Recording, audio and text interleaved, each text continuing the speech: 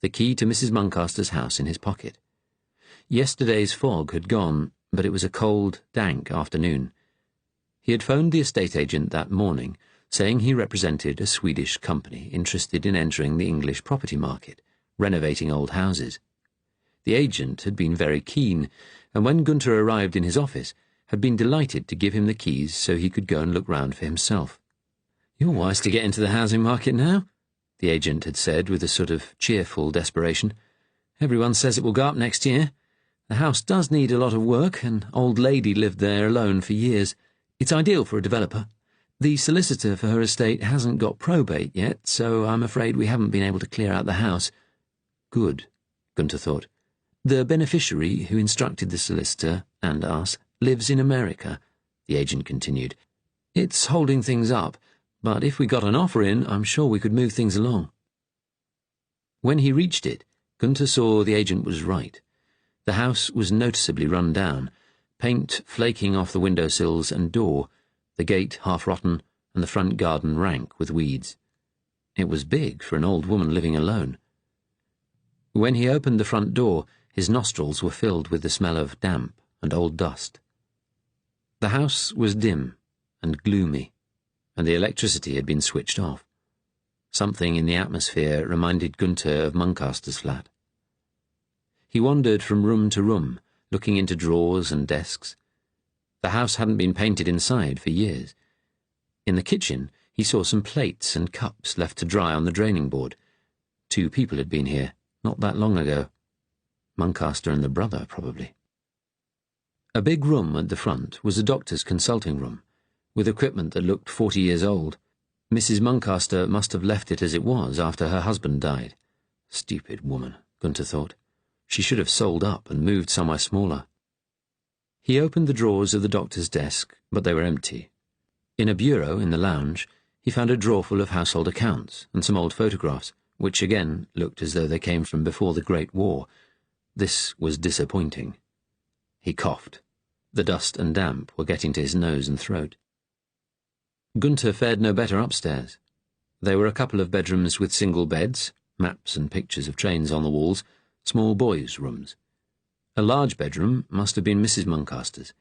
There was a wardrobe full of dark clothes, already starting to smell musty. On the wall was a photograph of a solidly built, good-looking young man in academic cap and gown. It must be Edgar, the brother. Gunter had seen no photographs of Frank anywhere. Gunter felt thwarted now. There was nothing here, no information about either brother.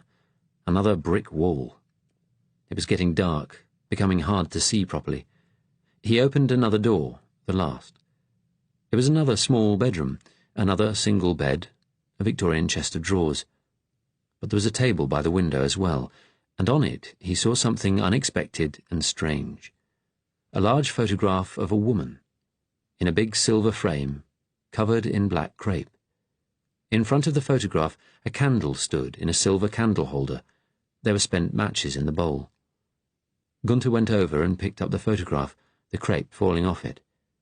The woman was middle-aged, with short, tight curls, a rope of pearls around her neck. Her face was striking, big, fleshy features and sharp-looking eyes. Not a trustworthy face, his policeman's instinct told him. In the right-hand corner of the photograph was a signature, Ethel Baker, 1928, and the words, "The spirits are with us." Gunter put the photograph back on the desk. The room looked like some sort of shrine. It made him feel uneasy. Gunter believed in reason, order, the clear light of historical destiny. He had no truck with fancies and imaginings, but standing in the room, the sadness of the house appeared to thicken, and a horrible, seeping darkness seemed to gather. He had a strange mental picture of desperate, broken-backed creatures crawling towards him over the dusty carpet. Suddenly, he felt the whole world was full of them, and soon there would be nothing and nobody else left. He shook himself angrily, went out and left the house, slamming the door shut. He had found nothing there. Nothing at all. Chapter 26. That evening, after work, David went to Soho again.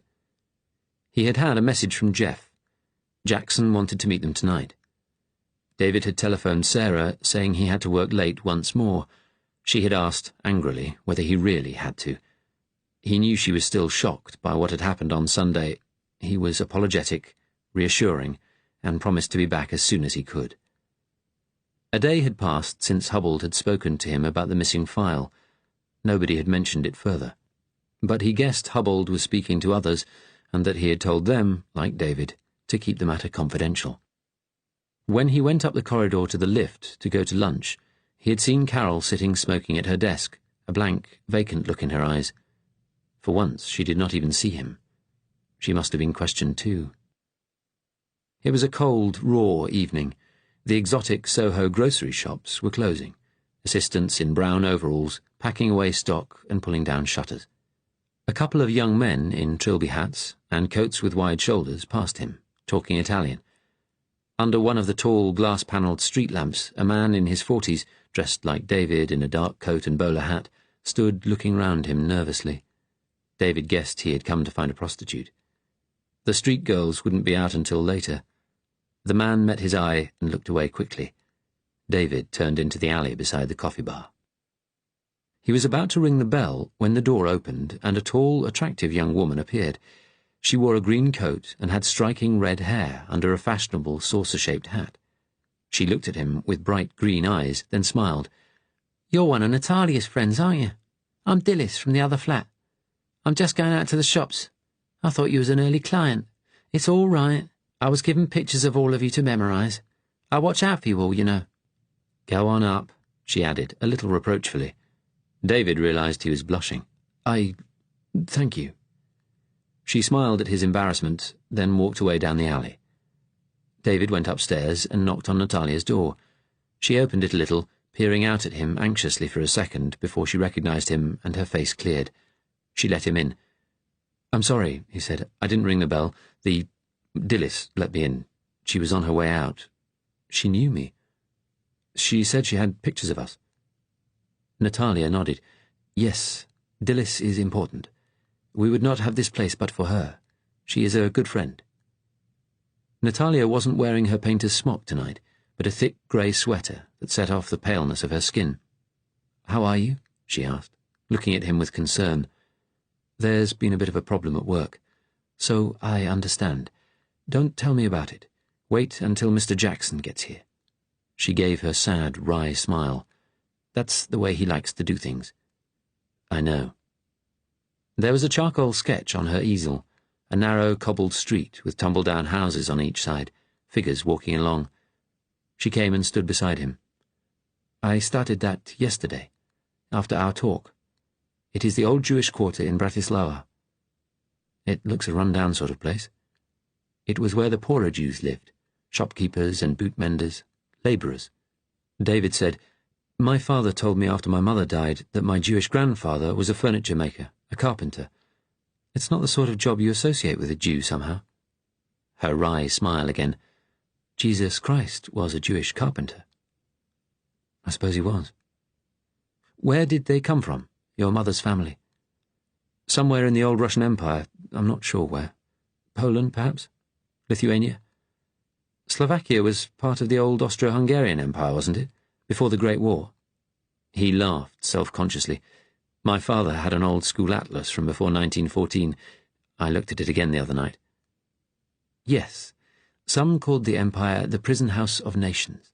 But after the war it was worse in many ways, everyone splitting off to claim their own nationality, creating new minorities, each hating the other more and more, and all the nationalists hating the Jews as an alien people, of course. Czechoslovakia was not so bad as most, though, till Hitler destroyed it." She put out a hand and touched his arm quickly. "I'm sorry. I'm not giving you much comfort." He offered her a cigarette. "You haven't told anyone, have you, about me?" "I said I would not." She looked at him. "But I still think you should." David laughed bitterly. "I really don't feel this is the best time." She inclined her head and stepped away. He was making her keep a secret for him. If only she hadn't spoken on Sunday. He asked suddenly, "Did the Jews in Bratislava speak Yiddish?" "Yes, they did. The Jews spoke Yiddish all over Eastern Europe." She smiled. Our countries, they were such a babel of languages, everyone speaking at least a bit of 3 or 4. She asked softly, "Did your mother speak Yiddish?" She put all that behind her, became Anglo-Irish. She said something, though, just before she died. Neither my father nor I understood it. "Do you remember it?" David gave an embarrassed laugh. It was 17 years ago. I don't know, something like, "Ich hab dich lieb." He turned away, suddenly full of emotion. He heard her repeat the words, with a different emphasis. "Ich hab dich lieb." He turned round. "That sounds like it. What does it mean?" "I don't know," she said, looking away. "I only knew a few phrases." The doorbell rang, making them both jump. Natalia went out, and David heard her light footsteps descending the stairs. She came back with Jeff. "Hello, old man," Jeff said with forced cheerfulness. "How are things?" "I think Hubbell's questioning people." Jeff took off his coat and hat, gave David a tight smile, though his blue eyes were anxious. "It'll be all right." The bell rang again. Minutes later, David heard Jackson's heavy footsteps accompanying Natalia back up the stairs. He came in, grim-faced, nodding to David and Jeff without smiling. He took off his coat and hat, sat down heavily, then said to David, "You seem to have set some hairs running, one way and another." David told him again what had happened to Sarah on Sunday, and about the missing file. Jackson listened, expressionless, putting in the occasional sharp question. When David had finished, he sat thinking for some moments. "I think your wife is safe," he said at length. "We've managed to trace that student couple. Most of those who got away, not that there were that many anywhere, have ended up with our people. Those Gentiles who are willing to help them usually have some contact with us." "What will happen to them?" "They'll get new identities. The Jews won't be the first people we've done that for, not by a long chalk. Now, is your wife quite sure nobody on this committee of hers knew that she went off with this woman who was killed?" "She's certain." "You've put us to a lot of work, tracing those 2 students," he sighed. "And the other matter, putting secret papers in an open file, that's worrying." His hard, sharp eyes were angry now. Jeff said, "David thought he was about to be caught. He had to act in a hurry." Jackson glanced at Jeff briefly, but did not reply. He turned back to David. "You say you think Carol Bennett's been questioned?" "Yes, from the way she looked at lunchtime." "Now, how do you think she'll have reacted?" "She won't be pressured. She'll say it wasn't her. She doesn't know how it happened, which is true." "Do you think she might make any connection between the missing papers and you?" "No. She's no reason to. And her picture of me is distorted." "Well, try to behave normally with her. Don't tell her about being questioned yourself. She might smell a rat if you do." "I'm supposed to be going to a concert with her on Friday. I should cancel. Probably best if you and Miss Bennett aren't seen around together." "I'll do it tomorrow." He sighed. "I'll think of some excuse." "What should David do if he's questioned again about the papers?" Natalia asked. Jackson stared hard at David again. "Say you know nothing about it. I've been in the service nearly 40 years. It's not the first time something like this has happened. They'll go round in circles for a little while, asking everybody. Then when nobody accepts responsibility for the mistake, eventually they'll have to approach MI5 to deal with it, what's left of them these days. Unless they can find a scapegoat, someone they don't like who could plausibly be responsible. Possibly Miss Bennett?" He thought for a moment. "We're safe for the time being. Enough time to deal with the immediate issue, which is Frank Muncaster. Can you hold your nerve, Fitzgerald, if you're questioned again?" "Yes," David said. "I just deny everything, don't I? But sooner or later they're going to connect it to the fact I come in at weekends." "You're not the only one. And you've got a 12-year record of unblemished service. Being loyal and unambitious, a happy family man." Jackson smiled, coldly. "Don't forget the importance of that. It's why we took you on." "Yes. I'm used to lying," David answered quietly. He looked at Natalia, who glanced away. Jackson stood, paced up and down the room as he sometimes did, while the others stayed seated. Jeff lit his pipe. They heard 2 pairs of footsteps ascending the staircase outside. and the door of the prostitute's flat slammed shut. David heard a woman's laugh. Jackson sat down again. He said, "Our friend Ben Hall at the asylum has been very nifty. They questioned him about your visit on Sunday, and he said so far as he was concerned you were strangers, old chums he'd allowed Muncaster to contact by telephone. His descriptions of you are mildly misleading." He shook his head, smiled coldly again. "They do have some steel, those Reds.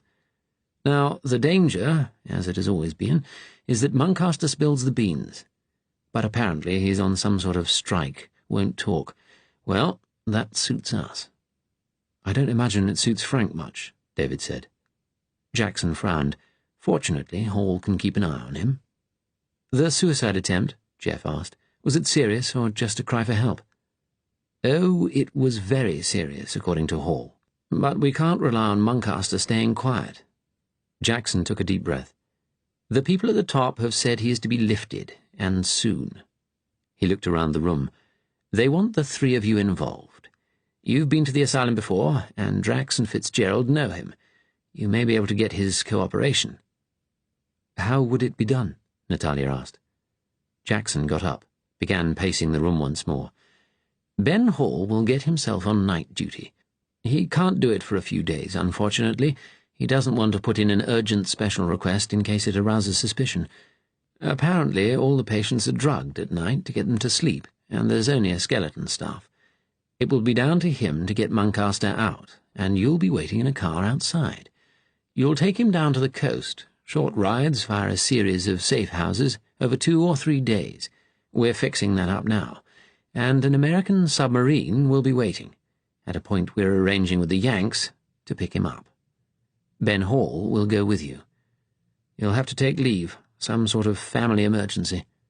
He stopped and looked between them, his tone suddenly gentle. "I won't pretend there won't be danger. But you'll have false papers, cover stories, and so far as we're aware, nobody knows that Muncaster is any more than just an escaped lunatic." "We're kidnapping him," David said. "That's what it boils down to. Kidnapping Frank." "For his own good," Natalia said. "His own safety." "I know," David said, looking at her, and then Jackson. "I know we have to do it." Jackson nodded. "Good. Ben Hall will keep him drugged, sleepy. He'll be given new clothes. To other people he may just seem a bit subnormal." Jackson raised his eyebrows. "It'll be several more days before we can get all the pieces on the chessboard, I'm afraid." David said, "And he'll be taken to America. Then what?" Jackson shrugged his broad shoulders. "Questioned. Afterwards, perhaps given some scientific work, a new life. Ben Hall will go with him. His cover will be completely blown at the asylum." "Could Frank be locked up like his brother?" "His brother broke the law.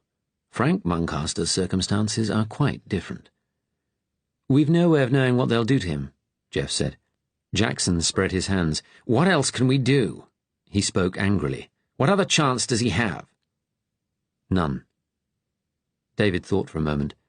He took a deep breath, then said, "What if I went on the submarine as well, with Sarah? Then we wouldn't be a risk anymore." Jackson stared at him. "What do you think your wife would say to that?" "I think, now, she'd take any chance to get out of England." "We can't just do that, Fitzgerald," Jackson said impatiently. "If you go on the run, disappear from your job, there really will be a big inquiry. Our whole network in the civil service would be in danger. That's a very last resort." "I'm a danger," David said. "I'm a risk." Jackson said, "So far as getting Frank Muncaster out is concerned, you're one of our biggest assets." "What will you tell Sarah?" Jeff asked. "I've got an old uncle out of town. I pretended he was ill when we went to visit Frank. I can say he's died. I'll say I have to go to Northampton to make arrangements." Jackson said, "Good." David asked him suddenly, "What the hell is it that Frank knows?" Jackson reflected a moment, then spoke quietly. "The world is at a tipping point. Hitler's illness, the Germans losing the war in Russia, resistance growing everywhere, the new American president. And what Muncaster knows, if the other side get hold of it—" He held out a big, manicured hand, tipping it gently from side to side. It could just tip that balance the wrong way. Chapter 27. On Thursday afternoon, Sarah drove with David to Mrs. Templeman's funeral. It was held at an ugly modern church in Wembley, not far from the stadium. On a wall nearby, someone had painted a resistance R. It made Sarah's heart rise a tiny bit. A hearse was waiting at the churchyard gate, a flower-covered coffin in the back. Sarah's stomach clenched as she thought the lid must have been nailed down after the autopsy.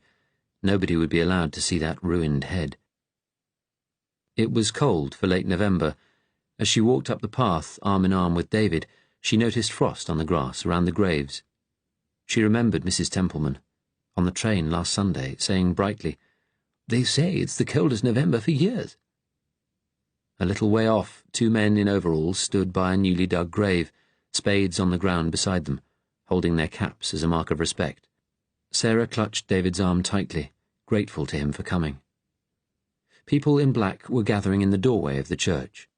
She recognized some from friends' house committees, others must be family and friends. She was introduced to Mr. Templeman, a small, thin man, his face white as paper under his Homburg hat. He seemed to have collapsed into himself with grief, leaning heavily on the arm of a woman who, from their resemblance, must be a sister. Sarah thought, thank God the poor man has family. She remembered Mrs. Templeman saying their son had died in the 1940 war. Mr. Templeman shook her hand and smiled without recognition when she offered her condolences. He must have forgotten speaking to her on the telephone. A top-hatted undertaker came and murmured quietly to the sister. She said, "Yes, we should go in now." Sarah glanced back down the path. The coffin was being unloaded from the back of the hearse. She looked at the houses opposite the church, wondering if there might be a special branch policeman at one of those windows, watching who went in and out. David said, "Come on, darling." She turned and went into the church. Sarah had been dreading the funeral, and that morning had occupied herself by doing some mending, then preparing lunch for David, who was coming home to pick her up. She put the radio on, hoping the light program might relax her a little, but when the doorbell rang, she jumped. On the doorstep was a man in his 60s, in cap and brown overalls. He touched his cap. "Mrs. Fitzgerald?" "Yes." "I'm Mr. Weaver, Weaver & Son. You asked us to estimate for some redecoration? Your staircase?" Sarah had forgotten they were coming this morning. She asked him in and showed him the torn, discoloured wallpaper where the gates had been. "We'll need to change the wallpaper all the way up if it's to look right," he said. "I won't be able to find an exact match." The man took measurements, then asked what sort of wallpaper she wanted. Sarah realised she had no idea. He produced a book of patterns, and she chose something more or less at random. "Can I leave it with you now?" she asked the man. "Only I'm getting my husband's lunch." "All right. I'll send you an estimate." The decorator smiled. "What was it you had there? A child's gate?" "Yes." "Old enough to get up and down stairs now, is he?" "Yes," Sarah said quickly. "That's right." Only a short time ago, the man's words would have brought her close to tears. "Well, I'll get on," the man said. "I'll let you have a full quote in a couple of days. Would you like it done before Christmas?" "As soon as possible, really." The cheerful dance music from the kitchen had stopped for the 12 o'clock news. At the end of the broadcast, as after every bulletin that week, the announcer asked any Jews not yet relocated to attend at the nearest police station. Mr. Weaver said, "Looks like some are still at large." He spoke neutrally, the way people did nowadays to someone whose political views they didn't know. "Yes," Sarah agreed. After closing the door, she looked up the staircase. She felt somehow that Charlie had really gone now, disappeared into whatever place the dead went to. The vicar at the funeral was dull, uninspired. He told the mourners he had known Mrs. Templeman for years, praised her faith and good works and kindness. He said that she had had a quick and painless end, for which all should be thankful. He promised she was safe now, in the arms of Christ Jesus. Sarah saw Mr. Templeman wasn't listening. He looked as though he didn't really know where he was. It had been like that for her and David at Charlie's funeral. She glanced at her husband.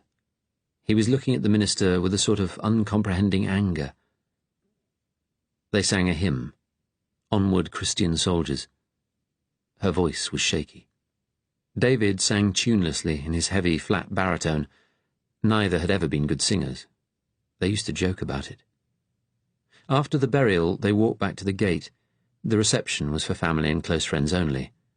Sarah said, "Thanks for coming, David."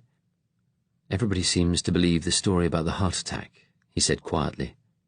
"Nobody knows otherwise, except us. Those poor people." He said gently, "Let's go home." In the car, she told him about the decorator's visit. "We should have done it ages ago," he said. But when they got home, he suddenly said, "I'm afraid I may have another funeral soon. Uncle Ted's not doing so well." "I thought he was getting better." "So did I, but he's back in hospital. You know how it is with old people and hips." "How did you hear?" "I gave the hospital my work number. He could go at any time, they said." He smiled awkwardly. "If it happens, I'll have to go up and sort everything out. No need for you to come." She frowned. "That doesn't seem fair to you. I'll come with you. You came today." "I'll have to take several days off to arrange things. I'm his executor, you see." She thought of blank-faced Mr. Templeman. "Poor Uncle Ted," she said quietly. "No one to really mourn him." David looked uncomfortable.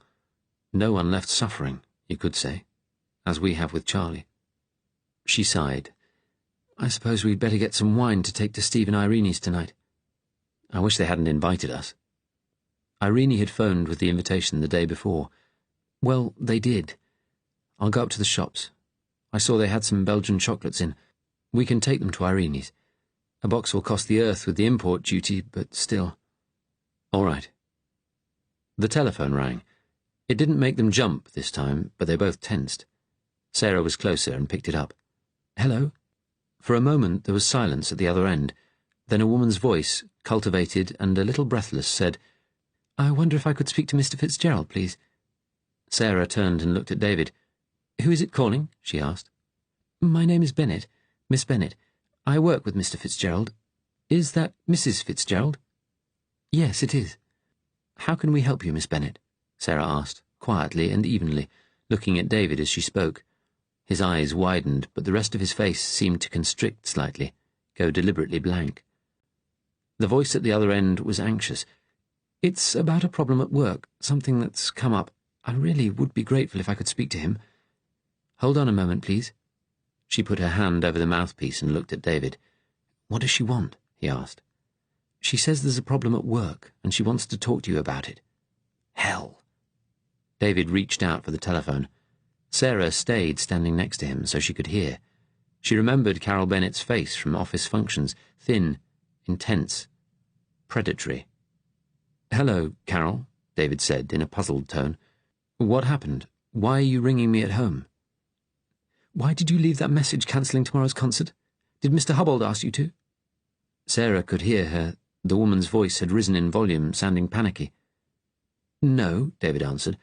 "I said in the message I had to go to a funeral today, and I'll have to catch up on work tomorrow. We've just come back. Only, have they been asking you questions about a missing file?" David hesitated, then said, "I've no idea what you're talking about." "Only they've been asking me, and I'm afraid I'm in trouble. I'm sorry to ring you at home. I looked your number up in the book. Can we meet for lunch tomorrow? I need someone in the office I can talk to." "Is it about a confidential file? Only, if it is, please meet me tomorrow for lunch at the British Corner House, 1 o'clock. Please." And then she must have put the phone down, because David stared at the receiver blankly for a moment before replacing it on its rest. Sarah's legs were shaking. She went into the lounge and sat down. David came in after her. Sarah took what felt like the longest breath of her life, then said, "Are you having an affair with that woman? A lost file? Was that your cover story in case I answered the phone?" He stared at her blankly. "Of course not. What on earth would make you think such a thing?" "She said you cancelled a concert. You've been going to concerts with her. I know. I found a ticket with her name on it weeks ago." She heard herself beginning to shout. David stood looking down at her, his face suddenly red with anger. "You've been going through my pockets." "Of course I bloody haven't. I found it when I was getting your coat ready for the cleaners. And don't you think anyone would get suspicious? The number of evenings you ring saying you have to work late. The number of weekends you go into the office. Tennis evenings with Jeff that are arranged all of a sudden. You must think me a fool. I don't. I phoned the tennis club the week before last when you were supposed to be there, and you weren't. The words came tumbling out. She felt frightened, but it was a huge relief as well. Why would she phone you at home about some missing bloody papers? David stood there, breathing hard. Sarah, he said, for God's sake, I'm not having an affair with Carol Bennett. I've been to lunchtime concerts with her, but apart from that, I've never seen her outside the office. Never. Not once. You've been to office functions with her, only when you were there as well. I've seen the way she looks at you, he shouted. I can't help that. I've been to concerts with her to get a break from the bloody office. It's only once every few weeks. What about that time you weren't at the tennis club? She saw he needed a second to think before he answered. There must have been some mix-up at reception. I was there. You can ask Jeff. Oh, yes, Jeff, your best friend. He'd cover for you. It was flying out of her now, all the anger. Now you're being stupid. Jeff wouldn't do anything like that. I'm not bloody stupid. David closed his eyes, sighed deeply. When he opened them again, he spoke coldly and evenly. I'm not having an affair with Carol Bennett, or anyone else. If she's got herself into some sort of trouble at work, I'll tell her to speak to the authorities. Then his face softened and he said, Don't be too hard on her. Why not? She's just a silly, lonely woman. You feel sorry for her, don't you? Sarah pressed. That's what women like her do. Get men like you to feel sorry for them. That's how it starts. I'm not having an affair, David went on quietly. I've tried to protect you. God knows what I've done to try to protect you. From what? From this affair? There is no affair. He, too, was shouting now. From the world, from everything that's happening outside this house. She stared at him. I don't need protecting. Tell me the truth. I'm not having an affair with Carol Bennett. I have no interest in her. That's the truth. If you won't believe me, I can't make you. And then, as though he couldn't trust himself to say more, David left the room. Chapter 28. Gunter had sent Syme to Oxford on Tuesday. Late on Thursday, the 27th of November, they still hadn't found out who had visited Muncaster the previous Sunday. In his office, Gessler was getting increasingly frantic. The Ministry of Health had dug their feet in, protecting their turf. They wouldn't let the Gestapo take Muncaster. Gunter, though, was calmer after his odd, panicky moment at Mrs. Muncaster's house. He knew from long experience how difficult it could be to identify people who wanted to stay hidden. It was steady, painstaking work, waiting for the crucial piece of data, the flash of inspiration. Syme was doing his best. He and his superintendent had people steadily working on the students in the photograph, cross-referencing the information the university had reluctantly given to Syme with the vast special branch records in London. Syme had gone back to Birmingham, too, and questioned Muncaster's old workmates again. There was nothing new there, though. Muncaster had been a loner, good enough at his work, but with no social contact with anyone. They had told Syme they used to play practical jokes on Muncaster sometimes, which he didn't like. What was the matter with the twerp? Syme said impatiently to Gunter. You've got to put up with a bit of joshing in this world. You have to stand up for yourself. He had found a similar picture when he spoke to Muncaster's old lecturers. Muncaster kept very much to himself. Nobody could recall him having any particular friends. Quite a few people remembered only his strange, monkey-like smile. His old personal tutor was still at the college, but was currently travelling home by ship from an academic conference in Denmark, and would be back late on Wednesday. On Thursday, Gunter reviewed the information which Special Branch had sent to Senate House about Muncaster's former fellow students at Oxford. He was interested to see what had happened to these people in the last 18 years. Some had become academics, others had gone into business or the civil service. Several had served in the 1939-40 war, and one had died. Some had emigrated to the Empire. A few had gone down in the world. One was in prison for fraud. None of them had any links with the resistance, although that didn't prove there weren't supporters among them. One was a Jew, but his file confirmed that he had been picked up on Sunday. Gunter had considered whether the people who visited Muncaster might have had some separate connection with him. But Muncaster had no other connections who might have visited him, and according to Muncaster's neighbour, the old man, the people who came were the right class and age. Gunther's instinct was that they were there in the photograph. With the legwork in the hands of Syme and the special branch, Gunther was left with hours of free time. He wrote to his son in Crimea, told him he had come back to England on a case, that the country was cold and damp as always. After a page, he found he had run out of things to say. He couldn't divulge more about his work, he didn't want to write about England, and there was nothing else in his life now.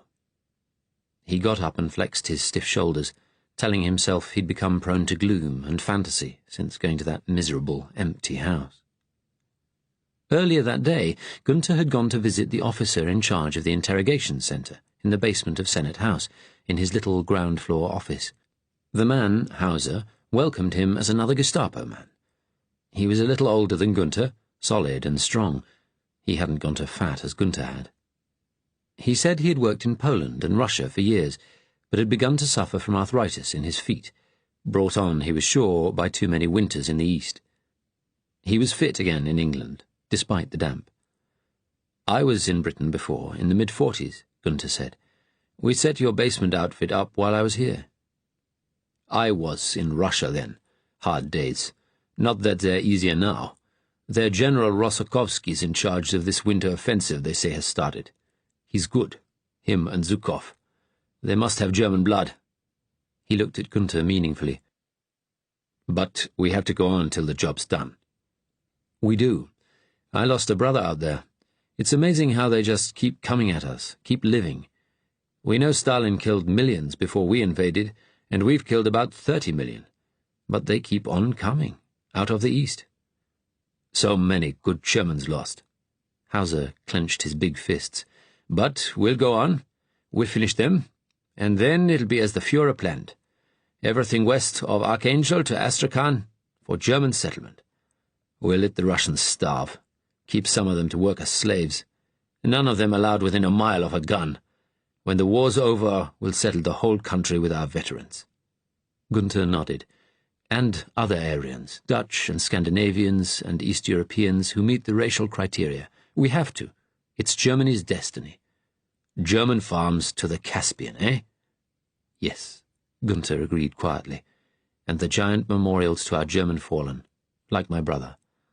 I've heard them speak of them in Berlin, great war memorials, hundreds of feet high, topped with eternal flames that will light the countryside at night." They looked at each other in silence for a moment. Then Hauser asked, "What are you working on here?" "Confidential, I'm afraid," Gunther smiled. "But if all goes well, we may have a new customer for you."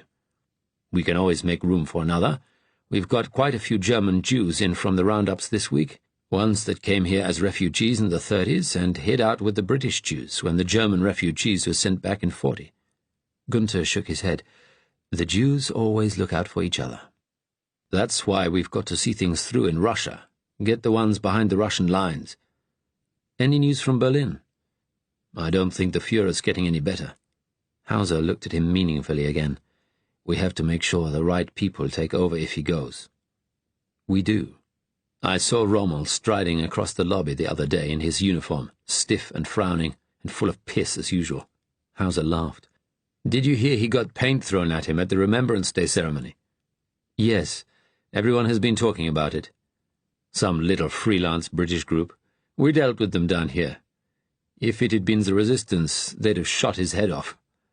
"Done us a favour, perhaps," he added quietly. "Yes. If the Führer dies and the army tries to take over, Rommel will be with them." "And we'll be with Reichsführer Himmler. He'll have 1,000,000 Waffen-SS forces ready to move, don't you worry." "I hope so." Hauser was belligerently confident, but Gunther felt that trickle of fear again, fear at the unimaginable prospect of German forces turning on each other. Syme was due to come to see Gunther at 4. It was 2:30 now. Gunther had a copy of Muncaster's university photograph on his desk, propped up by books. He looked at it again. If you studied all those grainy little faces for too long, your eyes stopped focusing. He stood up. There was an exhibition on at the headquarters of the Anglo-German Fellowship nearby, Ashes to Glory, 20 Years of National Socialist Germany, and he decided to go for a quick look, to clear his head. The exhibition was well organised. Moving through successive rooms, he followed the story of how Germany had gone from defeat and ruin in 1918 through the horrors of inflation, the Depression, the triumph of the Jews, then the coming of the Führer, the rebuilding of the state, the conquests in Central Europe, and the defeat of the West, the great epic in Russia. Gunther felt uplifted again. He thought, I've lived through all this, been part of the greatest adventure in history. He returned to Senate House. As he went through the main door, he saw Syme sitting on the same bench he had occupied a few days before, watching as a delegation of German businessmen were welcomed by embassy staff. There was a thoughtful smile on his thin face, one foot jigging up and down as usual. Gunther went over to him. Syme looked up and said, in a quiet voice, I think we've identified one of Muncaster's friends. Muncaster's old tutor, just back from Denmark, had provided the crucial information. He remembered this David Fitzgerald better than he did Muncaster. He taught him. Syme imitated very well an effete upper-class English drawl. Fitzgerald was a very personable young fellow, could have been quite charismatic if he'd bothered, but he was one of those serious grammar school boys. He mixed with a rather dull crowd. Muncaster shared rooms with him, and Fitzgerald took him under his wing. Personally, Muncaster gave me the shivers. Syme resumed his normal voice. Got the impression the old puff might have fancied Fitzgerald. His eyes narrowed. Fitzgerald's crowd was anti-appeasement, he remembers. What about the other man, the fair-haired one, identified as Geoffrey Drax? He doesn't remember him. And we still don't know about the woman. Still, Gunther looked at the notes he had made on the students, turned to David Fitzgerald's. A civil servant, he mused. Dominion's office. Yes, Syme repeated. A civil servant. He gave Gunther an odd, calculating look. He seemed even more tense and jittery today. I got this, Syme added, laying a photograph on the desk. It was one of the boys in the picture taken from the flat, the image blown up to full size, grainy. A handsome face, serious-looking as the tutor had said, dark, curly hair, Irish-looking. Syme said, I got a courier to drive that photograph up to the old man at Muncaster's flat this morning. The message is that he is definite Fitzgerald was one of the visitors. Thank you, Gunther said sincerely. We Brits can be efficient too. I know. Of course, there's still the possibility Muncaster did just telephone Fitzgerald as an old friend, to ask him to help him out of the hole he's in. Fitzgerald has no resistance links we know of, nor Drax, if he was the other one at the flat. Then why search his flat? That's what I keep coming back to.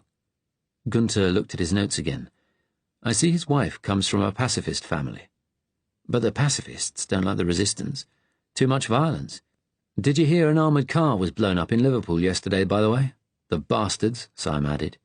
And Fitzgerald's been in the civil service since 1938, apart from war service.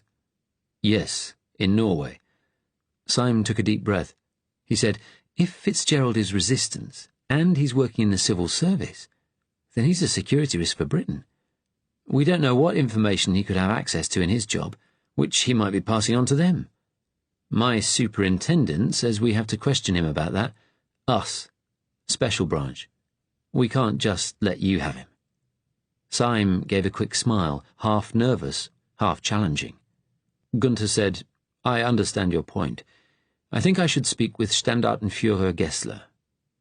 All right, Syme smiled again, meanly now, but I believe the Special Branch Commissioner may already have spoken to him.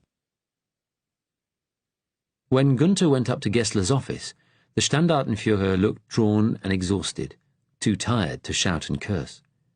The Special Branch Commissioner had indeed spoken to him on the telephone about Fitzgerald, and they had reached a compromise. Fitzgerald, as a civil servant, should be jointly questioned by Gunther and Syme. Serious issues of domestic security could be involved. And the health department is still making problems over Muncaster, Gessler said. Someone from Berlin is going to have to speak to the minister, but there's a hole up there. I don't know what's happening to everyone in Berlin. If this goes wrong, you know who'll get the blame. He looked at Gunther with a touch of his old fierceness. Well, The deal with the Commissioner is that you and Syme go to Whitehall, ask this man Fitzgerald's superior about him, alerting the Dominion's office to the fact they may have a resistance man in their ranks would be a feather in the Special Branch cap. Help them in their turf war with MI5. Exactly, Gessler smiled sourly. And we in the embassy know all about turf wars, don't we? After that, if you feel he's still the man you want, the two of you can arrest him for questioning. Where? Gunther asked quietly. Here, in Senate House, but by both of you. That's as far as I could get the Special Branch Commissioner to go. Gunther said, if Fitzgerald knows whatever secret it is that Muncaster is carrying, then Syme will get to know too. Then, as I told you before, Syme will have to be dealt with. If you bring Fitzgerald back here, take a gun to the interview, he concluded brutally. But how would we explain shooting Syme? That'll be Berlin's problem, Gessler answered brusquely. They've been quite definite. Any information Muncaster has is for us alone. Back in his office, Gunther told Syme about the joint questioning. There was a new cockiness about the inspector. The relationship between them had changed, or at least Syme thought it had. Gunther accepted that it might now be necessary to dispose of him. Well, the man was trying to play off German and British agencies against each other. He had told his commissioner about the civil service angle without mentioning it first to Gunther. He should have realized where that might lead. He's blinded by arrogance, Gunther thought. So, we're off to Whitehall, Syme said. They all go home at 5, so I'll get the branch to make an appointment with Fitzgerald's boss first thing tomorrow morning. Gunther gave him a long, hard look. Tell him to keep it strictly confidential. Don't mention Fitzgerald's name. Syme grinned. We'll see to that. What will my role be? A silent sergeant again? Careful, he thought. Don't show too much annoyance. No. We thought it might be useful to say that German police are helping us on overseas aspects of the case. Syme smiled, provokingly. Chapter 29. Early on Friday morning, Syme drove Gunther to Whitehall along the busy central London streets. It was another cold day, the sky blanketed with grey cloud. Gunther asked, Have you worked on investigations involving government departments before? No, it's MI5 territory still. Though there haven't been any spy cases in Whitehall since that resistance group in the Home Office a few years ago, and they were double agents. The Whitehall bosses weeded out anyone potentially unreliable years ago. Or thought they had. Who is it we're meeting? Fitzgerald's head of department, Hubbold. Time-serving old fart heading for retirement, my boss said. Hubbold sounded apprehensive when he got the call. I don't think he'll give us any problems. What's he been told? Just that there's some suspicion about one of his department's staff. It's all right, we didn't give Fitzgerald's name. They drove down Whitehall, past the Cenotaph, stopping on the corner of Downing Street. Going up the steps of the Dominion's office, Gunther looked up at the frieze outside, the Africans and Indians and imperial figures, all covered now in soot. Syme gave his name to the old janitor at the reception desk, saying they had an appointment with Mr. Hubbold. The old man telephoned his office and told them a clerk would be down in a minute to take them up. He asked them to sign a visitor's book. Gunther made an incomprehensible squiggle. They stood watching the brown-overalled messengers, civil servants in their black jackets and pinstripe trousers. Syme said quietly, What a crew. Look at those fusty clothes. Gunther smiled. Some government servants still look like that in Germany, though not so many now. A young clerk appeared and took them upstairs in an ancient creaking lift. Looking through the grille, Gunther saw partitioned rooms, cubbyholes, long, dark passages. They were led to a door with the name Mr. A. Hubbold picked out in gold letters. The clerk knocked, and a deep voice called, Enter! Syme introduced himself and showed Hubbold his warrant card. Then he introduced Gunther as a German colleague. Hubbold started visibly. I didn't know the German authorities were involved here. Syme said, Our information on this matter comes from Germany. We are working with our German colleagues. Hubbold swallowed. Has the permanent secretary been informed? All in good time, Syme replied firmly. Gunther had to admire the way he took control. For now, sir, you are to keep this matter entirely confidential. As the Commissioner told you last night, under the Special Powers Act, the security organizations have power to direct any citizen— Yes, I know, Hubble said quietly. I cannot believe one of my staff would be involved in treachery. He drew a deep breath. Who is it? Who are you investigating? His name is David Fitzgerald. Hubble stared at him, eyes still with shock behind his glasses. Mr. Fitzgerald has an exemplary record, he spluttered. How long has he worked for you, sir? Syme asked. 3 years.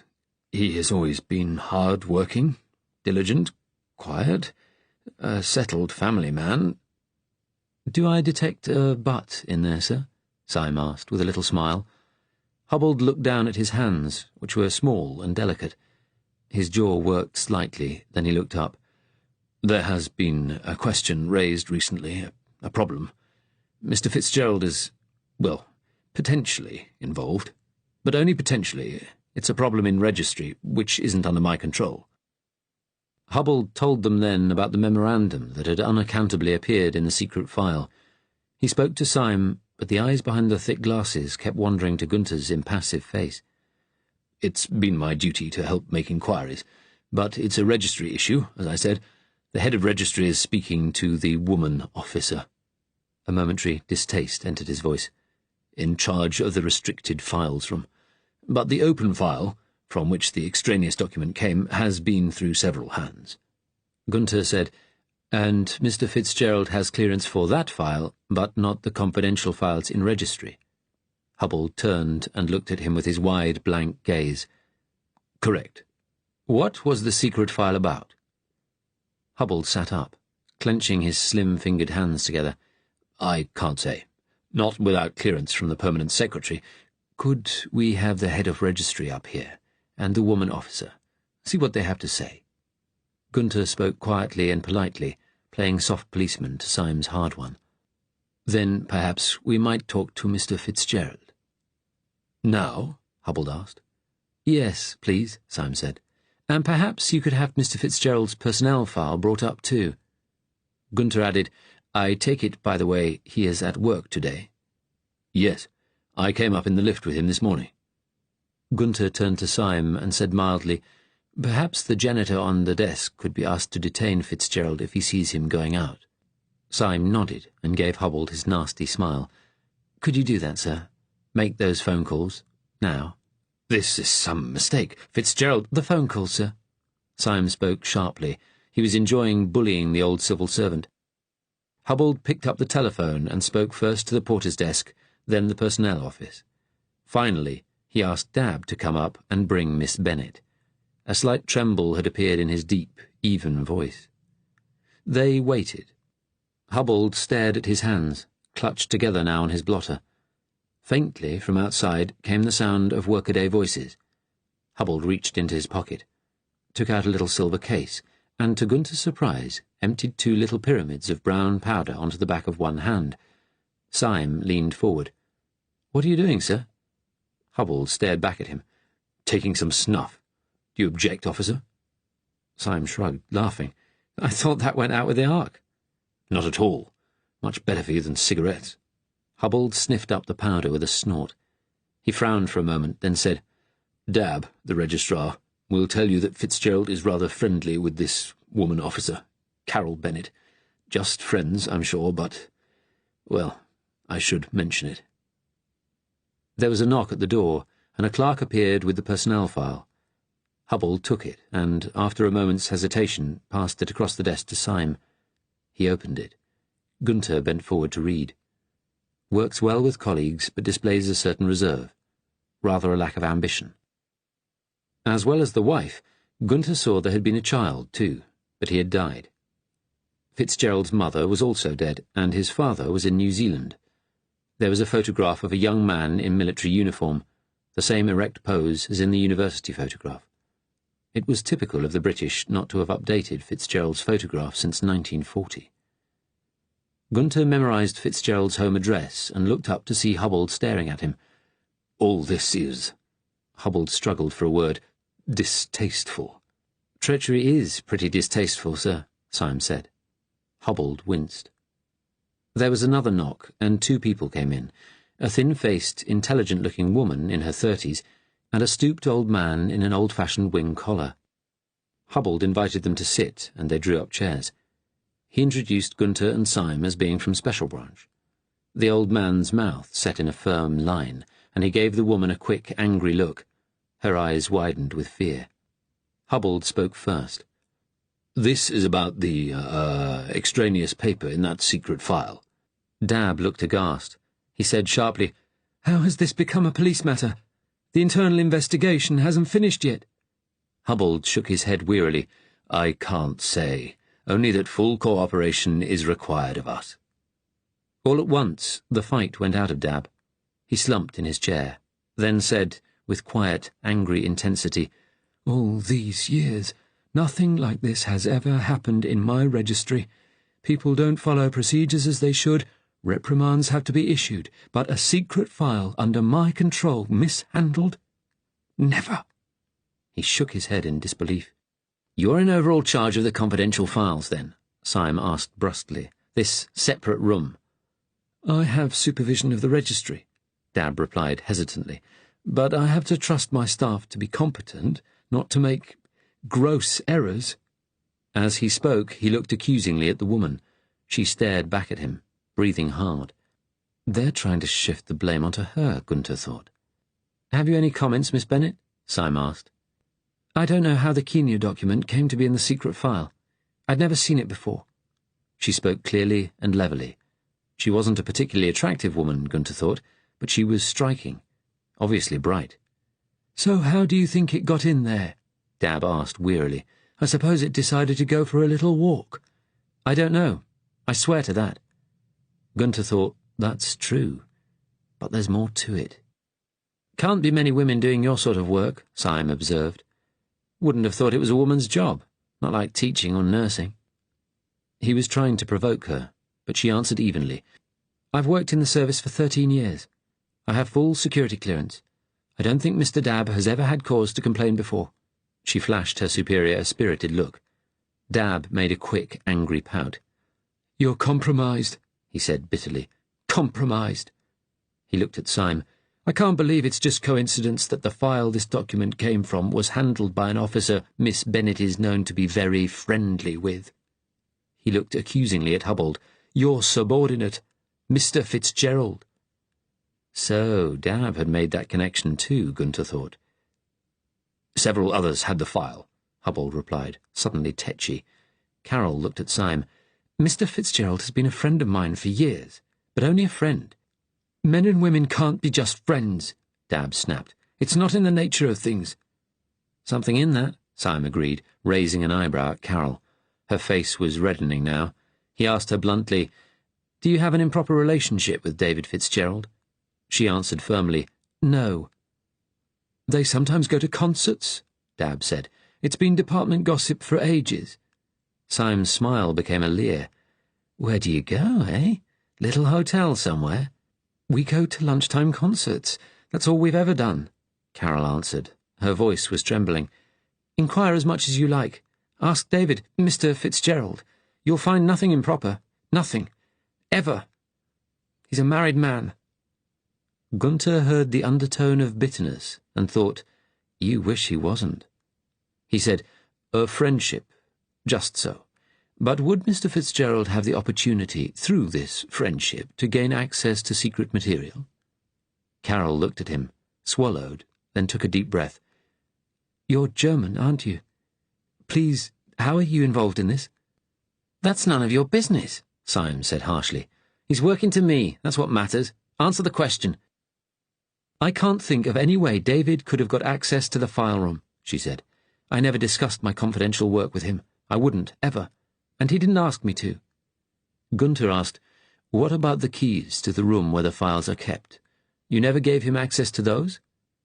"Of course not," she answered, her voice desperately sincere. "I always have the keys with me in the office, and if I go out I leave them at the front desk." She looked at them steadily. "It's not fair. You wouldn't be asking these questions if it was a friendship between 2 men." Syme laughed. "I could tell you some stories on that subject." Hubbold and Dab glanced at him with distaste. Gunther thought, the keys. People find many ways of making copies of keys. He said to Carol, "So, the fact one of the few people who had access to this file is a friend of yours, that is just a coincidence." "I don't know what it is," she answered vehemently. "I don't understand it." "Did you and Mr. Fitzgerald ever discuss political matters?" "No," she answered heavily. "What would you say his politics were?" Syme asked. "I don't know. And yours?"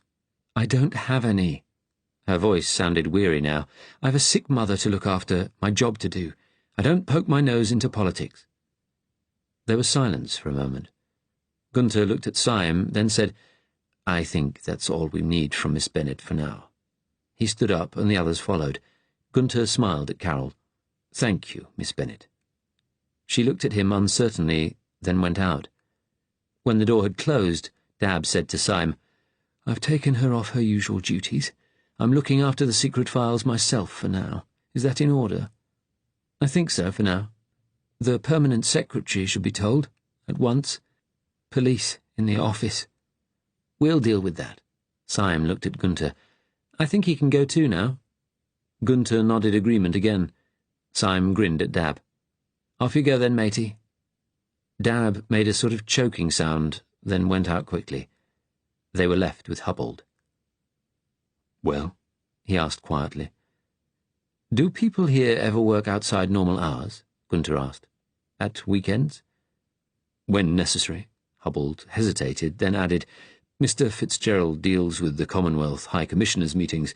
There's been a lot to do these last few months. He does come in at weekends. I've twitted him about it occasionally, said he shouldn't be leaving his wife alone at home so much." Gunther said, "I think we'd like to see Mr. Fitzgerald now. On his own. Could you leave us for a while?" "This is my office," Hubbold answered with unexpected stubbornness. Syme said, "Tell you what, why don't you go down and get Fitzgerald for us? Fetch him from his desk." Hubbold set his lips, then stood up.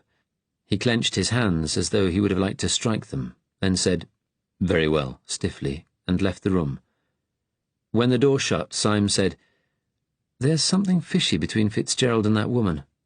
I can smell it." Gunther said, "I don't think she gave him access to that room. But I think he got access through her, got hold of her keys, though I can't work out how." "He was with the secret files at the weekend and got some papers mixed up?" "That would make sense." "What do we do when they come back? Get rid of that old fool and then arrest Fitzgerald?" "Yes, I think so." "What about arresting the woman, too?" "No, not yet." Gunther looked at Syme. "Let's not make too many waves. Just Fitzgerald. We'll take him back to Senate House, interview him." "Interrogation German style?" Syme asked. "Just ordinary questioning to start with," Gunther answered wearily. "Then we'll see." Syme shrugged, then looked seriously at Gunther. Resistance spies going through secret government files. This could be big. "I know." The door opened. Hubbold stood framed in the doorway, his face red, his white hair wild, eyes more enormous than ever behind his glasses. He spoke in a rush. "He's gone. Fitzgerald's gone. I went to his office and he wasn't there. I phoned the porter. He said Fitzgerald came down in his hat and coat. The porter told him I wanted him to stay in the office, but he just walked out. He ignored my order. He's gone." Then, with sudden emotion, he hit the side of the door and wailed, "He's betrayed me!" Chapter 30. That morning, David was preparing the agenda for the next High Commissioner's meeting. When he came into the office, Carol was not yet at her desk. He had been very worried by the telephone call last night. He didn't know whether she was looking for a shoulder to cry on after being questioned about the missing file, or had somehow guessed at his own involvement. He had been horrified to realize Sarah thought he was having an affair. Last night they had gone out to Steve and Irene's house. David and Sarah had both been anxious and preoccupied. Over dinner, Irene had rattled on about Christmas arrangements, how the children were doing at school, the cold weather, all the while looking sharply between David and Sarah, sensing something was wrong. Steve had been put on his best behaviour, and neither politics nor the deportations were mentioned. though Irene spoke about some trouble at Wandsworth. A crowd of jive boys had torn up the seats of a concert hall where one of the new rock and roll bands from America were performing. "They're talking about banning any more of those records coming in from America." "So they should," Steve agreed. "The jive boys are always fighting, bunch of louts. They look like queers in those long frock coat things, but they behave like thugs." "And the black shirts don't?" David asked. "Now," said Irene quickly, to stop the discussion getting out of hand, "everyone agrees the jive boys aren't political. They just like making trouble with anyone." After eating, they watched a television comedy program with Frankie Howard, which made David want to scream with boredom. As they got their coats to leave, Steve told them he was going on a business trip to Germany after Christmas. "Linz," he said. "The Führer's hometown. Another new building project." David didn't rise to the bait. He and Sarah drove home in chilly silence. As they turned into their street, David said, "I'm not having an affair with that woman. I wish you'd believe me." "I wish that too," Sarah answered sadly. "But I can't."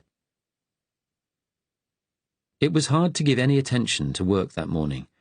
Just before 10, his telephone rang. "Fitzgerald," he answered abruptly. "David?" He recognized Carol's voice. It sounded strained, breathless. "Yes?" "David, I'll have to be quick. Something's happened." "What?" "I'm phoning from an office along the corridor. It's empty, but someone may come in. Please, listen. There isn't time." She spoke urgently. "I've just left a meeting with Dab and your boss, Mr. Hubbold. There were—" David heard her take a deep breath. "There were 2 policemen present as well. They said they were from Special Branch, but one was a German. There was a document in one of the restricted files that shouldn't have been there. It came from a file you'd been handling." Her voice quickened. "Hubbold reported it to Dab, and he was trying to blame me." David's heart was beating fast. He said, "Was this what you wanted to talk about last night?" "Yes, David, please listen. The policemen, they wanted to know about our friendship. They think I might have given you access to the secret room. I told them we were just friends. You hadn't asked me for anything. But there was a file open on Hubbold's desk. I saw your name. I think it's your personnel file. I'm ringing to warn you. They might call you up." David forced himself to speak calmly. "How are Special Branch involved in this? And the German?" He thought, this has to be because of Frank. Somehow he's led them to me. "I don't know, but I had to warn you. I don't know what's going to happen." Carol's voice faltered again. "Don't tell me if you've been doing something you shouldn't. I don't want to know." He said, "Carol, I'm sorry. Don't tell me anything." Her voice was a sudden, urgent hiss. "I can't tell them what I don't know. You're a good man, David." She spoke in a softer tone.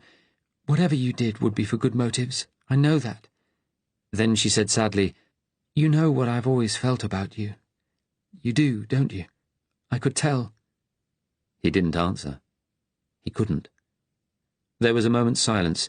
Then Carol said, very quietly, "They won't be able to find evidence against me because there isn't any, even if you go away." He didn't answer. "You're going to go away, aren't you?" "No, don't answer that. Don't." "Carol, you have to do what you think is right. You're a good man, David." The line went dead. He put the phone down, shocked. Then his mind clicked into the routine he had learned, what to do if there was an emergency at work, if it looked as though he had been discovered. Leave the office at once, go to a public telephone and ring a number he had memorized a long time ago. He stood abruptly. If he left, he knew Carol would be in deeper trouble. She had loved him, and he had used her, and still she was trying to save him. Sarah. She was in danger too. Everyone was if they caught him. He looked at the door. Now the moment had come. Hubbold, everyone he knew in the office, was an enemy, a potential captor, and 2 policemen here. One, a German. He grabbed his coat and hat from behind the door, picked up his briefcase and umbrella. Rapidly, he walked the 2 floors down to the vestibule. He wanted to run, but knew that would attract attention. As he crossed the lobby, he heard Sykes, the porter, call out urgently, "Mr. Fitzgerald! Mr. Hubbold said you were to wait!" David didn't stop or turn, just walked steadily to the exit. An elderly cleaner in flowered housecoat and headscarf stared at him over her mop. "Mr. Fitzgerald!" Sykes was shouting now. "Please, wait!" He went through the doors, down the steps to the street, then ran, all the way down Whitehall. He found a telephone box on the corner of Trafalgar Square. It smelt of urine. He found some pennies in his pocket and dialed the number he had memorized. He stood, waiting to press button A. The phone rang and rang, but nobody answered. He felt panic clawing at him. Had the police already got the people on the other end? Was this part of a general sweep? It couldn't be, surely, or they would have just come and taken him, not involved Hubbold and Dabb first. The number cut out suddenly. He dialed again. He was holding the heavy black receiver so tightly his hand hurt.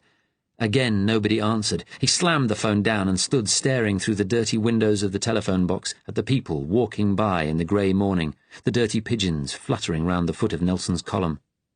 Absurdly, he felt afraid to leave the box, as though it were some sort of refuge. Then he thought, I have to get to Sarah. They'll know where I live. They'll go there. But I have to try. That was against orders, but something must have happened. He was on his own now. He dialed his home number. He remembered the Daily Woman did not come on Fridays. Sarah would be alone. He would tell her to leave at once and meet him in town. Again, though, the number just rang and rang. At the thought she might have already been arrested, his legs trembled, and David had to lean against the cold, damp wall of the box. He told himself she could just have gone to the shops. She usually did once a day. He had to go to her. He knew it could be dangerous. There could be police watching the house, but he had to. He dialed the number again, but there was still no reply.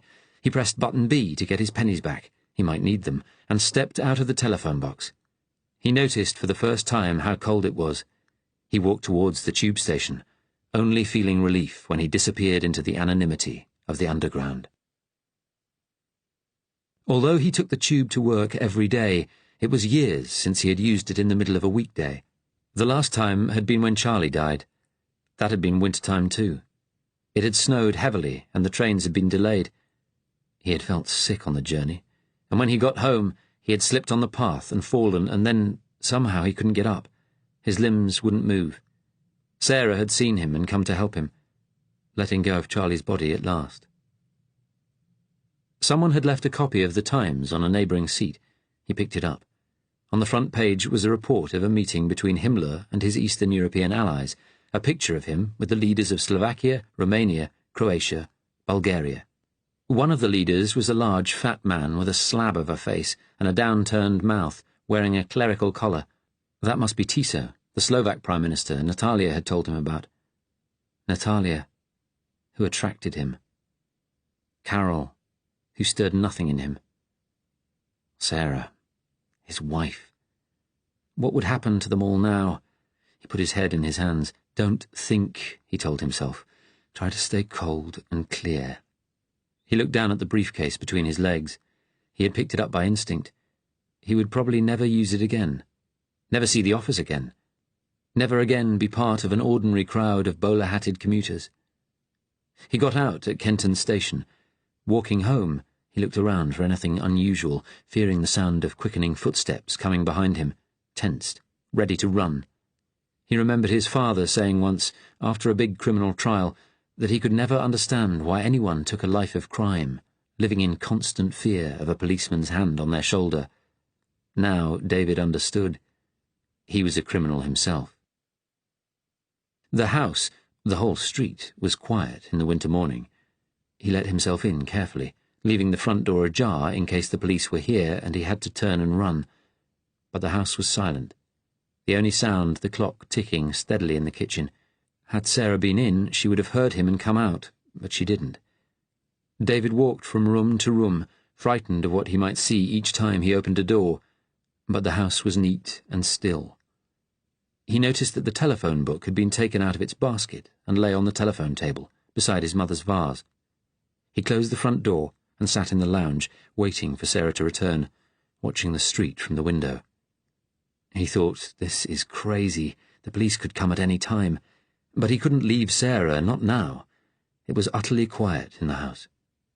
He thought, this is what it must be like for Sarah all the time when she's at home alone. Silence. And the memory of Charlie. If she had gone to the shops, she should be back in half an hour at most. He opened the back door, then returned to the lounge.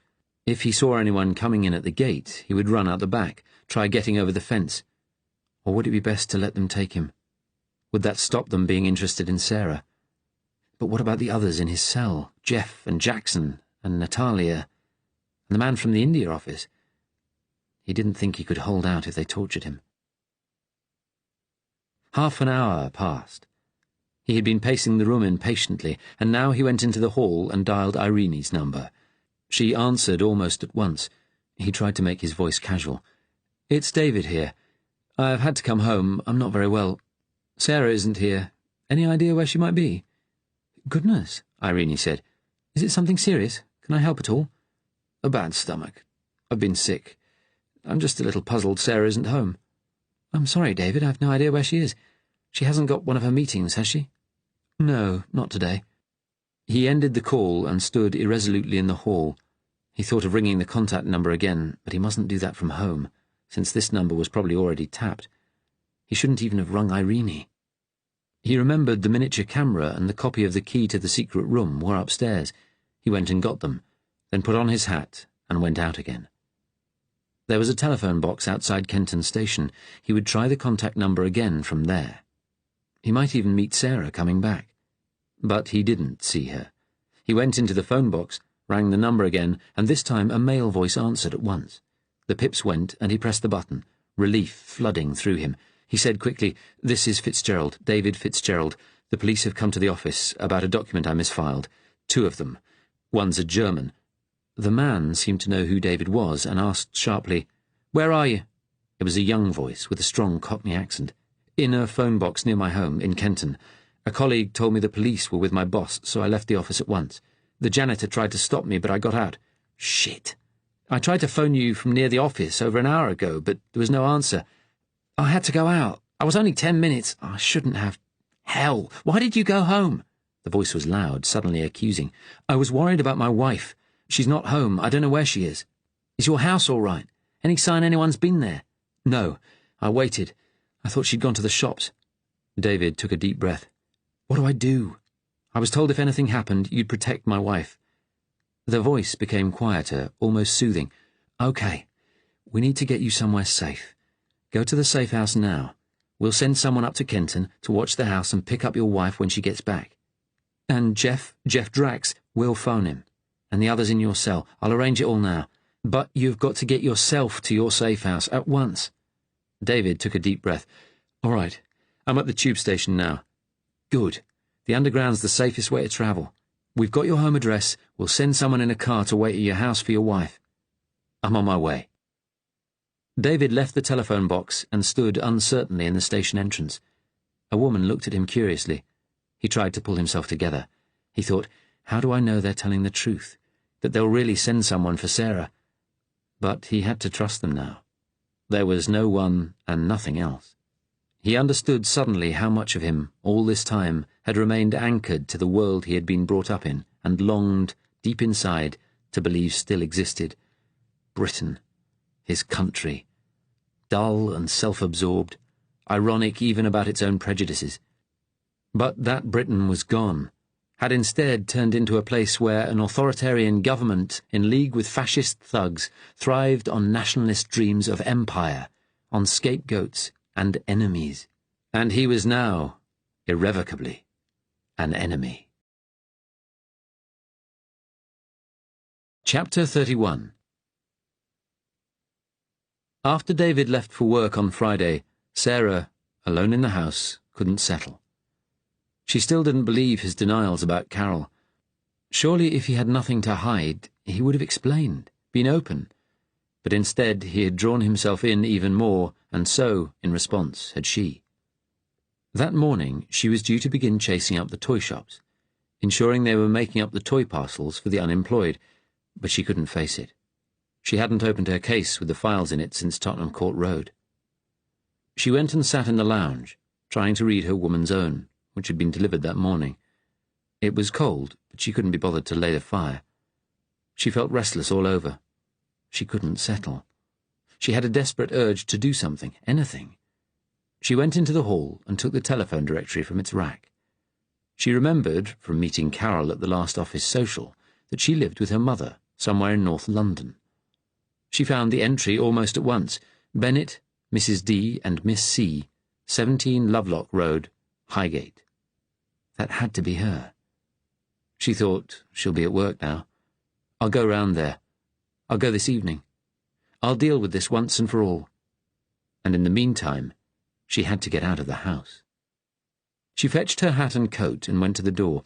Opening it, she stopped dead for a second, thinking, if I do this, it really could be the end for me and David. She stood still, clutching the door handle. She considered telephoning Irene, but she knew her sister would try to talk her round. I can't go on like this, she thought. I'll go mad. Sarah went out, closing the door firmly, and walked up the road, deciding to catch the tube into town, try to find something that might distract her. It was very cold under the leaden sky. She had a vague idea of going to visit the Tower of London, but when the tube reached Tottenham Court Road, on an impulse she got out. She had to see the scene of those deaths and shootings again, as though somehow that might help her understand the horrible madness she felt was all around her. But at the scene of the riot, it was as though nothing had happened.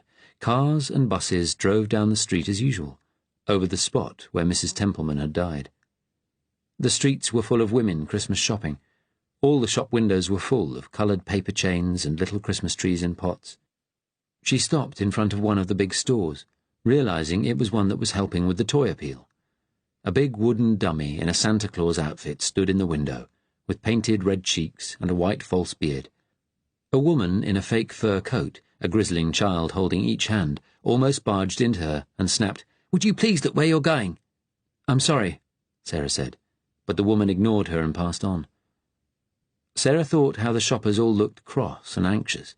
It was what Christmas did to people. Perhaps it always had, but she had never really noticed before. Charlie had loved the tree they had bought for his last Christmas, decorated with tiny coloured bulbs. They said Christmas was for children, but really it was supposed to be about celebrating the birth of Jesus, who would later sacrifice himself. She remembered her desperate prayer in Westminster Abbey. Since then, things had only got worse. Sarah went into the shop, to get out of the cold as much as anything. The big vestibule was filled with toys. They were much more expensive than when she had last bought presents for Charlie 3 years before. She passed a display of dolls' houses. On the opposite side of the aisle were boxes of tin soldiers, a treat for every boy. There was a display of the soldiers arranged as for battle on a papier-mâché field. There were German soldiers in smart grey-painted uniforms and coal-scuttle helmets with minute swastika armbands. On the other side of the hill stood a small group of Russians in dull green, little rips and tears painted on their uniforms. Mrs. Fitzgerald! The voice at her elbow made her jump, as any little thing seemed to these days. She turned and saw a small, thin man in his late 50s, with sparse grey hair and kindly eyes. She recognised the manager of the store, who had attended a couple of committee meetings at Friend's house. "Mr. Fielding, hello." She extended a gloved hand. "I'm sorry if I startled you. I was in a bit of a brown study. Looking for Christmas presents? I might get something for my nephews. Everything seems terribly expensive these days." He nodded sadly. "It's a shame. I often see people going round the store, then walking out again empty-handed, looking disappointed. It's very good of your shop to help with our work. We like to do what we can for those who can't afford anything. It's all on track with your order, by the way. It will be delivered to Friend's house on time." He sighed. "If only there weren't all these terrorist attacks and strikes. That's what's stopping the country getting back on its feet. I hear the railwaymen are coming out now." Sarah could have argued, but she didn't have the heart, and Mr. Fielding was a decent, generous man. She said, "It's very cold out, isn't it?" "Yes. If it goes on like this, we might get a white Christmas."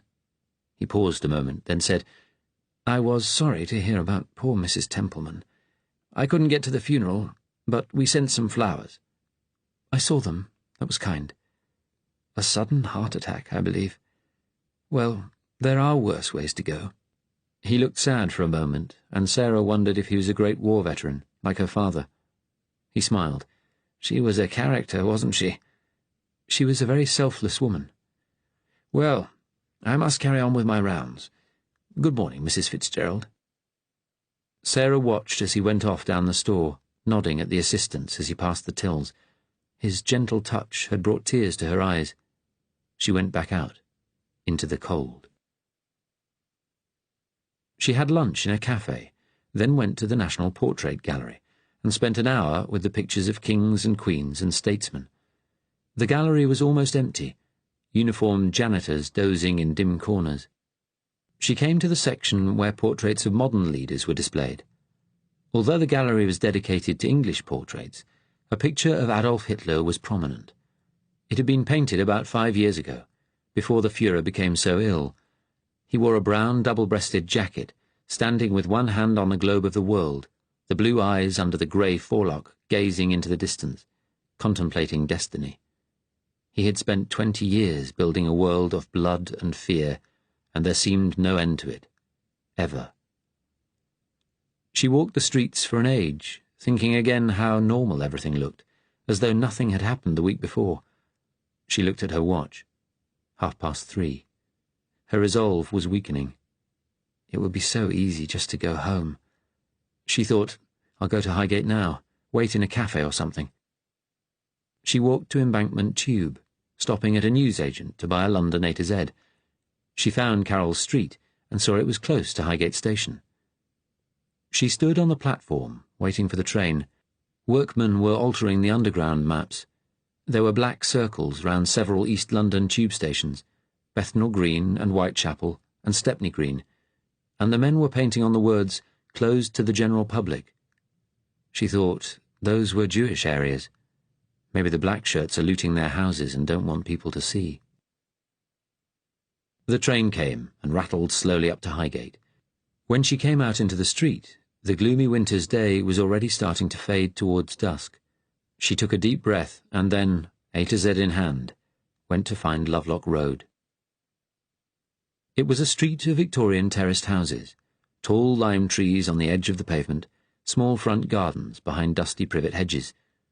She walked up the even-numbered side of the street until she was opposite number 17, then stopped and looked across. The privet hedge was neatly clipped, net curtains over the windows. She walked further up the street, then slowly back down again. There was little traffic. A milk float puttered along behind her, crates rattling on the back. She stopped again in front of the house. She felt, as she had in Tottenham Court Road, that she needed to see the place. But it was just an ordinary suburban home. She realized again how cold it was. She was wearing her old brown coat, and hoped the Jewish girl, Ruth, was still wearing her new one, somewhere safe. The front door of the house opened suddenly, and a little old woman stood in the doorway glaring at Sarah. She wore a grubby housecoat and had a wrinkled face and angry eyes. Her bushy white hair was unbrushed. She advanced down the path with quick, jerky steps, keeping those wild eyes fixed on Sarah's. She thought with horror, it's Carol's mother. She knows who I am. She knows everything. The old woman threw open the gate and walked across the road without looking to see if there were any cars. She planted herself a few feet from Sarah, staring up at her. "I've been watching you," she shouted furiously in a fluting upper-class voice. "I'm not as stupid as you think I am. You want to take me away, don't you?" "No, I was—" "Anyone can get taken away these days, I know. Well, my daughter won't let you. She steals things, I know that, but she won't let you take me away. Do you understand?" Sarah realized the woman was senile, half mad. She looked into her blazing eyes. "It's all right," she said calmly. "I'll go." She stepped away. The old woman remained where she was, arms folded across her thin chest. Sarah turned and walked a few paces before turning to look back. The woman was still standing in the road. Sarah called, "Be careful, a car might come." "You mind your own fucking business, damn snooping cow!" The sudden tirade of abuse sounded even more deranged in that cultivated voice. Sarah walked on a few more steps, and when she turned back again, the old woman was stumbling back across the road to her house. Sarah realized her legs were shaking. She went back to the station. She was exhausted, freezing cold. It was starting to get properly dark, the streetlights coming on. Next to the station, she saw a cafe, yellow light visible through the steamed-up window. She walked in, desperate to get warm. It was what they called a greasy spoon. Tired-looking old men in caps, sitting at tables covered with black and white oilcloth, reading the Mail or Express, a couple of bored-looking boys in their teens with quiffed greasy hair. The air was thick with steam and cigarette smoke. A big old-fashioned radio played music from the light programme. She went to the counter, where a fat man in an apron stood under a framed portrait of the Queen, and ordered a cup of tea and a bun. The man looked at her curiously, as this wasn't the sort of place a woman of her class came to. But Sarah didn't care. It was any port in a storm. She took her tea and found an empty table. The boys stared rudely at her. She looked away. She sat for nearly 2 hours, drinking several cups of the strong, sweet tea. Nobody spoke to her, and the boys went after a time. She felt oddly relieved to be in a place where no one knew her. She thought about the mad old woman, and found herself actually pitying Carol, who must have to deal with her day in, day out. On the other side of the steamed-up window, it was quite dark now, passers-by, vague shadows in the gloom. She looked at her watch. It was 7:15.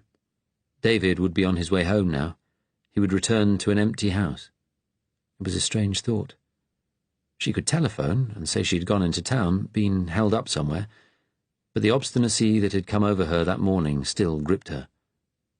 She left the cafe. It was even colder, and there was a faint sulphurous tang in the air now, though no fog. She walked slowly back to Lovelock Road. Carol might be home by now. She stood in front of the house. The curtains were drawn, but she could see several lights on. She shrank from the thought of going and ringing the doorbell, maybe finding herself face to face with the mad old woman again. But she made herself walk up the path and, with a deep breath, pulled the old-fashioned bell cord. It was Carol who came to the door. Sarah recognized her at once. She wore a roll-neck sweater and baggy slacks. She looked red-eyed, as though she had been crying. She stared blankly at Sarah for a second. Then a look of alarm crossed her face. "Mrs. Fitzgerald?" Sarah felt the blood pounding in her ears, but forced herself to speak firmly and calmly. "Yes. Miss Bennet, I'm very sorry, but I need to speak to you urgently." She thought there might be some sort of argument on the doorstep, but Carol just quietly said, "Come in," and stood aside to let her enter. Sarah saw her look quickly up and down the road before she closed the door. Inside, the hallway was full of heavy old-fashioned furniture. A voice called out from behind a closed door, "Who is it, Carol? What do they want?" "It's all right, Mother. Stay there. I'll bring your dinner in a minute." "What's happening?" the elderly voice quavered. "Something's happened, Carol. I saw from your face when you came in." Carol shouted, "Mother, just wait." Sarah was frightened the door would open and the old woman would come out raving again, but she didn't. Red-faced now, Carol opened another door and ushered Sarah into a cold front room. "Please, have a seat," Carol said quietly. "Can I offer you a sherry?" Sarah sat in a big armchair, with white crocheted antimacassars. She said, with cold formality, "No, thank you." On a big table in the window, next to an aspidistra, stood several framed photographs, the largest showing a young officer in naval uniform. Carol sat on a settee opposite her. "What's happened?" Her voice was sharp with anxiety. "I beg your pardon?" Sarah stared at her. "To David, Mr. Fitzgerald. Please, what happened to him?" Sarah frowned. "Nothing. So far as I know, he's home by now. What on earth do you mean?" Her own voice was rising now. She began to feel uneasy. Something was going on here she didn't understand. Carol asked abruptly, "Then why have you come? Why did you telephone my house last night? I was by the phone, I heard what you said. Why did you want to meet my husband today?" Carol looked down. Sarah could see the woman was fighting for control. She took a deep breath. "I need to know what is going on between you and my husband." Carol raised her head. She looked embarrassed. Her face flushed. "What do you mean?" "I've known something was going on for a while. I found a concert ticket with your name in his pocket. Then you rang last night. Was it because I answered that you said there was a problem at work?" Carol clasped her hands in her lap, looked down at the floor for a long moment. Then she looked at Sarah and said slowly, "Mrs. Fitzgerald, there is nothing going on between me and David. I'll be honest, I do have feelings for him. I have for a long time. He doesn't return them, but I've been fooling myself for quite a while." She gave a quick whinny of a laugh. "Isn't it strange? Here we are sitting talking about it. I've often wished you didn't exist, you know. or even that you'd die." Her look was so intense, Sarah wondered if Carol might be a little unhinged too, like her mother. "At least that's honest," she said flatly. "David's a good man. Believe me, I've met plenty who aren't." She frowned. "Did you come round here earlier this afternoon? My mother said a woman was watching the house." Yes, that was me." Carol said, "When she told me that, I was frightened. So it was because of the phone call you decided to come round. Was that the only reason?" "Yes. What other reason could there be? Miss Bennet, why did you ask whether something had happened to David?" Carol stood and walked over to the table. She ran her hand along the top of the naval officer's photograph, and Sarah wondered if he was her father. There was a resemblance. Carol turned and looked at Sarah. "Something happened at the office today. I'm in charge of the room where the confidential files are kept, secret files. A few days ago, a document turned up in one of our files that shouldn't have been there. Today I was questioned about it by the police." She looked away. "You see, they all know David and I are friends at the office. They laugh about it. And today I was called in to be interviewed by these two policemen. They asked whether we—" Her voice stumbled. "Whether David and I— Well, I told them I hadn't, which is true." "Policemen?" Sarah asked, aghast. "They said they were from Special Branch, but one of them was German. They asked whether I'd given David access to my files, though I didn't do that. I wouldn't. I may be— what do they call it? A lovelorn old spinster, but I'm not that lovelorn." A thought seemed to strike Carol, and she frowned. "But maybe David thought I was. Maybe that's why he became friendly with me."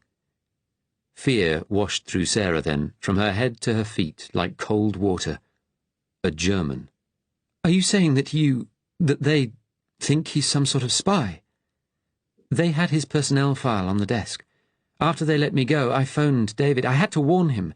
They don't send Germans along just for nothing, do they? I didn't ask him if he'd done anything. I didn't want to know. But he didn't deny it." She shook her head sadly. "He didn't really say anything." Sarah asked quietly, "Did you and my husband ever meet in the evenings?" "No. Never, I swear. He's been going somewhere. For over a year. He said he went to play tennis, and I've been getting suspicious." Her voice trailed away. Carol leaned forward. "You have to help him now." "Good God." Sarah closed her eyes. "Did they call David in for questioning?" "I don't know. I said he should leave, but I don't know what happened after that." "So they could have arrested him?" "I don't know. All I know is that Mr. Dabb, my boss, said the police would want to speak to me again tomorrow. They'll contact me." "So David might be under arrest?" "I tell you, I don't know. But if he got out, wouldn't he come home? I've been out all day." Sarah didn't add, "because of you." "I should go home. He may be there." "Yes," Carol agreed quickly. "Even if he's not there, he may telephone you." Sarah looked at her. It was strange. Now they were on the same side. She asked, "Why did you help him today? You're putting yourself at risk." "I know he's a good man. If he does something, it's because he believes it's right." "Would you believe it's right? For a civil servant to spy against the government?" Carol smiled sadly. "I don't know anything about politics, and David and I never discussed it. You don't in the service, unless you know someone well. I don't like a lot of things that are happening now. Some of them I hate, but I have to get by. Isn't that how it is for most people? They just need to get by. My mother, well, you've seen what she's like. And if the alternative to Beaverbrook and Moseley's a revolution, I'm not sure I'd want that either. I'm not brave. Not like David." Sarah said, "I've always been a pacifist. I don't like the resistance violence, but things lately. Yes, the Jews, the deportations and violence, it's awful." Carol paused and then asked, "Do you think David could be a spy?" "It might explain a lot." Sarah stood up suddenly. "I should go now." Carol took a step towards her, then stopped. She rubbed a hand across her forehead. "I don't know if I should have told you, but I had to. Will you tell him I've spoken to you?" "I think I must now." It was Sarah's turn to laugh. "I made myself come here. I was determined to get the truth, but you often get more than you bargain for if you do that, don't you?" Carol smiled sadly. "Yes, But you have to help him now." "Yes, I do." Sarah looked at Carol. She didn't feel anger now. She realized that in different circumstances she and this woman might have been friends. But when Carol impulsively extended a hand, Sarah shook her head quickly. She knew Carol would have taken David from her if she could. Carol showed her out. On the doorstep she said, "Good luck, to both of you." Sarah nodded. She turned away, then looked back and said, "Thank you." Sarah went home. The rush hour was over, the carriages only half full. She stared unseeingly at the tunnel walls. The idea that David was working for the resistance fitted with the facts. She felt rage towards him, fury at all he had kept from her, if this was true, the danger he had placed them both in.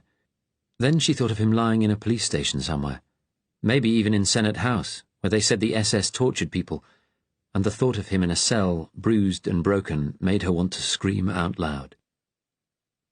She arrived at Kenton Station and walked home. Now, for the first time, she began to observe, to calculate. She thought the house might be watched. If it was, there would be someone in a car outside, or very close. What would she do if there was? She realized there would be no point in running. They'd soon catch her, and running would be a sign of guilt. No, she would go back to the house. But what if David wasn't there? He might have come while she was out. She would look and see if he had taken any clothes. Then what? She would have to throw herself on Irene's mercy. Then she thought of Jeff, steady, reliable Jeff. If David wasn't there, she would go to Pinner. There were a few cars parked at the roadside, but none close to the house, and none seemed occupied, though it was hard to be sure in the dim yellow streetlight. No lights were on in the house, none of the curtains drawn. She unlocked the door and went in. All was silent and still. The London telephone directory lay on the hall table where she had left it that morning. She went into the kitchen and switched on the light. Then she screamed. 2 men were sitting at the kitchen table. They had been waiting for her in the dark. She saw that the back door had been broken open. One of the men was in his 30s, tall and thin, with a mean, hard face. The other was older, plump, with sad, pouchy features and untidy fair hair. He looked at her with cold, light blue eyes, a horribly penetrating stare. Then he spoke, in what Sarah recognized at once was a German accent, not angrily, but somehow sadly. "Good evening, Mrs. Fitzgerald." Chapter 32. At Kenton Station, David found himself reluctant to go in. He knew the resistance people would have a far better chance of rescuing Sarah, but he felt that leaving now would be his final betrayal of her, as well as a final departure from his old life. He had never been to Soho during the day before. It seemed greyer, more ordinary. Narrow streets, now filled with markets selling fruit and vegetables. The coffee bar beside the alley was closed. The alley itself looked even dingier in daylight.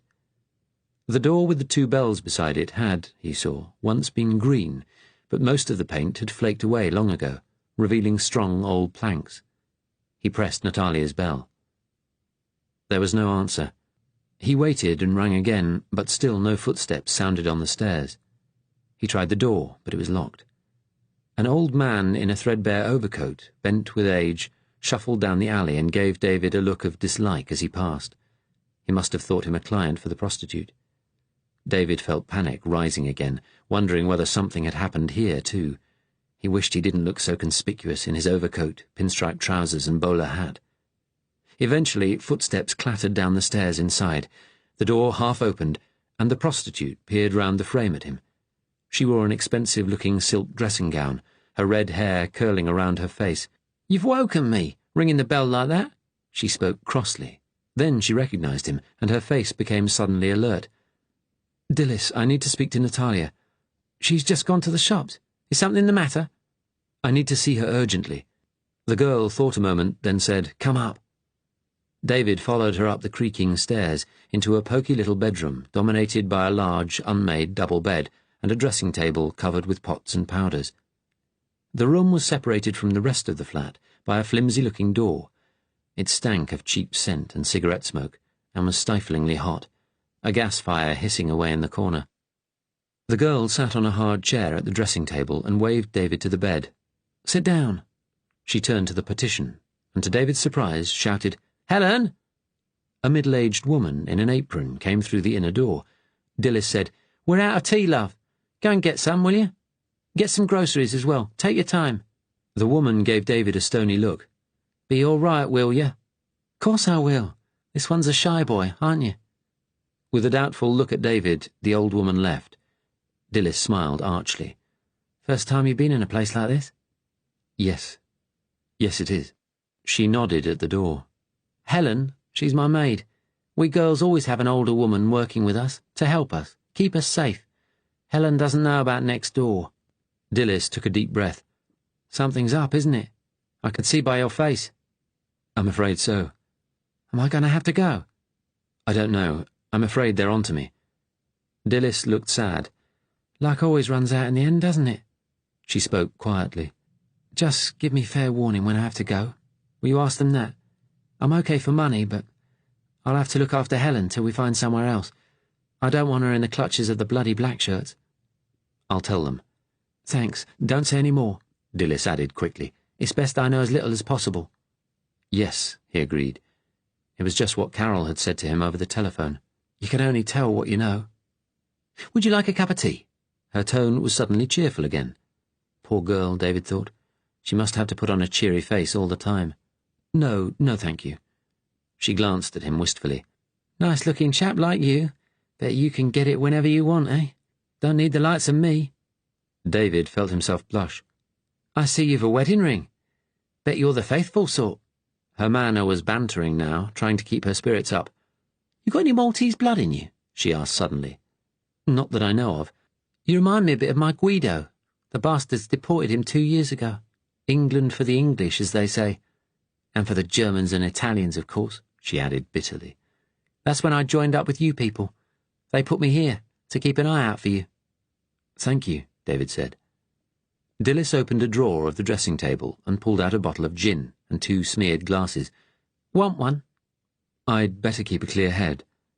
David realized he hadn't eaten since breakfast. "You haven't any food, have you?" "I'll see what there is."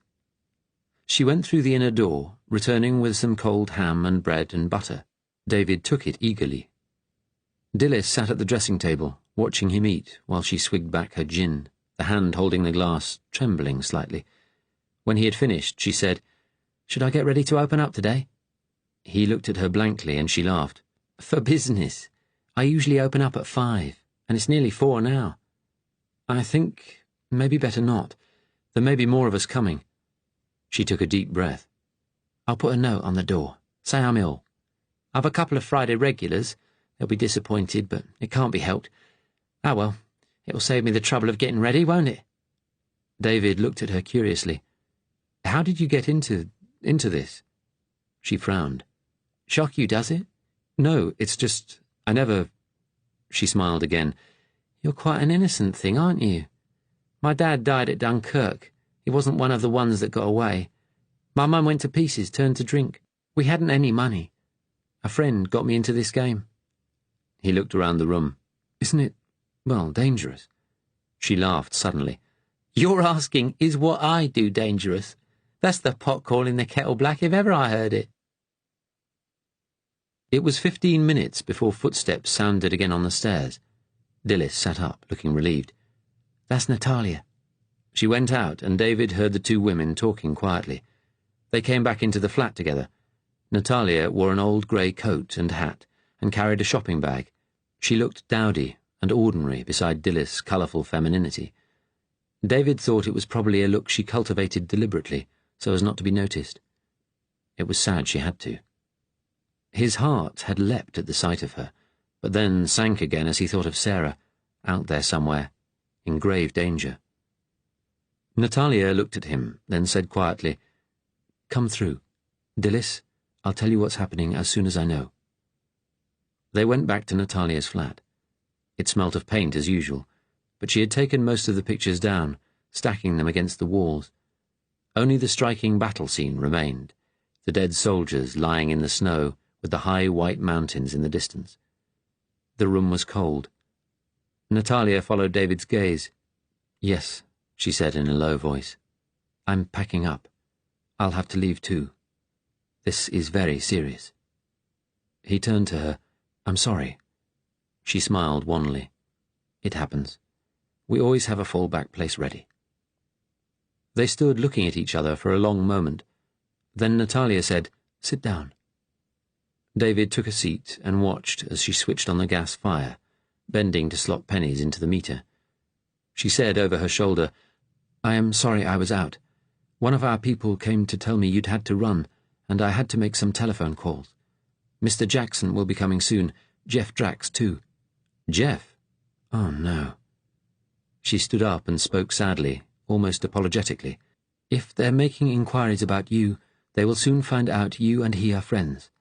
I had to phone Mr. Jackson at work. We don't usually do that. We don't know which civil service phones are tapped. But it was an emergency."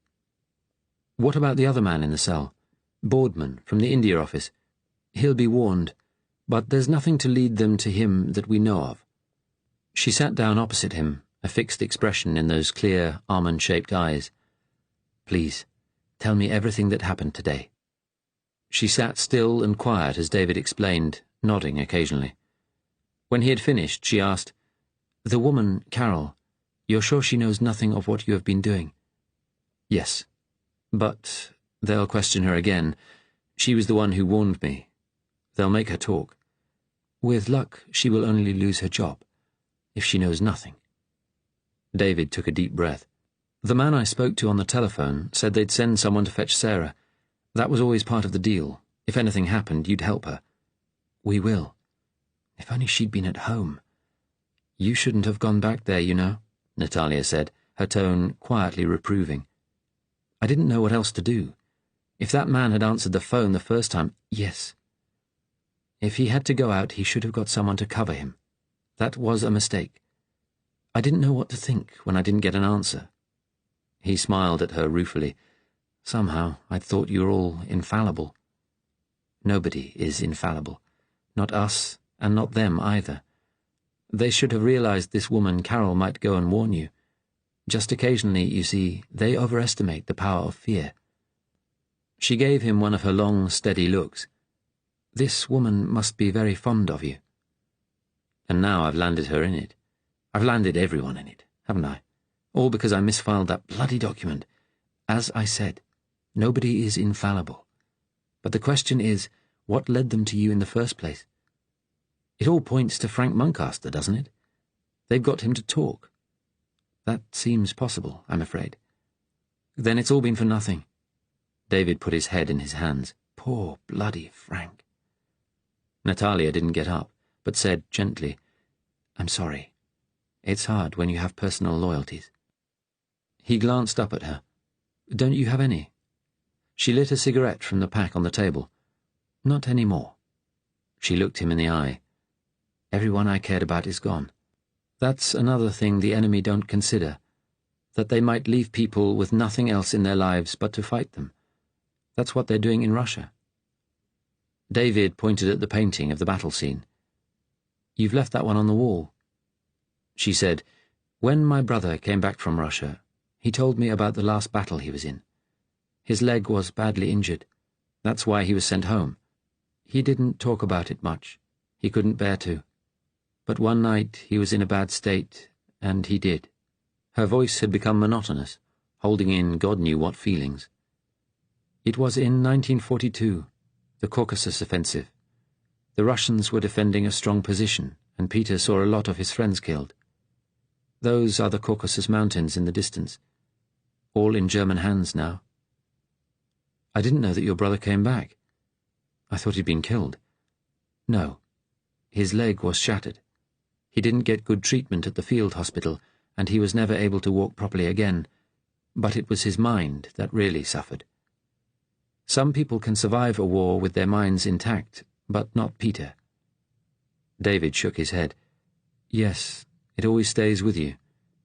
It was because of what I saw in Norway that I felt the peace with Germany was right. Like all the other fools, I needed peace.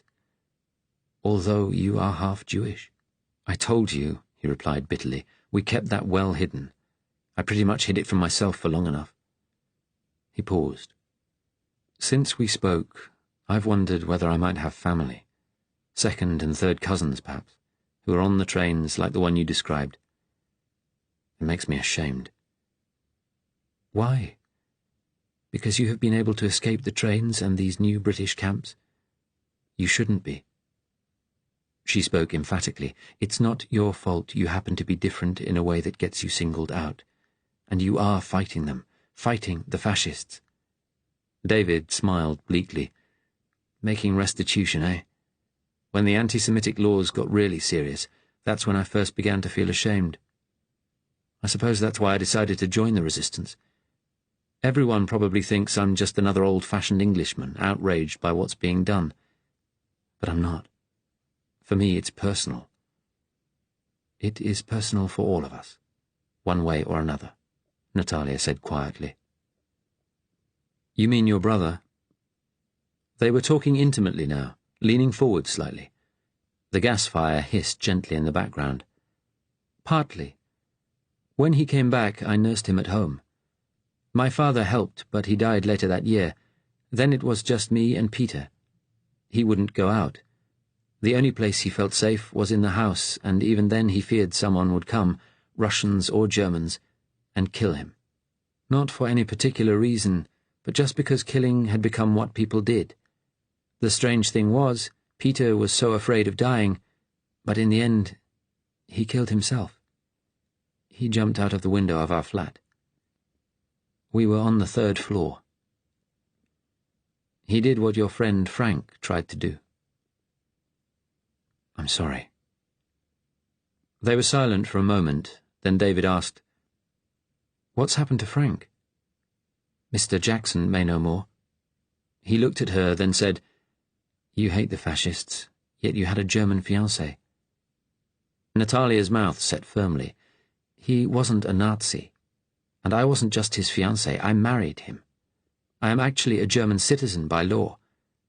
I am not sure I meet the race criteria, but we managed to fudge that. That's the word, isn't it? Fudge." She pointed at her eyes. "The Mongols reached the edges of my country, and it was part of the Turkish Empire for centuries. I have some Asian blood from long ago." She smiled. "I have seen you notice." Her expression changed, became hard. "The most precious things in life can just be snatched away from you in a moment. But your wife, we will save her if we can.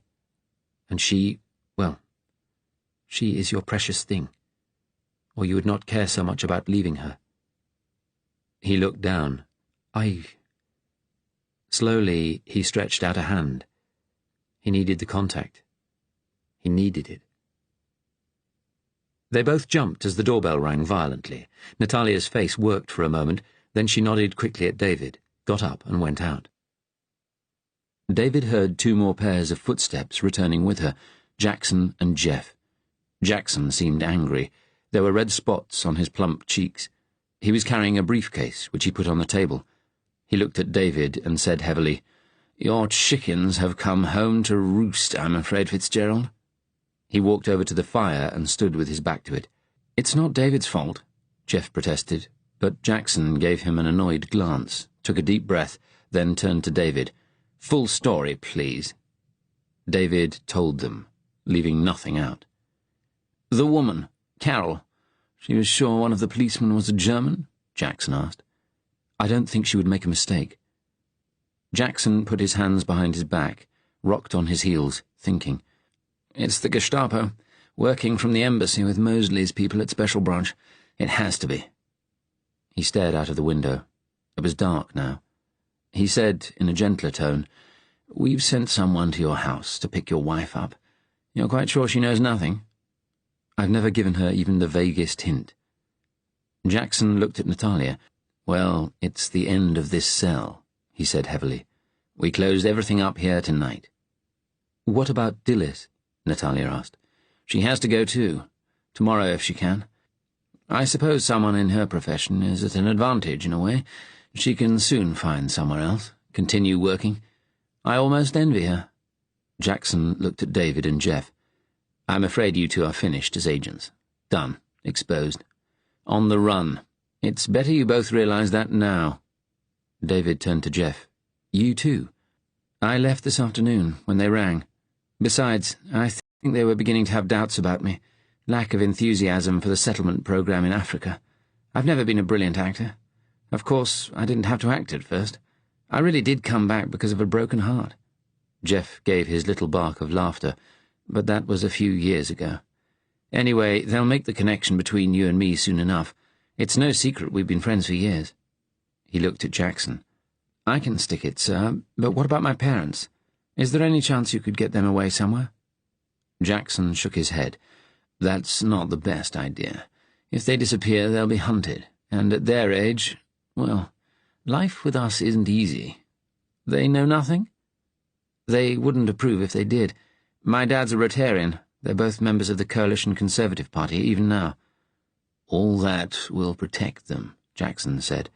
"Fortunately, the Germans are constrained, still, by the fact we're not an occupied country. They can't just spirit people away if they haven't done anything. The British authorities like the notion that they're still in charge. That's why Muncaster is still at the asylum." "Is the whole civil service spy network under threat?" David asked quietly. "I don't bloody know," Jackson burst out. He began pacing the room. He frowned, turned to David.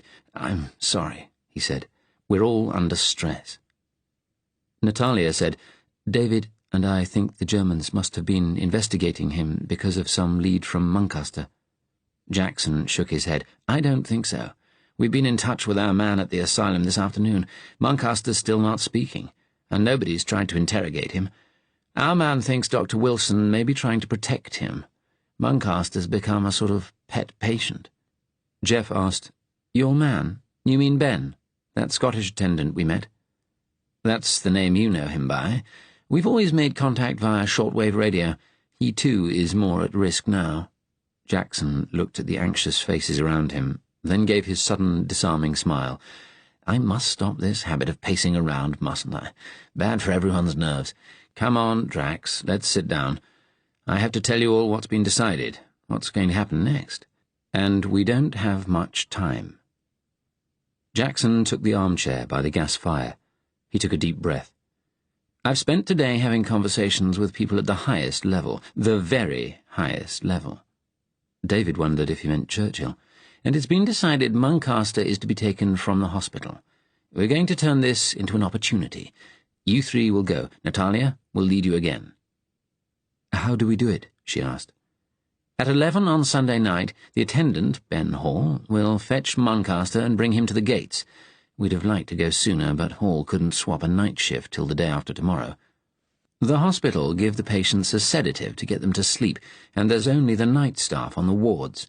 Ben has swapped with the nurse on Muncaster's ward. He has enough authority within the place to take Muncaster out of his room. Then he brings him out of the building and down to the gate. The problem will be getting Muncaster past the porter's lodge, where the keys are. There's usually only one person on duty there at night, and Ben will have to put him out of action temporarily." David said, "If Ben's acting alone, how will he cope with Frank? He could be in a state." "He will give him extra sedation that evening to make sure he's quiet.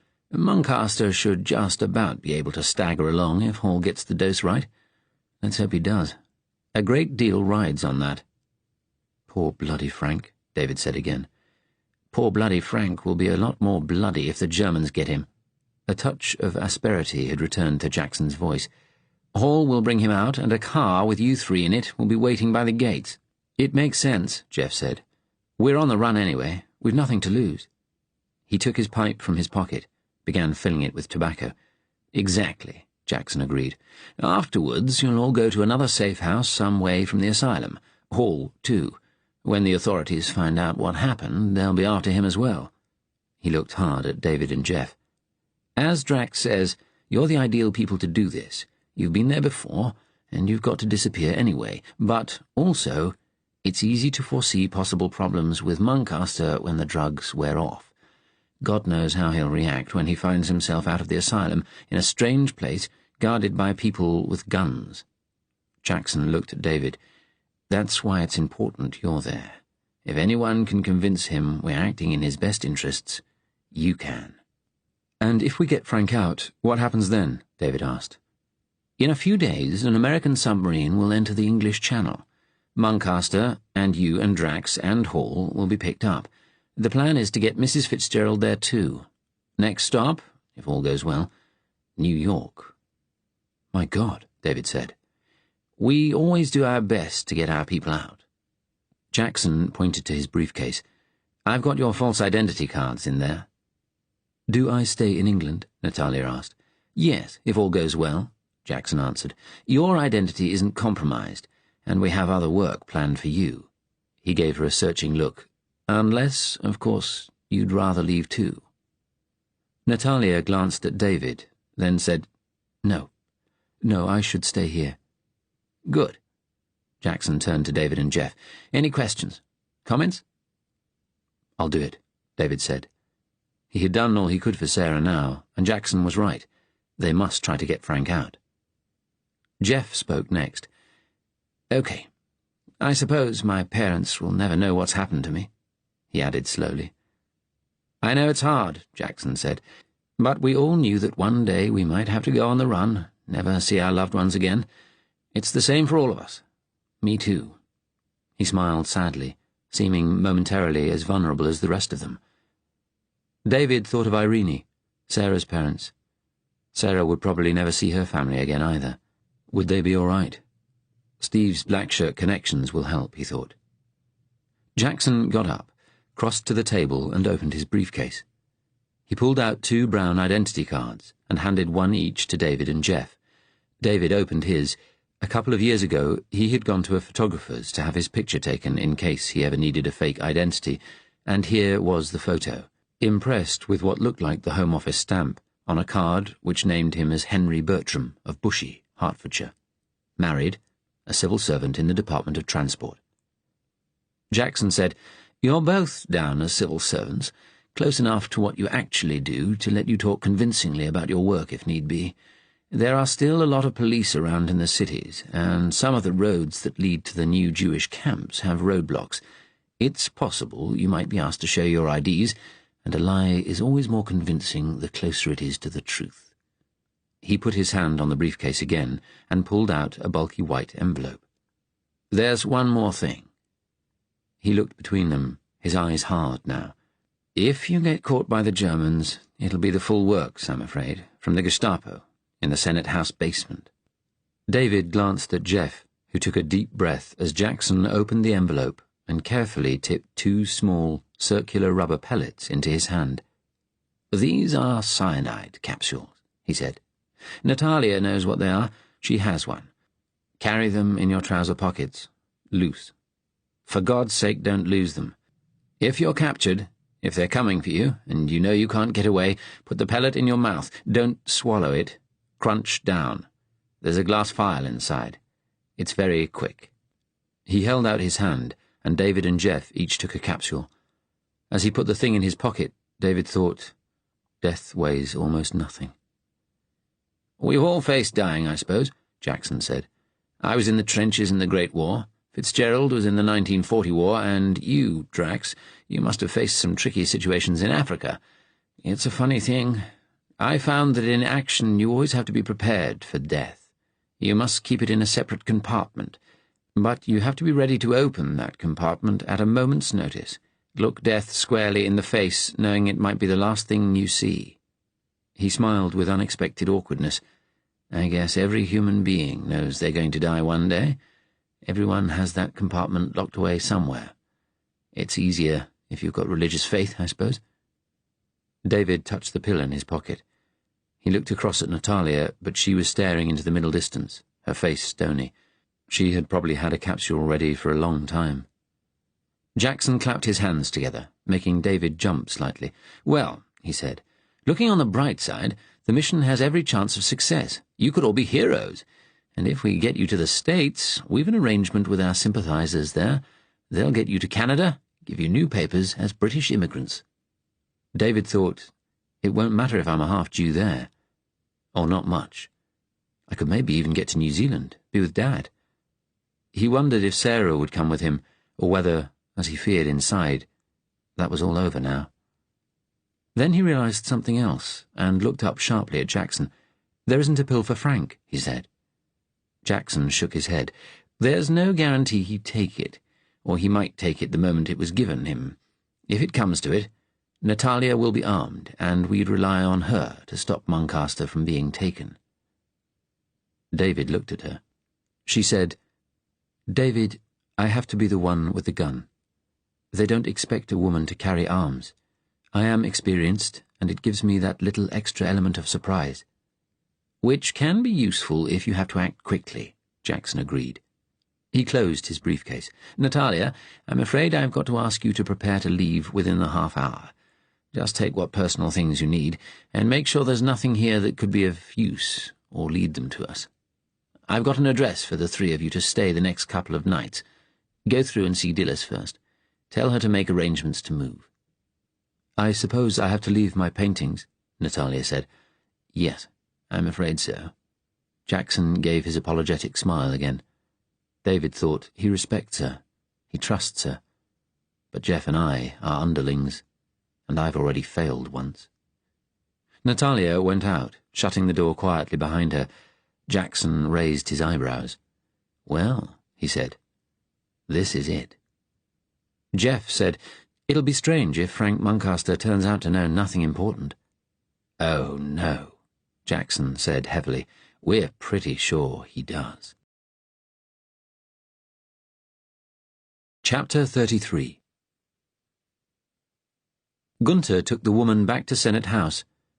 In the car, she had said nothing, although sitting in the back with her, Gunter could feel the trembling of her body through the leather seat. In her kitchen, when she'd come in and found them, she had stood rigid with shock. Syme had told her she was being arrested on suspicion of being a member of an illegal organization, that this was a matter of national security. Gunter asked where her husband was, and she replied she didn't know. She would have expected him home from work by now. Looking at her face, Gunter thought, there's more to it than that. And he asked her to give him her handbag and empty her pockets. Then she said firmly that she wasn't going to say anything else until she had a lawyer present. She added primly that she was sorry if that seemed discourteous, which made Syme laugh.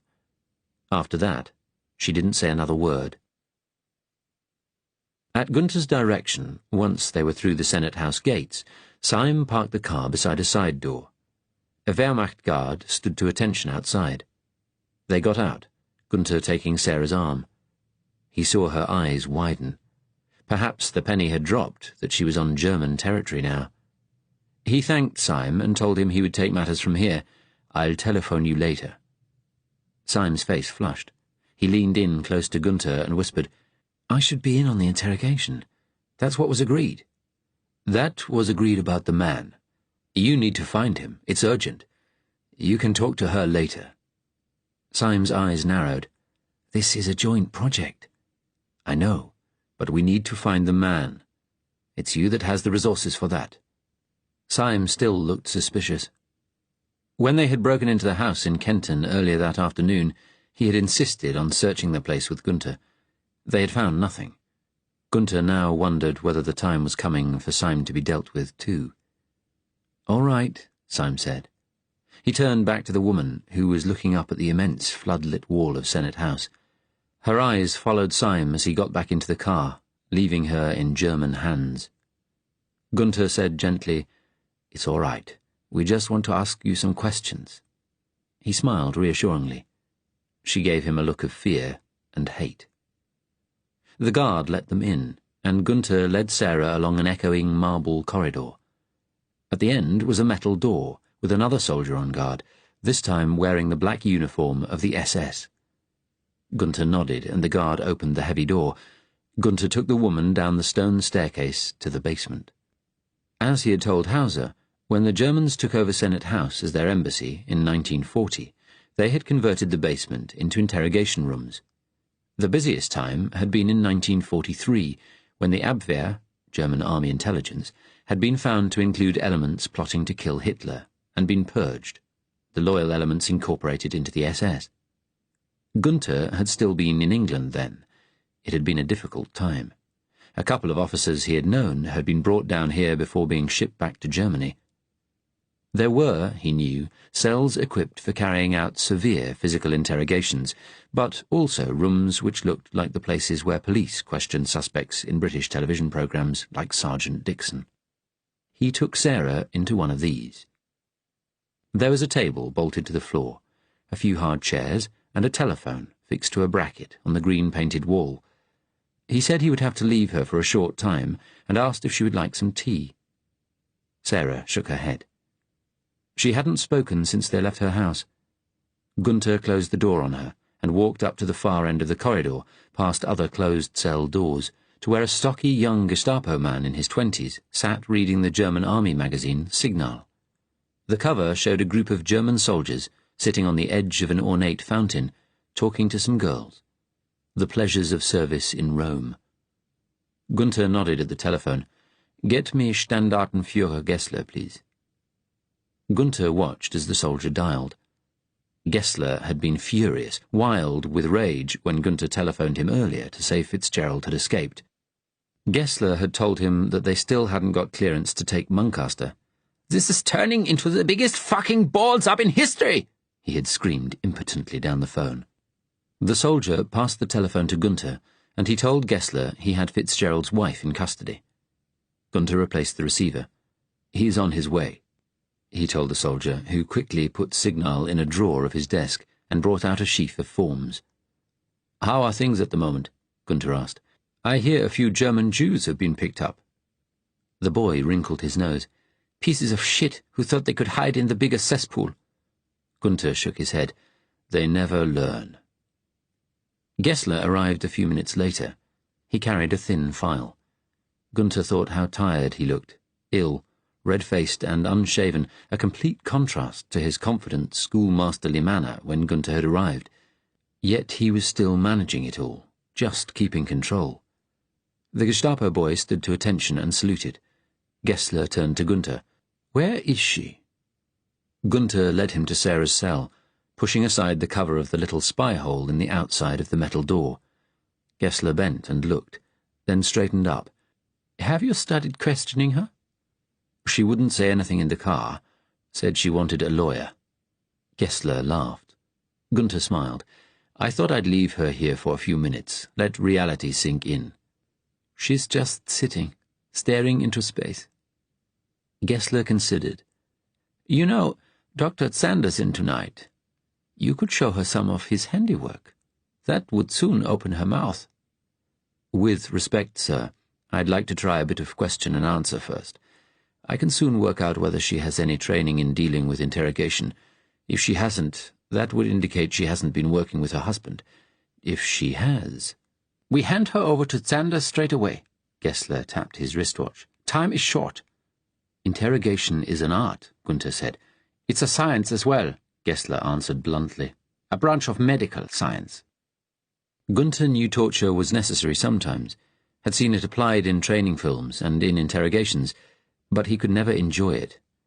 In the future, once Germany's enemies were defeated, it wouldn't be needed.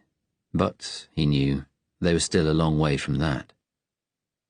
Gessler handed over the slim file. "That's what we've been able to find on her. Not much. Most of it comes from a special branch file on her father.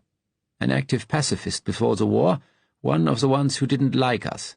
This woman and her sister were both pacifists too, but no record of political activities since 1940. Her sister's husband's got connections in the BUF." As Gunther flicked quickly through the file, Gessler said, "A civil servant in the Colonial Office also went AWOL from his desk this afternoon. Jeffrey Drax. It's pretty certain now that he was the other man who visited Muncaster's house. It does look like we've uncovered a spy ring in the civil service now. Special branch would be keen to move in, and we haven't caught anybody apart from this woman yet."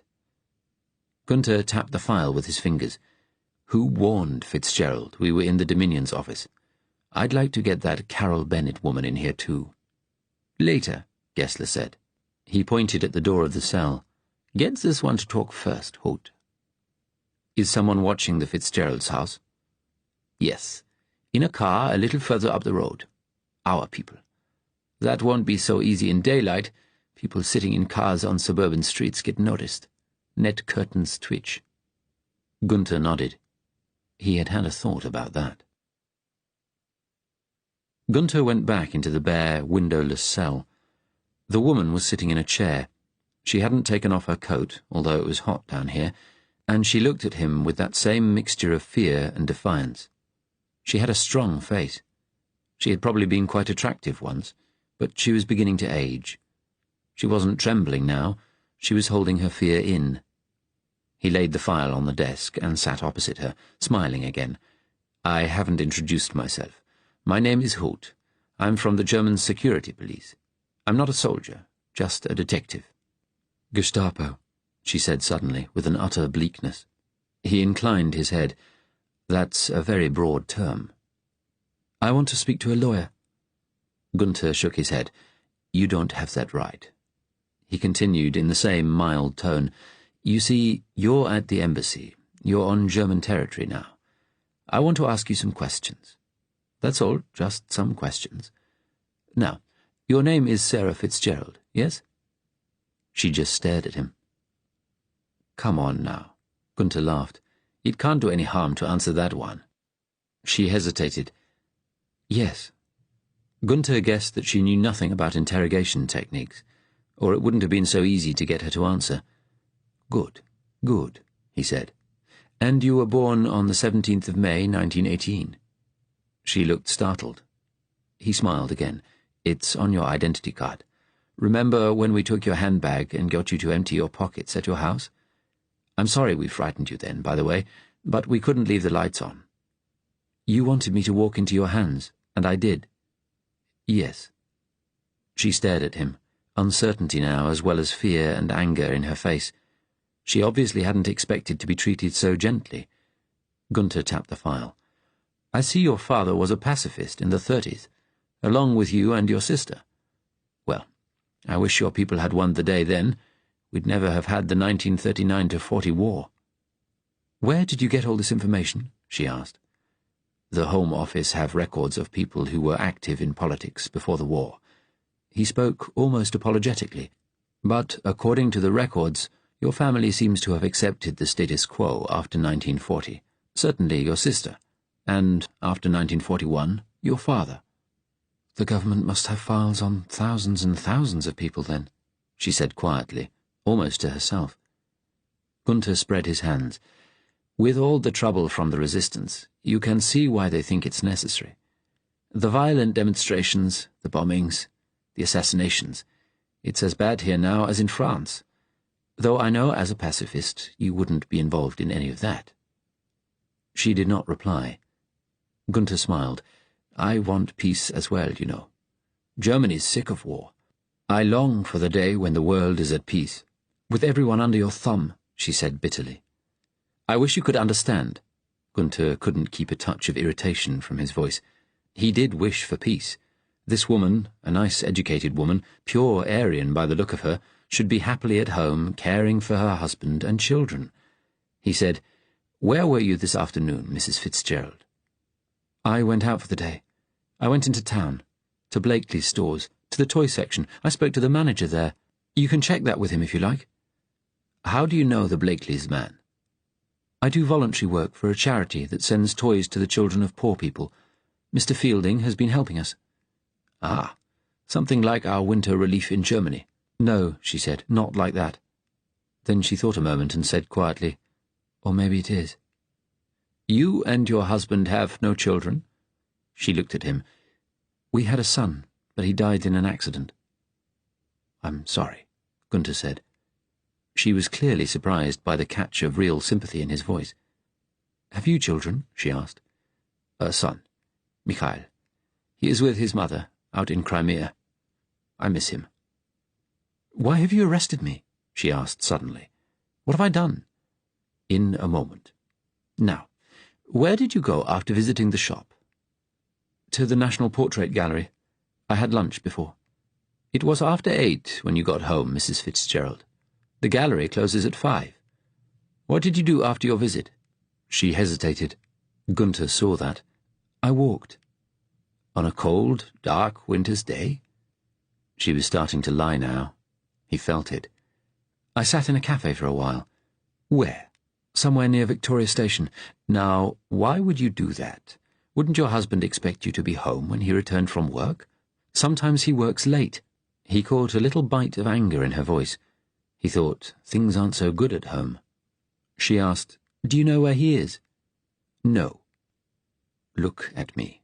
Gunther spoke quietly. Look at me.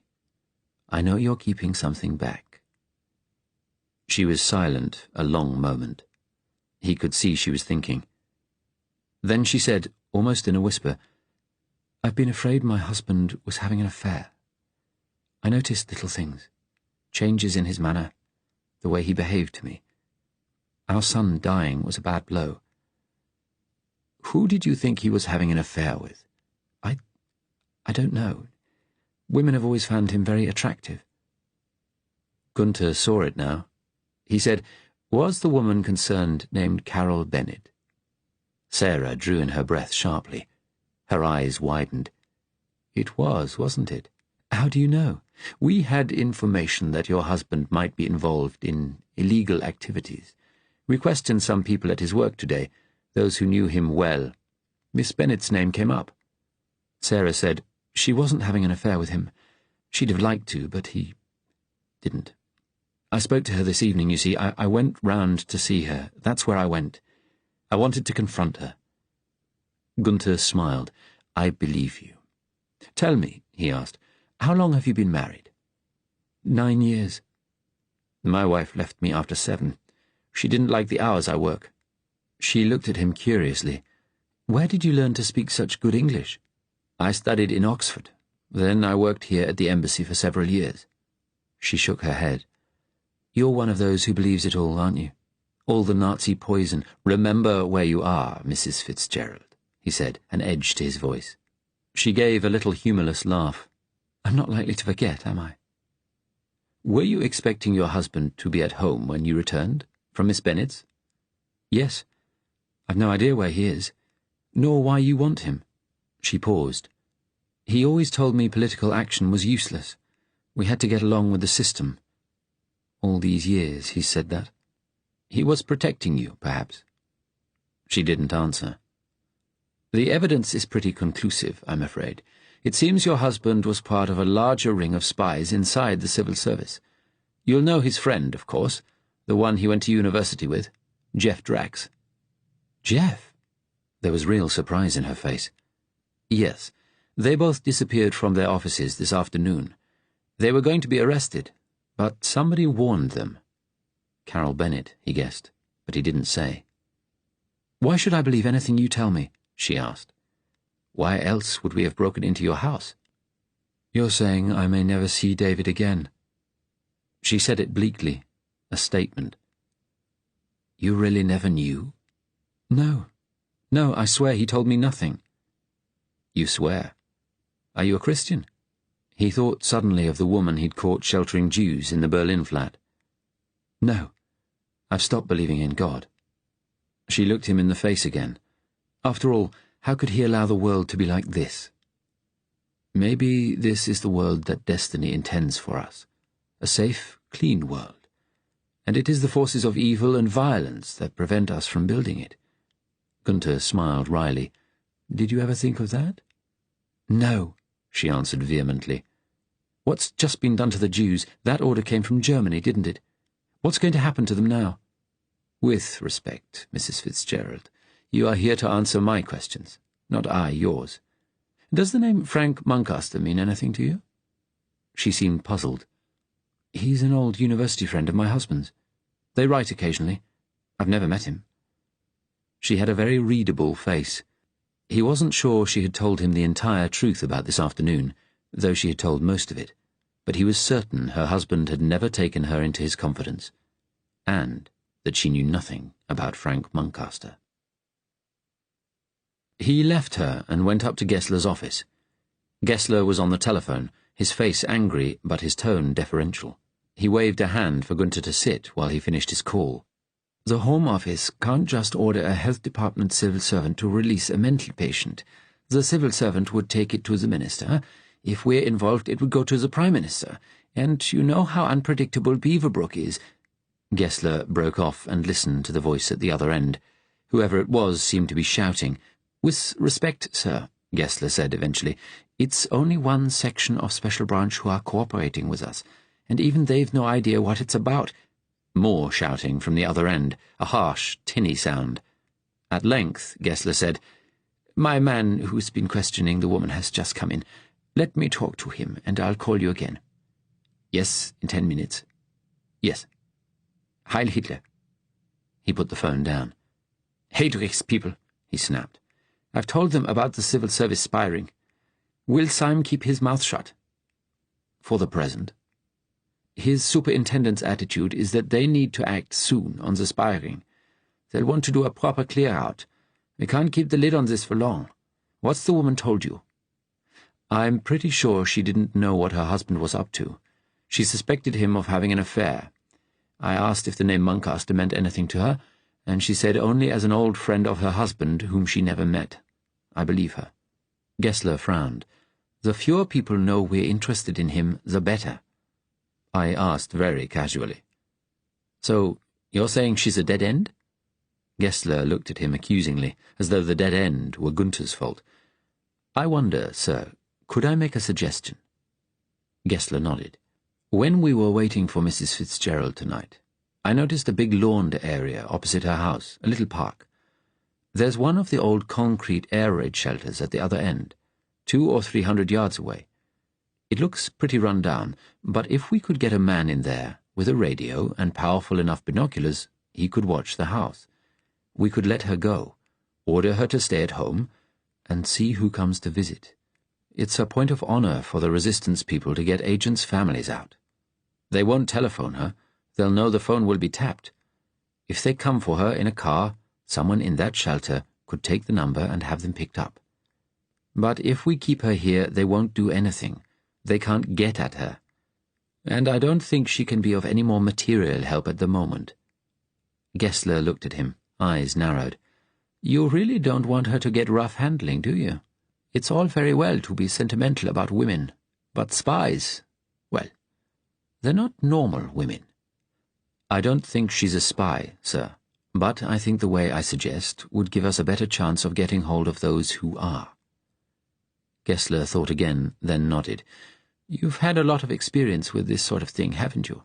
Picking up Jews and their friends." He shook his head. "Forgive me. I was wrong to call you sentimental.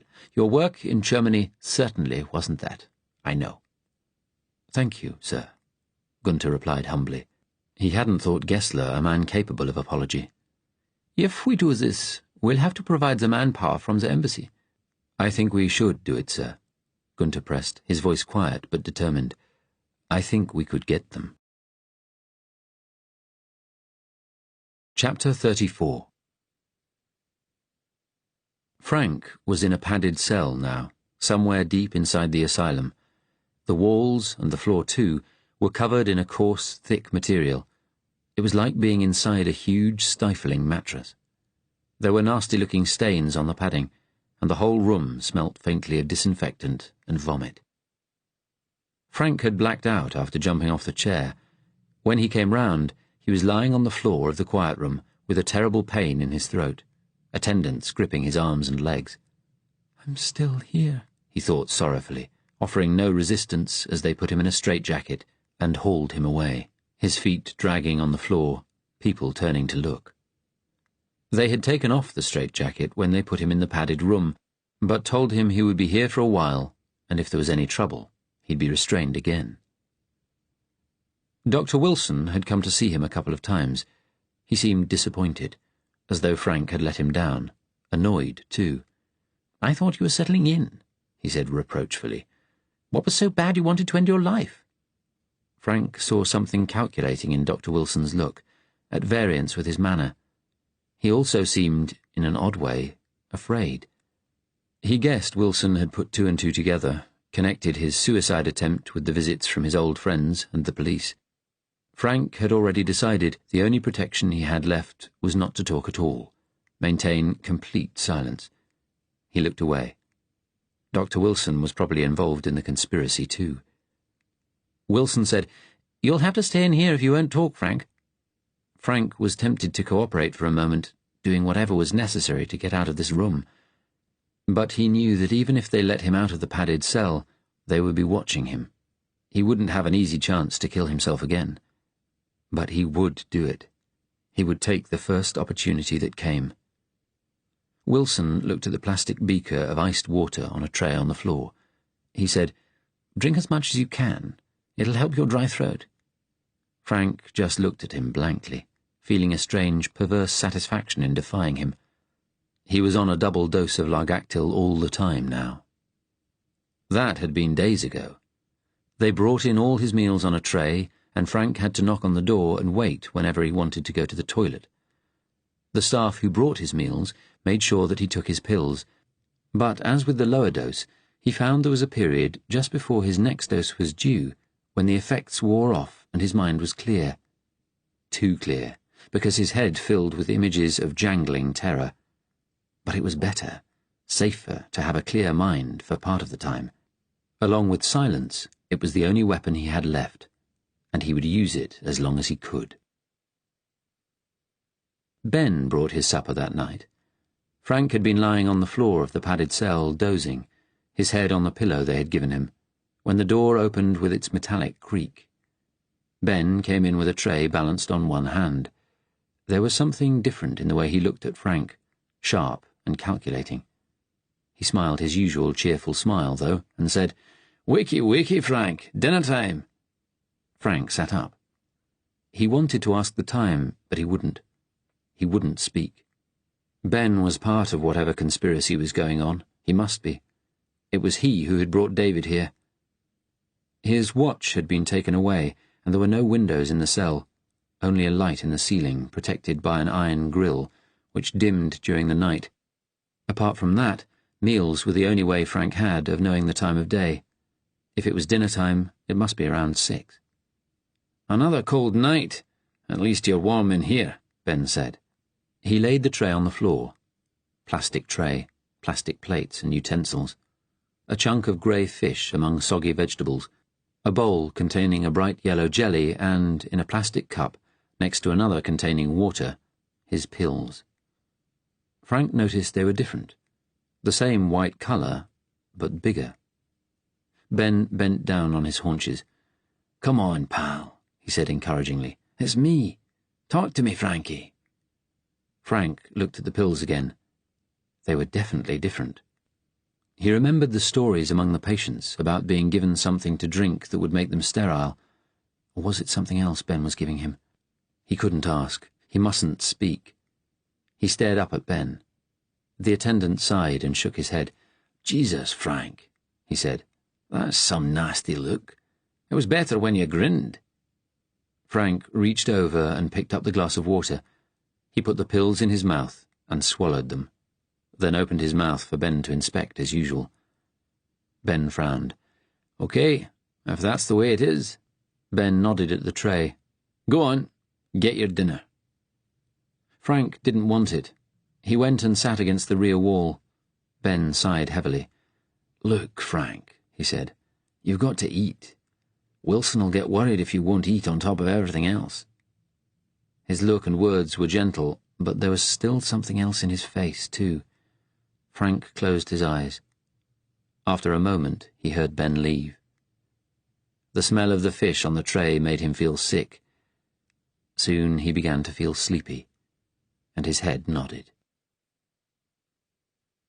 He woke once and found the main light was off. Only a faint glow in the padded cell. It must be night time. The tray was gone. Ben must have come back and taken it away. How strange he had seemed tonight. Frank remembered David and Jeff coming. How pleased he had been to see David. But he was with the enemy now. He remembered that conversation about appeasement at university. How wonderful it had been to realize that David, that anyone, was actually interested in what he had to say. He felt tears at the corner of his eyes, but he was too tired even to cry. He slept again. Deeply this time. He was jarred into sudden wakefulness by the sound of the door opening. The light was switched on. Frank blinked, disoriented. He felt himself hauled to his feet.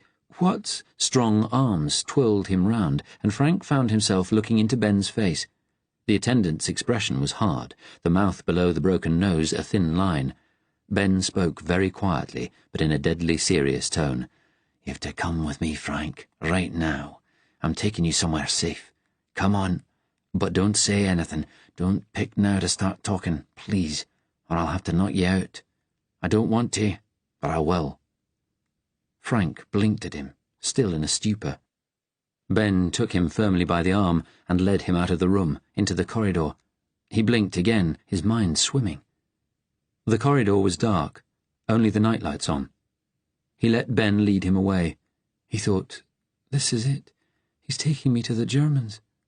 But there was nothing he could do, and nothing that could shift the muzziness in his head. It was the big pills. It must be. They had knocked him out. He let himself be led through the dim corridors, stumbling once or twice. They passed another attendant, and he felt Ben's grip on his arm tighten.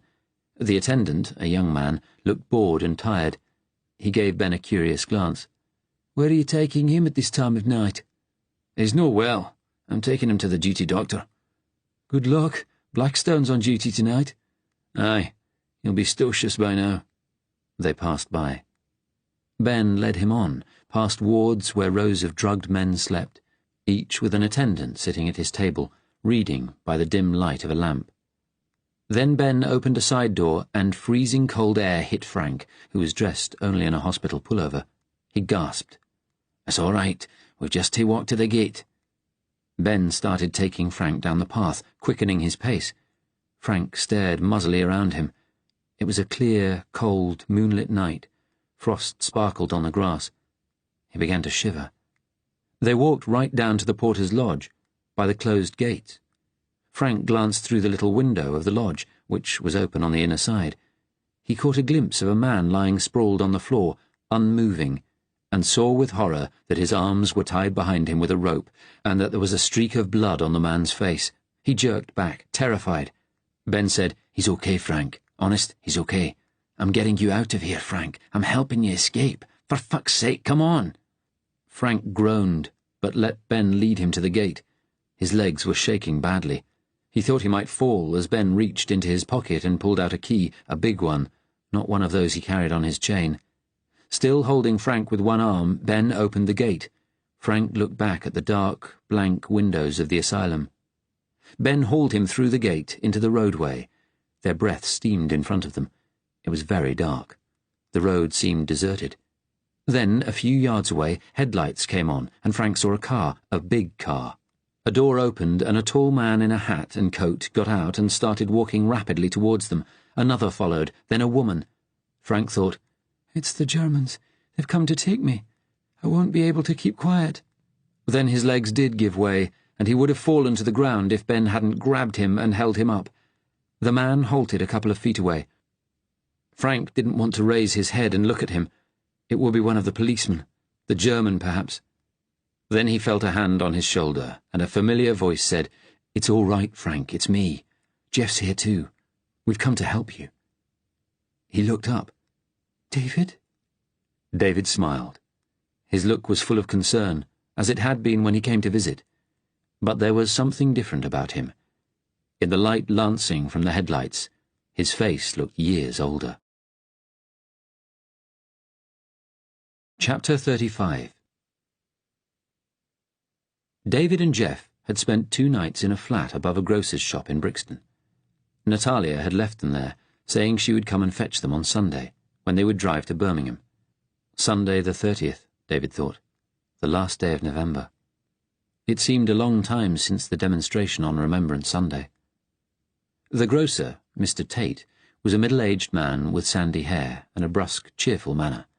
He warned them to keep quiet during the hours the shop was open, and David and Jeff spent much of their time in the bedroom assigned to them, reading and playing cards. The room was cold, with a sharp smell, a mixture of cheese and bacon, wafting up from below. The grocer brought them food. On the second day, he told them how his son had been killed fighting nationalist guerrillas in Burma, and his wife had died from a stroke shortly after. He had joined the resistance then. "We have to stop it, all the killing," he said. "Make some sort of settlement with those people out east. You can't even always get good Indian tea anymore. because of the strikes on the plantations." David asked if there were any news of Sarah, but there was nothing yet. On the first evening, when the shop was shut, David and Jeff sat and talked quietly. Jeff spoke about the woman he had known in Kenya. Her husband was a doctor. He'd come out to work for charity, do good work among the natives. He was a decent enough chap, except he took his work too seriously. He didn't really consider Elaine.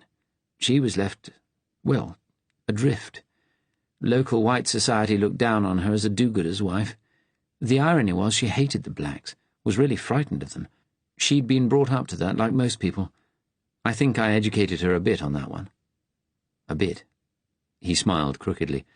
I suppose we were drawn to each other because neither of us quite fitted in. I asked Elaine to come back to England with me, divorce her husband, but she wouldn't. She was a Catholic. She didn't believe in divorce. He sighed. So we agreed to chuck it, and I applied for a transfer home. You know what the strange thing was? After we broke up, heaven knows why, she told her husband about us. Why do it then, when it was finished? Jeff shook his head wearily. It was all over the town during my last weeks. Didn't she ever tell you why? I never spoke to either of them again. They avoided coming into town after the news got out. I think Ron, the husband, must have told his colleagues. I saw Elaine once. I was at one end of the street, and she was at the other. She saw me, and turned, and went into a shop. I thought, well, that's that. He laughed sardonically again. Still, coming home with a broken heart made good cover for me when I started spying for the resistance. Have you got over her? David asked. Jeff shook his head. You know, I never believed in that romantic stuff about everyone having just one person specially for them. I don't either. But I haven't met anyone else since. He frowned, his face suddenly severe. I suppose it's made me bitter. I think that's why I was ready to join the resistance. David said, I was angry after Charlie died. That was part of it for me. He looked at Jeff. Did you see it, back then? How angry I was? I saw you getting slowly angrier after the 1950 election, talking more about politics. I didn't connect it to Charlie. Do you regret it? He asked. What we've done? I regret deceiving Sarah. And now where is she? God knows what will happen to her. Jeff leaned forward and touched his friend's arm. They'll find her. They're good at that. And Carol, you know what I did to her? Strung her along. Yet she saved me in the end. There's loyalty for you. David looked at his friend. Maybe she feels for me what you felt with Elaine. It can be a bit frightening sometimes, I tell you. Yes, Jeff said slowly. I suppose it can. So, what about Natalia? David shifted uncomfortably. What do you mean? I've just wondered if there's something there, between you two. David said sharply, This is hardly the time for something, is it? No. No, it isn't. On their second day, Sunday, the shop was closed. It was raining, hard, steady rain. David watched as an elderly couple in their best clothes walked up the street, huddled under their umbrellas. They looked as though they were going to church. David thought, it's just a week since the Jews were taken. The grocer, Mr. Tate, came in with some lunch. There was still no news about Sarah. Mr. Tate seemed a little more relaxed now the shop was closed. He said, The Chinese have launched a new offensive against the Japs, place called Zhejiang. The news says the Japanese are rallying for a counter-offensive, but it's like the Germans in Russia. In a lot of areas they only hold the towns and the roads between them. It's getting like that in parts of India, too, from what I hear. Like the strands and knots in a net.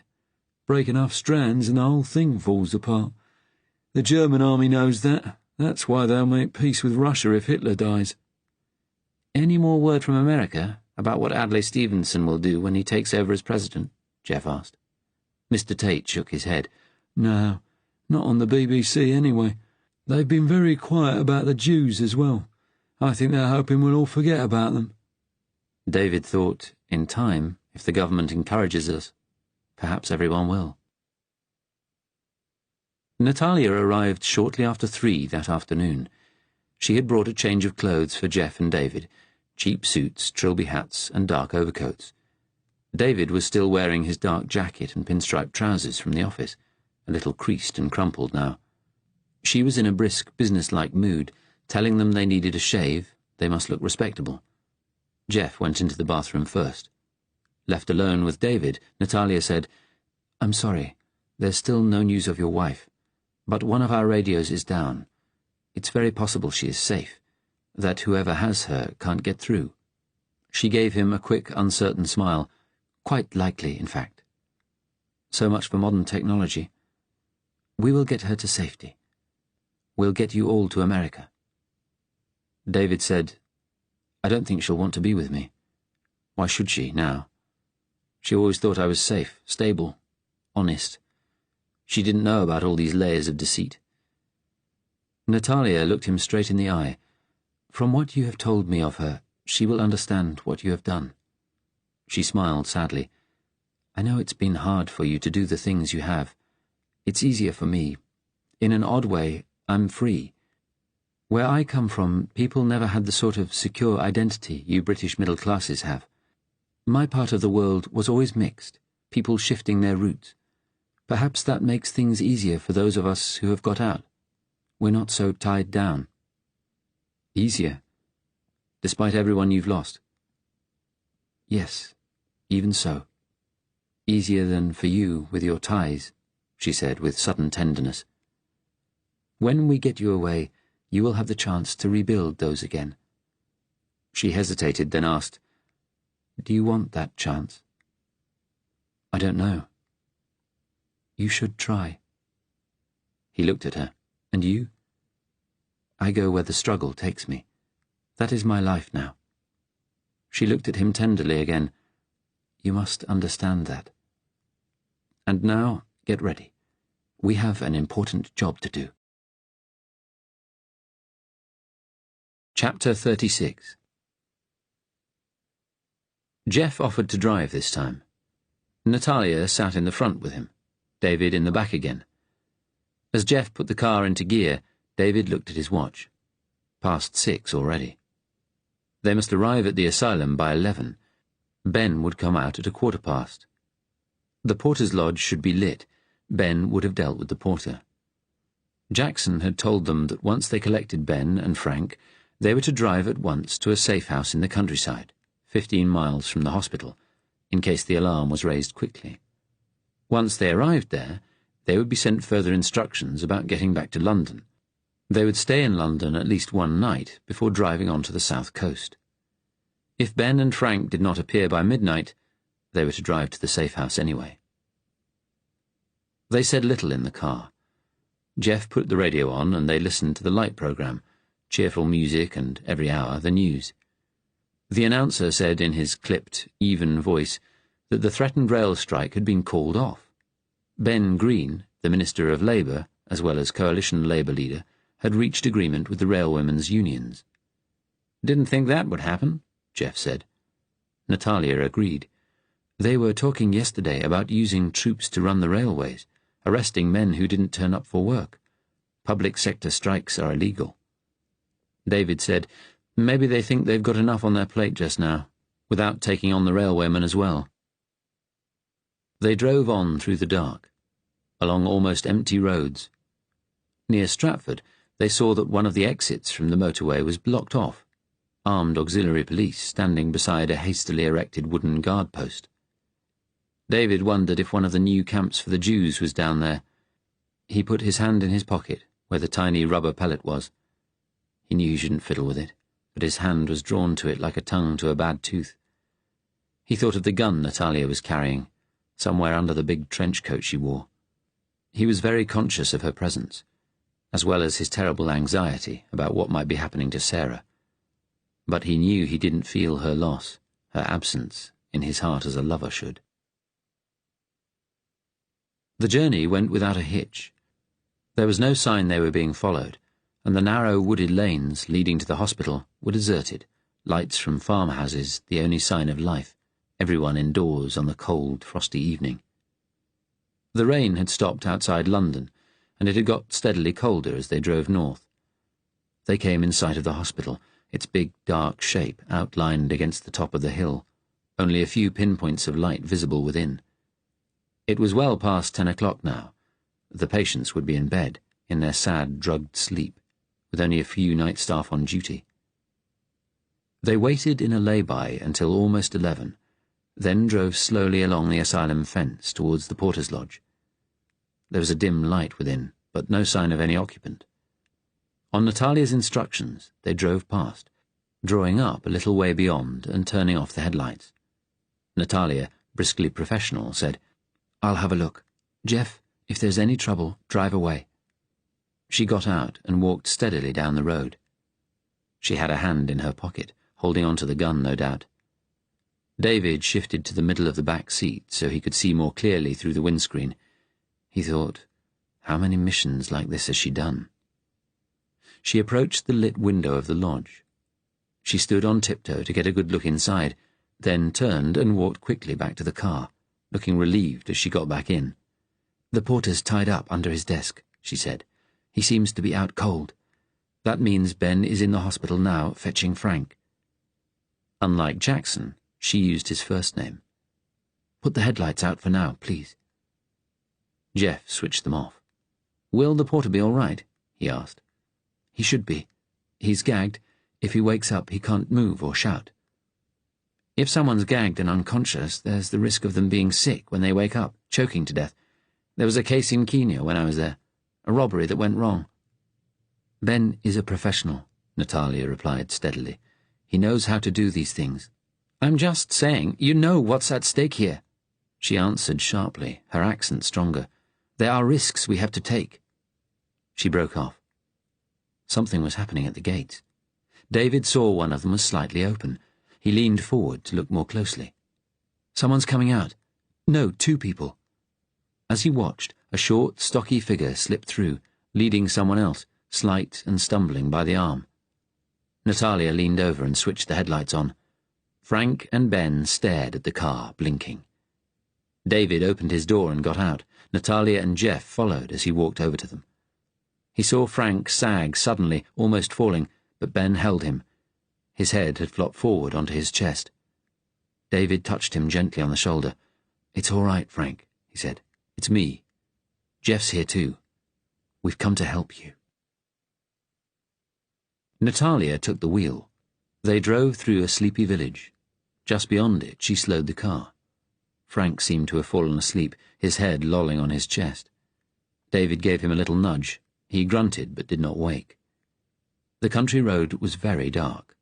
Natalia said, "We're looking for a long brick wall with the name Rose Grange on a plaque by the gate." "Who lives there?" David asked. "A retired military man, Colonel Brock. He spent most of his life serving in India." "One of their types," Ben said disapprovingly. "He's been with the movement since 1940. He's too old for action now, but he has sheltered many of us before. Look, there it is, the plaque." She stopped the car. Jeff got out and opened a pair of creaky iron gates, and they drove up a short gravel drive with shrubbery on either side. They passed a palm tree, the leaves looking shriveled and dead, and drew up outside a Victorian detached house, probably once a country vicarage. There were no lights. Inside, a dog began to bark. Natalia got out and opened the rear door. "Bring him out," she said gently. Ben and David eased Frank out of the car. He muttered a little, shivering as the cold air hit him. He couldn't stand unaided, but between them, Ben and David got him to his feet. They stood supporting Frank on the gravel, while Natalia went up to the front door and rang the bell. It was very cold. You could smell the frost in the air. A light came on in the hall. The barking grew louder. A man's voice shouted, "Nigger, shut up!" David and Ben walked Frank up to the front door. It opened, and a man stood looking at them. He was tall, with thin grey hair and a lined, stern face. "Colonel Brock?" Natalia asked. "Yes." "Aztec." It was the code word for their party. The old man nodded. "Mission accomplished?" he asked quietly. "Yes, we got him out safe." "Hiya, pal," Ben said cheerfully. The colonel nodded stiffly, then looked at Frank. "That him? He looks pretty groggy." "He's drugged," Ben said. "You need to put him to bed." "Come inside." They took Frank into the house. The cold had woken him up a little, and he gazed fearfully around the hall, blinking in the light. The furniture was an odd mixture of shabby English fittings and exotic mementos of India. A little stone sculpture of an ox pulling a cart, a portrait of a royal-looking Indian in a turban. A big black Labrador stood beside Colonel Brock, looking uncertainly at the visitors. An inner door opened, and a short, plump woman came out. "My wife," the Colonel said, nodding at her. "Elsie, my dear, could you help our visitors to some food?" Of course. The woman looked at them nervously, her gaze lingering on Frank. "He's all right," the Colonel said firmly. "We're going to put him to bed. Come on now, darling, food. Chop, chop." Colonel Brock led them to the stairs. David and Ben helped Frank, the old man walking ahead, a gnarled hand on the banister. David saw that though he tried to keep his back straight, he had a stoop. He led them to a little bedroom with a single bed, a boy's bedroom, a map of the world with pictures of the peoples of the empire round the edges, schoolbooks on shelves, old copies of the Magnet piled in a corner. On the front of the topmost comic, Billy Bunter, trying to skate on an icy pond, was falling over, other boys laughing as he went up in the air. They eased Frank onto the bed, where he turned over and fell asleep at once. Ben checked his pulse, then eased off Frank's shoes and put a blanket over him. "He'll sleep till morning, I should think. But somebody should stay with him." He looked at David. "I'll sit with him till, say, 4. Then can you take over? If he wakes, he should see someone he knows." "Of course." The Colonel looked down at Frank. "What's he on?" he asked bluntly. "Largactil. It's a sedative. I gave him a heavy dose to quiet him while I got him out. Looks done in, poor bugger." They left Ben with Frank and went back downstairs. The Colonel showed David and Jeff into a big dining room. The television was on, with the sound turned down. A quiz show, Isabel Barnett in an evening dress. A statue of the four-armed god Shiva stood incongruously on a Welsh dresser. David looked at it. "Pagan stuff, I know," Colonel Brock said, "but it's very well done." He turned to Natalia. "I'd better get to the radio. Let them know you've arrived. Elsie's got it in the kitchen." "Thank you." David asked, "Is there any news of my wife? Someone was being sent to pick her up." "I haven't heard anything." The Colonel looked at him sympathetically. "I'll ask." He went out. David and Natalia and Jeff sat down at the dining table. "Maybe no news is good news, old chap," Jeff said. "If they've got her safe, you'd think they'd have let us know by now." The Colonel's wife came in with a large tray containing bowls of vegetable soup, a loaf of bread, some butter. Jeff got up and helped her lay it on the table. "Short commons tonight, I'm afraid," she said. "We've sent our housekeeper on holiday for a few days since we heard you were coming." The Colonel returned and sat at the head of the table. "Thank you, my dear," he said to Elsie. "You'd better get back to the radio." He looked at David. "No news about your wife yet, Fitzgerald," he said gently. "But London might not have been able to get through. There's been a lot going on with this Jew business. Elsie will come and tell us if anything changes." "Thanks," David said. "I'm told the chap upstairs is pretty important," Colonel Brock said. "He could be, sir," Jeff answered. The old man raised a hand. "Don't need to know the details. I gather Churchill's been personally involved with this one, though." He looked at Natalia, a little uneasily, David thought. There was another silence while they ate the thick, flavourless soup. David suddenly felt very tired. He thought, about 48 hours ago I was sitting in my office at work. How fragile our lives are, how a day can turn them inside out. Jeff said, to break the silence, "You have a lot of Indian mementos, sir?" "Yes, served there 30 years. My son's out there now. God help him. Rioters broke his bloody arm with a brick in Delhi last year." "I was in the Colonial Office. I was in Kenya for quite a while." The Colonel smiled. "Wondered if you'd been out in the Empire. Your tan hasn't quite faded," he grunted. "Quieter out in Africa. The blacks know their place. God knows how it'll all end in India." Jeff set his lips but didn't reply. The colonel continued. Lefties in the resistance say we should pull out, and even Churchill seems to have accepted that now. I suppose I must too, though it's not what I joined the resistance for. Why did you join, sir? David asked. Colonel Brock pulled himself upright. Because it was cowardly to surrender the way we did in 1940. I always knew it'd end with these Nazi thugs dictating to us. Winston was right. We should have let them try to invade and fought them off. He looked at them fiercely. I know I'm an old relic of empire. My views aren't popular in the resistance anymore, but it's hard when you see your life's work falling apart. God knows what sort of mess the Indians will make of independence if they get it. He got up abruptly. Let's have something stronger. He crossed to a tray of drinks beside the statue of Shiva. He poured whiskey for them, and, quaintly, a sherry for Natalia. As he passed the glasses round, the door opened. David looked up sharply, hoping it might be the colonel's wife with news of Sarah, but it was Ben, carrying a tray. He laid it on the table. Your wife said to bring this down when I'd done, he told the colonel. He was deliberately exaggerating his Glasgow accent. Your chap still sleeping? Frank? Aye, like a wee bairn. No bad soup, mate, Ben said to the colonel with a grin. Compliments to the wife. The old man answered, Thank you, stiffly, as Ben went back out. The colonel looked at the door and grunted. He's a communist, you know, that chap. Outranks me in the movement. Likes to remind me of it. He's done brave work tonight, Natalia said quietly. Oh, I don't question his courage. Just worry that one day his lot will put me up against a wall. Brock gave a humorless laugh, then took a long slug of whiskey and stood up.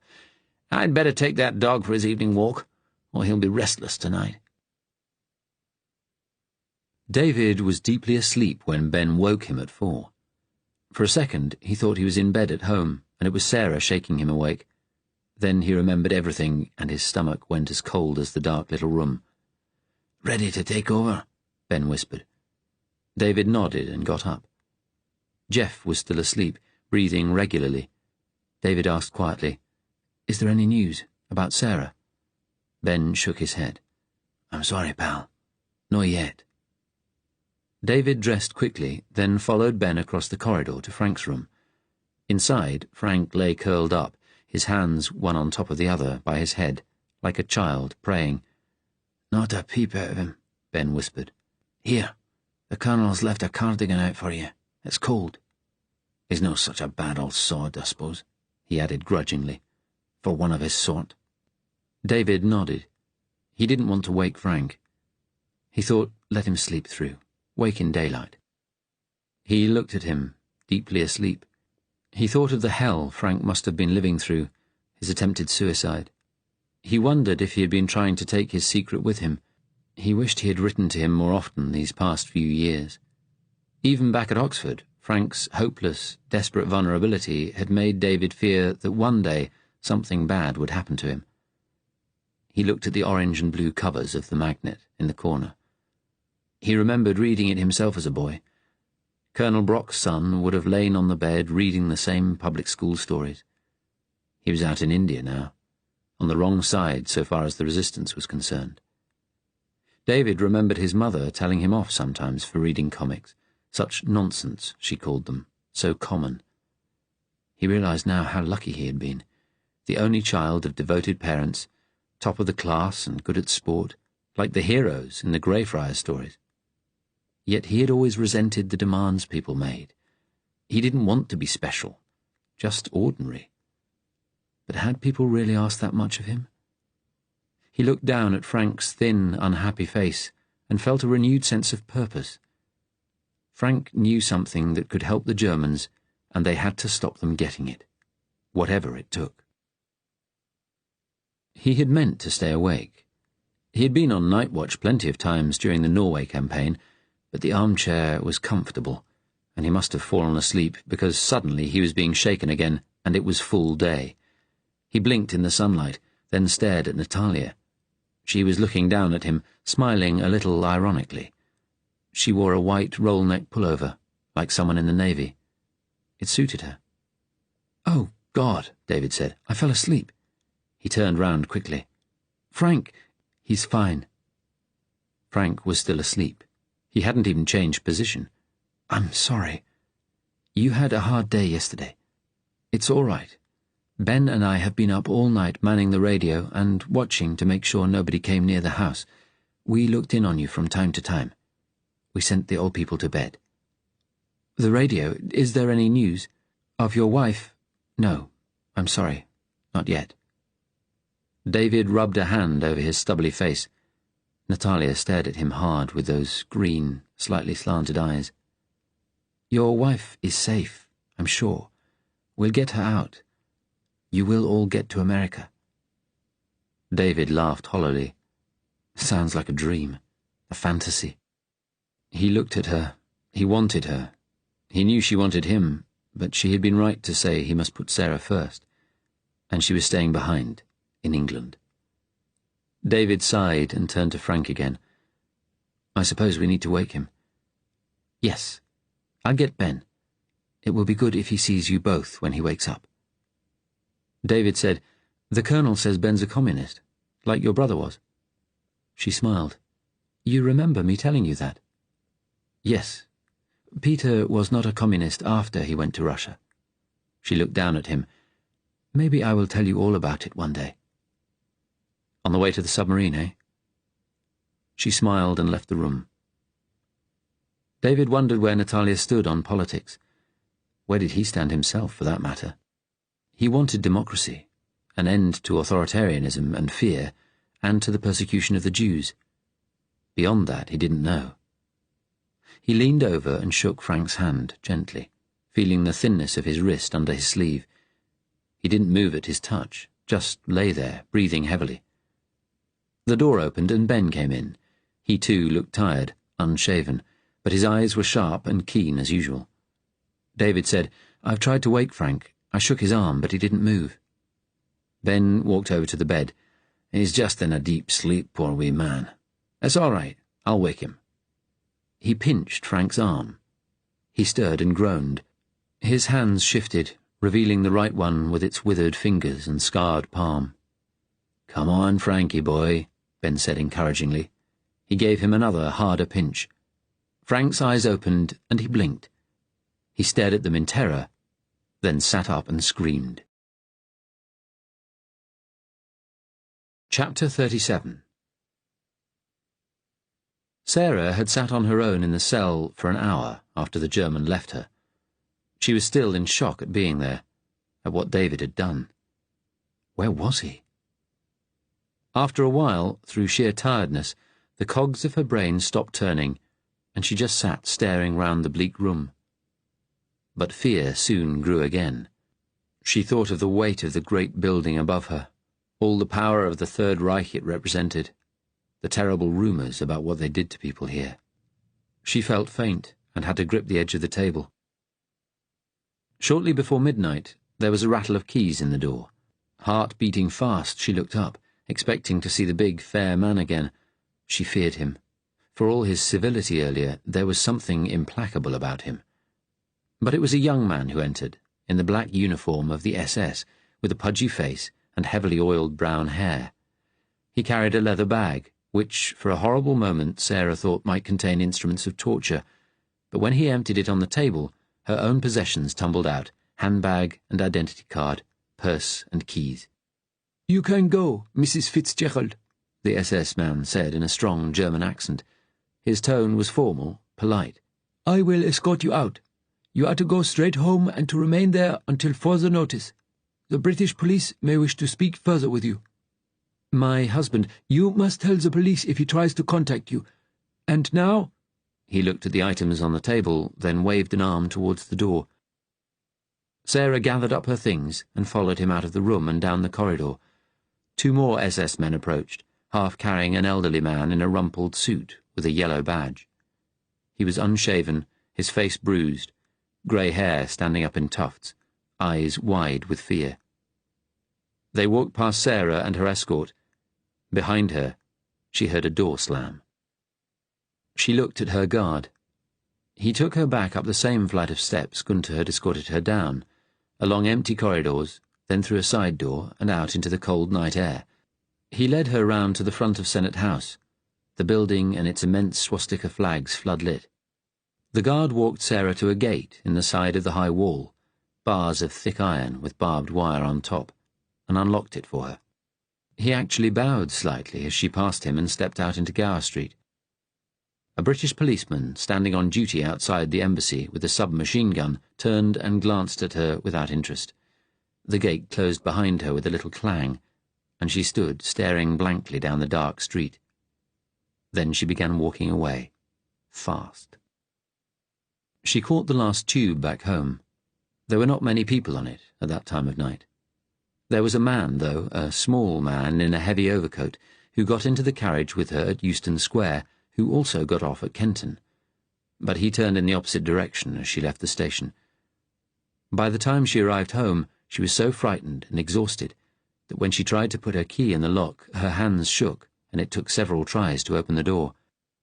She entered the cold, empty house and went into the kitchen. She stood looking at the table where the men had sat waiting for her. The door to the garden hung open.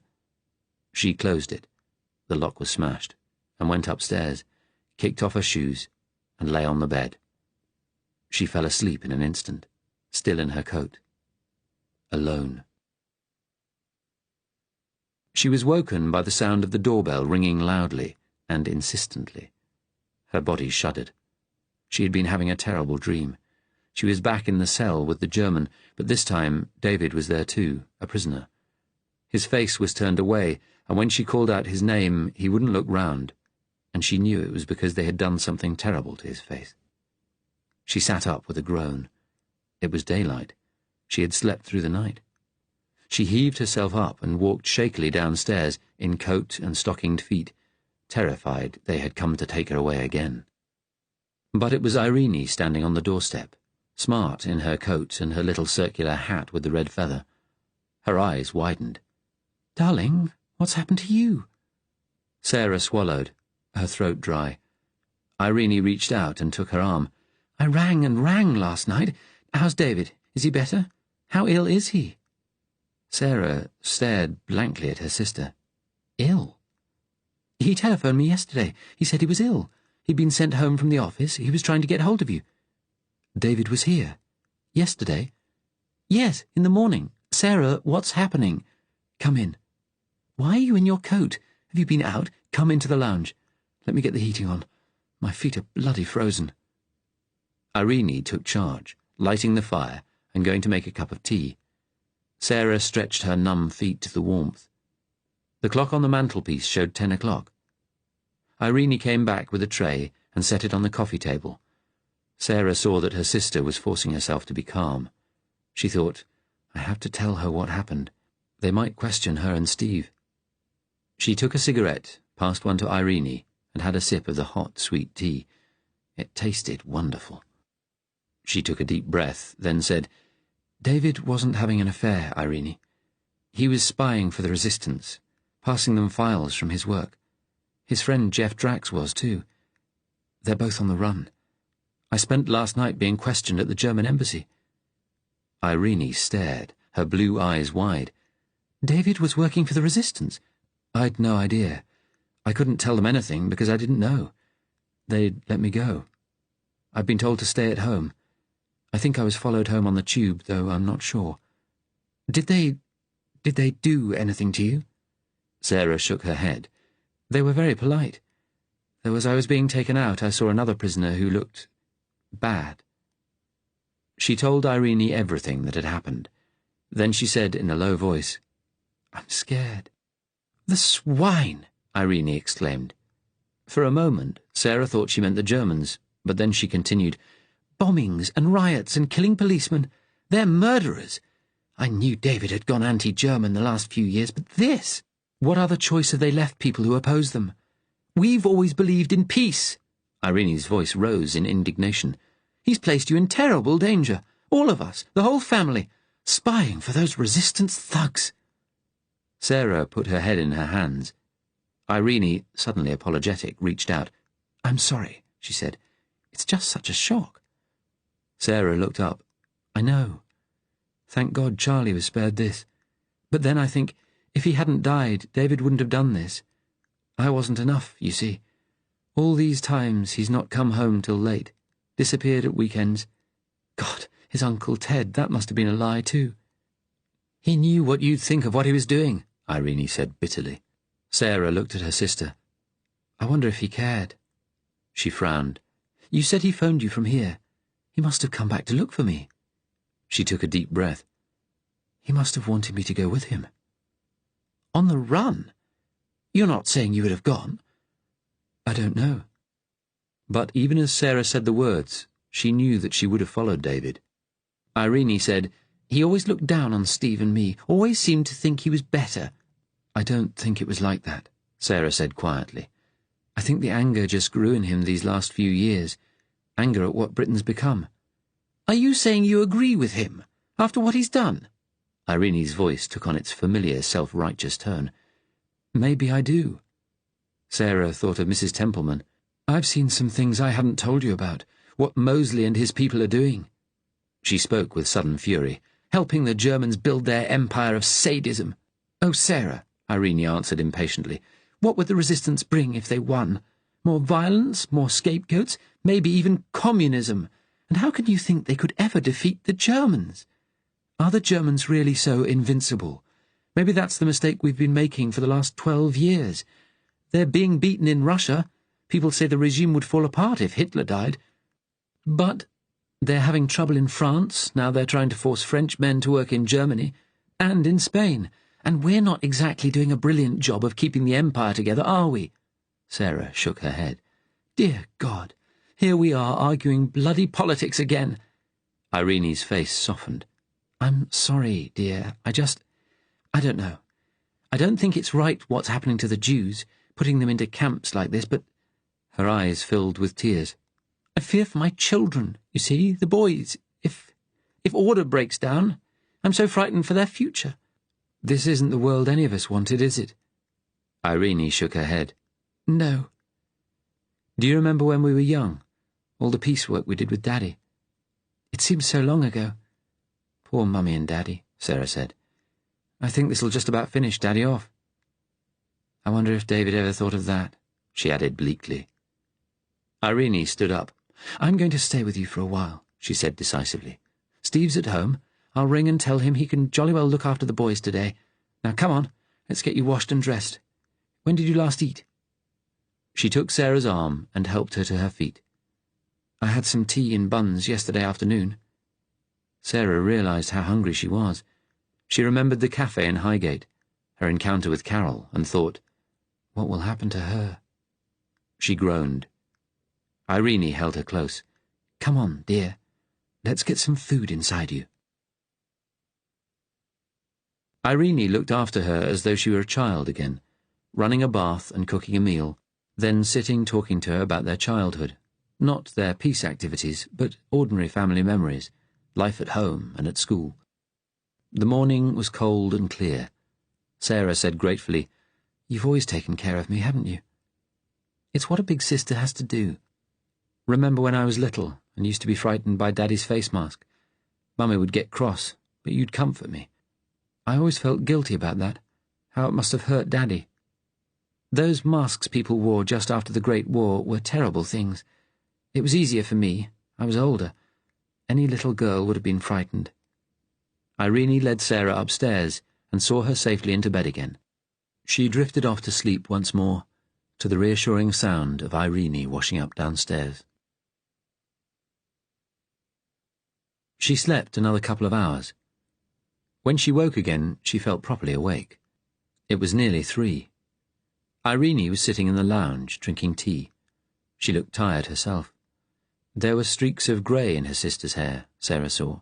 She was starting to look middle-aged. Irene turned to Sarah with a weary smile. How are you, dear? Oh, all right. I've a bit of a headache. Irene stood. Now you're awake, why don't I go home and get an overnight bag, then come and spend the night here? What will Steve say?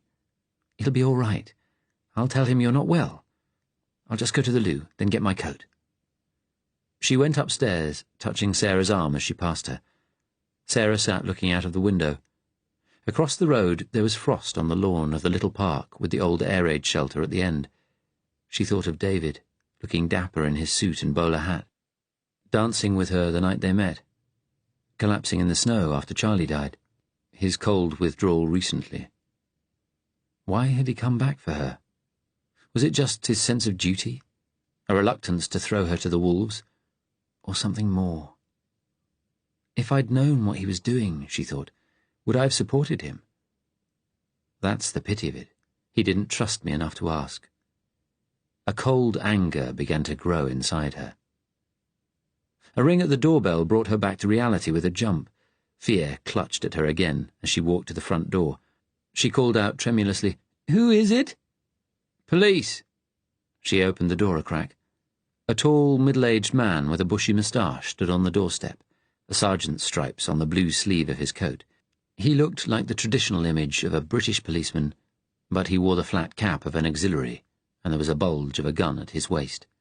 "May I come in, madam?" His tone was polite, but very firm. Sarah stepped back and he entered, looking around the hall as he wiped his boots carefully on the doormat. He took off his cap, revealing a head as bald as his moustache was luxuriant. "Mrs. Sarah Fitzgerald?" "Yes." "I'm afraid we're going to have to take you in for questioning, madam." "Senate House again?" Her voice rose. "I have to take you to the local station for now. There's a special branch officer there wants to talk to you." Sarah asked, Is there news of my husband?" He shook his head. "I don't know anything about that, madam." The sound of the toilet flushing came from the floor above. The sergeant looked up the stairs. "Who's that?" he asked abruptly. "My sister." Then, looking past him into the kitchen, Sarah saw the back door slowly open. To her astonishment, a middle-aged woman in a grey coat came in. She was short and stocky and had a round face, hard, sharp eyes behind steel spectacles, and a tight mouth. She was carrying, of all things, a shopping bag. She put a finger to her lips, indicating Sarah should be quiet. Then, as Sarah watched, frozen to the spot, she walked quietly but very quickly through the kitchen into the hall, up behind the policeman. She drew something from her pocket, raised it, and hit the policeman sharply on the back of the head just as, becoming aware of something, he'd begun to turn towards her. He let out a cry and stumbled sideways into the banisters, blood seeping from the base of his skull. Sarah saw the woman had a small lead pipe in her hand, the sort of weapon the jive boys used. "I'm from the Resistance," the woman said, quickly and sharply. "Your husband is with us. We've come to get you." All the time she had one eye on the dazed policeman. He groaned, and to Sarah's horror began to stagger upright, blinking as he looked at the two women. "You fucking bitches," he said groggily. "You've had it now." He reached inside his coat. The woman was holding up her piece of pipe threateningly, ready to lunge forward, but the policeman was pulling a gun from his pocket. Sarah heard a click as he cocked it. Then he turned at the sound of a shriek from the top of the stairs. Irene stood there, her coat over one arm, staring at the man in horror. Sarah reached out and picked up the heavy Regency vase from the telephone table. She lifted it above her head with both arms and brought it down with all her strength on top of the policeman's head. He made a little moan and fell down in a heap.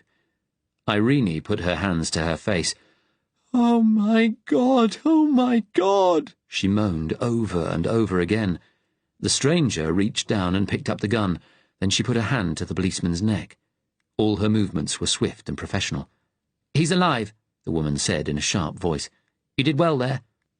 She stood up, then went into the lounge and, twitching the net curtain aside, looked out.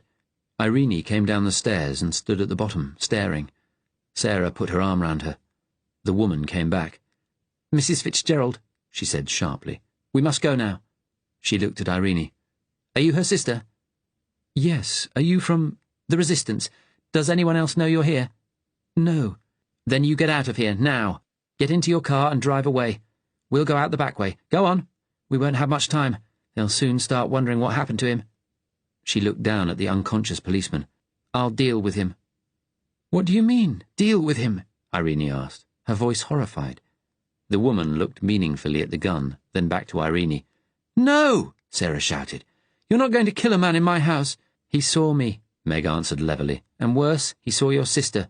Do you want her identified, her family arrested and questioned?" "Oh, God, the children!" Irene sat on the bottom stair, on the point of collapse. Meg looked fixedly at Sarah. "This is a war, and you're in it now. You're not on the sidelines anymore." Sarah said, "How did you know to come in when you did?" Meg snapped, "Because I've been watching this house for hours, watching you two through the window.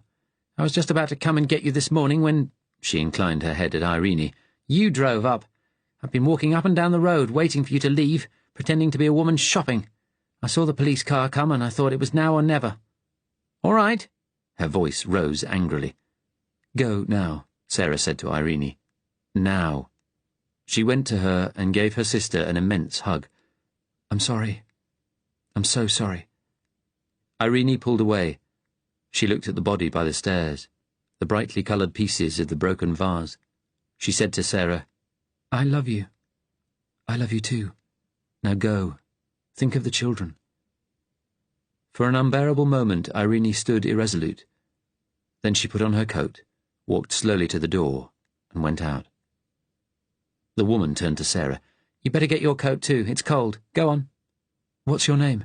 "Meg. Now hurry." Sarah fetched her coat and handbag. Outside, she heard Irene's car engine start and the vehicle pull away.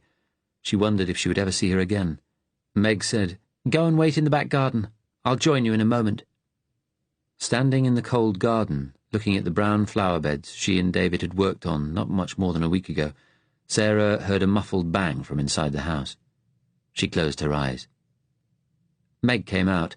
Her prim little mouth was set hard. She met Sarah's look challengingly. "We have to climb over the fence, get to the lane that runs along the back. That's how I got in. Be careful not to tear your clothes. We're going on public transport. You don't want to draw any attention to yourself." "Where are we going?" Meg smiled encouragingly then, the first touch of humanity Sarah had seen in her face. "Somewhere safe," she said. Chapter 38. Frank felt Ben's pinch, and when he woke, he thought he was back at school, in the dormitory, and they were doing something to him. He screamed. Then he saw he was in a strange room, with David and Ben, and it all came back. He hadn't managed to kill himself, and now they had him. David leaned forward and put a hand on his shoulder, making him flinch. He said, "It's all right, Frank. We've got you away from the hospital. We're going to take you somewhere safe." Frank stared back at him. Last night, when David came up to him in the road, he had felt a surge of relief for a second, and then renewed fear, because his friend had to be part of the conspiracy. He couldn't remember anything since then. David's expression now was the same as last night's, a sort of desperate compassion. "Where am I?" Frank said. His head was thumping, his voice hoarse. "In a house some way from the hospital. We're safe." Frank became aware of sounds outside the room, footsteps. David gave him a sickly smile. "You've startled everybody, yelling like that." The door opened and Jeff came in. "What happened?" Frank woke up. He shouted. "He's confused. It's all right." Ben asked Frank, "How are you feeling?" "I've a headache." There were other people in the doorway now. He saw a tall, pretty woman, who Frank thought had been there the night before, and a stern-looking old man. "What's going on?" the old man asked sharply. "That yell gave Elsie a shock. What's the matter with him?" He gave Frank a worried stare. Frank had seen that look before, on the faces of visitors coming to the asylum, people who were scared of the mad. Ben said briskly, "Leave David and me with him, will you? Everything's all right." The others went out, the old man giving Frank that look again over his shoulder. Ben asked him some more about his headache, which was fading now, held fingers up in front of his face for him to count, took his pulse. "You'll do," he said, looking relieved. "Sorry I had to give you such a big dose last night, but we had to get you out." He looked genuinely apologetic. "Why have you done this?" "We're all working for the resistance, pal. We're going to get you out the country." Frank turned to David, his voice catching. "Why?" "You remember why you got put in the hospital?" David hesitated. "Because your brother—" he hesitated— "fell out of the window." "I pushed him," Frank said bleakly. "Well, we know your brother told you something important." Frank's eyes widened with fear, and David raised his hands in a soothing gesture. "That's all we know. Your brother told people in America what he had done, and they asked us to get you out. We don't know what it is you know. We don't want you to tell us.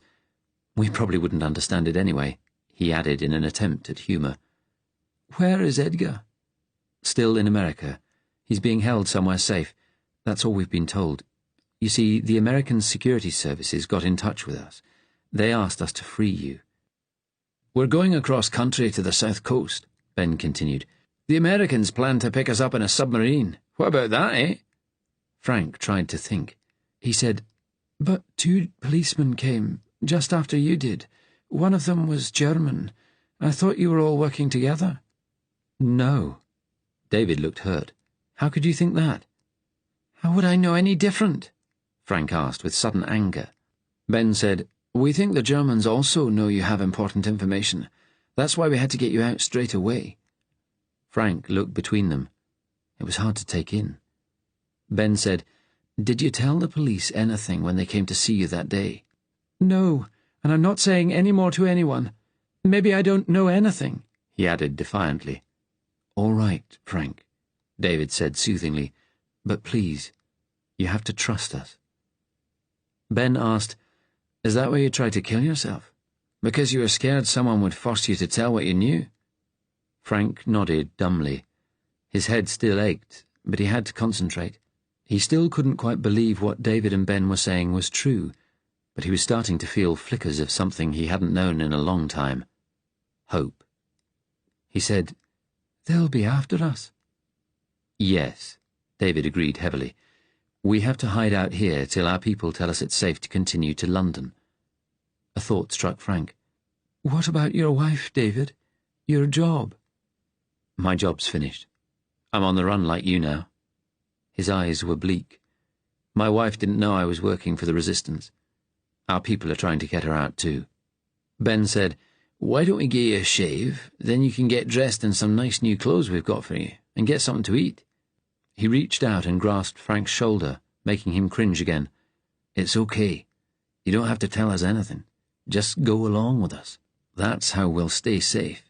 Will you do that, Frank?" "They'll be after us," Frank said again. "When they find we've gone." "They won't get us. We're smart." "I don't want to be drugged again, like last night." "All right. I'll just give you your normal dose, just to keep you calm." "I'll behave," Frank said bitterly. He hated the way Ben spoke to him sometimes, as though he were a child. He was beginning to believe their story. But even if what they said was true, the police and the Germans would be searching already. If the Germans had any inkling of what he knew, they would be desperate to find him. He thought, "I'll wait. I'll find a chance. I'll still finish it." Then he glanced at David's serious, unhappy face, and something in his look, the memory of their old friendship, made him want to cling to life. He clenched his good hand into a tight fist. He mustn't allow himself to think like that. There was still only one certain way to keep his secret safe. Ben took him to the bathroom and shaved him, Frank guessed because they didn't trust him with an open razor. Afterwards, he changed his clothes, under Ben's eye. When he had finished dressing, he went over and looked out of the bedroom window. He saw a gravel drive, some shrubbery, a dead-looking palm tree, everything covered in frost. Directly below him was the car they had arrived in, the roof glittering with ice crystals. They were only on the first floor. If he jumped out, he would land on the car and might break a leg or an arm, but that was all. The enormity and horror of what he was thinking, what he had already tried to do, suddenly overwhelmed him, and he leaned his head forward, resting it on the cold glass. Ben came over. "What are you doing?" he asked sharply. "Nothing." "Come on, let's get some breakfast." He took Frank's arm and led him to the door. Downstairs, the others had already eaten, and were sitting round the table smoking, the old woman he had seen the night before bustling about with plates. Jeff stood up. "Morning, Frank. Feeling better?" "A bit woozy." "I'll pretend to be more dopey than I am," he thought. The woman brought him a plentiful breakfast, bacon and eggs and porridge, toast and butter. Frank found he was very hungry. As he ate, the others all watched him. The foreign woman was there. He saw there was a touch of a slant to her eyes. Her expression as she looked at him was kind, but there was a hardness in her face. David had shaved too, but still looked washed out, though Jeff seemed like his old self, puffing away on his pipe. Afterwards, Ben gave him his pill. Just one small pill, his usual dose, and the foreign woman brought him an identity card with the name Michael Hadley on the front. She leaned over him, those slightly slanted eyes staring into his, and said in accented English, "Just in case we get asked for identity cards for any reason, this is your name. Look at it and remember it. Do you think you can do that, Frank?" Yes, I can." He wondered where she came from. The accent didn't sound German, thank God. "I've got a doctor's letter as well. Not a real one, but it looks authentic enough. It says you've got TB, and we're friends taking you to a sanatorium in London. If anyone asks us to show them our ID cards, they're likely to let us past quickly. People are frightened of TB. There's more of it around every winter now." "Pretty clever, eh?" Jeff said. Frank said, "Yes, it is." Natalia turned to him, a little apologetically. "Before we go, we'd like to wash your hair and tidy it up. Would you mind?" "No," Frank said, touching his uneven fuzz. It sounded a good idea. "Are we likely to get stopped?" "No," Jeff said reassuringly. "But you never know these days." "Especially with what's happening with the Jews," Natalia agreed. "What have they done with them?" Frank asked. "I heard they'd all been taken away." "We don't know," David answered bleakly. "They've put them in resettlement camps outside the towns, but we don't know what's going to happen from there." "Maybe they're going to take them by train to the Isle of Wight. Maybe the Germans will kill them there," Jeff said. "Perhaps Beaverbrook will keep them where they are for now, dangle them in front of the Germans as a bargaining chip." "They'll hand them over to the Germans, all right," David said bitterly. "They'll take them to Eastern Europe and finish them off."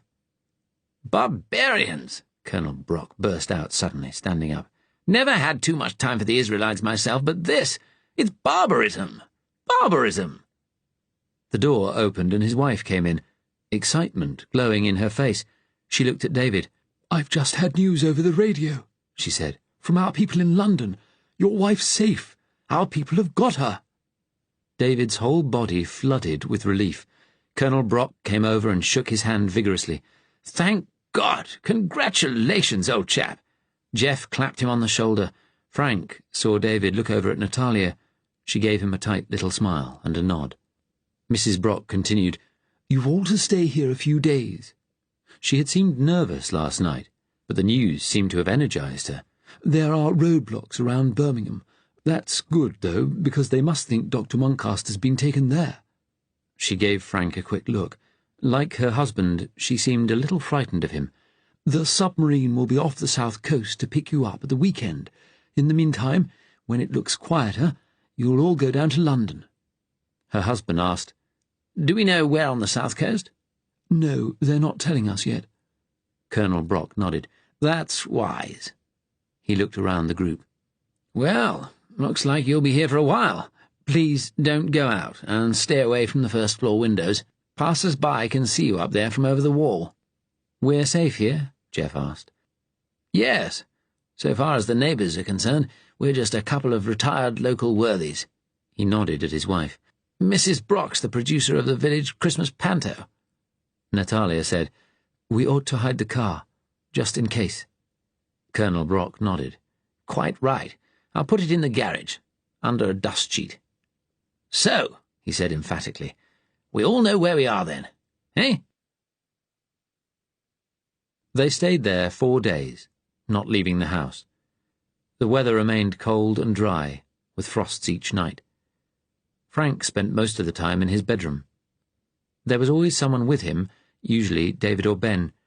He said as little as possible, and to his relief, they kept their word and didn't ask him about what had happened with his brother.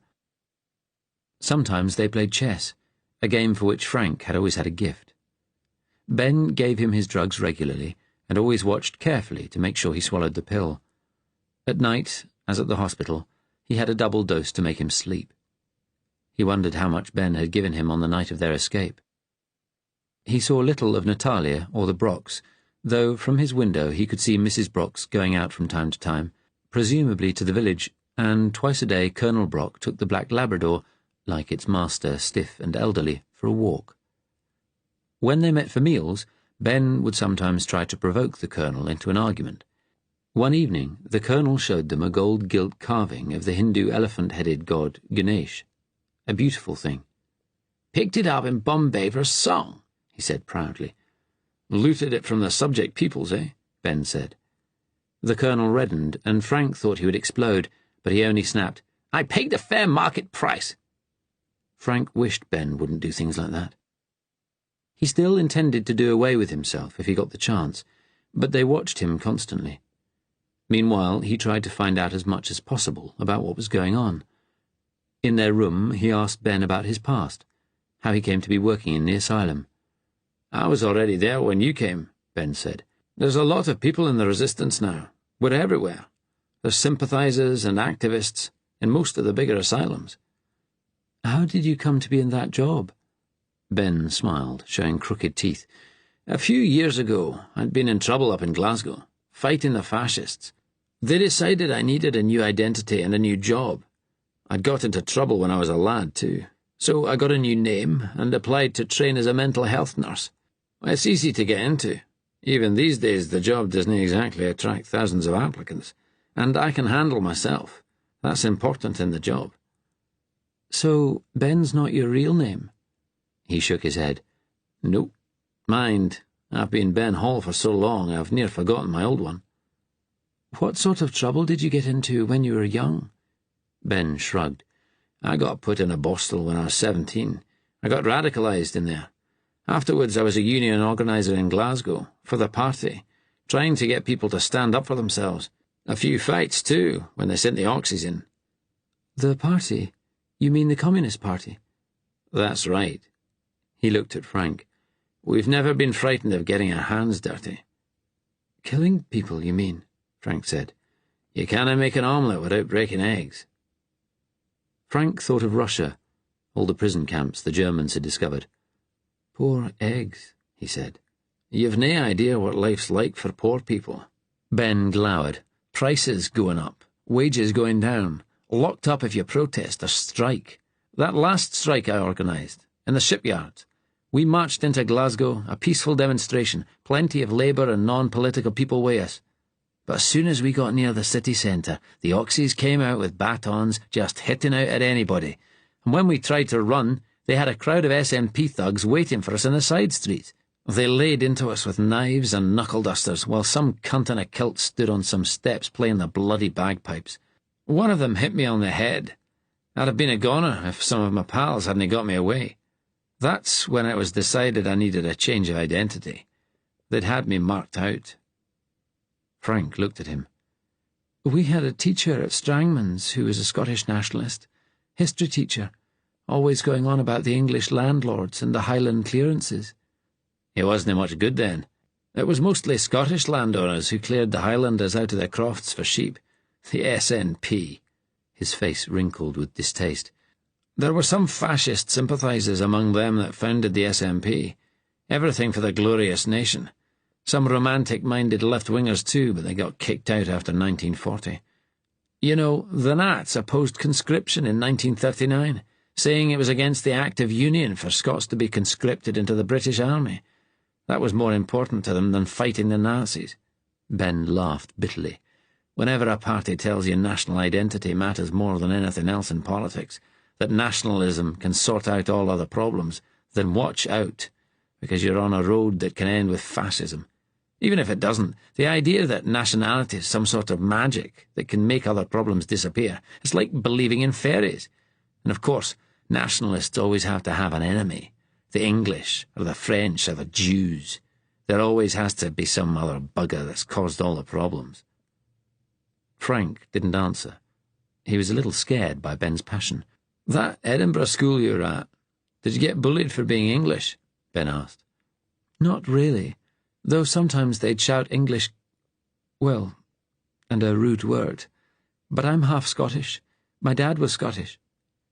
Ben looked at him curiously. "How do you feel about Scotland?" Frank shrugged. "As you said once, I'm sure there are places just as bad in England. I don't care about whether people are Scottish or English.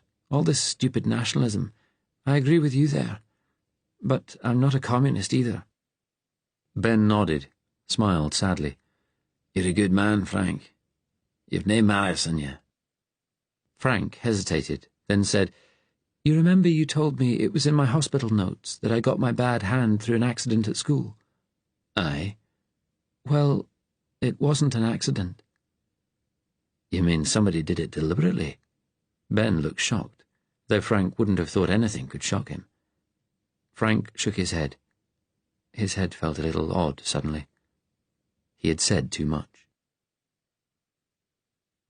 Frank found it easier talking to David and Jeff. They would reminisce about their time at Oxford. Still trying to find out as much as he could, Frank asked them how they had come to join the resistance. For me, it was seeing the blacks cleared off their lands in Kenya to make way for settlers. Jeff took his pipe from his mouth, pointed the stem at David. Then I recruited this chap. What did you do to help? Frank asked. David looked him in the eye. Passed government secrets onto the resistance. Did you get found out because of me? No. No, that was because of a mistake I made. And your wife didn't know? I couldn't involve her. She's a pacifist, you see. I suppose I am too, Frank said. But these days, it can be just an excuse not to get involved, I suppose. David frowned. Sarah's no coward. I'm sorry, I didn't mean... I meant I'm the coward. I always have been. I don't think so, old chap. Jeff looked at Frank squarely. Not after what you tried to do in the hospital. Frank changed the subject. He turned to David. Well, if we get away, you and your wife will be reunited. Yes. Yes, I suppose we will, he sighed. It's odd being here, isn't it? Jeff said. Being on the run makes you feel isolated. He frowned. I've been isolated all my life, Frank thought. Yet he felt less alone here than he had anywhere, ever. On the third day at the Brock's house, when he was sitting playing chess with Ben, Natalia, the European woman, knocked at the door and came in. Frank thought she seemed to be avoiding the men. She hardly spoke to David. She seemed to avoid his eyes. Maybe she didn't like David, though Frank couldn't see why. He knew that Natalia was the leader. She sat down at the table opposite Frank. Well, she said, we're off tomorrow. We've just heard over the radio. We are to drive down to London. There's a place for us to stay south of the river until things are ready for us on the south coast. Great, Ben said. I'm fed up sitting around here. What do you think of that, Frank? All right. Frank thought, when will I get a chance to do it, to kill myself? His heart began to pound as he realized he didn't want to go through with it now, but he must. Natalia was looking at him keenly. Do you feel up to travelling, Frank? Yes. Do you trust us? She asked, in her disconcertingly direct way. Do you believe we're trying to get you out? Yes, he answered. I do now. Good. You have to be ready to do just as we tell you. Because the Germans will be after us. He met her look. Yes. But the heat's died down now, and we've got our new identities, a cover story. They could still catch us. There's always a risk, but we're confident, or we wouldn't be taking you away from here now. Ben said, That's right. He turned to Natalia. He's talking a lot more now. Quite chatty sometimes, aren't you, Frank? Natalia looked at Frank. If by any chance we were captured, she said seriously, they wouldn't take us alive. We've made plans to make sure of that. What plans? We've decided to tell you. We think it's better you know. If we're taken, we have pills to take. Poison. What about me? She shook her head. No, I'm sorry. Frank thought, they're frightened I'd take my pill the first chance I got. She said, I'd take care of it, Frank. I promise. She looked into his eyes. If it comes. Do you trust me? He didn't answer. He believed Natalia, but he desperately feared she might fail. The whole mission might fail. The forces ranged against them were so strong. He thought of the German policeman who had visited him in the asylum. Whatever happened, he couldn't fall into that man's hands again.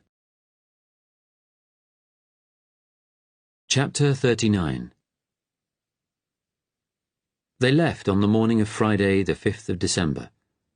The weather was still cold and frosty. It felt strange to Frank to be out in the open air again. The car they had arrived in was brought out of the garage. The previous evening, Jeff and Colonel Brock had fixed on new number plates. David was to drive, Natalia sitting beside him in the front passenger seat, a map on her knees. Colonel Brock and his wife came out to see them off. Frank was about to get into the car, Ben's hand on his arm, when the Colonel unexpectedly leaned forward and shook his hand, very gently.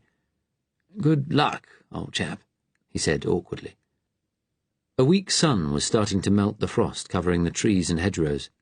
Jeff had told Frank they planned to take quiet country roads for the first part of the journey, then join the motorway near Northampton. Frank stared out of the window at the empty countryside. He found himself thinking about what had happened to the Jews. He wasn't surprised by what the government had done. He'd always known those in charge were capable of anything now. He remembered there had been a Jewish boy at Strangman's, Golding. There was actually less anti-Semitism at the Presbyterian school than in other places Frank had been. Their religious prejudices were directed at Catholics, not Jews. All the same, Golding had stood out as different. Not attending assembly or religious knowledge classes, but otherwise he had always conformed, been good in class, and always part of a crowd of boys. He had sometimes shouted monkey and spastic after Frank, like the others.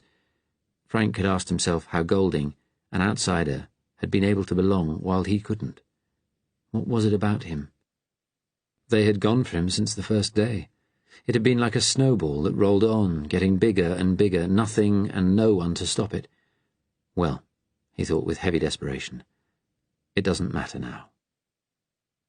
Following the circuitous route Natalia had traced on the map, they passed through a village called Sawley, and then came to a fork in the road.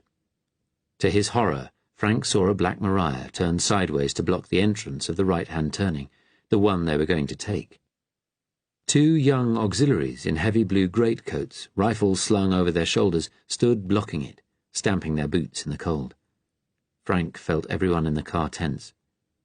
David turned the wheel to take the left-hand turning, but one of the Auxies waved them to stop. He approached the car, slouching across the road, the barrel of his rifle gleaming in the winter sun. David slowly wound down the window, and the Auxie leaned in, nodding to him. He didn't examine their faces closely. He didn't seem that interested. His chubby face was red with cold. "Where are you headed for, sir?" "Northampton," David answered, emphasizing the upper-class drawl in his voice. "We've come from Sawley. Is there a problem, Constable?" "No, sir, only this road's shut off now. We're guarding the new residential camp for the Birmingham Jews." Frank stared up the closed-off road. It was fringed by trees, their bare branches a skeletal lattice-work, brown ploughed fields on either side. In the distance he thought he could make out a row of high poles, what might have been wire strung between them. "Is it?" Something in David's tone made the policeman look at him sharply. Ben leaned forward. "So long as we get the yids out of the towns, eh?" he said cheerfully. "That's all right. We can take the longer route." The constable looked at David again, then nodded and stepped away. David steered the car left, and they drove in silence till they had crested a hill. Jeff let out a long breath. "Jesus Christ," he said. "I'm sorry," David said. "I couldn't help my tone." "You need to be able to act in this job, pal," Ben spat angrily. "Our fucking lives could depend on it." That policeman could have asked for our papers, Frank thought, taken us back to his post, and then— "I need to wee. I'm desperate," he said. "Can we stop?" "How desperate?" Ben asked. "Can't you wait a bit? When we find a cafe or something, you can go to the cludgy there." "I need to go now. I'm sorry. Please." "We should get on," Ben replied. "I want to get as far away from the Auxies as possible." "If Frank needs to go, he needs to go," Jeff answered irritably. He leaned over and spoke in a whisper to David. Frank caught his words. What if he pisses himself? The car'll stink.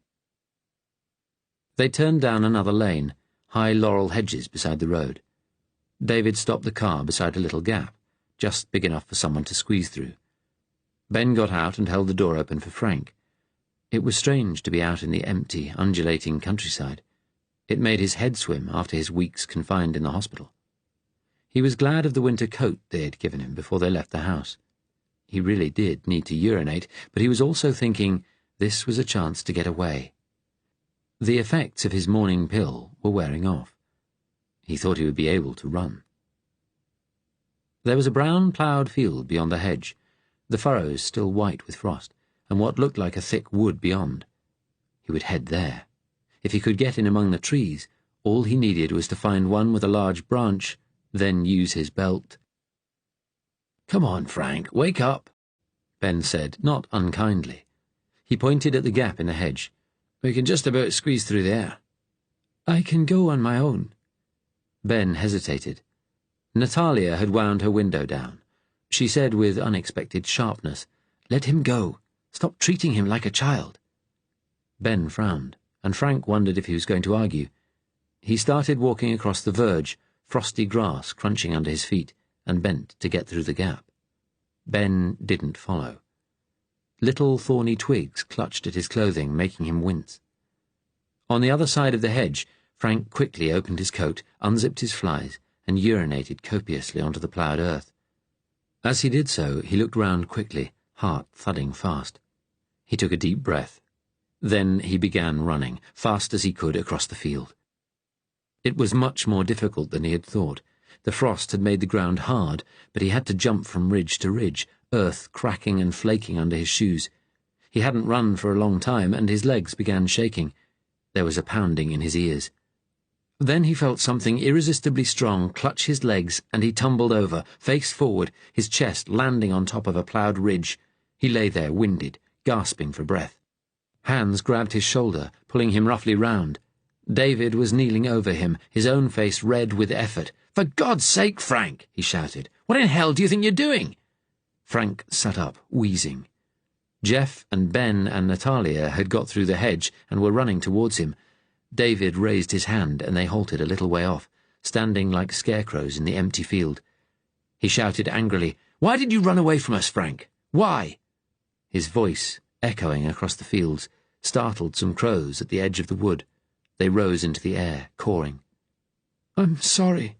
Don't you trust us?" Frank looked into David's eyes. "It's not that. I just don't think you can do it," he said. "I'm frightened they'll catch us. They'll get what I know out of me." "Did you think you could get away on your own?" David asked furiously. "Where the hell would you go?"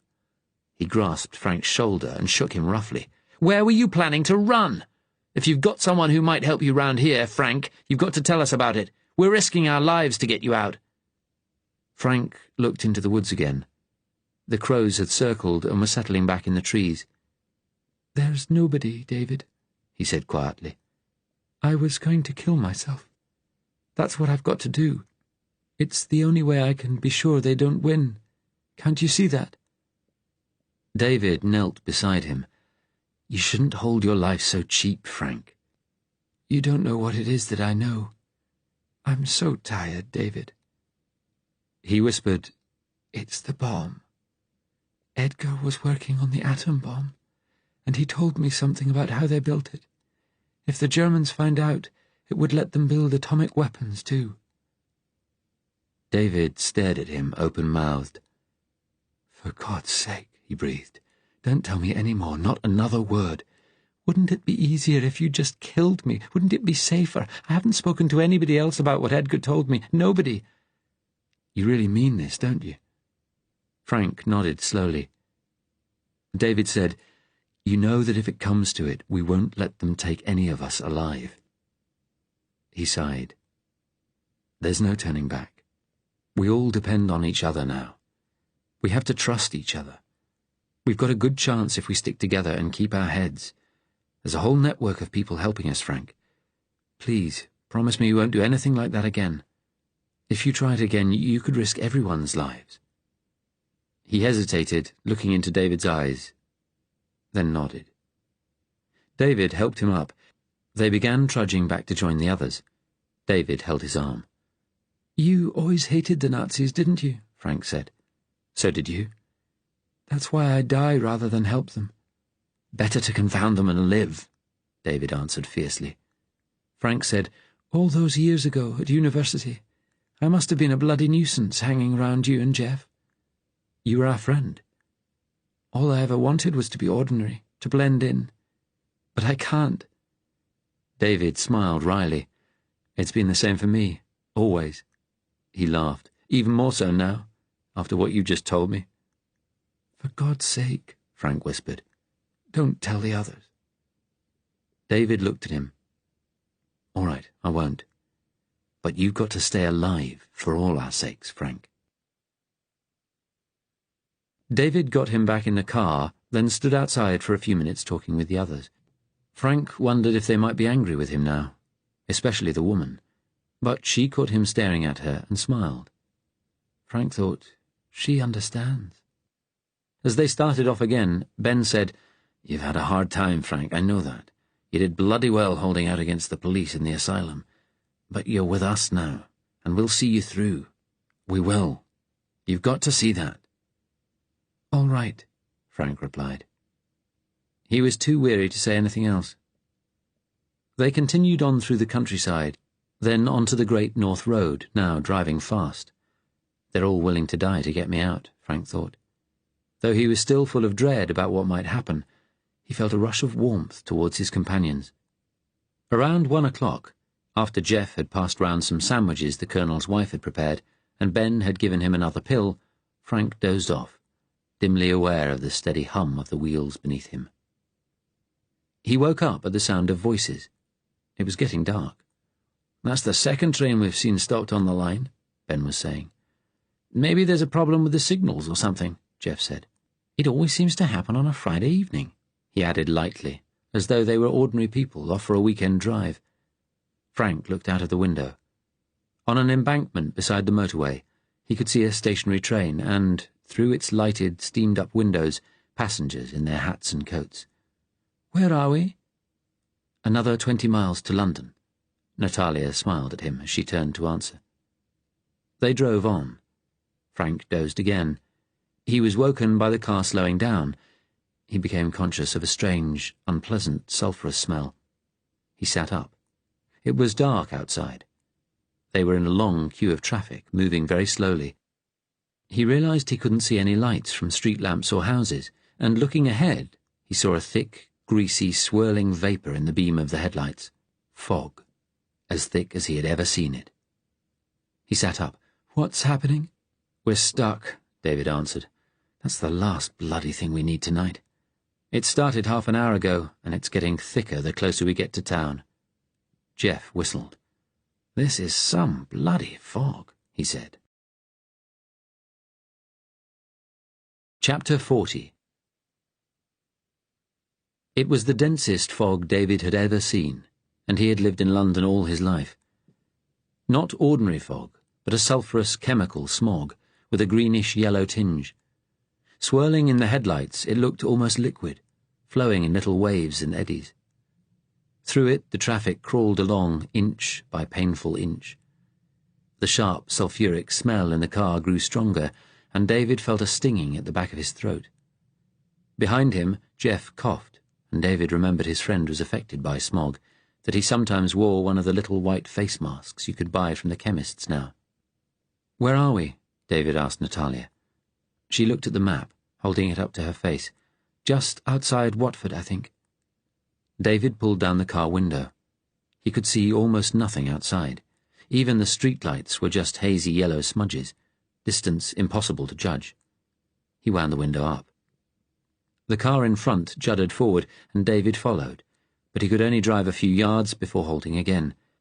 Now he could make out a red glow ahead, and peering through the windscreen he saw, in a brief gap in the eddies of fog, a glowing brazier with the hazy figure of a policeman beside it directing the traffic, his arms made visible only by long white gloves. David looked in the mirror. Frank, sitting between Jeff and Ben, was staring fixedly ahead, an anxious look on his thin face. "You all right there, Frank?" he asked. "What are we going to do? We're not safe, sitting here. They could get us." Natalia leaned back and spoke reassuringly. "Nobody knows we're here. The fog helps us. It must be throwing everything into confusion." Where are we going? South of the river. New Cross. To a safe house there. It'll take fucking hours in this, Ben said impatiently. He's right, Jeff agreed. It's going to get worse the further we get into the city. He coughed again. David thought a moment, looked at Frank's scared face in the mirror, then said, "We could leave the car at Watford and get the tube to town. At least we'd be moving." Yes, Frank agreed insistently. We should move.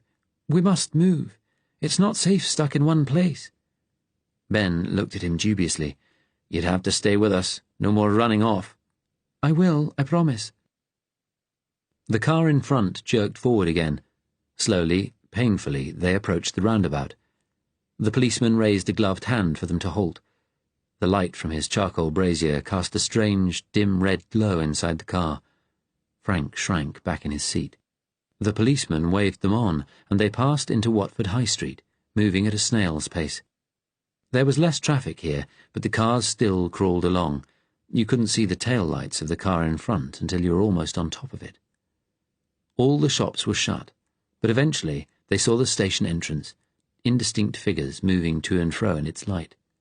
"This is it," David said. "We have to decide." "What about the car?" Jeff asked. "We'll just leave it," Natalia said. "There's nothing to identify us. The number plates are fake. I think there are going to be a lot of abandoned cars tonight." They left the car and walked into the station entrance, following the signs for the underground. Frank was in the middle, Ben's hand on his arm. To David's relief, he showed no sign of wanting to run. Rather, he seemed happy to have them between him and the anonymous crowds of people milling about. Everyone, it seemed, had decided to take the tube rather than struggle with cars and buses. The fog had even penetrated the station entrance. David could see it swirling around the lights in the tiled ceiling, a dirty yellow-green. He had seen smog several times before, but never this thick. "I'll get the tickets," he said to Natalia. "What station?" "New Cross Gate." David pushed his way to the ticket booth, leaving the others standing by the wall, Frank shrinking back against it. David thought, he's been shut away for weeks, and now he's in the middle of all this. He bought 5 single tickets, realizing as he handed over a £1 note that he had little money left. He put his wallet back, feeling the hard little pellet of the cyanide pill in his pocket. They went down the escalator and stood at the back of the platform, which was heaving with people. A train came, but those like them at the back of the crowd were unable to get on. As it pulled out, the remaining passengers moved up to the edge of the platform. Next to him, David saw Frank looking down at the rails with a sort of horrified fascination. He gripped his arm. It felt painfully thin. "All right?" he asked. "All these people," Frank muttered. On David's other side, Jeff coughed again. Another train rattled in. The doors opened, disgorging a crowd of passengers. They were tired and grumpy, and 1 or 2 looked ill, coughing or gasping. David, still holding Frank's arm, guided him quickly to a double seat and sat down beside him. The journey into London was horrible. The train was packed, more and more people squeezing into the carriage at every stop.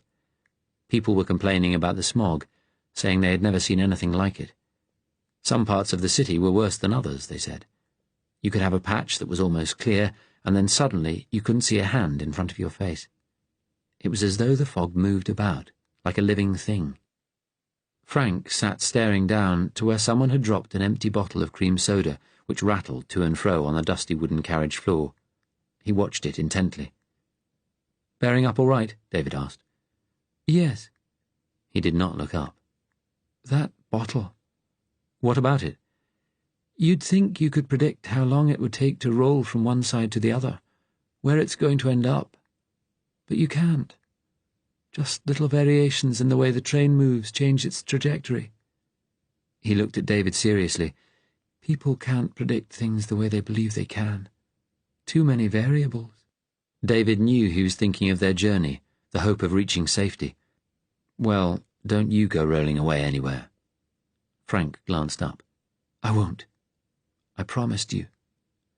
David smiled at him uncertainly. He wished Frank hadn't told him in the field that his secret involved nuclear weapons. He wondered if those in charge of the abduction knew, or just the Americans. He supposed that if Frank's knowledge might help the Germans to build an atom bomb, It might help the British as well. And the Russians. Did the Russians have the knowledge or resources to do something like that? Nobody knew. They could have been experimenting for years. The Anglo-German treaty forbade nuclear research in Britain, but who knew what went on in secret? They changed trains twice. The crowds were a nightmare, the smog creating a haze inside the station concourses, which were jammed with people. It took well over an hour to get to the end of the line. When they got out into the street again, the smog was thicker than ever. They could see each other but little more. As they stood on the pavement, a bus suddenly loomed up, invisible a second before, though every window was lit, then vanishing again just as suddenly. "Where to now?" Jeff asked. "It's close," Natalia said. "I memorized the directions." She led them to the left, walking at a snail's pace into an area of small terraced houses with low, walled front yards. David hoped to God Frank wouldn't make a run for it, because if that happened, they would lose him in this. Ben was holding his arm. There were few people about, most edging their way along, clutching at hedges and fences. Without anything to fix onto, you lost your sense of direction immediately. They could see smudgy yellow lights from street lamps and vague, muzzy glows from the curtained windows of the houses they passed, but nothing else. Distance was impossible to judge. It was very quiet, sound muffled by the swirling fog. They almost collided with 3 young women walking slowly along, one behind the other, holding hands. They held scarves over the lower halves of their faces to keep out the stinking smog. Natalia asked if they were going the right way for Kitchener Street, and was told it was the next turning. When they had gone, Natalia said, "We should do that. Hold hands. Then we won't lose each other." "Good idea," Ben agreed quickly. He still held Frank's arm, and David reached out to take his other hand. Frank said quickly, "That's my bad hand. Take the wrist, not the hand, or it'll hurt." "Okay." Natalia took David's other hand. Hers felt warm and dry. It struck him that he had never touched her before. All the time at the Brocks she had avoided him. He knew she didn't want to make him feel worse when he was reunited with Sarah, but her touch made him realize he still wanted her. They walked on, still at a snail's pace, brushing against the privet hedges. The leaves felt damp and greasy. Twice more they almost collided with people, but everyone seemed good-natured. David was reminded of the air raid warnings of 1939-40, when he was home on leave that winter. People's forced cheerfulness as they hurried to the shelters in the blackout, hiding their fear of the destruction from the air that in the end never came. They found the right turning, peering up to read the street sign. Natalia bent to look at the number on a gate. "This is number 4, she said. "We want number 42. Count the houses." They reached what they thought was the right house. David opened the gate, went up the little path and knocked at the door. A thin, harassed-looking woman in curlers answered, children's voices sounding behind her. She stared at him. "Yes?"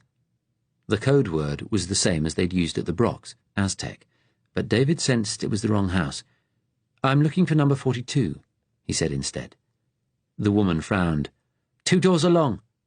David touched his hat. "Thank you." "This bloody stuff," she said. "You're letting it in." She closed the door on him with a snap.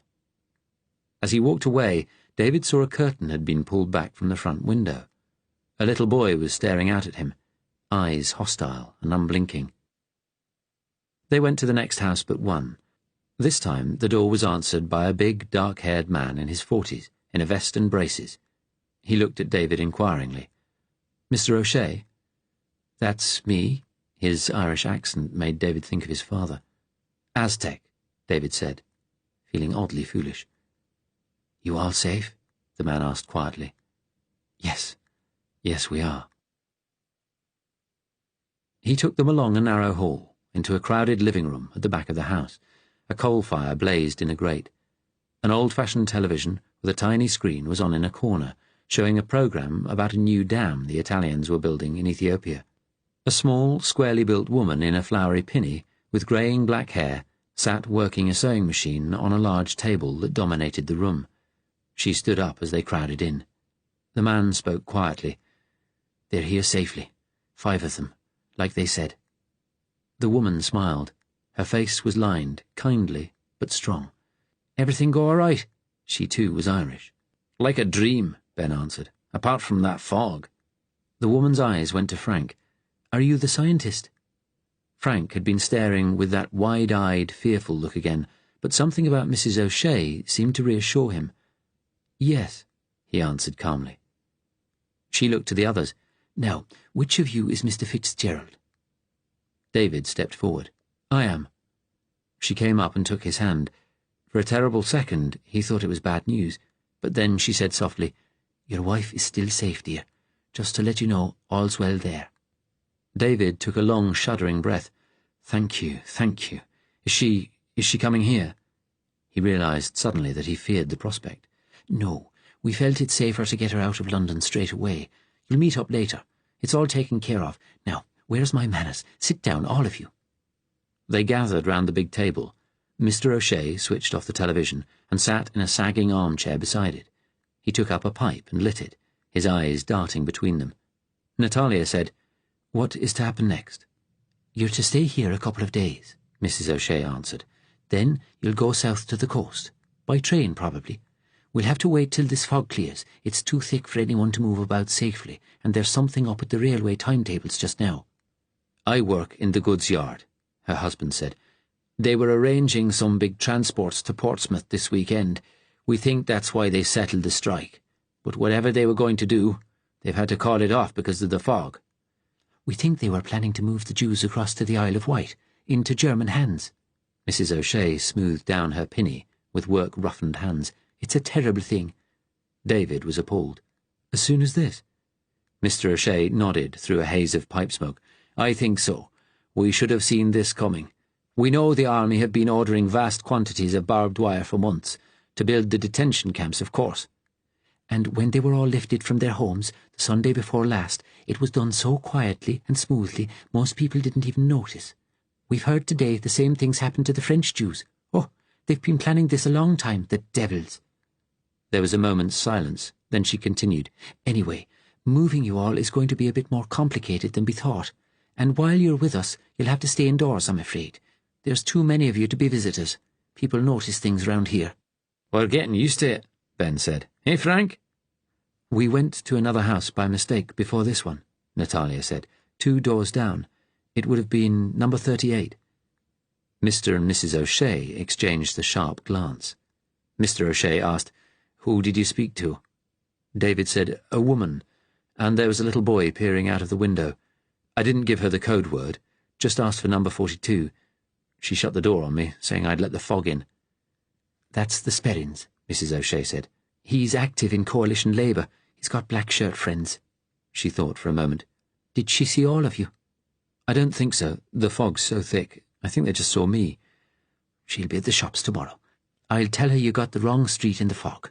You are after 42 Mayuba Street. She stood up. Now, I'll get you something to eat. Can I help? Natalia asked, and followed Mrs. O'Shea out to the kitchen. Her husband caught David's glance. Bert Sperrin was in the old Labour Party with me. When it split in 1940, I stayed with Attlee, but he went with the other lot. He was always a big empire man. He pursed his lips sadly. We used to be friends, would you believe it? He knows where I stand, so we have to watch him. I'm sorry. He didn't answer for a moment, puffing at his pipe. Then he looked at David. Fitzgerald. That's an Irish name. Yes, my father was from Dublin. You were brought up in England, though? Yes. Dad has the accent. He's in New Zealand now. Mr. O'Shea sighed. Well, there's nothing good for the Irish left in De Valera's Republic, unless you're a pro-German Catholic like him and his friends. I've never been that, David said. No, Mr. O'Shea said. You sound like you went to some English public school. Grammar school, actually. Yes, well. You've got children? Jeff nodded at a box of comics under the table. Eamon and Lucy, 11 and 12. Mr. O'Shea's voice softened. We've sent them to their aunties.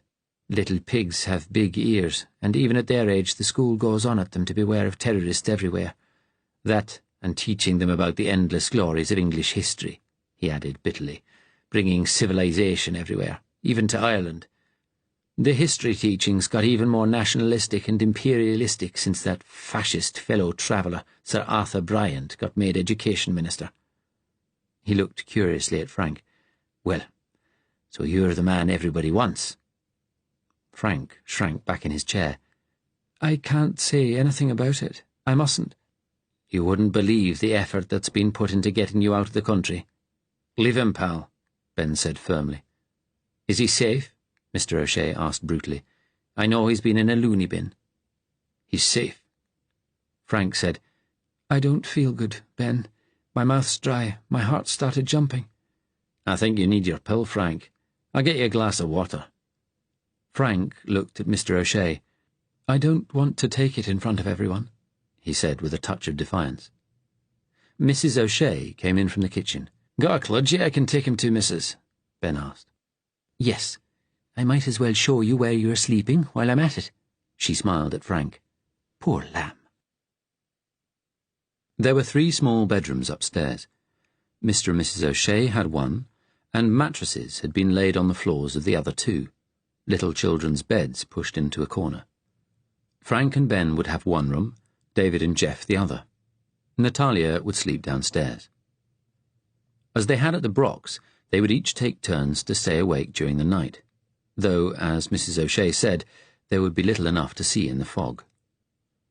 The television news, which they watched when they went back downstairs, showed buses crawling along London streets, led by policemen carrying lanterns, people queuing to buy face masks at London chemists, theatres and cinemas being closed.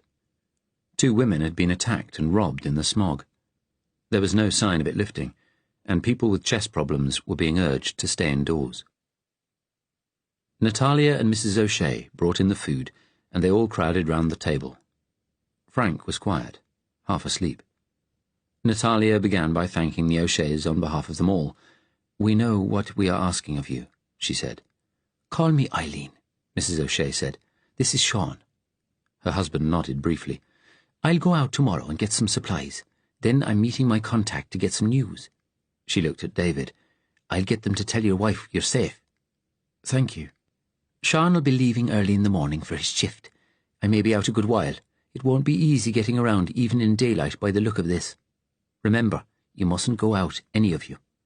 There was steel in her clear blue eyes as she looked at each one of them in turn. We'll stay in, Natalia answered firmly. Jeff coughed again. If you're near a chemist, could you get me one of those face masks? Sorry, it sounds silly. It's not silly at all. I'll be sure I do. Even in here my throat's rasping. David looked at his friend. He did look uncomfortable. The bitter smell of the fog was starting to seep into the house. Mr. O'Shea asked, "What's the phrase the Germans use when they make people disappear?" "Night and fog," Jeff answered. "Nacht und Nebel. It comes from Wagner." "It would. We hear enough of that bastard on the radio." "It'll be rock and roll when you get to America, I expect," Eileen said, resolutely cheerful. David shook his head. It was hard to imagine. "The arch-bastion of capitalism," Ben said ironically. "Still, needs must when the devil drives." He turned to Sean. "You work on the railways, then?" "Have done since I came over here in 23, after the Irish War of Independence." "Did you fight?" David asked. Sean nodded. "In the Civil War, too. I was a Michael Collins man. My people are dirt poor farmers from Wexford." "What do you think about the railwaymen's pay claim getting settled?" Ben asked. "I didn't think the government would give way." "Ah, they got the union leaders in and offered them just enough to buy the men off. They'll need 'em if they're going to transport the Jews. The so-called union," he added bitterly, "full of right-wing coalition Labour people." Ben nodded agreement. "They're crafty. They know the minimum the men will accept. Real unions would have the men out, like the Liverpool dockers. But the workers will win in the end. They must." Sean looked at him askance. "That sounds like the communist line." "It's the truth, Mac." Sean shook his head. "No, it isn't. The railwaymen have always been right-wing. Have you forgotten Jimmy Thomas, that betrayed the miners in the general strike?" He pointed the stem of his pipe at Ben. "You'd be surprised how many union people supported the peace in 1940, and have ever since. Even now it's low wages that brought the threat of the railway strike, not politics. The shop stewards should have held out for more. The railwaymen could bring the whole country to a stop. Then they'd bring the army in. My husband's been a shop steward over 20 years. Eileen raised her voice. It's getting more dangerous all the time. All it needs is for him to make some pro-resistance comment to the wrong fella, and he'd be charged with sedition. She stabbed an angry finger at Ben. So don't tell him all he needs to do is snap his fingers to bring the revolution. But they're fighting up north, Ben countered fiercely. Demonstrating. Facing down the police, fighting back. What about the Liverpool dock strike, the Yorkshire miners, the Scottish printers? Jeff said, they're desperate in the north, with wages driven down to nothing by unemployment. And there are special circumstances there, David said. Everyone knows the mine owners are hopeless. All those little ineffective companies, and they keep going by driving wages down. Wages are bad down here too, Ben responded. Though on a civil servant's pay I dare say you wouldn't notice, he added sarcastically. The tide's turning, and that's what it is, the tide of history. The pro-German newspaper magnates have controlled the press since before the war. We've got one as bloody Prime Minister, and the BBC, and the radio, but they cannot keep us down forever, the ordinary people. The proletariat, you mean, Natalia said, sounding weary. Aye, the proletariat, the working class. We'll win in the end, like Lenin did in Russia. So, Ben, you'd like Europe to be as Russia was, Natalia said, with those huge prison camps the Germans found there. The Germans built those camps, got German actors to pretend to be Russian prisoners. Natalia shook her head. No, you're wrong. I understand enough Russian to know what the survivors were saying, and you saw their faces on the newsreels. They were starving, dying. All right. Maybe Stalin went too far, but people exaggerate that. Khrushchev and Zhukov want a different Russia. Sean said, opposition may be growing here, but this government's still got plenty of supporters, including working-class people like our bloody neighbour. Beaverbrook's got his newspapers behind him, and the police, and the army, and the Germans. It'll be a long, bloody battle, and I hope to God we get something new and better at the end of it. Not what the Russians had. Probably we'd end up like America, Jeff said. Not sure that'd be a good thing entirely. Frank sat up. Don't fight among yourselves like this, he said pleadingly. Please don't. Ben said, we're just having a wee chat. It's because of me you're all here.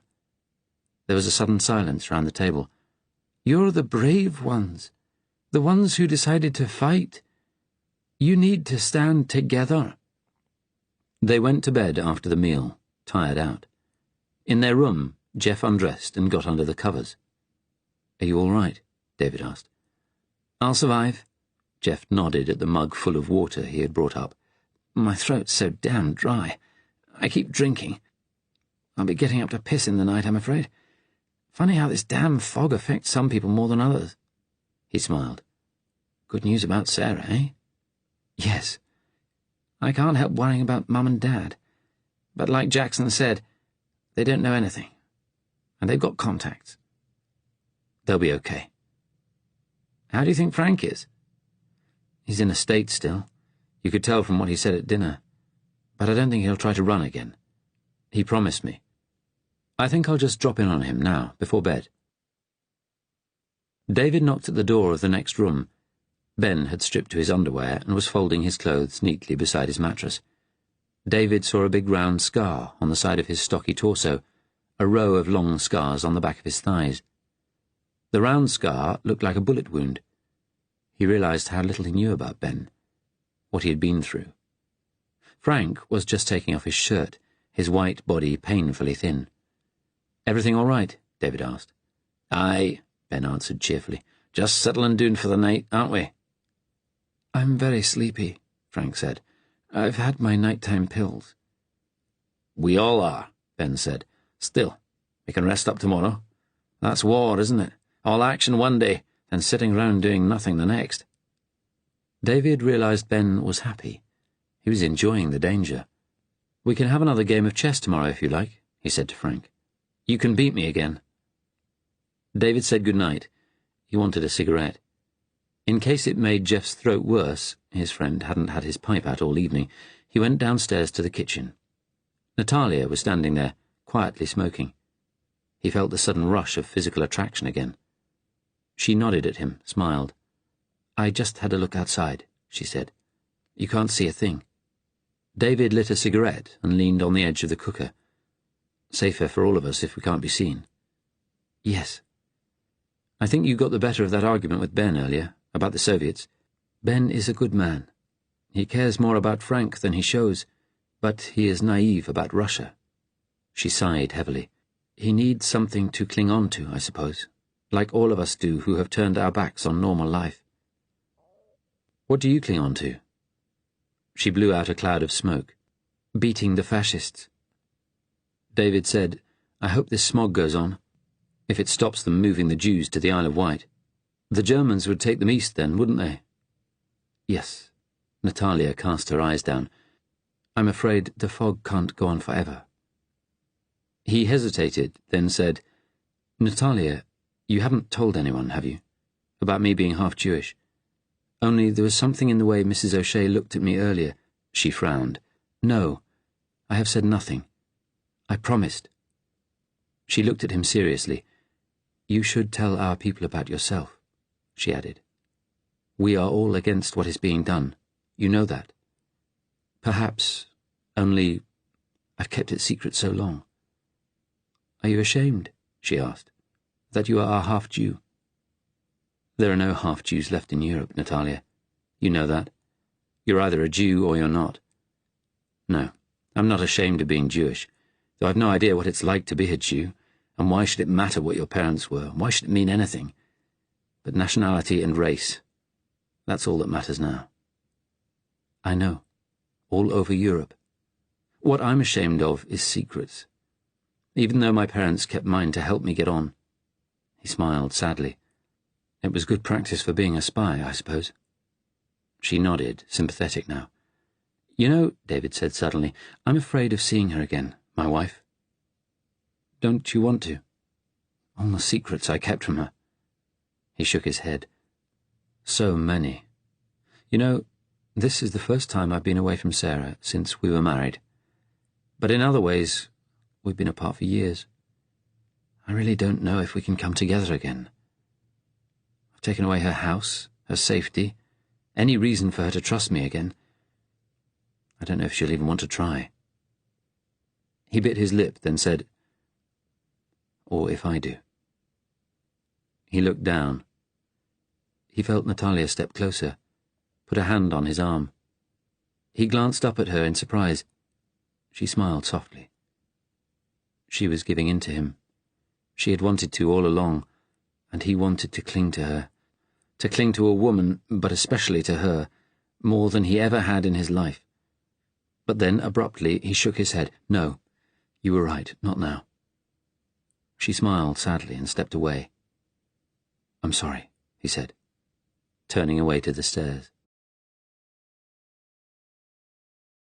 Chapter 41. After shooting the policeman, Meg had led the way rapidly up the road to Kenton Station. Sarah could hardly believe what she had done. She kept seeing the vase shatter against the policeman's head, the blood and the porcelain shards flying out. But he'd had a gun, and would have killed them all. She stumbled. Meg turned and gave her an angry glare. "Come on," she snapped, "before that man's missed and 100 of them come down on us. Don't draw attention. Try and look normal, but hurry." Sarah tried to compose herself. She thought of what it must have been like for Meg, walking up and down her street, waiting for Irene to go, then seeing the policeman enter the house. She seemed quite unaffected by cold-bloodedly shooting a man. Were they all like this in the resistance? This brutal? Was this what David was like, underneath? They reached Kenton Station. Meg bought a couple of tickets. A tube came quickly, and soon they were clattering down to London. They got off at Piccadilly Circus. "This is it," Meg said briskly.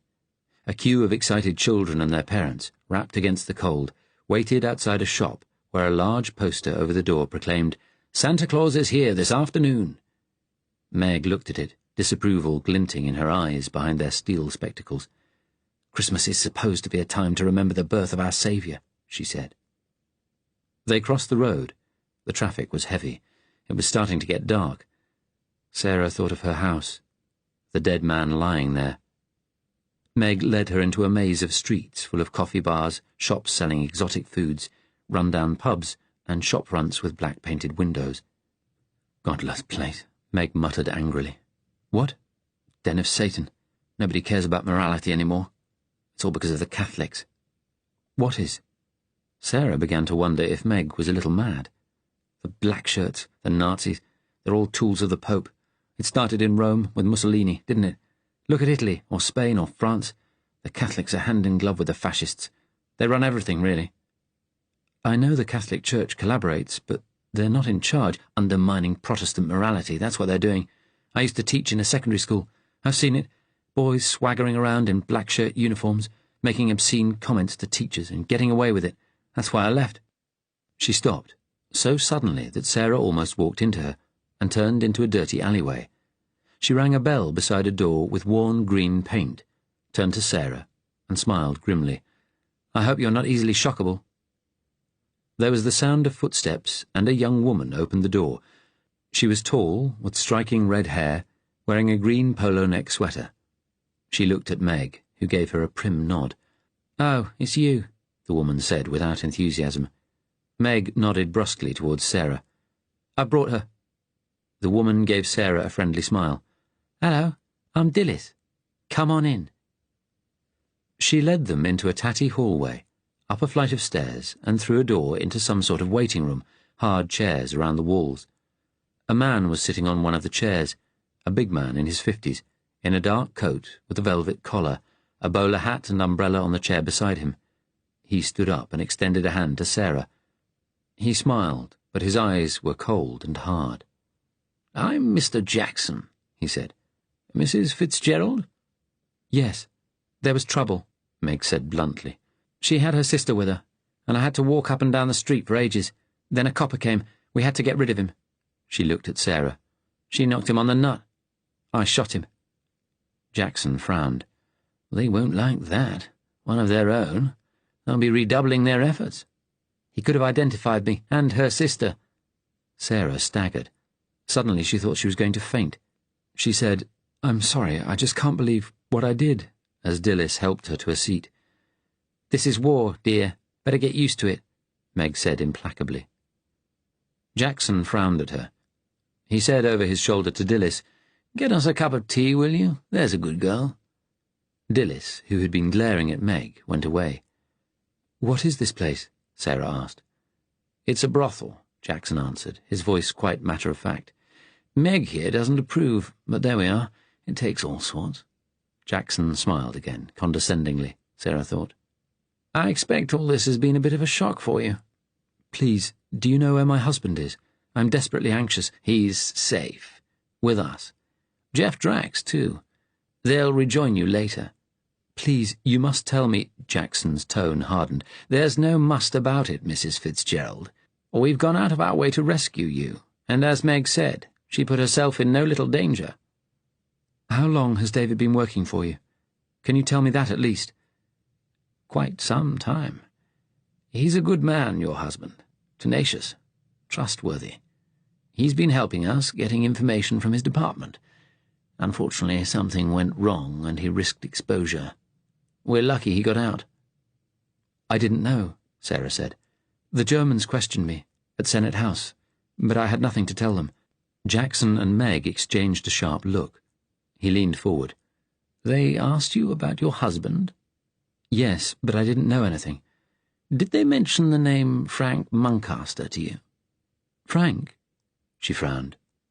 "Yes, they did. They didn't say why, though."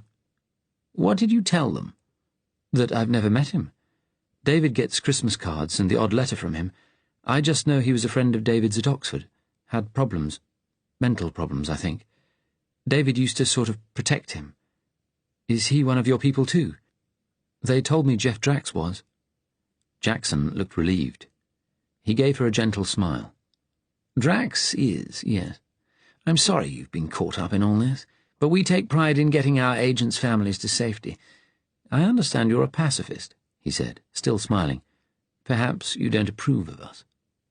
"I've never believed in violence, But now, everything that's happening, some of the things I've seen—" She shook her head. "Well, events are moving our way. Adlai Stevenson's just made a speech saying the United States is to start trading with Russia, and the new Russian offensive seems to be pushing the Germans back all along the front. They may take a couple of cities this winter." "All this blood," Sarah said. "It will end one day.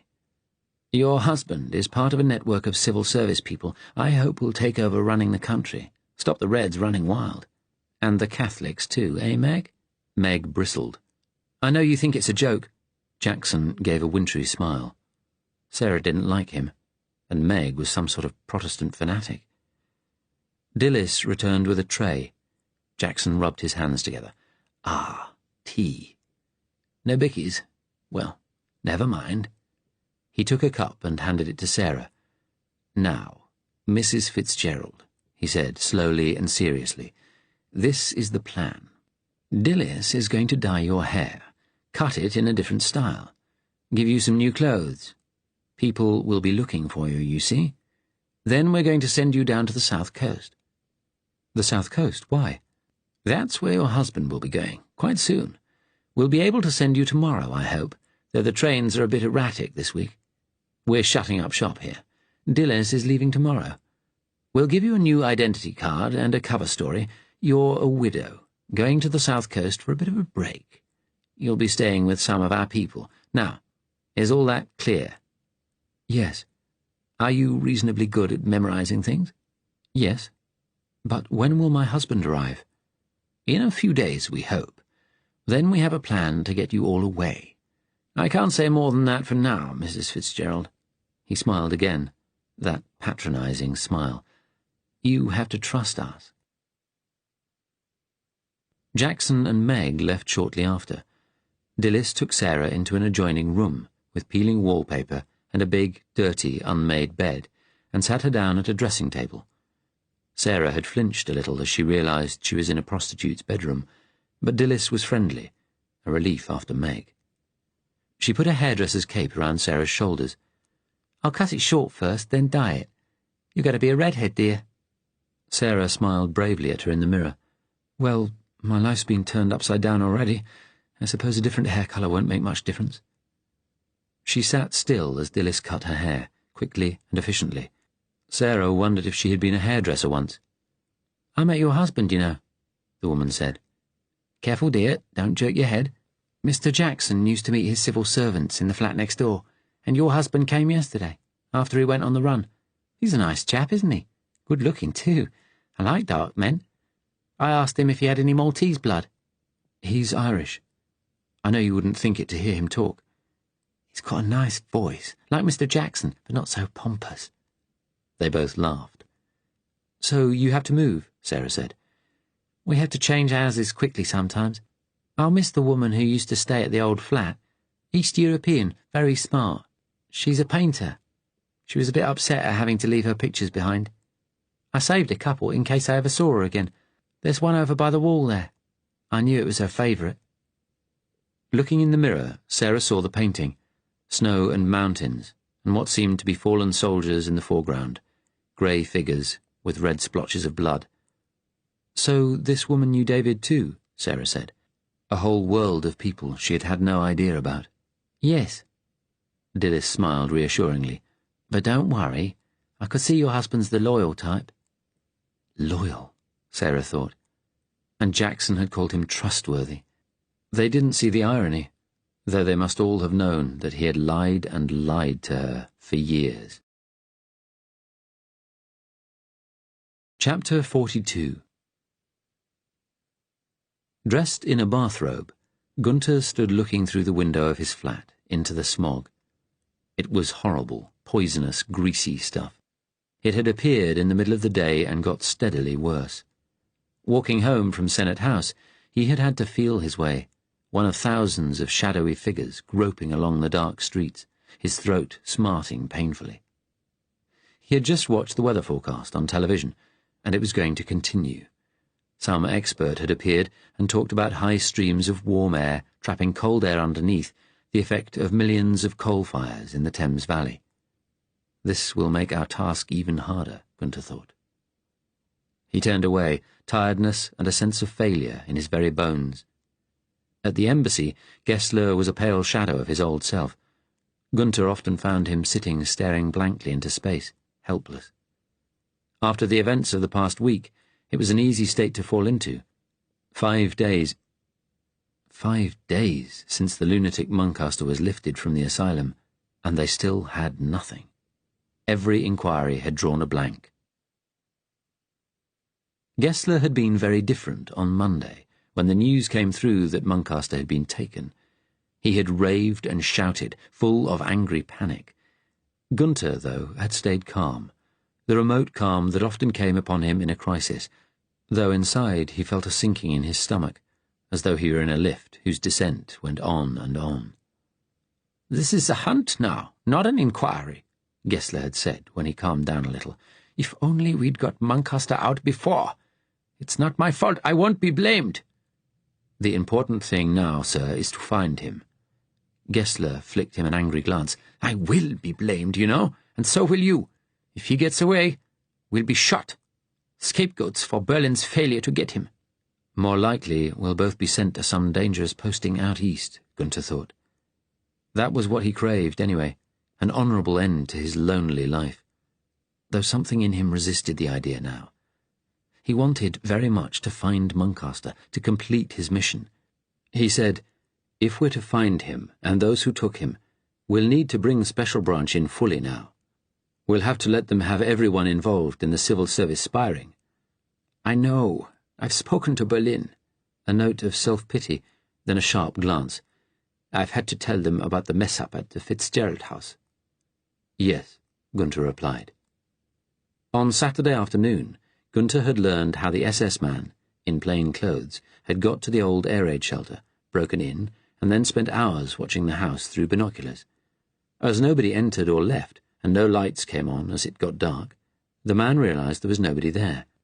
Then a police car came, and some men went up to the house, then round the back.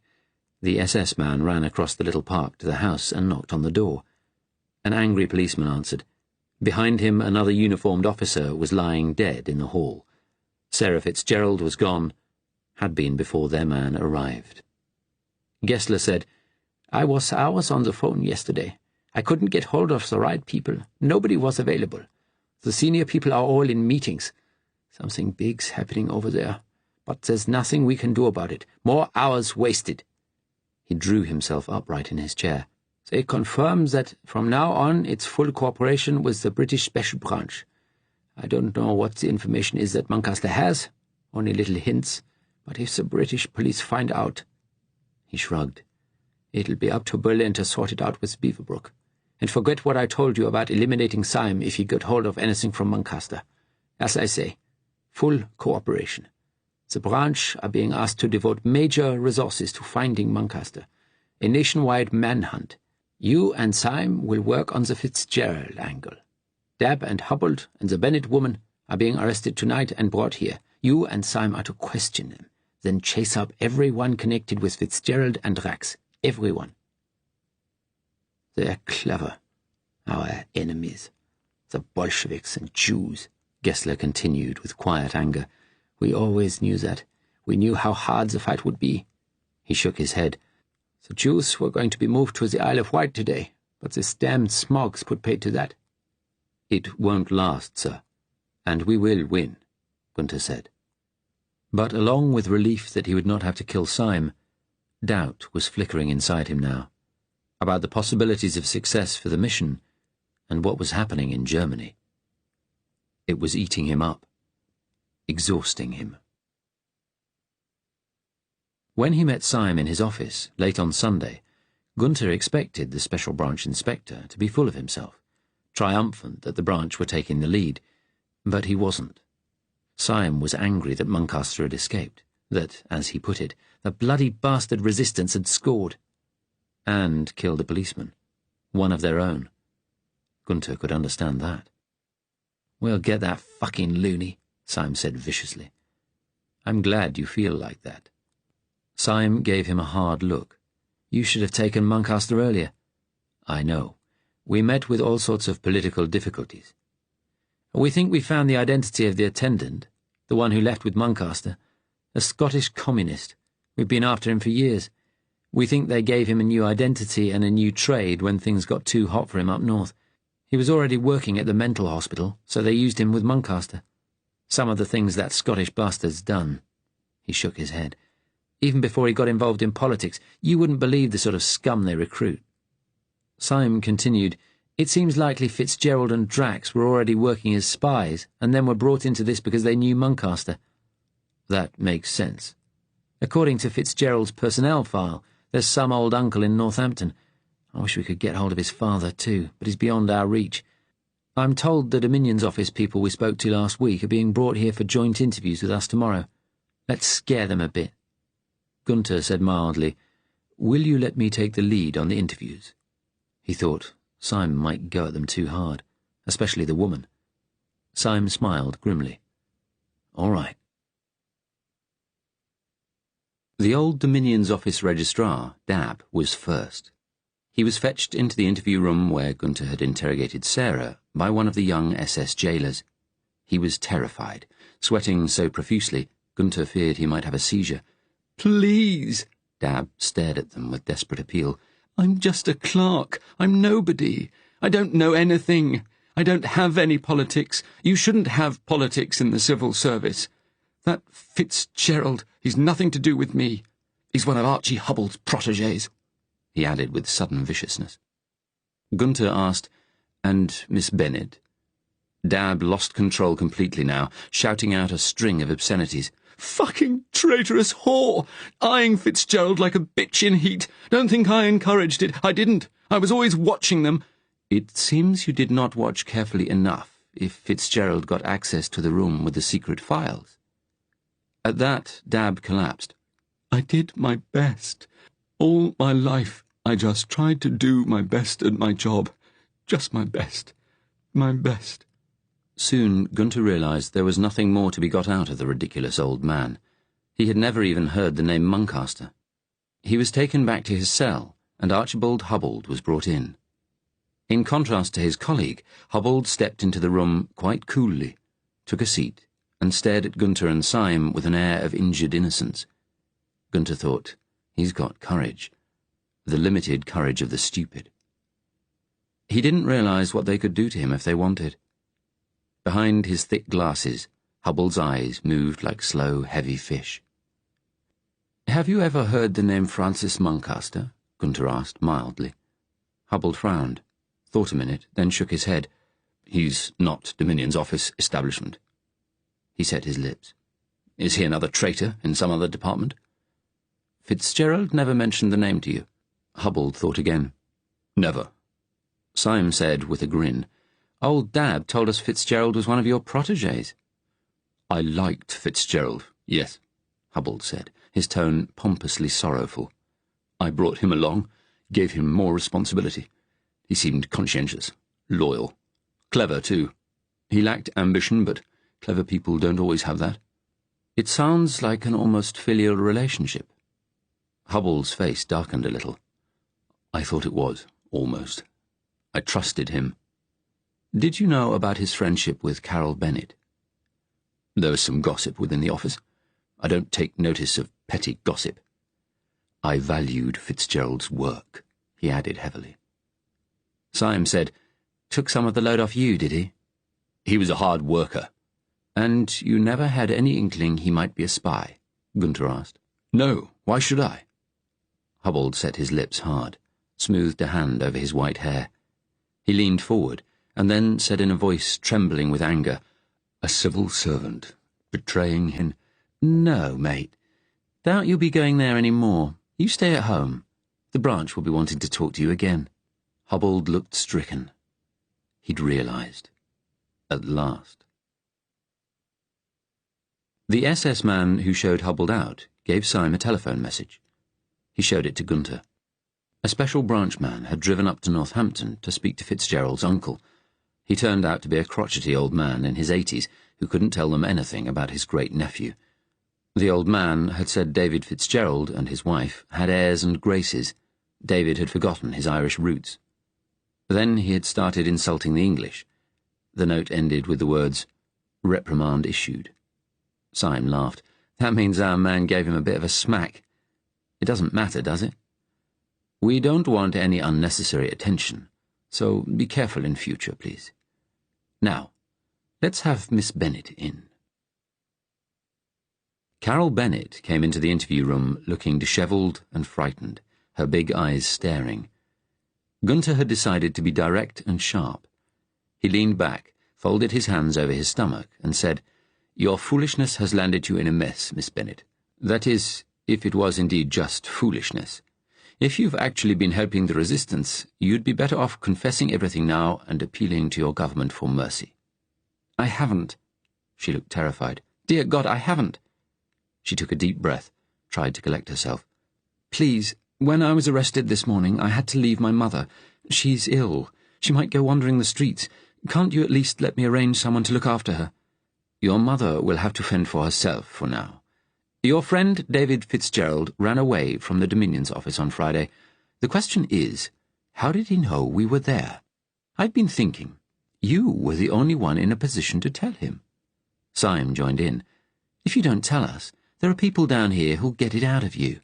Afterwards, your poor old mother won't recognize you." It was brutal, but it worked. Carol said, "It was me. I warned him." "Why?"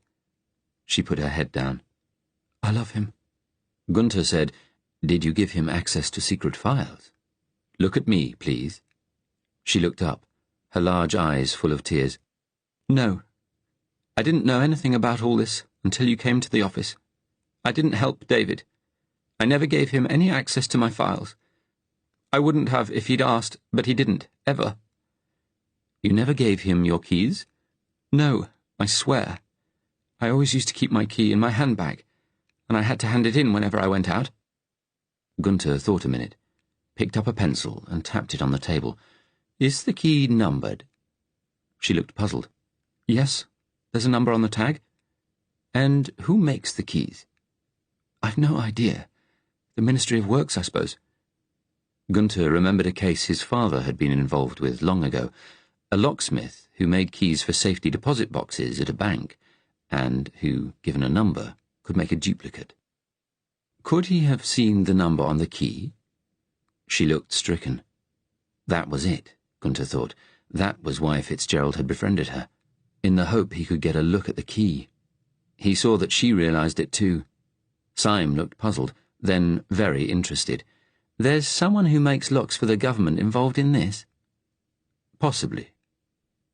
He looked at the number somehow while she was looking between his legs. Carol flinched, as though she'd been hit. "Maybe." Gunther turned to Carol, who had flushed a deep red.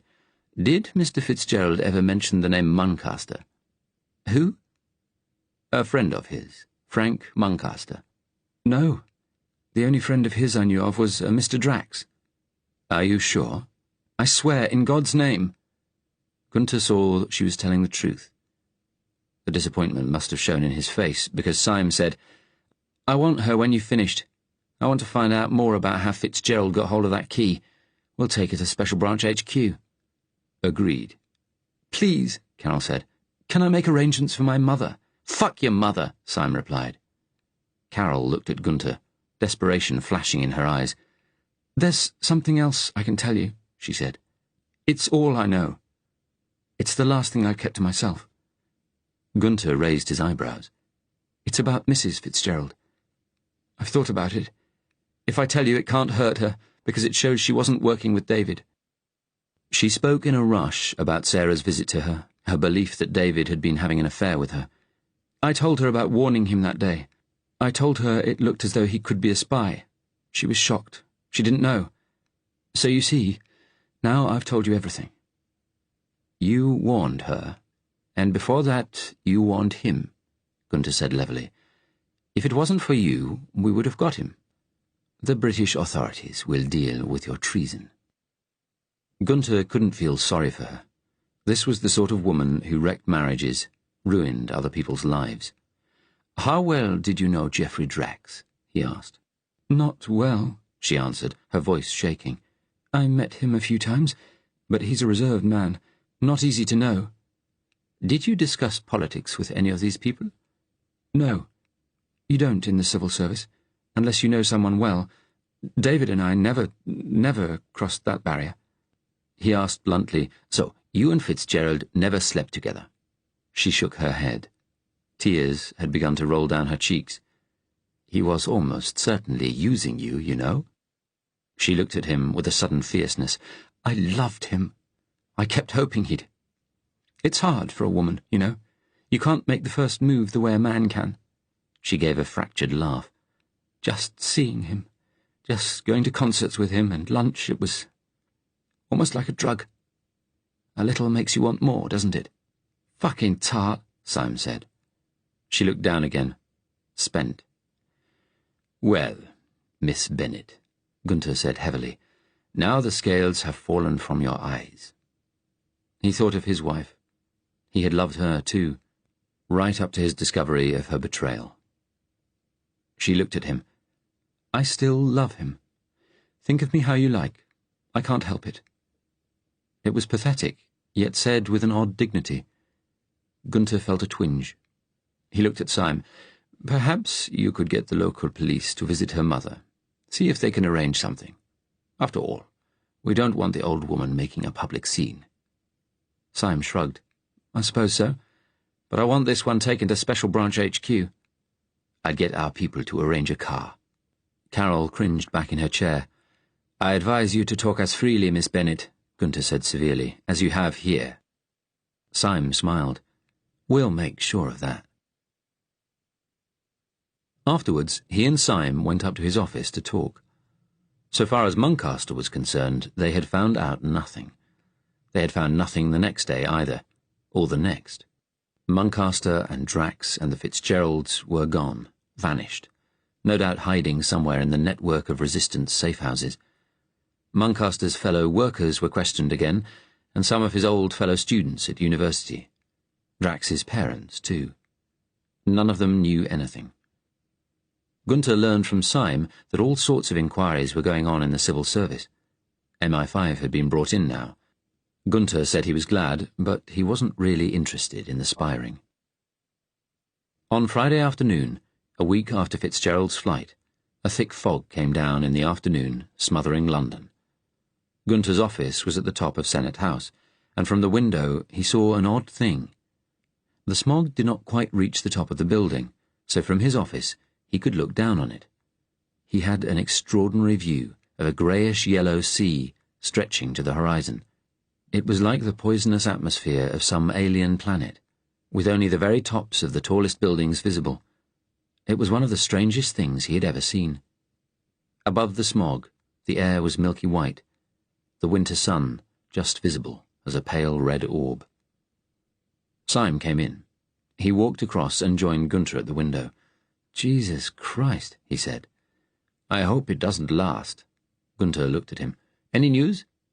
"Nothing. We've plenty of agents in the resistance, but nobody's seen or heard anything of these people. And trawling the whole country, it's going to take a hell of a time." "Any progress on the civil service spies?" "A few leads. They haven't come to anything yet, but they will. I'm not allowed to talk to you about it," Syme added. "Only if something comes up that is relevant to Muncaster." "I understand," Gunther said. "We'll get there, you know." "We will." He smiled encouragingly. "You will get your promotion, your exciting job in the north, a big house there, to go with your new Jews one." "And you?" Gunther shrugged. They both looked down at the fog. It swirled and eddied below them, the top lit by a reddish tinge now as the sun began to set. Gunther smiled. "This view reminds me of a story I learned at school." He began to quote from the Bible. "He took Jesus to a high place and showed him all the kingdoms of the world and the glory of them, and said, 'All these things I will give thee, to have dominion over, if you will fall down and worship me.'" He frowned. "That is not quite right. Was it dominion or power? Anyway, it was something like that." "Jesus was a Jew, wasn't he? Who was it who took Jesus to the high place?" Gunther shrugged. Then he remembered, with a superstitious shiver, that it had been the devil. "My parents never took me to church," Syme said. You were lucky. Gunther smiled again sadly. It was very dull. When Gunther left Senate House that evening, he had to navigate the streets by memory, walking right next to the buildings, a hand touching the walls, bumping into people who were doing the same. The walls were damp, the fog thick and stinking of sulphur. The fumes made his nose and throat sore. He was relieved when he got back to the flat. He knew that he needed to think, to try to find some way forward. He had a bath and a meal. After looking out, he drew the curtains against the horrible night and sat at the table in his bathrobe, a strong cup of coffee beside him. The interrogations, the telephone calls, all the frantic activity had taken them nowhere. They had to find a new way of thinking. He got up, pacing the thick carpet. He was starting a headache. The fog had brought it on just as the dust gave him headaches in Berlin. He thought, what would the resistance people do with Muncaster now they had him? What would he do if he were them, had hold of someone with a big secret, who was mentally ill and unstable? Kill him, surely, to prevent him being captured and telling all he knew. Muncaster had wanted to kill himself anyway. But the man calling himself Ben Hall could easily have killed him at the hospital. No, they wanted him alive. Why? It had to be because of the Americans. It had all started with them. They must have put the British resistance up to this.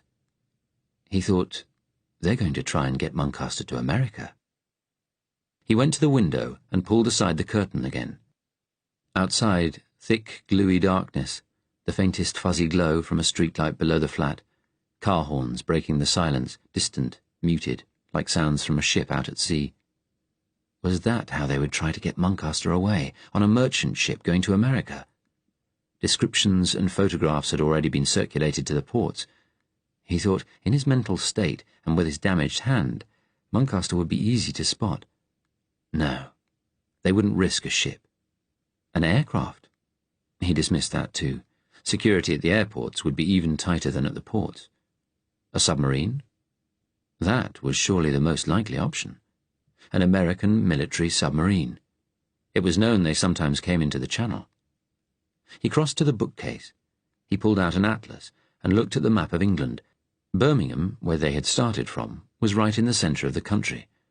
They would have to get Muncaster to the coast, but probably have to hole up somewhere for a while first. If a submarine were picking them up, it would have to be from a southern or western port. The Welsh coast? Devon or Cornwall?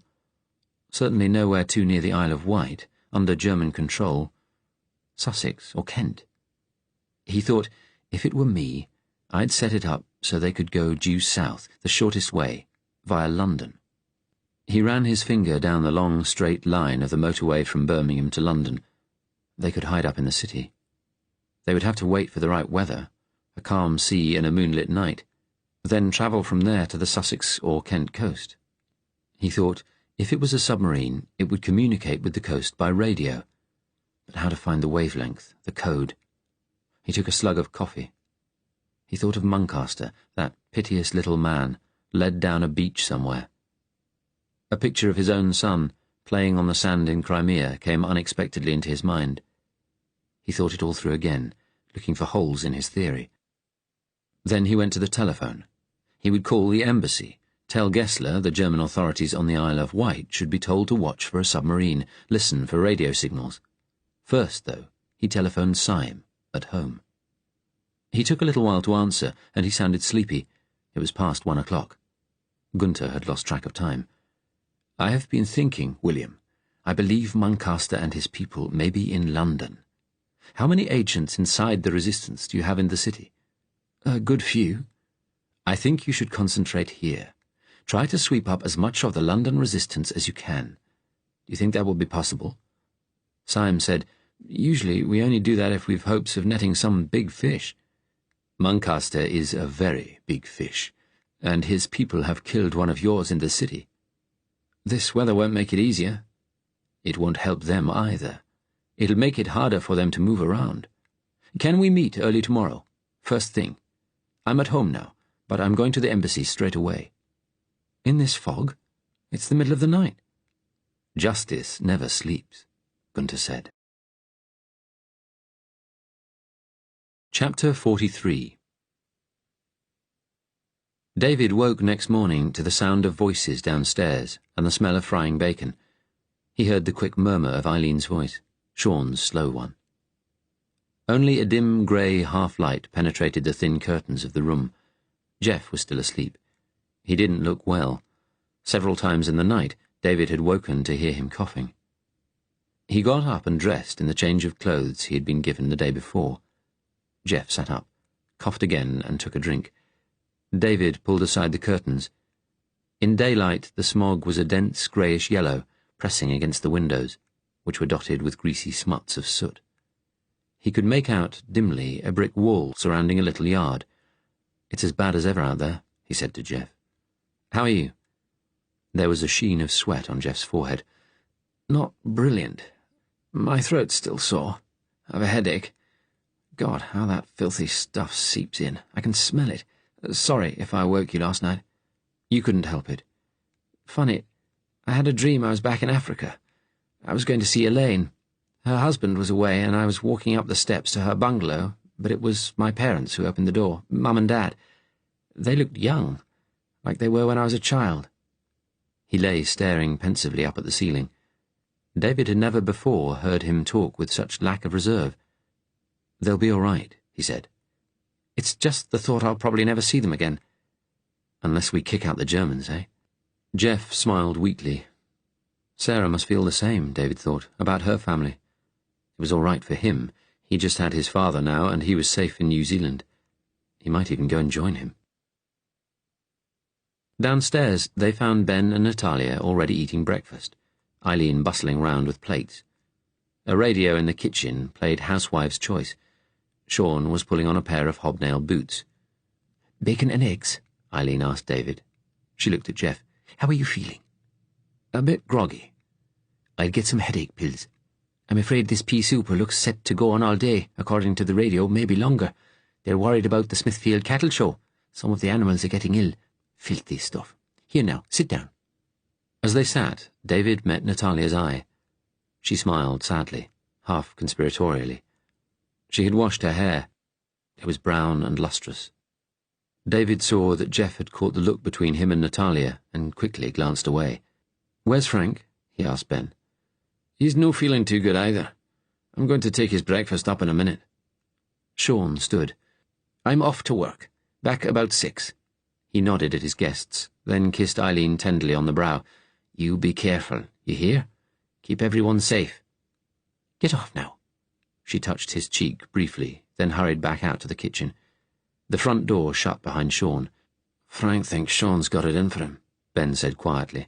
"That's why I wanted to stay upstairs." "People are afraid of mental illness." Natalia shook her head. "Frank could see it in Mr. O'Shea." David said, "I'll take him up his breakfast. Has he had his pill?" "I gave it him when he got up." "He is addicted to those pills, isn't he?" Natalia said. "No," Ben answered. "He isn't. They're no addictive, but people get used to feeling calmer with them, so you have to take them off them gradually. We'll wean him off them when we're safe." Ben looked at her seriously. "But for now, he needs to be kept quiet, not just for his safety, but ours too." David took a tray upstairs. Frank was sitting on the bed, wearing one of Colonel Brock's old cardigans, staring out at the fog. A single-bar electric fire took the edge off the cold. He gave David a sad little smile, quite different from that horrible rictus grin. "I brought you up some breakfast. Hungry?" "Yes, I could do with something." "Ben said you didn't want to come downstairs." "No, that Mr. O'Shea—" He shrugged wearily. "Sean's all right. It's just a worry for him, having us here." David put the tray on the bed. Frank gave a long, despairing sigh. "He sees." "Sees what, Frank?" "I've always felt I was under some sort of curse." Frank spoke so low David had to bend to hear. "There's something in me. I don't even know what." He waved his bad hand in a helpless gesture. "That makes people want to hurt me. It's always been like that." He looked at David and gave one of his harsh little laughs.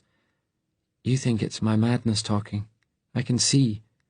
"Frank, some people are just, well, afraid of people who've been Where you have. And you're not mad, he added firmly. No, it's always been the same. Frank shook his head decisively. Since I was a little boy, before I went away to school. Mother had her life controlled by this fake spiritualist, Mrs. Baker. She got me sent to that school. I dreamed about her last night. She was sitting in a garden. There were angels in the sky. I suppose it was heaven. She was drinking whiskey from a bottle and laughing at me. David touched him on the arm. Eat your breakfast, eh? It's getting cold. Obediently, Frank took the tray on his knees and began to eat. Despite not having full use of his right hand, he could use his fork dexterously. Experience, David supposed. When he had finished, Frank said abruptly, "Did you notice it when you met me?" "What, your hand?" "No. Everyone notices that. I mean this thing about me, this aura. My mother used to talk a lot about auras." "No, Frank. I just thought you were afraid. I thought maybe because of that school. You didn't say much about it, but it sounded bad." It was. Frank looked out of the window at the fog again. But most people survived it. I just couldn't, somehow. He shook his head. Unless you were exactly like them and did what they wanted, well, they'd do anything to you. They were like the Nazis in lots of ways. You know, he added, I always had a feeling my life would end with something really bad. It was bound to somehow. He glanced at David and said curiously, You remember yesterday, in that field? I said I'd always wanted to be normal, and you said you'd always felt the same. Why? You're not like me. You're the opposite of me. People respect you. They like you. They always have. Do they? David shifted uneasily. They expect things. Since I was a kid, everyone expected something special. I had advantages, you're right, but I always felt I couldn't be just normal, any more than you. He remembered school, diving into the swimming pool, down into silence, peace. Anyway, I brought all this on myself. I went into the resistance, deceived my wife, everyone I worked with, because... Why? Because, underneath it all, I was so angry. I think I always have been. He turned to his old friend. You must be too, Frank. You must be angry. Frank shrugged. I don't know. Maybe. But what's the point of being angry with your fate? His voice sank to a whisper. Frightened, yes. Because you can't change fate. You can't do anything. You pushed your brother out of that window. That was an accident. But yes, he made me lose control. I have to keep control. Frank spoke with a sudden emphasis. If I hadn't, they'd have got it all out of me at the hospital. You have to keep control, he repeated slowly, fiercely. I learned that at school. Easy, Frank, easy. No one's threatening you here. Not Mr. O'Shea, not any of us. All right. That took some guts, not spilling what your brother told you when you were alone in that hospital, or to the police. I shouldn't have told you that it was about the bomb. I'm sorry, but it's a big thing to bear. He looked at David with sudden sharpness. You haven't told anybody. I promised you I wouldn't. In the field, you see, I thought if you knew how important it was, you'd realize I had to die. You don't. We'll get you out. And you made a promise too, remember?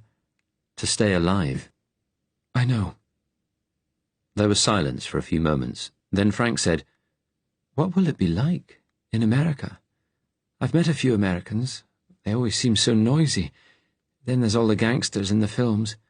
But it's a big country, isn't it? Maybe I could find somewhere quiet. Do you think I could, David? I hope so. Where would you go, you and your wife? I don't know about Sarah, but I'd like to go to New Zealand. It's a good place. They're decent people. They hate this fascist shit. Frank looked puzzled. You'd go together, surely. I don't know. Frank said quietly, We're not going to get there, you know, David. It's only a dream. They'll get me still. No, they won't. Come on, Frank. We've got this far. We have to be positive." Frank picked at a loose thread on his mattress. "You said you had cyanide pills, if the Germans came. That Natalia would shoot me to stop them taking me. But what if you didn't get the chance? David, I want a cyanide pill as well. I won't take it unless they come, I promise, but I want the same chance as the rest of you." David looked at him. Natalia and Ben would never take the risk of Frank trying to kill himself again. The Americans wanted him alive, though Ben and Natalia had also become protective of him, wanted him to live. "I'll talk to them," he said. Frank nodded, but from his expression he knew it wasn't going to happen, David saw. That uncanny sensitivity of his, he thought. The sensitivity of an endangered animal. After breakfast, Ben persuaded Frank to come downstairs. Eileen had gone out to the shops and to meet her resistance contact. They sat in the lounge. Jeff still looked ill. He coughed frequently, a dry, hacking sound. Ben suggested a board game. Eileen had said there were some to be found next door. David went to fetch them. He switched on the light. The fog made everything so dim. The room had the faintly damp smell of a little-used best parlour. There was a cardboard box of games under the table, chess and draughts and Monopoly. For a couple of hours they sat round playing Monopoly like some strange family party. Frank turned out to be an easy winner, piling up a heap of paper money beside him. Ben said jokingly, "You're a Monopoly capitalist, Frank. That's what you are. You've taken all my money. I've nothing left." Frank looked pleased. "I just try to think ahead, that's all." Ben shook his head. "I played a bit when I was inside. I wasn't bad, but you're a bloody genius, mate." "Why were you in prison?" Jeff asked. "Was it for political reasons?" Ben looked at him intently. "No. I was a naughty boy at school. Did some bad things. The Glasgow magistrates thought they were bad anyway. Got 2 years in a bostel when I was 17, and a good dose of the birch." David remembered the scars he had seen on Ben last night. "Put an end to a promising career, that did. Parents disowned me, the old bastards. Though it was being inside taught me about politics. People in there gave me a proper education about the class system, so I don't regret it." David smiled ruefully. "Everything's class with you, isn't it?" "Aye, it is. I've seen you once or twice. You don't always follow what I'm saying, do you, with my accent?" "You put it on sometimes." "Where I was brought up, you'd no have understood a word." "Well, that's because you've a Scottish accent." "No." Ben looked at him intently. "It's because I'm working-class Scottish." Frank said, "He's right. My school was in Scotland, but I understood the accents all right. Because they spoke middle-class Scots, that's why. Morningside." Ben drew out the name in a way that made Frank do something David could barely ever remember him doing. He laughed. "It's class that's the real divide, not nationality," Ben said finally. He nudged Frank. "Come on, Rockefeller. David's still got a few houses left." They moved on to chess. David played Frank, as he had promised, the others watching while Jeff went upstairs to lie down. Frank had just won his second game when, in the middle of the afternoon, Sean returned. "They've sent me home," he said. "There's problems all round London. Freight's not moving. Drivers can't see the bloody signals. Everything all right here?" "Yes." "Eileen back?" "Not yet," Natalia said. Sean bit his lip. "It'll be the fog. Don't worry," she reassured him. Sean turned to Frank with a smile. "How are you, fella? Listen, I'm sorry I was a bit rude last night. It's the strain, you see." Frank smiled uncertainly. "It's all right." "Mates, eh?" Sean stretched out a hand, and Frank took it. David wondered if Eileen had told him off. Sean looked round the table. "Where's the fair-haired fella?" "He went upstairs for a rest," David said. "He's feeling poorly. I think it's the fog." "It's a bugger. One of my workmates is asthmatic. They had to take him to hospital this afternoon. Hope they managed to get him there. Traffic's hardly moving. If they were planning to move the Jews today, that's definitely off." He sighed. "I'm going to make a sandwich." He went out to the kitchen. David cleared the table and took everything back to the front room. He switched on the light and put the box back under the table. As he stood up, he saw someone standing outside the window, a little white face looking in at him.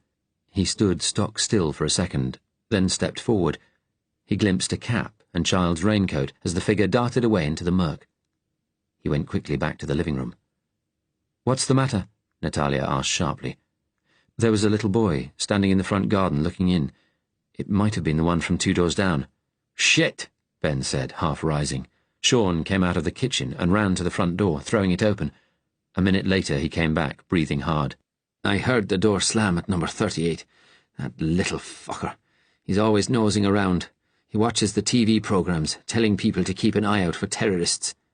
Natalia said, "He has only seen David, and he saw him yesterday." Sean frowned.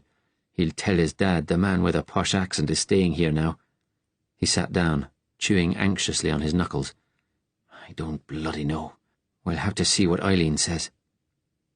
She returned half an hour later, weighed down with shopping bags. "What weather," she said. "The bus was so slow. The smog's leaving black grease on everything. You should see the steps." Eileen looked round them, her face suddenly tense. "Has something happened?" Sean told her about David seeing the little boy. "Ah, that's bad luck. And I didn't see his mother at the shops. I thought she'd be there. But young Philip's always peeping into people's houses, playing at spies and terrorists, like all the little boys." She looked at Natalia. "What do you think?" "I don't know. I don't know these people." "We've had him looking in the window before, when we've had visitors. He's a lonely wee lad. Used to play with our two till his parents stopped him last year. I think it's all right. He hasn't seen any of the rest of you?" "No. I'll have to try and get an excuse to speak to his mother. Tell her you're some sort of relation." "With that accent," Sean said. David reddened. "I only said a few words." "Well, there's nothing we can do about it now," Eileen said. "Go and see her," Sean urged. She shook her head. "No, she'd wonder why I was so worried about it. It'll have to be casual." Eileen frowned, obviously still uneasy. She looked at her guests. "It looks like you're staying in London another day or so. The submarine's waiting in the channel now, but it's a question of when the weather's going to be right for you to be picked up. I can't say yet where from." Jeff had come down and was sitting by the fire, looking pale and sweating. He shook his head. "So there actually is a submarine waiting for us?" "There is." David thought, it's real. It could happen. He said to Eileen, "Any word on my wife?" "She's all right. She's out of London, near where you'll be leaving from." Eileen hesitated, then added, "Only an hour away." Natalia gave her a warning look. David thought, she's right. The less everyone knows, the safer we are. When dinner was over, Eileen asked them to split the night watch, Ben first. After eating, they all sat in the living room, except for Natalia, who went upstairs to David and Jeff's bedroom for a rest. Jeff coughed frequently. With 6 of them packed into the living room, most smoking, the room had quickly become a fug. Eileen suggested Jeff go and sit in the front room. Frank asked if he could rest upstairs for a while. Ben looked at David, who nodded. Frank had given him his promise to do nothing stupid. They watched the news. London was at a standstill because of the fog. Emergency rooms in all the hospitals full of people with weak chests. A couple more women had been attacked by assailants they hadn't been able to see, hit on the head and their handbags taken. One had been knifed. Sean grunted. "The good Lord saved them, as my mammy would have said. Only he doesn't." "You were brought up a Catholic?" David noticed that unlike other Irish homes he had visited, there was no Catholic imagery anywhere in the house. "We both were," Eileen said. "You?" "No, my parents weren't believers." A look of sadness crossed her face. "How can anyone believe in the Catholic Church, after what they've done to support all the fascist regimes in Spain, Italy, Croatia?" Sean nodded agreement. "Ireland, too. That's no paradise. Did anyone see that film the Pope made a few years ago?" "I did," David said. "Pius XII walking into his garden, showing the world the way of peace, as though he didn't live in this world at all." "Live in it? Ha!" Sean growled. "He helped build it. That's why they even show him on British TV now." At the end of the news, there was an extended interview with Beaverbrook about the new reduced tariffs on trade with Europe. Beaverbrook pugnacious and optimistic, the interviewer respectful as usual. The Jewish deportations were not mentioned. The Prime Minister said that on his recent visit he had formed the closest relations with Dr. Goebbels, praised all the propaganda minister had done for Germany. Sean said, The wind's shifting further to Goebbels all the time. If Hitler dies, who will he go with, Himmler or Speer? Ben agreed. Beaverbrook's making Goebbels his insurance policy. Bet it was Goebbels who got him to promise he'd get rid of the Jews when he went to Germany. A personal favour. David went upstairs to check on Frank, who was sitting on the mattress, massaging his bad hand. He looked up at David. It's sore tonight. He winced. It doesn't like the damp. Hopefully we'll be off in a day or two. Where? We'll know when it's safe for us to know. Frank said, Natalia came in to talk to me for a while. She's nice. She understands things. She told me about her brother. He had problems too. Women, they mostly don't understand. They can be even worse than men, but she's not like that, is she? David smiled. No, she's pretty special. I told her about school. He looked at his hand. You know, sometimes I wonder what my life might have been if my mother had never met Mrs. Baker, if I'd never gone to Strangman's. There's a physicist in America who thinks the world we live in is only one of millions of parallel worlds, existing alongside each other, each different in tiny little ways. Maybe worlds where everyone is happy. His face clouded.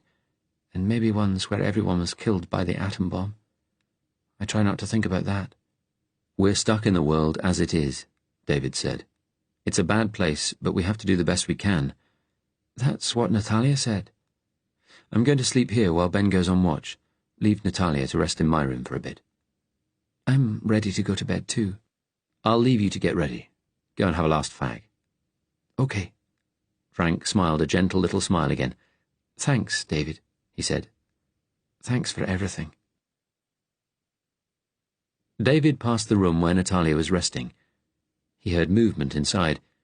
He hesitated, then knocked quietly on the door. She called to him to come in.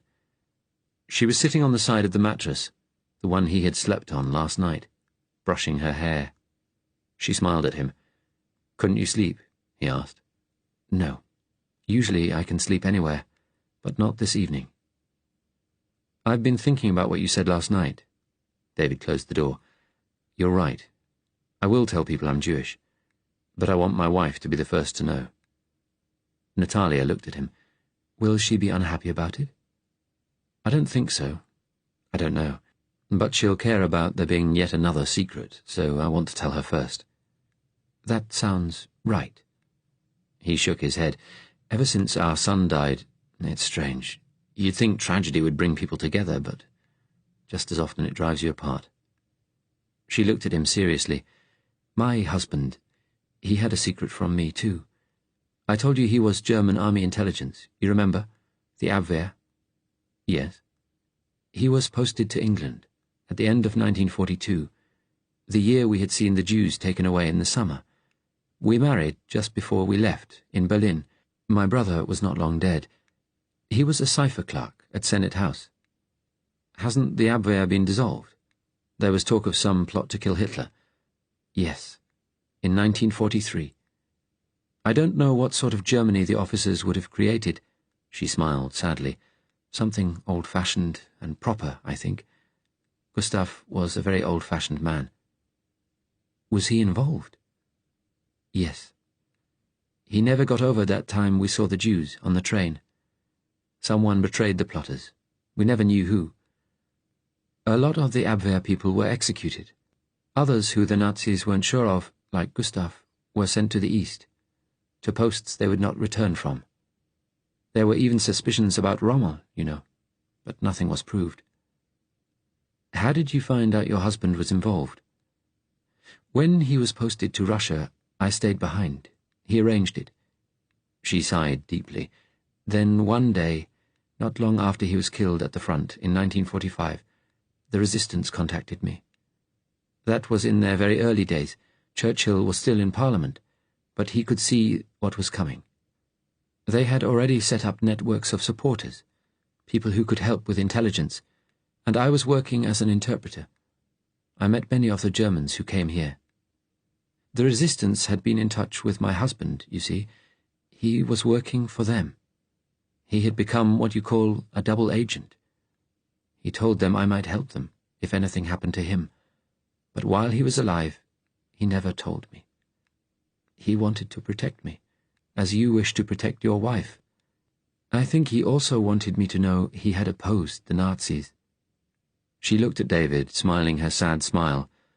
"So I, too, know about secrets. Brave people with secrets." "And you decided to join the resistance?" "She's lived this dangerous life for 7 years," he thought. "Yes, because I had nothing left, and I wanted to get back at them, for Gustav, for my broken country, for my brother, and to try and end Europe's nationalist frenzy. It's not just vengeance, you know. I want something better, a better world." David looked down at the floor. "Frank said just now he thinks you understand him. I suppose that's because of your brother's problems." She nodded, not speaking. "I'm sorry," he said quietly. "They've taken everything from you, haven't they?" He saw tears in her eyes, but she smiled bravely and said, "Gustav and I had happy times. My brother Peter and I had good years, too, before the war. Bratislava was a cosmopolitan city then, and we were part of it. We went to university together." She sighed. "In that pretty old city by the Danube. I am sentimentalizing. It was dirty and poor, too. But in our circles, among our friends, whether you were part Hungarian, part Jew, part Slovak, part German, part Tatar, it didn't matter. Everyone is part something, you know.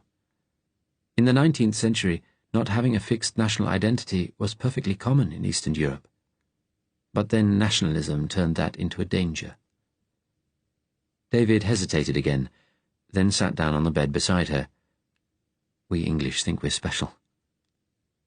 "It's that part of your culture you share with the Germans, the great imperial nation part.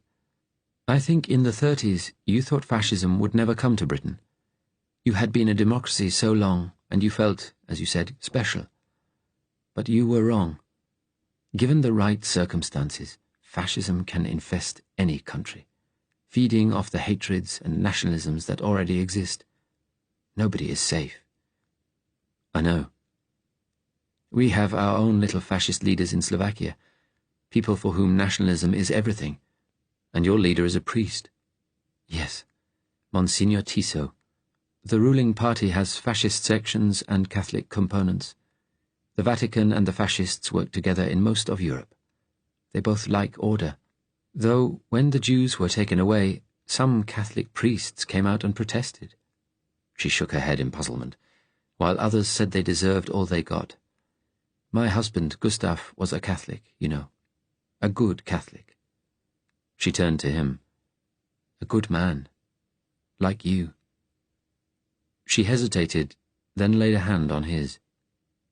And this time David responded. He leaned forward and kissed her.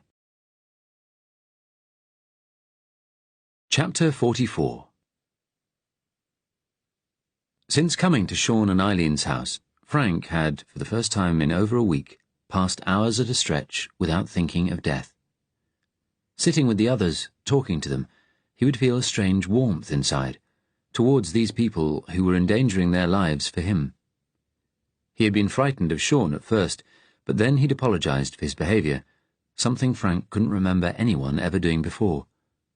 That afternoon, playing games in the lounge, he had actually forgotten the constant danger, relaxed a little. After dinner, his drugs made him tired, and he went upstairs to lie down, dozing off for a while. A soft knock at the door woke him. "Yes?" The woman, Natalia, came in. Frank smiled at her nervously. "How are you?" she asked. "Not so bad." She leaned against the wall, weighing him up, Frank thought, though in a friendly way. "Things must have been very bad for you," she said quietly, "ever since the accident with your brother." She hesitated. "But trying to run off like you did in that field, that was not right." "I know. It put you all in danger. But I didn't see how we could escape." She smiled and spread her arms. "But we are here. And you heard Eileen. There is a submarine waiting to collect us. We are moving closer to safety, Frank, step by step. And already you have changed." What do you mean? I have watched you this past week. When we first picked you up from the hospital, your walk was slouched. You slumped over. Already it is a little less so, and your speech is more, she smiled, direct. Is it? He wanted to believe her, to hope, but it was hard. He changed the subject. Where are you from? He asked curiously. I am from Slovakia. It was part of Czechoslovakia once. You remember the country Mr. Chamberlain gave to Hitler? I was always against appeasement. David and Jeff and I used to talk about it at university. She took out a packet of cigarettes. Do you mind if I smoke? Please. Did you escape from your country? I was lucky. I met a German, a good German. I came to England with him. After he died, I decided to help the resistance. You must have met Nazis, too. We're told they're our friends, but I never thought so. The Germans have fallen under the spell of a madman. Much of the German army also. Though they are realists, too, they know now that they can never conquer all of Russia. I think when Hitler dies, the army and the SS will fight each other. She smiled. And then the resistance in Europe will have a great opportunity. Frank said, The Germans must never get hold of my secret. You do understand that? Yes, she nodded seriously. It must be hard, carrying dangerous knowledge in your head. But you don't know what it is, do you? Frank looked alarmed for a moment. No. He hesitated, then asked, Do you carry one of those poison pills David has? Yes. I told him to ask you if I could have one. She shook her head. I'm afraid the answer is no. If the Germans come, I promise you they won't take any of us alive. She looked at him in the eye. He admired her clear, cool directness. You must think about dying too, all of you, he said. A sudden blackness, ceasing to exist. Or heaven, walking in a garden with Jesus. He laughed bitterly. Or hell. The lives God gives us, the awful things we can't escape from. Sometimes I think that sort of God would enjoy making hell for us after we die. I think we'll all just face the blackness. So do I, really. May I sit down? Natalia asked. Of course. There were no chairs in the room, so she sat on the floor opposite him, leaning back against the wall. Frank asked, Why do you want to keep me alive? I've been told it's what the Americans want, for us to rescue you and get you to the coast. Aren't you curious, you and the resistance people, about what I know? She smiled. We've been told not to ask, and the resistance is like an army. We're soldiers. We obey orders. You kill people like soldiers as well, don't you? The stories about bombs and assassinations, they're true, aren't they? I wish there were another way, but all other roads have been blocked off. Have you killed anyone yourself? She didn't answer. Frank said, My brother, he started all this, put us all in danger. She smiled sadly. I had a brother too. Did you? Yes, but he was not like yours. We were close, but he had what they call mental problems, difficulties in dealing with the world. When he was young, he was very confident, but I think there was always fear underneath. Did he go to hospital like me? No. My brother Edgar was confident. Everything came his way, or seemed to. She smiled encouragingly, and then, to his own surprise, Frank found himself telling her about his childhood, his brother and his mother, Mrs. Baker, and then the school. He had never talked to anyone about these things the way he talked to Natalia now, because she listened and believed him, and didn't judge. At the end, Frank said, I've always been afraid, like your brother. But you had real things to be frightened of, Natalia said. My brother was different. He didn't have any real cause for fear. Not until the war came. What was he like? She smiled. Peter was 2 years older than me. He had Tartar eyes like mine, but blonde hair like our mother, who had German blood. A mixture. A beautiful mixture. a big, noisy boy, always getting into scrapes. But everyone forgave him, because he never meant harm to any living thing, and all the girls loved him. Frank frowned slightly. He sounded too good to be real. Natalia caught his look and smiled. It's true. Everyone loved him. I worshipped him. Yet sometimes I would find him standing in a room, quite still, looking so afraid. I used to ask him what the matter was, and he would say, "Nothing. I was just thinking." Our mother died just after Peter started university, while I was still at school, and that made him worse. I'm sorry. She had a sudden heart attack. I remember one day after she died, going into our sitting room, and Peter was standing, looking out of the window, his hands clasped together so tightly. He had that frightened look, and there were tears in his eyes. I asked what the matter was. He said, "We're all alone, Natalia. There's no meaning, no safety. Something can just come out of the blue and destroy us like it did Mother, and there's nothing we can do." He said, I remember it exactly, "We spend all our lives walking on the thinnest of thin ice. It can break at any moment, and then we fall through." I see him now, standing there, the words rushing out of him, the blue sky outside our window. Natalia broke off and smiled. "I'm sorry. I don't mean to distress you." Thin ice. Yes, I've always known about that. Perhaps we all do. But we all have to go on hoping it won't break. She sighed. Otherwise, like Peter, or your mother, you can go looking for salvation in some mad theory, some pattern to the world that isn't really there. What did he believe in? Communism. He joined the party just after our mother died. So many people in Europe turned to the fascists and communists in those years. Peter became a communist, and he was much happier for a while. He thought he had found the key to history. The fascists thought they had too, of course, in nationality. Peter finished university, did some painting. He was a painter like me, though a much better one. Before he joined the party, he did some remarkable work, surreal. I think it reflected the confusion in his mind. But later he designed party posters, square-jawed workers and beautiful maidens waving scythes. She laughed. Our father was a merchant. He was so angry when Peter became a communist. I've never really believed in anything, Frank said sadly. I just wanted to be left alone. You believed in science. You worked at a university. Believed in it? I was interested in it. He shook his head. In my old life I worked, I ate, I slept. I read science fiction magazines and books. I had a flat in Birmingham. I don't think I'll see it again. Peter was living in a science fiction book called Communism, Natalia said with sudden bitterness. He thought he saw the future of humanity, its true meaning, in Russia.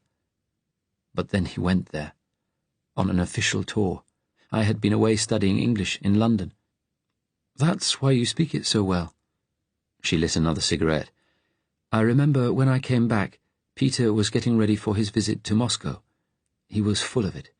He even said he might emigrate to Russia. But when he got there, being Peter, he wandered off on his own one afternoon, gave the tour guide the slip, and went exploring Moscow.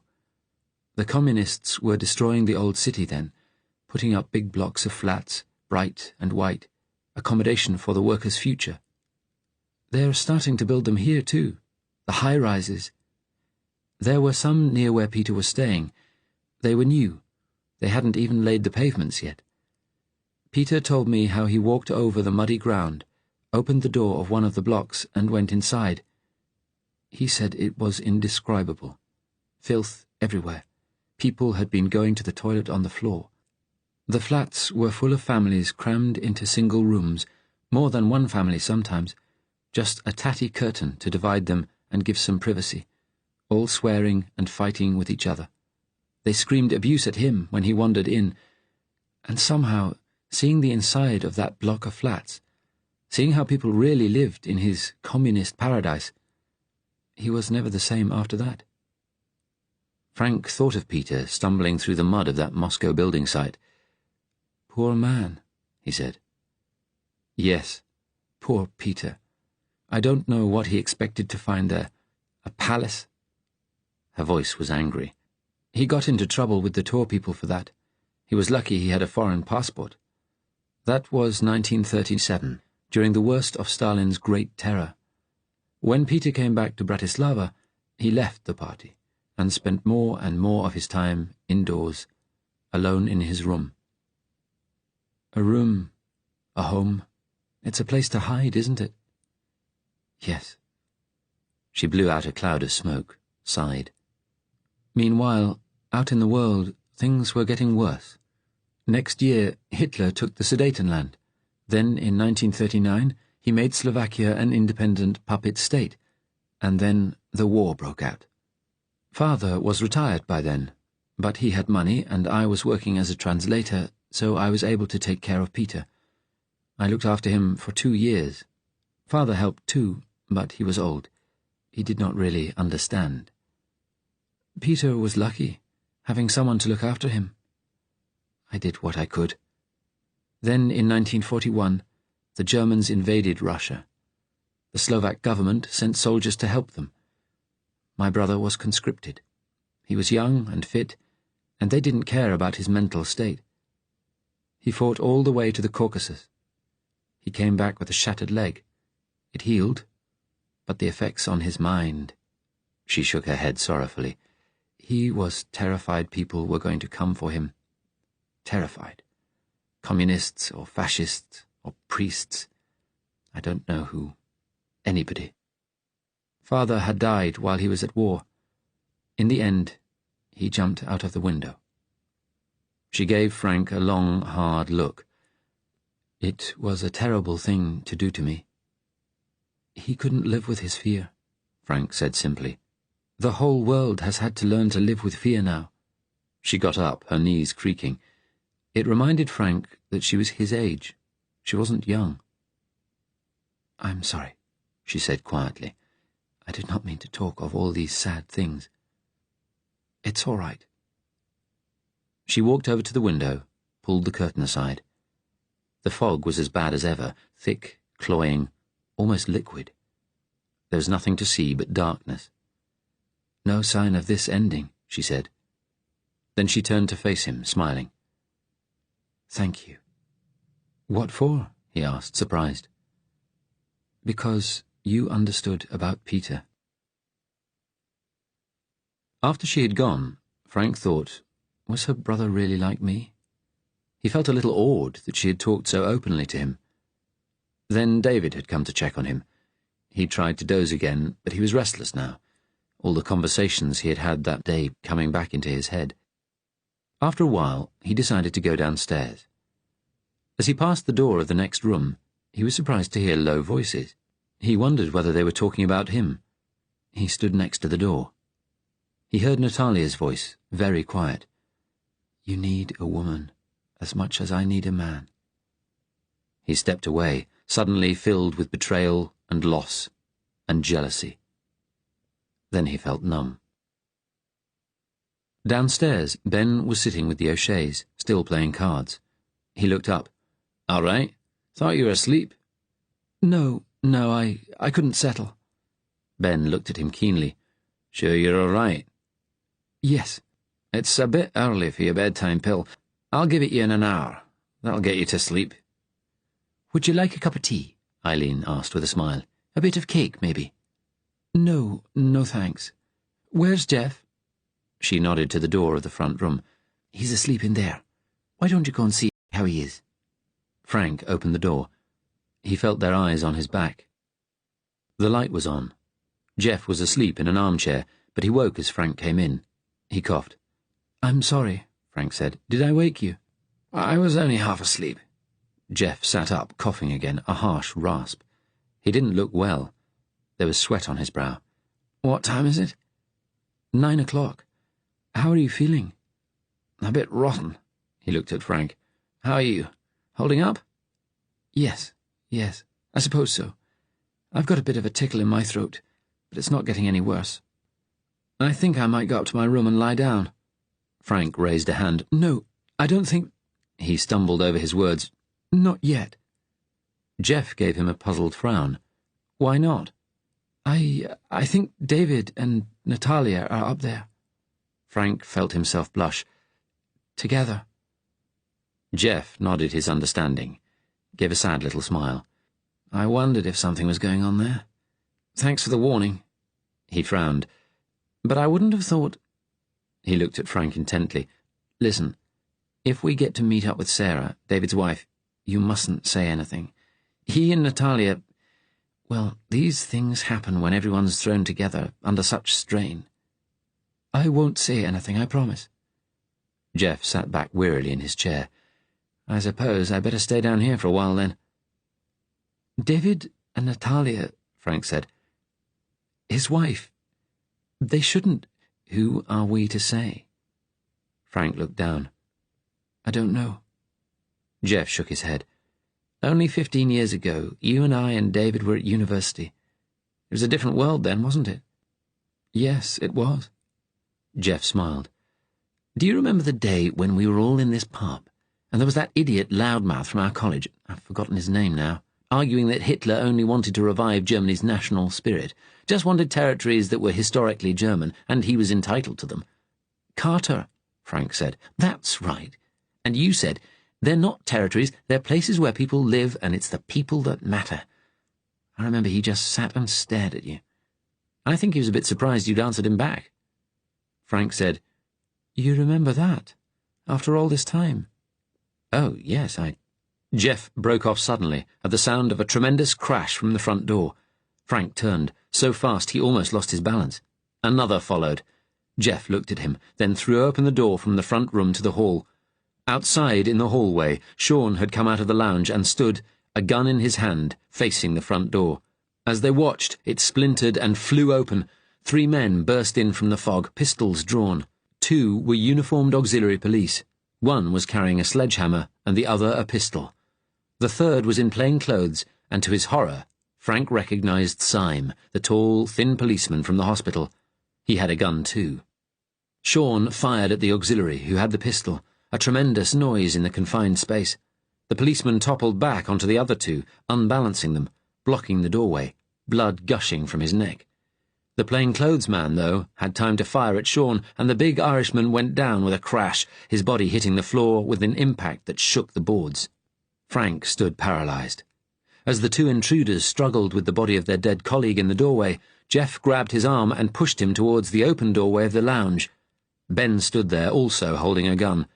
There must have been guns in the table drawers. Behind him, Eileen stared through the door at her husband's body, eyes wide with horror. Frank glanced at Sean's face. The blue eyes, whose gaze had scared him, were still and dead now. There was a clattering on the stairs, and David and Natalia appeared, running down, David frantically buttoning up his clothes. In any other circumstances, it would have looked ridiculous. Natalia, too, was holding a gun. Syme and the other auxiliary were in the hall now, and both raised their firearms, but Natalia fired first. Ben followed from the doorway a second after. They missed Syme, but Natalia hit the other auxiliary in the arm. He yelled and staggered. Just outside the house, they heard the sound of a police siren. Jeff had Frank inside the lounge now. Natalia and David followed, and David banged the door shut. "Out the back!" Eileen pointed at Frank, her voice a loud scream. Jeff grabbed Frank's hand and pulled him towards the kitchen. The others heaved the heavy table in front of the door to the hall, blocking it just before the plainclothesman threw himself against it. Other police were coming, and it would not hold for long. Eileen shouted, "Go!" Ben opened the back door, slowly and carefully. Outside, nothing but a bank of fog. There could have been a dozen more armed police out there, but there was nowhere else to go. Other policemen had arrived through the front now and were throwing themselves against the lounge door.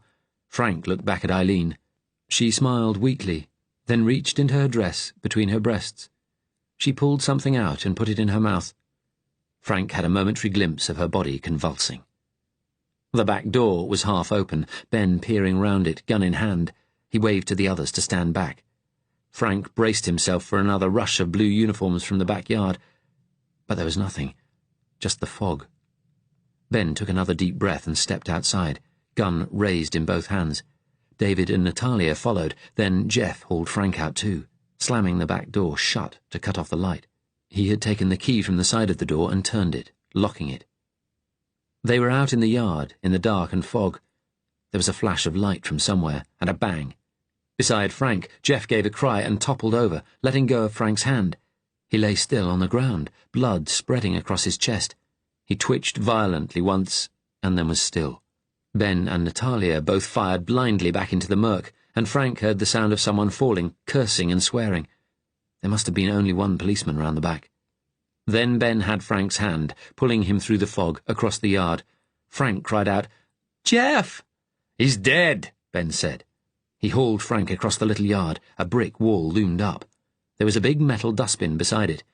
David helped Natalia onto it. She climbed over the wall. David followed. Behind them they heard crashes at the back door. "Come on!" Ben shouted at Frank. He climbed onto the wall, then reached down, took Frank under the arms and lifted him up. Frank grasped the wall, bracing himself to feel a bullet in his back, half hoping for it, but it didn't come. From the top of the wall, Ben fired back towards the house.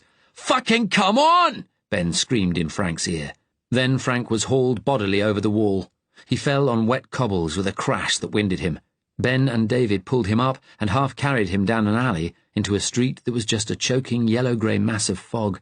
More shots sounded, flashes in the gloom ahead. More police had been waiting in the street. Frank collided with the wall of the alley, grazing his arm. Ben had taken a grip on Frank's other arm, but it loosened as he fired again into the street. Everyone was just firing blindly. Nobody could see. Frank heard a sound from behind him. More policemen, and Syme, no doubt, climbing over the O'Shea's wall in hot pursuit. Frank pulled away from Ben's grasp. He was gripped by utter panic. The gunshots, the images of Sean and Jeff falling, Eileen's body convulsing. They couldn't save him. They were going to be captured as he had known they would be. He turned and ran away, blindly, into the fog. Chapter 45. All Frank could hold in his mind was to get away, disappear in the fog. He ran blindly, arms out in front of him. He felt a jolt up his spine. He had stepped from the curb into the roadway without seeing it. Behind him he heard more shots, a police whistle. He half turned, but already it was impossible to make out who was firing at whom. He saw vague moving shapes, but a second later they disappeared. He reached the pavement on the other side, nearly tripping on the curb, and stepped up, groping in front of him. He touched a wall, stumbled along, keeping his hand on walls and damp hedges so he didn't wander back into the road. A police whistle sounded again, a little further off. He reached a corner and turned, walking on until a bout of coughing brought him to a halt. The air stank. He leaned against a privet hedge, trying to get his breathing under control. More shots sounded, but further away now. The house had been raided. The little boy from the neighbouring house must have betrayed them. The others were gone, probably dead. If they hadn't been shot, they would have taken their cyanide pills. At the thought, a choking sob rose up in Frank's throat. He must keep walking, all night if he had to. If only he could see. When it got light, visibility would be a bit better, though that meant it would be easier for them to find him. Thank God he hadn't had his bedtime pills. At least his mind wasn't dulled by them. He wasn't sleepy. They would be hunting him all over London. He thought, there are road bridges across railway lines. All he needed to do was find one, jump off, and end it. The thought calmed him. He had his goal again. He had known they wouldn't escape. He had been stupid even to imagine they might. He remembered Jeff falling, the blood, and almost sobbed again. There was nobody else in the street. He could make out, very dimly, the little circles of light from the nearest street lamps, how the fog seemed to swirl and eddy about them. People weren't coming out in this weather, and the shots would have been heard, which would keep people indoors. He shivered. He was clad only in one of Colonel Brock's cardigans and a thin shirt and trousers, and was very cold. He thought of David and Natalia, running down the stairs half-dressed. He was glad now they had had their chance together before the end. He heard a sound in the distance, growing closer, the shrill electric bell of a Black Maria. Quickly he felt his way along the privet hedge beside him. He came to a garden gate, dripping wet from the fog. It felt like it was covered with thick, cold sweat. He pulled the gate open, slipped into the tiny front garden, and crouched down on the inner side of the hedge, long grass soaking his trousers. He must be quiet. There was a thin pencil of hazy light a few feet away where the curtains of the front window didn't quite meet. He heard the sound of an approaching car, moving very slowly. Frank thought, "They won't find me, not in this." It passed on down the street. He huddled down, shivering. After a few minutes, he crept out of the gate again, carefully, crouching. His shoes and the bottom of his trousers were soaking wet. He shivered and coughed, then stood up and walked slowly on. He reached a corner. A little way ahead, he saw Belisha beacons, 2 orange globes flashing on and off. For some reason, their light penetrated the fog far better than the faint glow from the street lamps. It was extraordinarily quiet, as though Frank was somewhere in the countryside rather than London. Carefully, he crossed the road. It was wider. This must be a main road. On the other side, his outstretched hands made contact with a high brick wall. He felt over it. There was a windowsill high up. It seemed like a big building, maybe a warehouse or office block. Perhaps he could break in and hide. He groped his way along the wall. Then, from further up the street, he heard a hollow, echoing shout through the fog. "Go on to the end of the road! To the roadblock! There's no fucking point in this, Sarge! They could be anywhere!" They. He was sure he'd heard them say they. His heart pounded. He tried to steady his breathing. Some of the others at least must be alive. Dimly ahead, he saw moving points of light approaching. Torches. Powerful ones, fog whirling in their beams. He felt his way along the wall, away from them. He came to a corner, rounded it, and saw a tall iron gate. Peering through the gloom, he made out a flight of stone steps. He heard another shout, closer now. "Fuck this! Don't know how I'm even going to find my way home. Never mind find these bastards." Frank thought, "There's a roadblock. I have to find somewhere to hide." He opened the gate. Mercifully, it didn't creak, and climbed the steps. At the top was a heavy wooden door. He dreaded he'd find it locked, but it opened under the pressure of his hand. He slipped inside, pushing it to behind him. He saw he was inside an enormous Victorian Gothic church, with high, stained-glass windows and an arched roof. It was empty. There was dim electric lighting along the walls. Long rows of pews stretched away to a railed-off altar, where a red candle burned inside an ornate golden container. Paintings of Christ on the way to the cross lined the walls. It was as cold in here as outside, chill and dank. But though the smell of the fog was in the air, the filthy muck itself seemed not to have penetrated the cavernous building. Frank looked back at the main door. There was a big iron latch. Very slowly and quietly he slid it across. Then he looked round the church again. There were several more doors along the walls. He thought if one led to a flight of stairs, perhaps to a belfry, he could get up there and jump off. His promise to David to stay alive hardly counted now. His heart was beating wildly. His only experience of church had been the chapel at school, cold, with whitewashed walls, a lectern with a ferocious eagle carved on the front. Mrs. Baker had forbidden her acolytes from going to what she called the false temples of the old religions. He walked slowly to the nearest door, careful to make as little noise as possible on the stone flags. Next to it was a plaster statue of Christ, white body hanging from the cross, desperate agony on the thin, bearded face.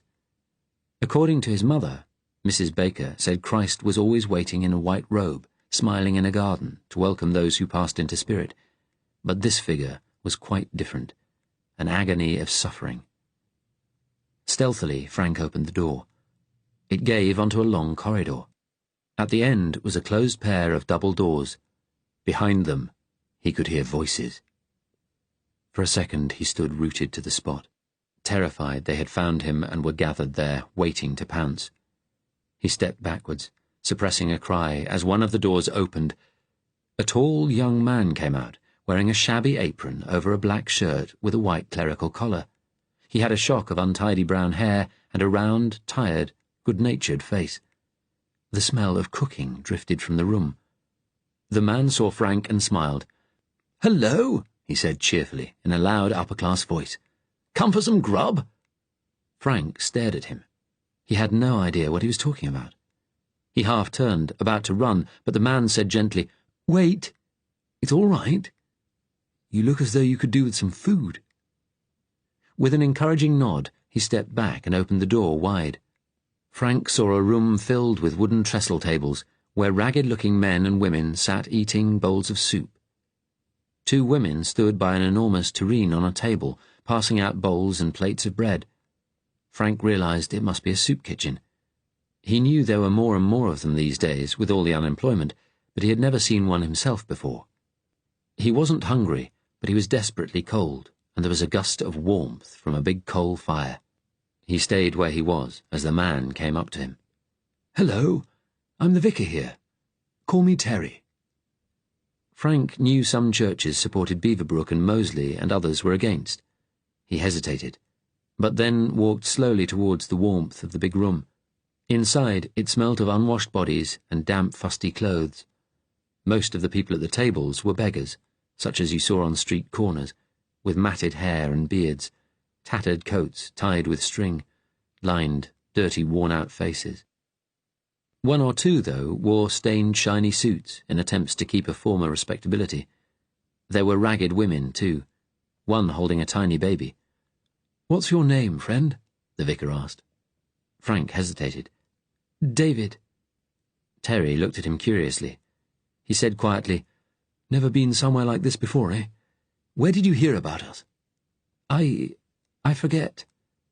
"Well, lots of people are down on their luck these days. It's nothing to be ashamed of. Come on, get some food. It's not a night to be out. This filthy smog, I've never seen anything like it. You haven't got a coat, you must be freezing." The vicar looked at him again, more closely, and then his eyes widened. Frank followed his gaze and saw, on the front of his grey cardigan, a dark splash of blood.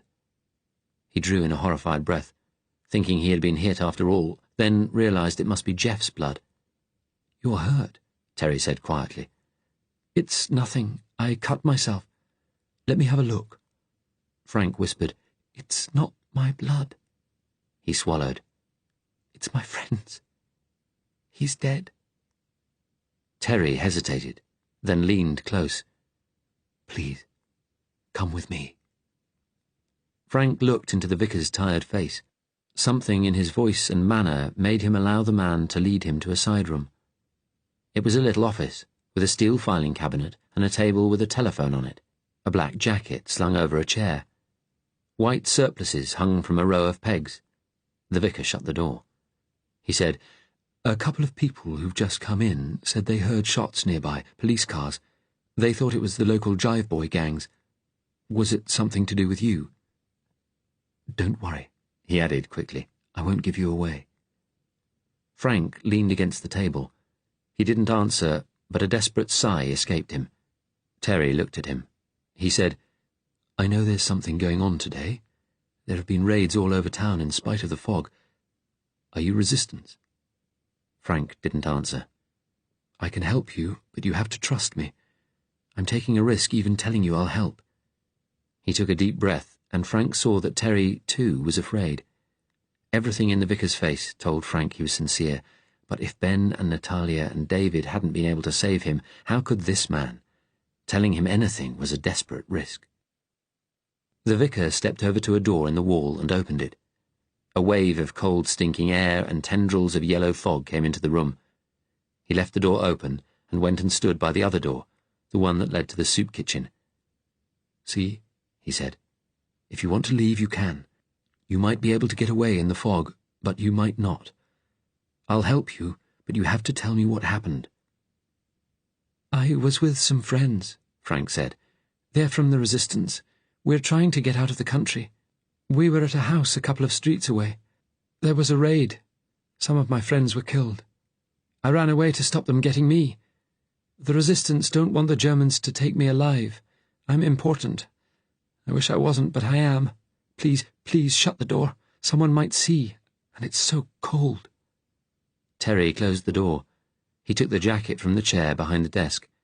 "Sit down. Go on. You look done in." Frank sat and Terry put the jacket round his shoulders. He looked at Frank's bad hand. "How did you get that? The Germans?" Frank shook his head. "No, some other people, when I was a boy. I'm not with the resistance. I'm just someone who needs to be got out of the country." "Why?" Frank shook his head firmly. "I can't tell you. The resistance people know." "Is David your real name?" Frank shook his head. "No. He was one of my friends." He felt tears pricking at his eyes. "Can you tell me your real name? If you can, I can ring for help. I've a number." Terry nodded at the telephone on the desk. Frank hesitated, but it was all or nothing now. "Muncaster. Frank Muncaster." Terry picked up the telephone. He dialed a number. Someone answered, and he spoke with unexpected crispness. "Reverend Hadley, St. Luke's Church. I've a man here, says the police are after him. There's been a raid nearby. His name is Frank Muncaster. Repeat, Muncaster. Medium height, thin, brown hair, injured right hand." Then there was silence, the vicar occasionally nodding and saying "Yes," briskly. He looked at Frank again and asked quietly, "Do you know how many of your people got away?" "Sean and Eileen, the people who were sheltering us, they were—" His voice trembled. "I saw them killed. And Jeff, one of my friends, he was killed too. It's his blood on my cardigan. The other three, I don't know. Outside, I heard a policeman say they were looking for them, so I hope some got away." The vicar relayed the information to the person at the other end. At length he said, "All right," and put the phone down. He looked at Frank. "They'll come to collect you, but it may take a while. The police are putting up roadblocks, closing off the whole district." Frank stood up, panic searing through him. "They could be searching the streets. What if they come here?" Terry said, "It's all right. If they do, I'll deal with them. They don't know I've got contacts in the resistance." He smiled sadly, making his face look years older. "They think I'm just the local do-gooder." "Our man told me you were in a mental hospital, where you tried to kill yourself," he added, more gently. "I'd do it now if I could, so they don't get me." Terry shook his head. "That's not what God wants." "Isn't it? Then why did he make a world where sometimes it's the only choice you have left?" Terry closed his eyes. How exhausted he looked. "Would you like to pray with me? For your friends?" "No." Frank's voice shook with emotion. "No." They both jumped at the sound of a loud knocking. The vicar said, his tone suddenly one of command, "It's the back door. I'll go out and see. You stay here. If you hear me coming back with someone else, run outside. But wait for me outside the door. Don't go back on the streets, or they'll get you." He looked at Frank. "Will you promise? I'm your only chance. Please, do as I say.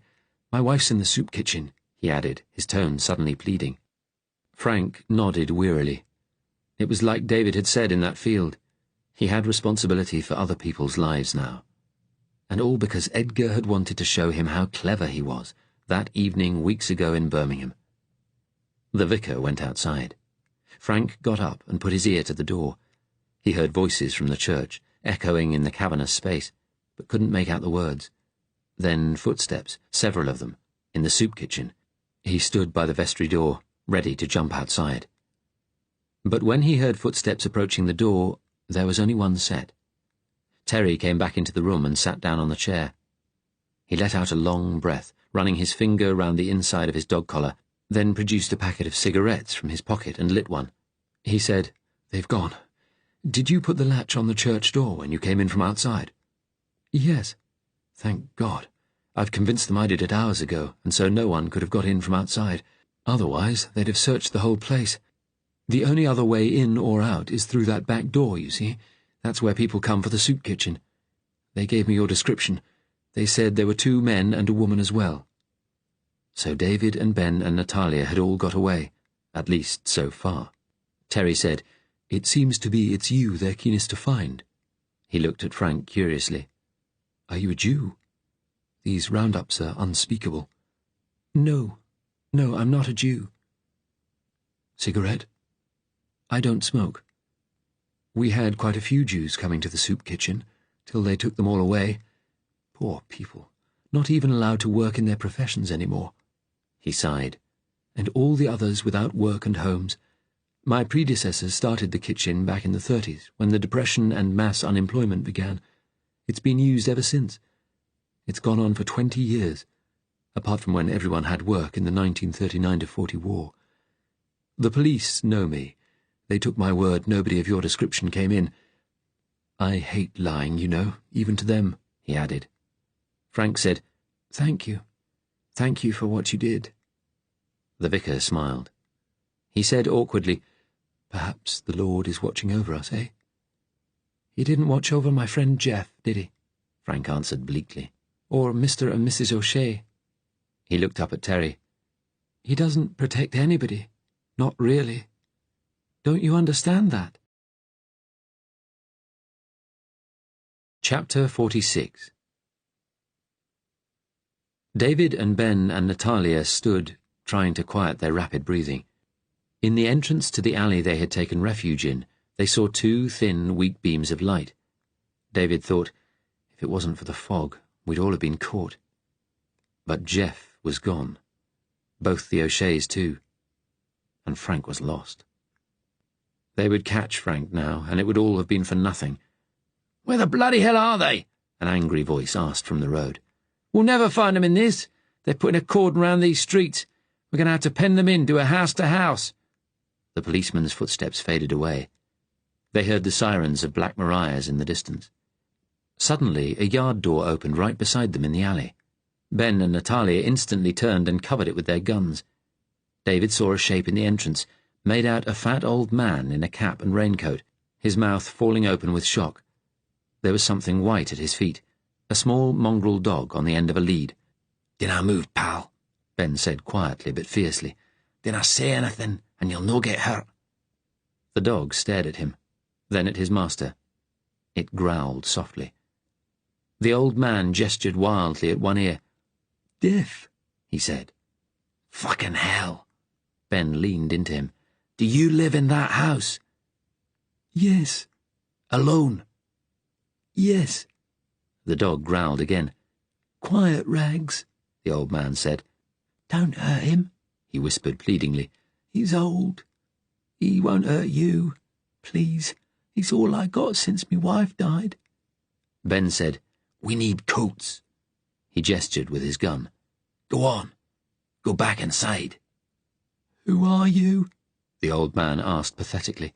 "What's happening?" "Never you mind. What you dinna ken can't hurt you." A note of anger came into the old man's voice. "You're resistance, aren't you? Taking advantage of the fog for some stunt. Why can't you just leave people alone?" "We need warm clothes," Ben repeated grimly. "Fucking get back in." Natalia touched David's hand briefly. "I'll go in with him. Stay here. Don't move. Take this." She handed him her gun. "You know how to use it?" "I was in the army." "Good." She touched his arm softly, then followed Ben and the old man through the gate. David stood in the fog. He was starting to shiver from cold. None of them had coats. He looked down the alley. It was quiet now, but the streets would soon be full of policemen. A cordon, how could they get out of that? They would be captured or shot like Jeff. He gripped the cyanide pill in his pocket. He thought, at least Sarah's safe. He remembered the moment when the banging sounded at the front door. David had been lying naked on the mattress. Natalia was sprawled across him, a happy, slightly teasing expression on her face, as she played with the hairs on his chest, making them into little bunches of curls. But she jumped up, immediately alert at the first crash from the front door.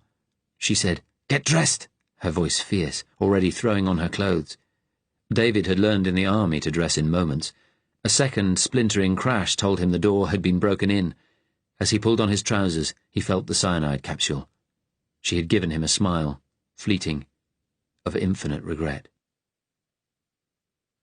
Ben and Natalia returned, slipping back through the gate.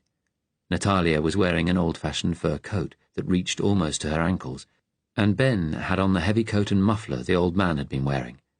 He passed a blue raincoat to David. As he put it on, David asked, "What have you done with him?" "Left him tied up on his bed. The dogs weigh him." He shook his head. Stupidest bloody mutt I ever saw. He says a neighbour's coming to do some shopping for him tomorrow. She'll find him, if the police don't first. Good at tying people up, aren't you? David couldn't help saying. Just as well for you I am, pal. And for Christ's sake, keep your voice down. Natalia walked slowly to the end of the alley, the others following. David said, I don't suppose there's any chance of finding Frank in this. No, Natalia agreed. We must find somewhere to hide. At least we have coats now, and they'll be looking for people without them. Don't worry, there is a contingency plan.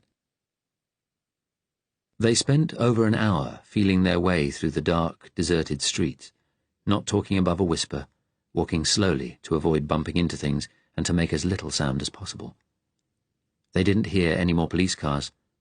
Twice they ducked into alleys or behind garden fences at the sound of footsteps. Once they saw the weak lances of torch beams.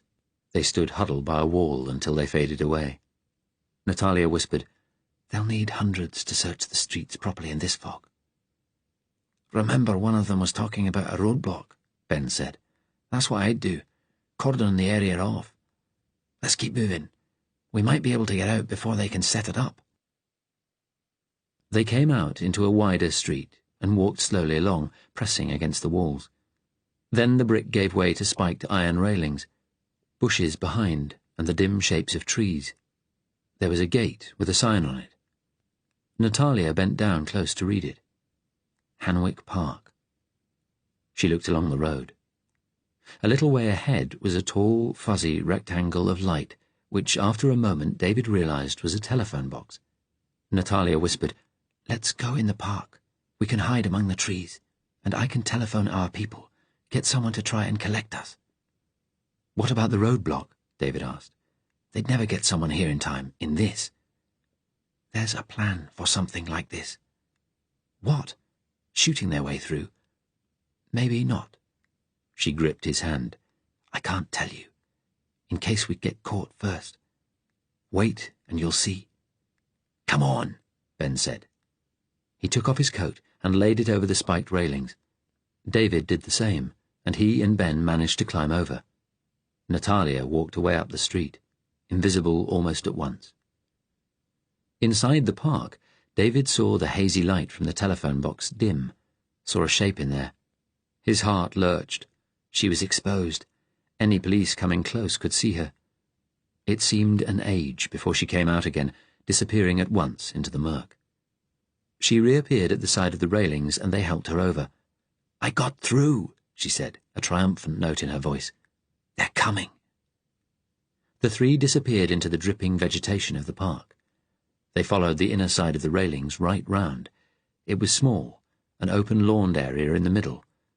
Then, at the far end, they saw flashing lights in the road. Torch beams, the shapes of men walking to and fro. Peering through the railings, they made out a police car parked sideways to block the entrance of the road, its interior lights on. More cars were parked behind. We almost walked into that, Ben whispered. Natalia said, It's all right. We have to wait now. They'll come. How are they going to get through that? David asked despairingly. He thought again of the cyanide pills. They could die here, together, he and Natalia and Ben.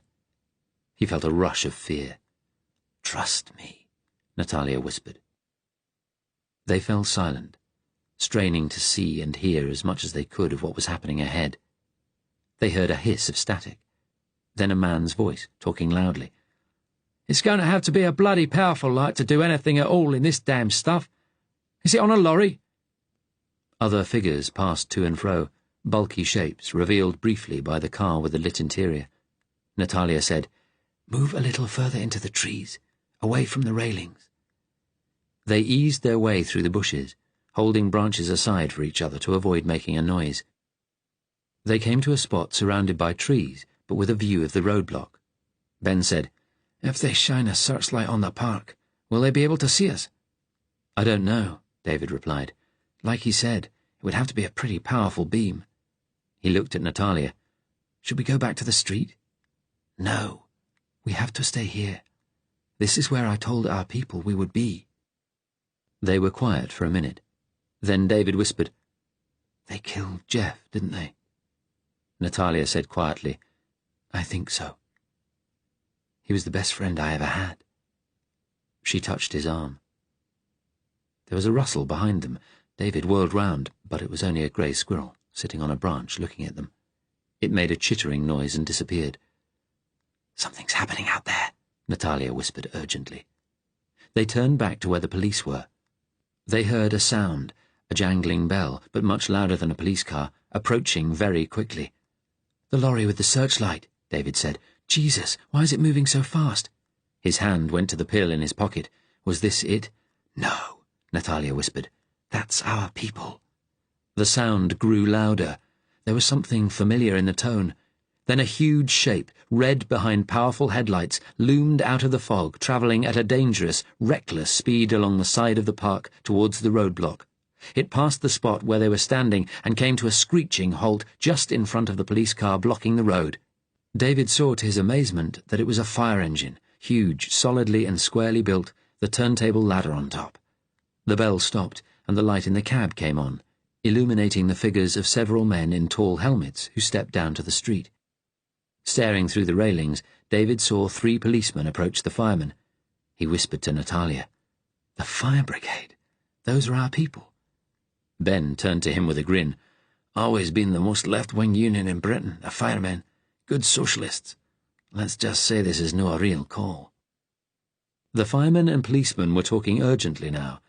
David couldn't hear at first, but then their voices rose, one of the policemen shouting, "This whole area's cordoned off, nobody in or out." "But the police at Priory Street let us through the other end. We're on our way to a big fire. They shouldn't have. Orders are to seal these streets off. Listen, it's a hospital fire. There's people trapped. They can't get out, and we've got to get another mile through this.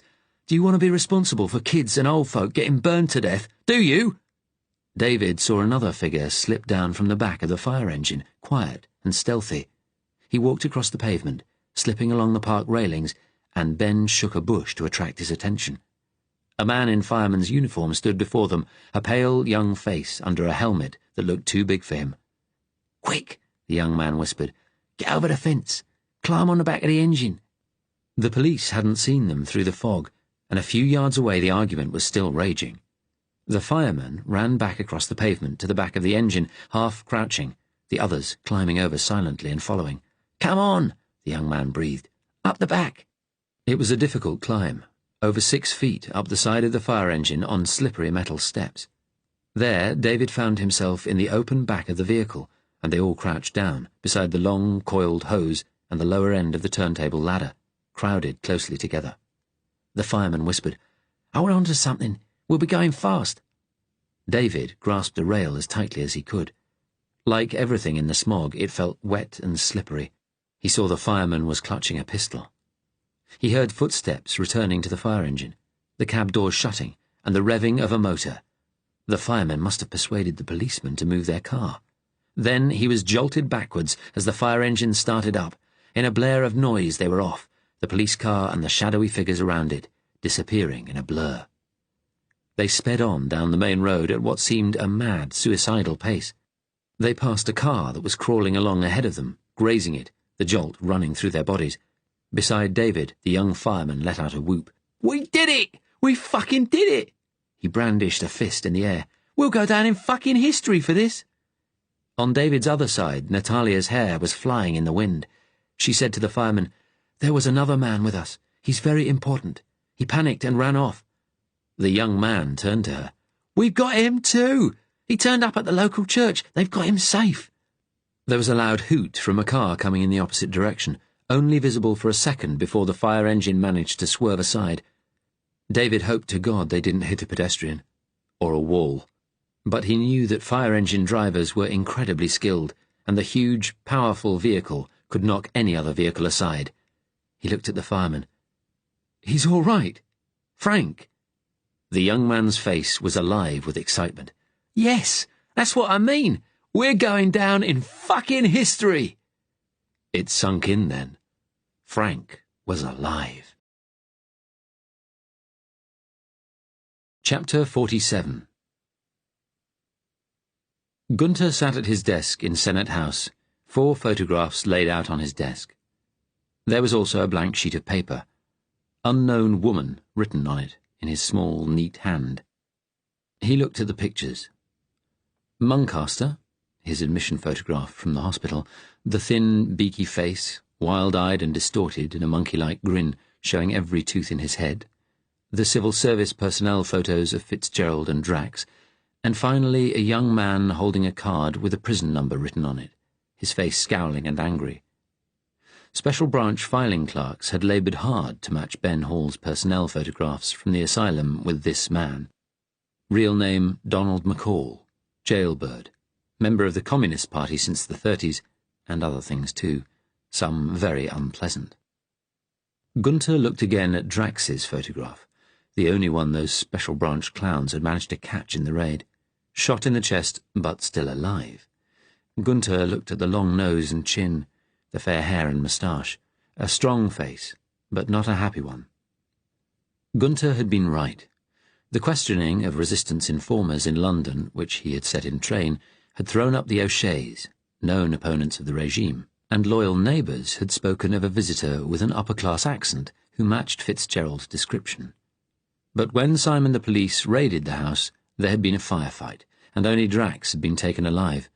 4 of them had fled, including Muncaster from the descriptions. Now the police were putting up roadblocks, but the smog was delaying everything. Gessler had said, at least if the fugitives got away they could blame it squarely on the British. But Berlin still needed Muncaster, alive. Gunter had already had one interview with Drax. He lay on a bench in a cell downstairs, a heavily blood-stained bandage round his chest.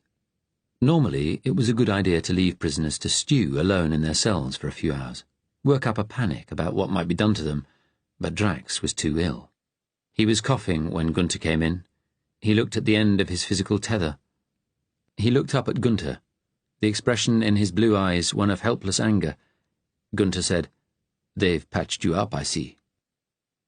Drax just gave Gunter a furious glare. "The doctor thinks you have a sinus infection, as well as a chest injury. Not surprising, with this filthy smog. I get similar trouble with all the building dust in Berlin. Would you like some water?" "No." His voice was very hoarse. "Well, suit yourself. You had a cyanide pill on you, I'm told." "My bad luck, I didn't get the chance to use it." "I expect your friends have them too. We know Mrs. O'Shea used hers."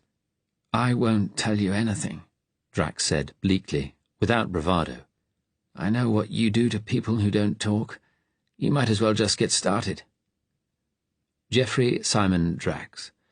You went to university with David Fitzgerald and Frank Muncaster, worked in Africa, then after you came back to a desk job in the Colonial Office, you started supplying secrets to the resistance. That whole civil service spy ring's going to unwind now?" Drax just stared at him.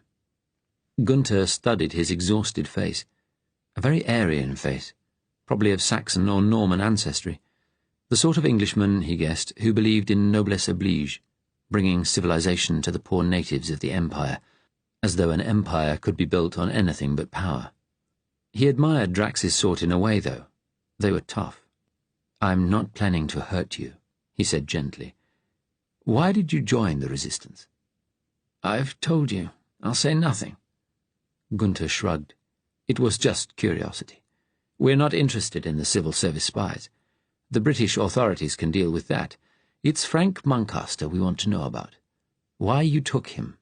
What you're planning to do with him. What he knows.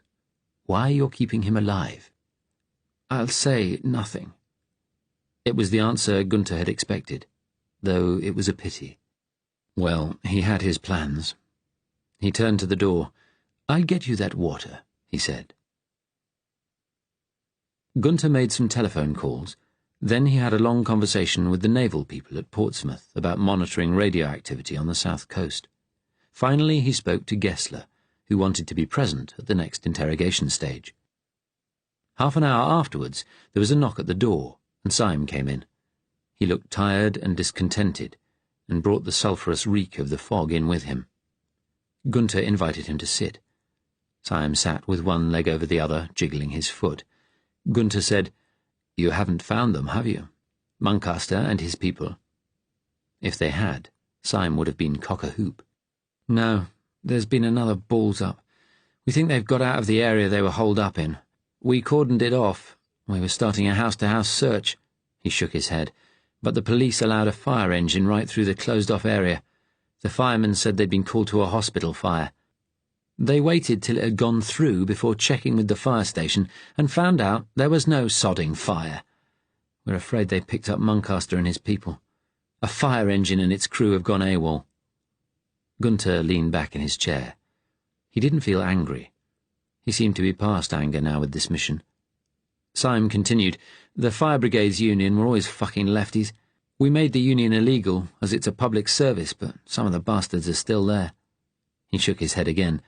I suppose the Gestapo would have taken the risk of letting a hospital burn down. We would, if we needed to catch important people. Syme said unexpectedly, You must think we're a bunch of useless fannies. Oh, we make mistakes too, Gunter said. They still needed Syme and his people. Are you all right? You weren't hurt in the raid? Not a scratch. Any word of the one we shot? He's not cooperating. Unsurprisingly, I'm having steps taken to encourage him. Syme gave a lubricious smile. It reminded Gunter of how much he disliked him. Rough stuff? Gunter inclined his head, in a manner of speaking. Good. Syme nodded at the photographs. Is that them? The group in that house? Yes. Syme pointed at David and Ben. I saw them, and a woman. Tall, pretty, brown hair. I've written down a description. He smiled sourly. She was shooting at me at the time, so I remember her. And I glimpsed Muncaster again. He looked at Muncaster's photo, then shook his head. All this for that weird-looking loony. The telephone rang. Gunter thanked the caller, then stood up. Well, he said, the arrangements I wanted are in place. I'm going down to see Drax again. Standartenführer Gessler is attending too. I must ring him. Syme said, Can I come? Gunter hesitated, then nodded. Yes, why not? Drax was still sitting on the bunk, but this time there was a man in SS uniform beside him. Cap, a foxy little man in his 30s, lean but fit-looking, who Gunter knew specialised in what Syme had called the rough stuff. Gessler was there already, in a corner of the room, standing with his arms folded, glaring angrily at Drax through his pince-nez. One eyelid twitched occasionally. A grey-haired, bespectacled man in a technician's white coat was setting up a cine-camera on a tripod on the other side of the room. Drax was looking at him uncomprehendingly, Cap with keen curiosity. Gessler with a little secret smile, because he knew what was coming. Gunter addressed Drax, inclining his head towards Syme. You remember this man? He was at the O'Shea's house. That's right, Syme said with a smile. Chest all right? Drax didn't answer. The technician opened a circular can and inserted a roll of film into the projector. What's this? Syme asked. We're going to have a film show, Gessler said with a nasty smile. The technician unrolled a white screen and set it up against the opposite wall. He spoke to Gunter. We should have the lights off, sir. They're very bright. Yes. Gunter nodded to Cap, who left the cell, switched out the light and returned, closing the door with a clang. The technician turned a switch, and there was a whirring sound in the darkness. Then the image of another cell appeared on the screen. The film, Gunter noted with approval, was in colour. The other cell in the film had a metal table and a chair, and the woman, Carol Bennett, sat tied to the chair with ropes. Her hands were fixed to the table by straps on each wrist. She wore a stained white smock, and her hair was pulled back. 2 guards stood behind her, one holding her shoulders. She looked terrified. Gunter heard Drax say softly, "Oh, no." "Recognize her?" Gunter asked. "It's Miss Bennett. She's a friend of David's. She's nothing to do with us." His voice rose. "She's nothing to do with the resistance." "We know." In the film, another man stepped into view. He wore a long green smock, like a surgeon's, and he held a large hacksaw with a serrated blade. Gunter glanced at Syme. He was leaning forward slightly. The man with a hacksaw said, "Hold the right hand steady." Carol began to scream, "Stop! No! Stop! Stop!" She was struggling wildly now, but one of the guards grasped her shoulders firmly, while the other stepped forward and held her hand down. Without another word, the man with the hacksaw leaned over and took a grip of her little finger. He brought the hacksaw down on it, just above the knuckle, and began to saw. Blood spurted over the table. Carol screamed and pleaded for them to stop, but none of them took the remotest notice. They were implacable. In the dimness, Gunther heard a horrified gasp from Drax, then a brief scuffle as he tried to get up. Cap held him down. He started coughing again, a choking sound. Gunther looked back at the screen. Carol Bennett's little finger had been severed. It was lying on the table, blood still leaking from her mutilated hand. She was still screaming as the man laid down his hacksaw, unstrapped her hand, and with brisk efficiency held it up, tying a tourniquet round the wrist. The film ended suddenly, the screen going blank. The projector was still on, faintly illuminating the room. Drax shouted, "You bastard, you—" His voice broke in another wild fit of coughing. "That took place a couple of hours ago," Gunther said quietly, "before we turned her over to the British Special Branch. She'd warned Fitzgerald to get away from his office, you see." Gessler stepped away from the wall. "That was just what you call the B picture. The main picture is next." Drax had stopped coughing, gone quiet again. Through the semi-darkness, Gunther caught the glint in his wild eyes. He nodded to the cameraman. The man clipped another reel to the projector, working with surprising agility in the near dark. Gunther supposed he must be used to it. Another cell appeared on the screen, another chair and table. A man stood clutching a heavy carving knife, dressed in a leather apron, leather gloves. The camera panned round, showing an elderly man and woman, each held by a guard.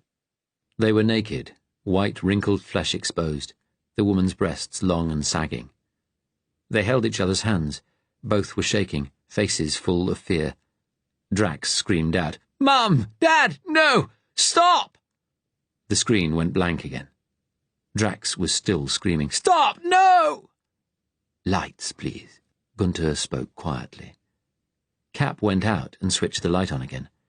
At a nod from Gunther, the technician lowered the screen with a snap and began packing his equipment away.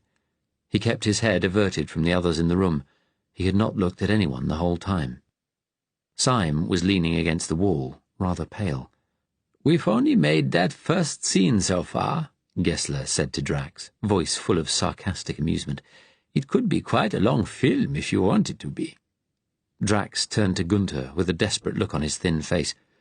"Don't hurt them," he pleaded. "Please don't hurt them. They know people. You'll get into trouble." "Not in this case," Gunther said quietly, almost sympathetically. "They're only members of a provincial Conservative Party branch. Beaverbrook won't do anything to protect little people like that. Since Muncaster escaped, Berlin has been applying real pressure on your government, and he's given them to us."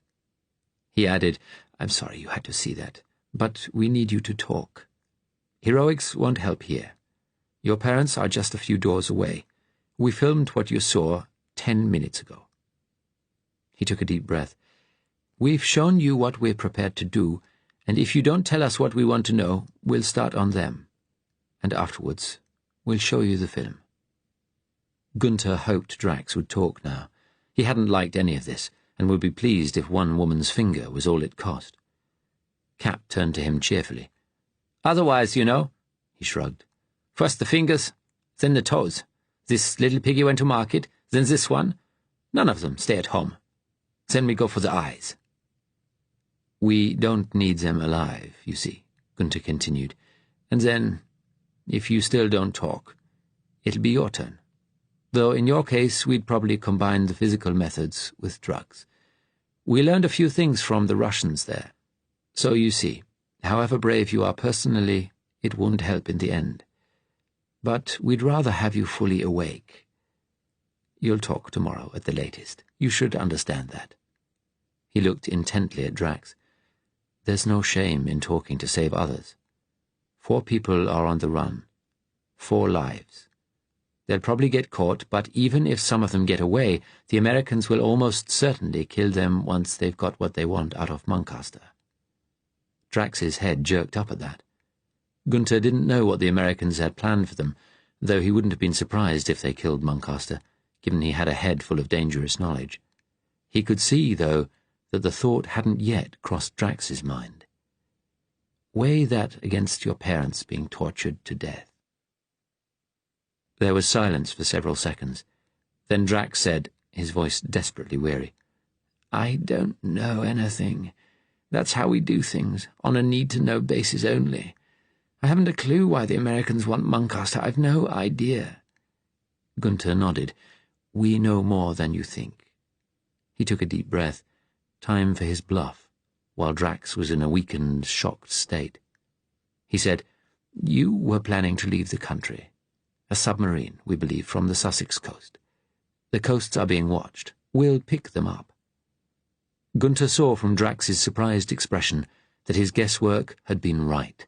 This was what they were going to do. "How do you know all this?" Drax looked appalled. Gunther didn't answer, just inclined his head. The Englishman was silent for a moment, then lowered his head and began to cry, weeping like a child, his shoulders shaking, all that proud reserve gone. He had broken. Gessler smirked. Gunther closed his eyes. "If I tell you the little I know, will you let my parents go?" Drax's voice was toneless and dead. "You seem to know all of it already." "Of course. We've no further use for them." Drax's shoulders sagged. "I don't know where we are going to be picked up from, except that the rendezvous is only an hour from here." Gunther considered. An hour to the coast. Central Sussex. A lot of cliffs there, which narrowed down the places they could be picked up from. He said, "Thank you." He gestured at the wall where the screen had been. "I'm sorry you had to see that. I really am." Drax said, "All that you know. Who told you?" "I'd worked it out. The look on your face confirmed I was right. And now we can narrow the pickup point down further." Drax's head fell hopelessly forward, the way people's often did after they broke. Gunther nodded to Gessler, who followed him and Syme out of the cell, leaving Cap on guard. They halted a few feet along the corridor. Up ahead, a young SS man was sitting at his desk, filling in forms. The telephone on his desk rang, and he picked it up. Gessler said, "Well done, Holt. That was a masterpiece of interrogation. Admirable. We could turn this round after all." "Thank you. I would ask you, please make sure the guards keep a careful eye on him. He'll be a suicide risk. Guilt will come now." Syme said, "You bluffed him about the submarine." "Yes. We can tell our people on the Isle of Wight to look for an American submarine off the Sussex coast. He's not sophisticated. People like him are brave, but they have too narrow a focus. Since being captured, he was probably thinking only about how to bear great pain himself. He would have held out a long time." Gessler laughed. "You had him crying like a child, like a little girl."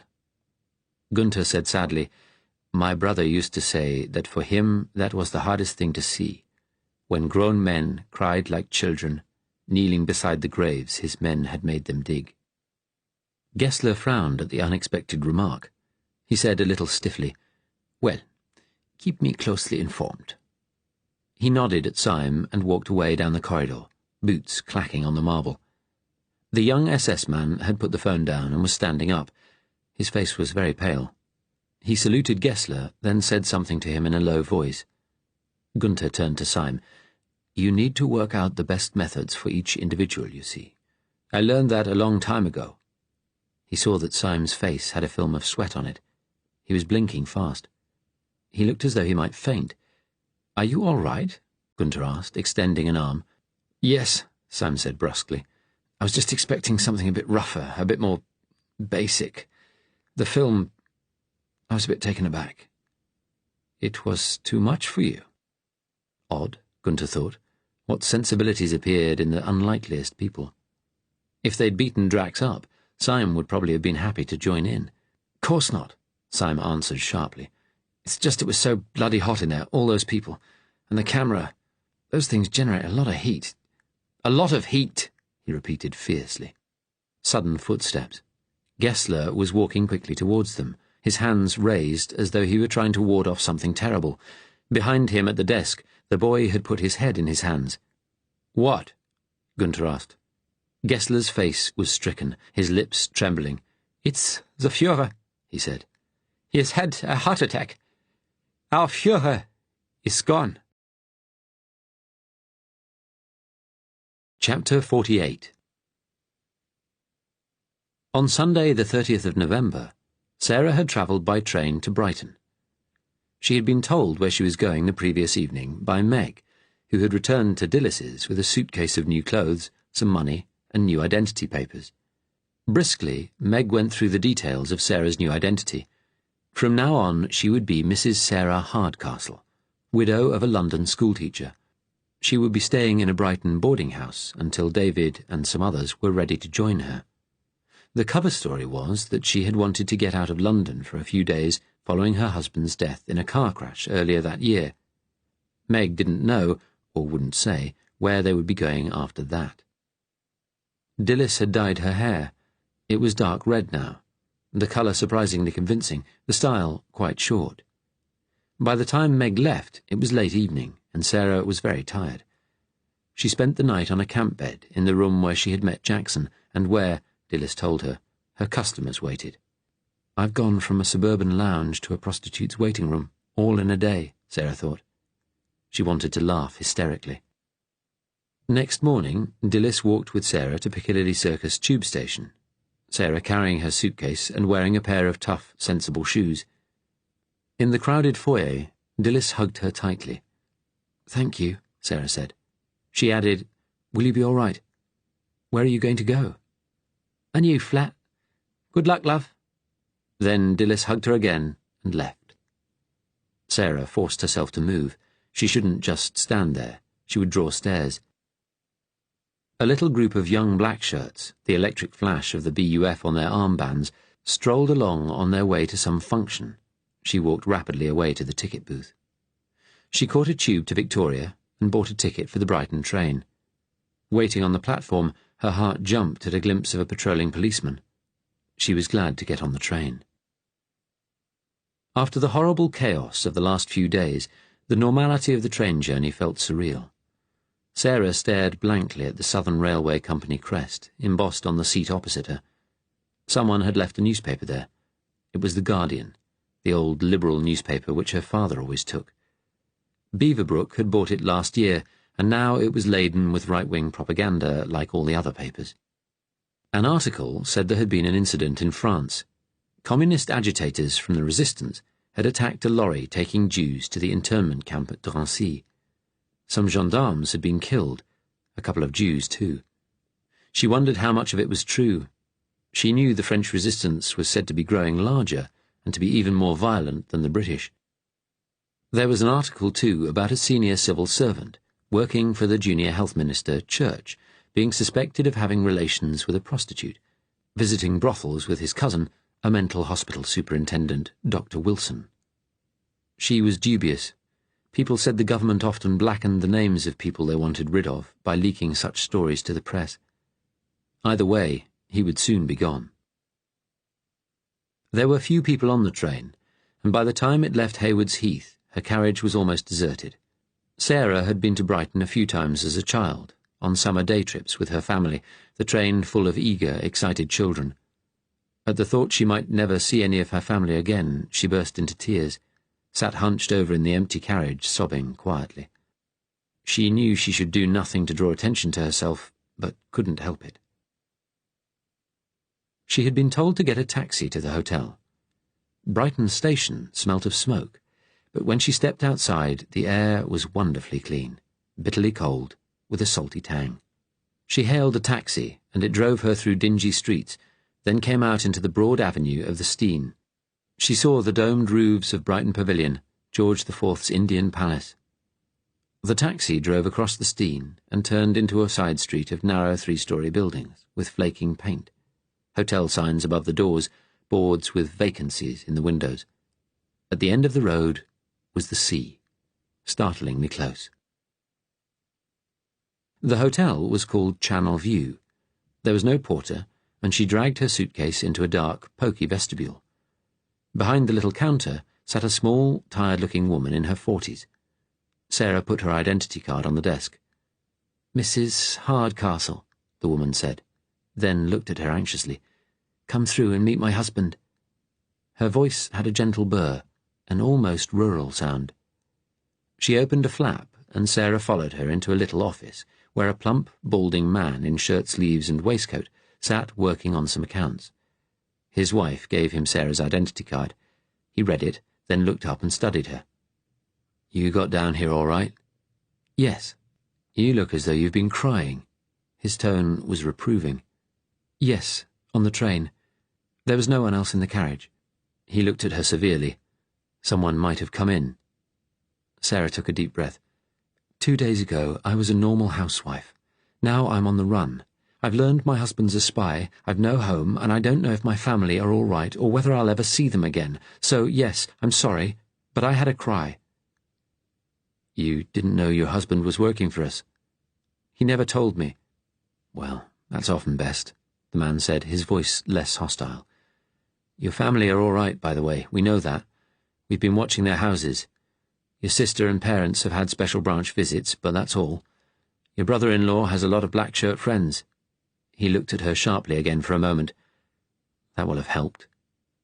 Sarah closed her eyes and took a deep breath. "What about my husband?" "There are delays in London. It may be a few days before he gets here." "Then what happens?" Sarah asked. "No one will tell me." "The plan's to get you out of England. You and your husband and some friends."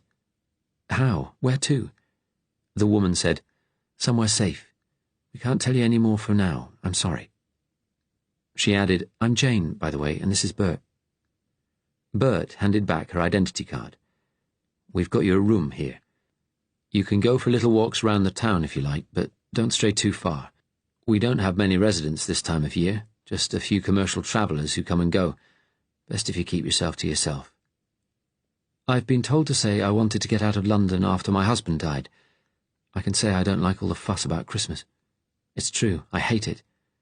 "Good," Jane said. "Don't get into conversation with the other guests. Some of them have a roaming eye." "I won't." "Mealtimes are on a card in your room." Jane gave her a key. "There's hot water on if you want a bath." "Thank you," Sarah said. As she went through the door, Bert said quietly, "Mrs. Hardcastle." She turned. "Yes?" He smiled.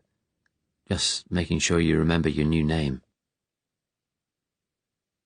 The hotel was a strange little place, with narrow corridors, small rooms, threadbare carpets. The bed in Sarah's room sagged from the hundreds of people who had slept there before. Channel View was probably full in summer, but now the only other guests were a few middle-aged men in shabby suits who nodded to her in the dining room. She nodded back, politely, but distantly. The food was awful. For the next few days, Sarah barely spoke to anyone. Several times, when Jane was on her own at reception, Sarah asked if there was any word of when her husband's group was coming, and always she was told not yet. Jane was pleasant enough, but Sarah sensed that Bert was uneasy about her. She wondered if it was because she wasn't in the resistance. She was just a spy's wife, an encumbrance. She avoided the communal lounge, only going in to see the news on the old TV. On her first night, she wondered whether there might be something about the policeman Meg had killed, half expecting to see her house appear on the screen. But there was nothing. They would hush it up, of course. There was only the usual news. There had been a big demonstration in Delhi. The black-shirt mayor of Walsall had been shot and injured by resistance terrorists. The Germans were making temporary strategic withdrawals on sections of the central Volga. When the news was on, some of the commercial travellers muttered and grunted about communists and uppity wogs. Sarah spent long hours in her room, reading dog-eared romantic novels that guests had left behind in a little bookcase, or sitting looking out of her window with its view of a yard choked with bins and the backs of neighbouring buildings.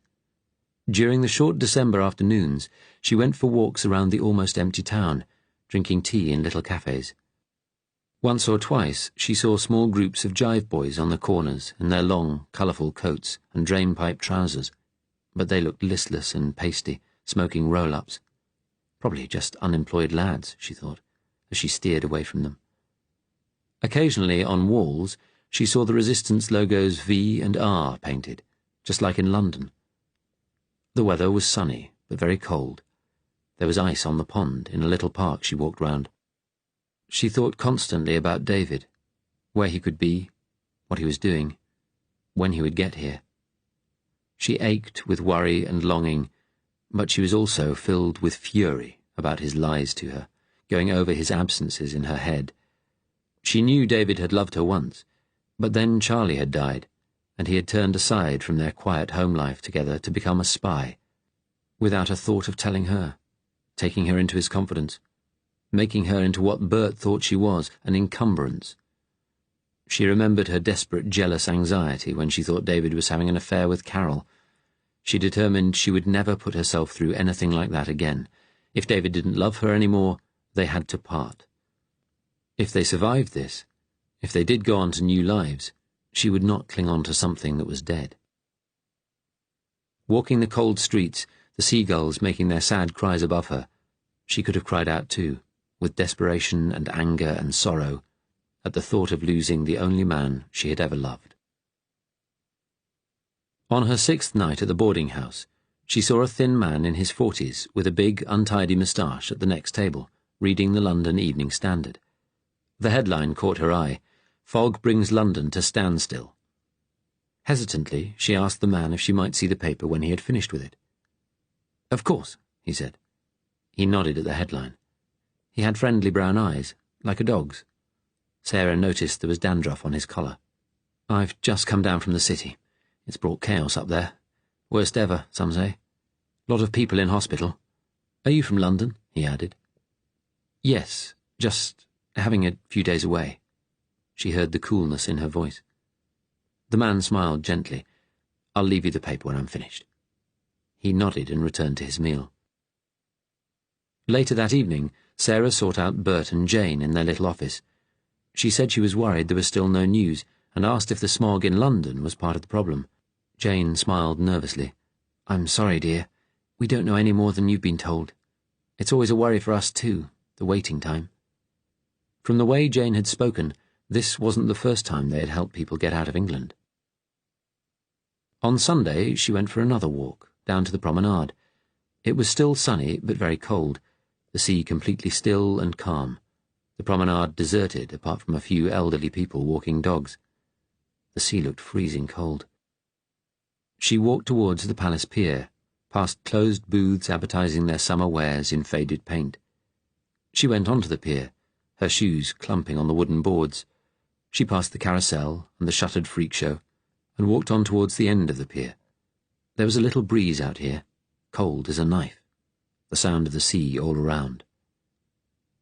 There was only one other person there, leaning over the rail, gazing towards the shore. She recognized the man whose paper she had borrowed at the hotel. There was a battered suitcase at his feet. Hearing her footsteps, he looked up, tipping the brim of his bowler hat to her. "Out for some sea air?" he asked. She approached him. "Yes. Freezing, isn't it?" "Bitter." "I heard on the radio that the fog is as bad as ever in London." "Yes, so they say." She was about to walk on. She knew she shouldn't be talking to him, but there was something appealingly pathetic about the man huddled against the railing, and she was desperately lonely. So she said, "Not working today?" He shook his head. "Just booked out of the hotel. Off back to London now. Not having much luck this trip.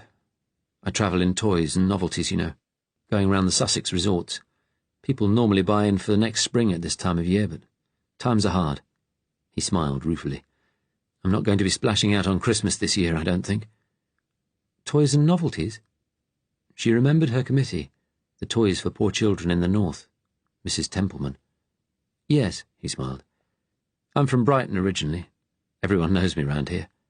He extended a gloved hand. "Danny Waterson." "Sarah Hardcastle." They were silent for a moment. He said, "I heard the coronation's fixed for June." "Is it?" "Yes. I phoned the office this morning and they told me. They still haven't found anyone she'll marry. They say the Queen Mother's pressing German princes on her. Maybe she'll stay single, like the first Elizabeth. He looked across to the shore again. I remember this place in 1940. Barbed wire all along the promenade. Down on the beach, too.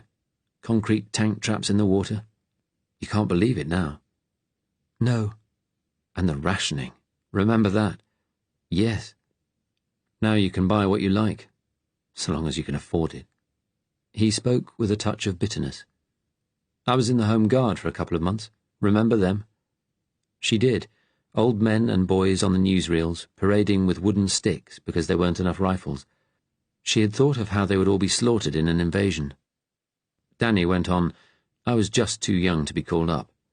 Then, in a couple of months, it was all over. He leaned on the railing again. I wonder what would have happened if we hadn't made peace. Whether the Germans would have invaded. It would have been difficult, getting an army across the Channel. They tell us it would have been easy. We'd lost all our equipment at Dunkirk. Maybe. Well, we made our choice in 1940, and here we are. From his tone, he was anti-regime, though he hadn't actually said anything incriminating. Yes, Sarah sighed heavily. Danny shook his head sadly. I worry about my kiddie's future, I do. I saw one of those places where they're holding the Jews outside Worthing yesterday. In the distance from the train, it looked like an old army barracks, surrounded with wire, guards patrolling. My wife says the Jews deserve it. They can't be trusted. They're not really loyal to Britain.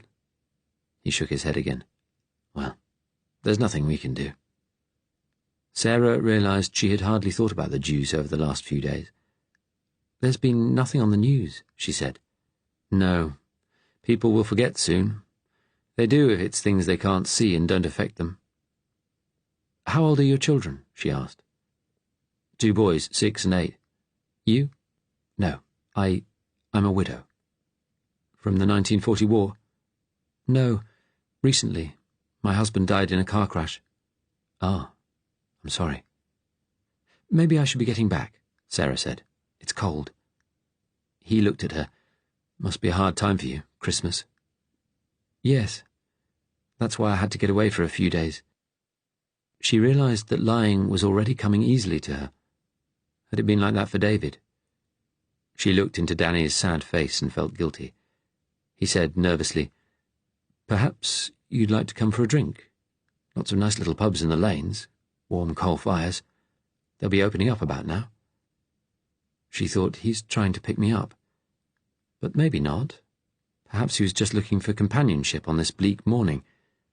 She hesitated a second, then smiled and said, Thank you very much, but no, I should be getting back. He was apologetic and a little embarrassed. Of course, I'm sorry. I hope you don't mind. Not at all. But I must go. He tipped his hat again, an awkward little gesture, then said, This is a sad sort of town in winter. Maybe, don't think I'm intruding, but maybe you'd be happier back in London. She sighed. Yes, perhaps. Well, she turned away. I hope I didn't speak out of turn. No, it was nice to talk to you. She walked away, down the pier, back to the promenade, bleakly conscious of the loneliness that might now lie ahead forever. As she reached the promenade, a newsboy was shouting from the stand outside the Old Ship Hotel. Hitler dead, she heard. Führer dies. Chapter 49. After passing through the roadblock, the fire engine continued racing dangerously fast down the road, sirens blaring. At one point, the driver sounded the horn, and a man in a white face mask crossing the road jumped wildly out of the way, his leaping figure momentarily visible in the headlights. Then, so suddenly that David was thrown violently sideways, the powerful machine juddered to a halt. He and the others stood, a little shakily, and looked over the side. The headlights were still on, and though they barely penetrated the fog, David was able to see that they had stopped in front of a large stationary truck, its canvas-covered back facing them. An army truck, he thought with horror. Beside him, the young man who had rescued them threw off his helmet. Go on, he said cheerfully. Get down. Your new transport's waiting. But it's army, he laughed. We stole that too. Now come on. It won't take the police long to realise this engine was on a fake call. David climbed down into the street, Ben and Natalia and their young rescuer following. The 3 firemen who had been in the cab stepped out too. David looked round. They were in a cobbled street, lock-up garages on either side. He saw a man in military uniform standing beside the army truck, tall and burly. "Who's that?" David asked the young fireman. Don't know, mate. We just got told to bring you here. He clapped the side of the truck. Good old Merryweather engine. Never lets you down. He brought out a packet of cigarettes and passed them round. David took one gratefully. The military man came over, looming out of the fog. He was in his 50s, with a lined face, black moustache, and severe, hard eyes. He wore the uniform of a captain. He looked them over. Are you a real soldier? Ben asked. Yes, the captain answered brusquely. I'm with Churchill now. Right, all of you in the back of the truck. We need to get you out of here. He turned and barked, Fowler, open up! The canvas back was pulled aside, and a stringy little man in a private's uniform jumped down, lowered the tailgate, and waved them up impatiently. David saw he was carrying a rifle. David shook the hand of the young fireman. Thank you. He looked at the rest of the crew. Thank you all. They raised their hands in acknowledgement. Come on, the captain said impatiently. We haven't much time. They all climbed in. The truck smelt of sweat and machine oil. The private shone a torch into the back, showing a double row of benches. Another man in private's uniform sat at the far end, with a rifle across his knees. Next to him was a civilian in a dark jacket hunched over. David's heart jumped when he saw it was Frank. Frank's face lit up, and he cried out, It's true! You're alive! No thanks to you, the stringy man said grumpily in a Cockney accent. He waved his arm to indicate that David and Ben and Natalia should sit down on the benches. He closed the canvas flap, and the soldier next to Frank leaned over and banged on the back of the cab. There was a little window, giving a view into the front. The driver, another man in military uniform, was already sitting there. The captain got in beside him. The truck started and began moving slowly down the street.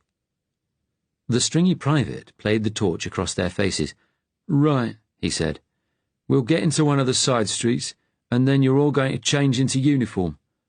We're going to be a group of soldiers travelling to guard duty at the Jew camp in Dover. He turned the beam on Natalia. Except you, miss.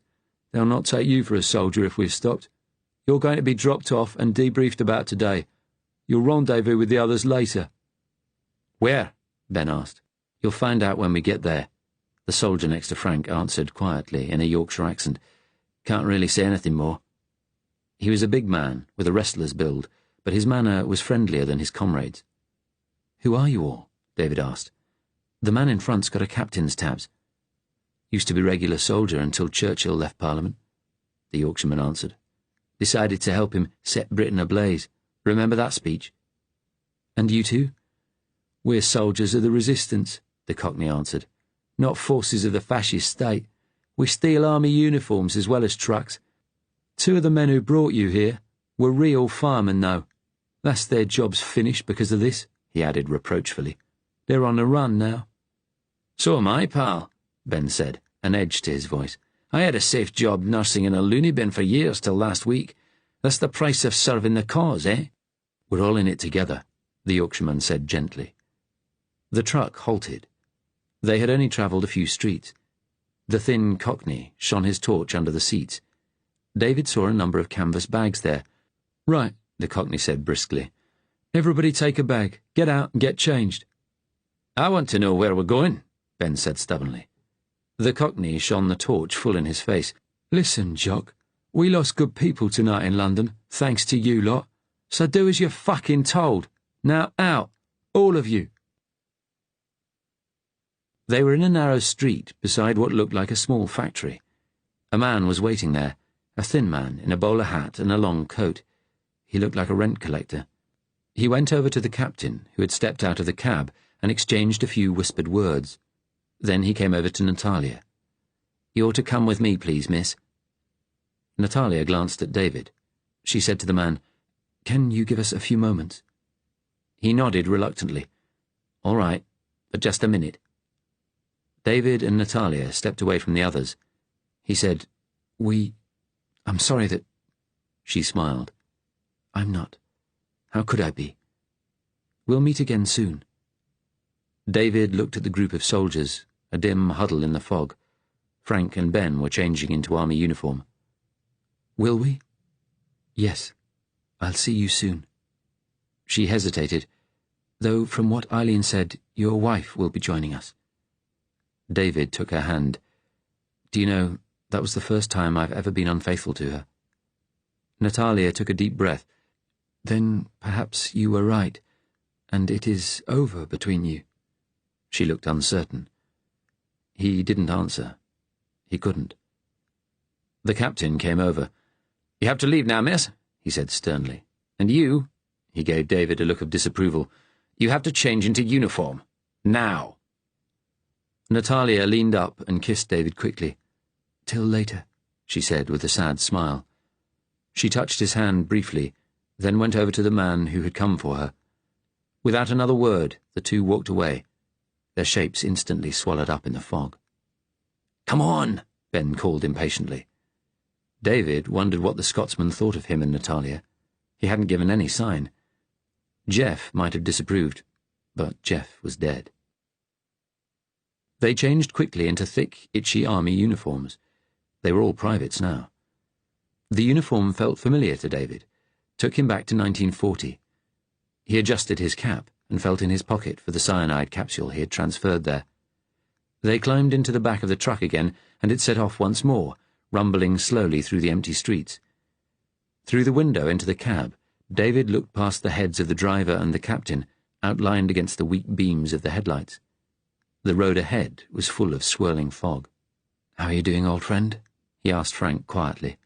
He was sitting next to him. He seemed in a daze. "All right, I suppose.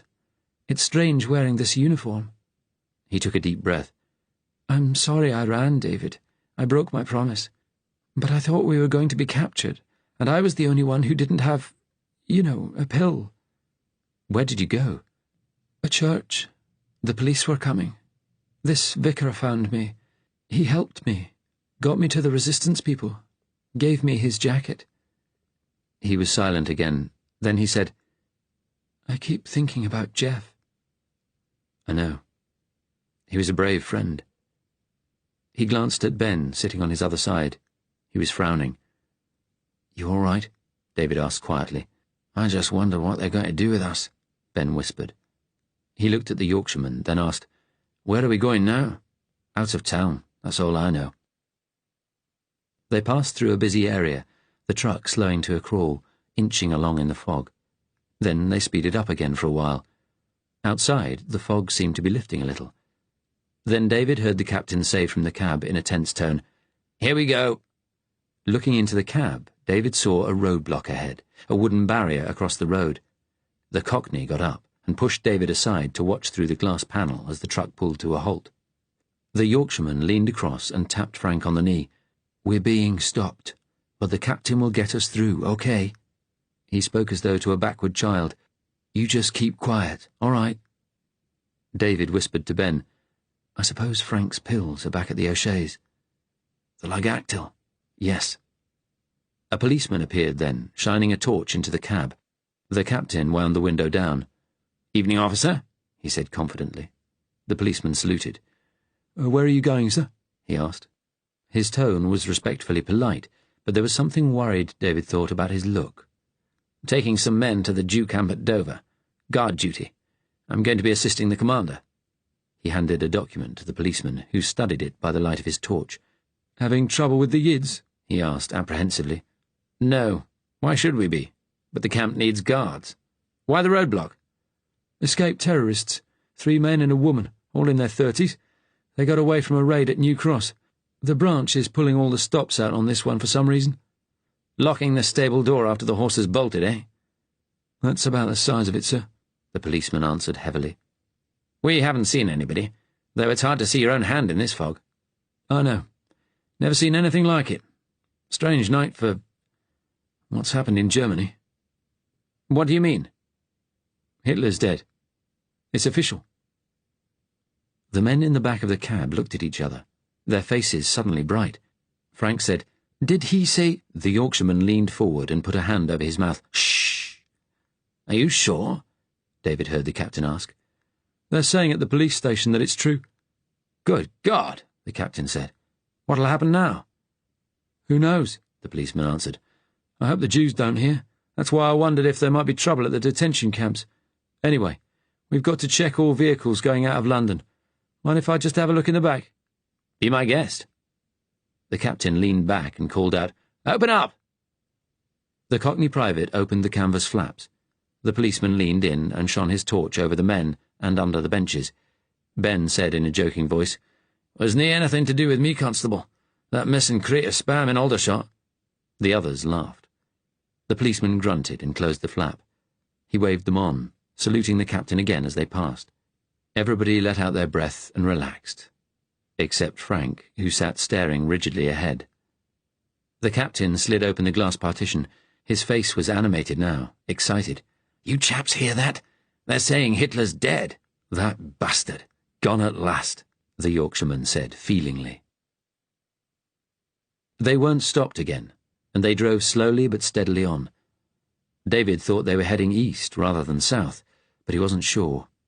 He wondered where Natalia was, whether he would see her again. And Sarah.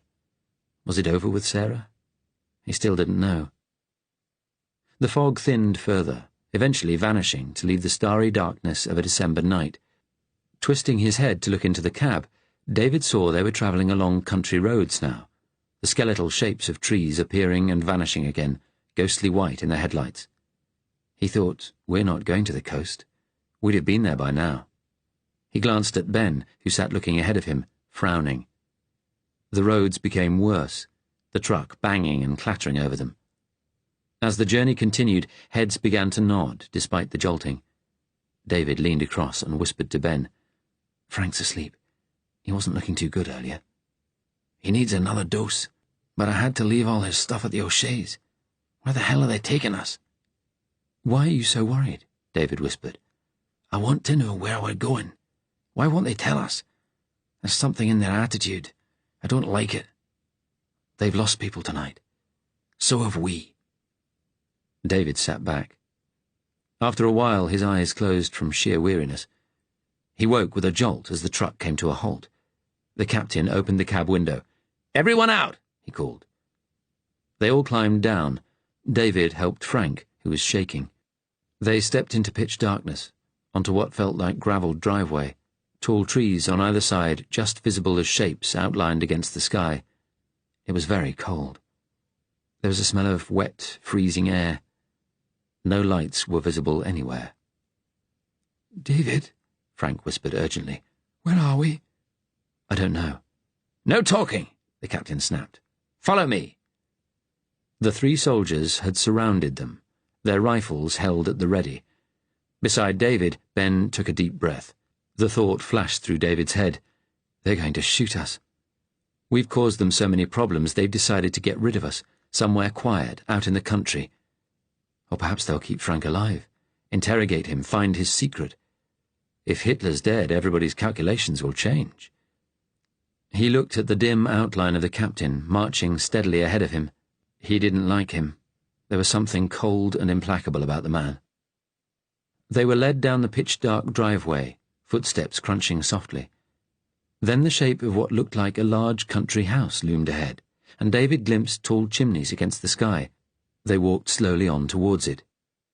A slit of light appeared as a door in the side of the house opened a fraction.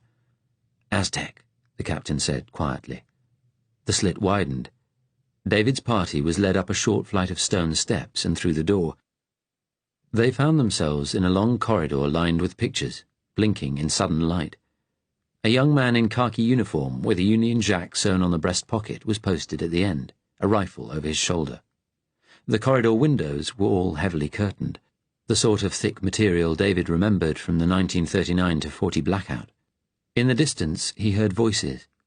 This place was big, probably owned by some aristocrat who had come round to supporting the resistance. A telephone rang somewhere in the depths of the building. It was answered quickly. The man who had opened the door was elderly, tall and thin, dressed in a white shirt and black waistcoat, like a butler. He looked them over, then stepped forward with a smile. "Welcome, gentlemen. Mr. Fitzgerald?" David stepped forward. "Yes?" "Could you take Dr. Muncaster upstairs, please?" "Mr. Hall, could you come with me? Your account of what happened in London is needed."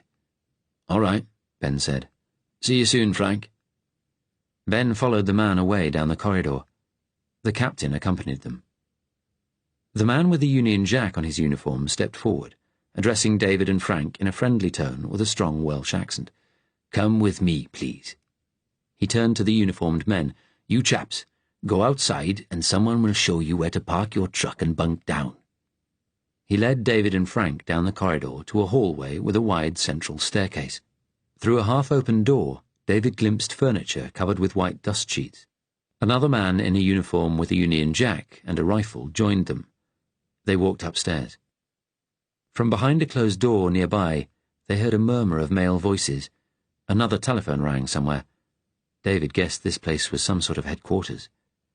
The reports of Hitler's death would be causing a flap. David and Frank were shown into a large bedroom, again with heavily curtained windows. There was a double bed and a pair of camp beds on the floor.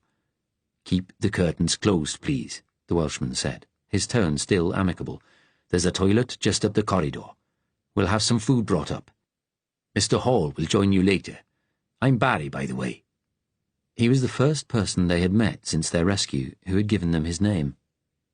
"Can you tell us where we are?" David asked.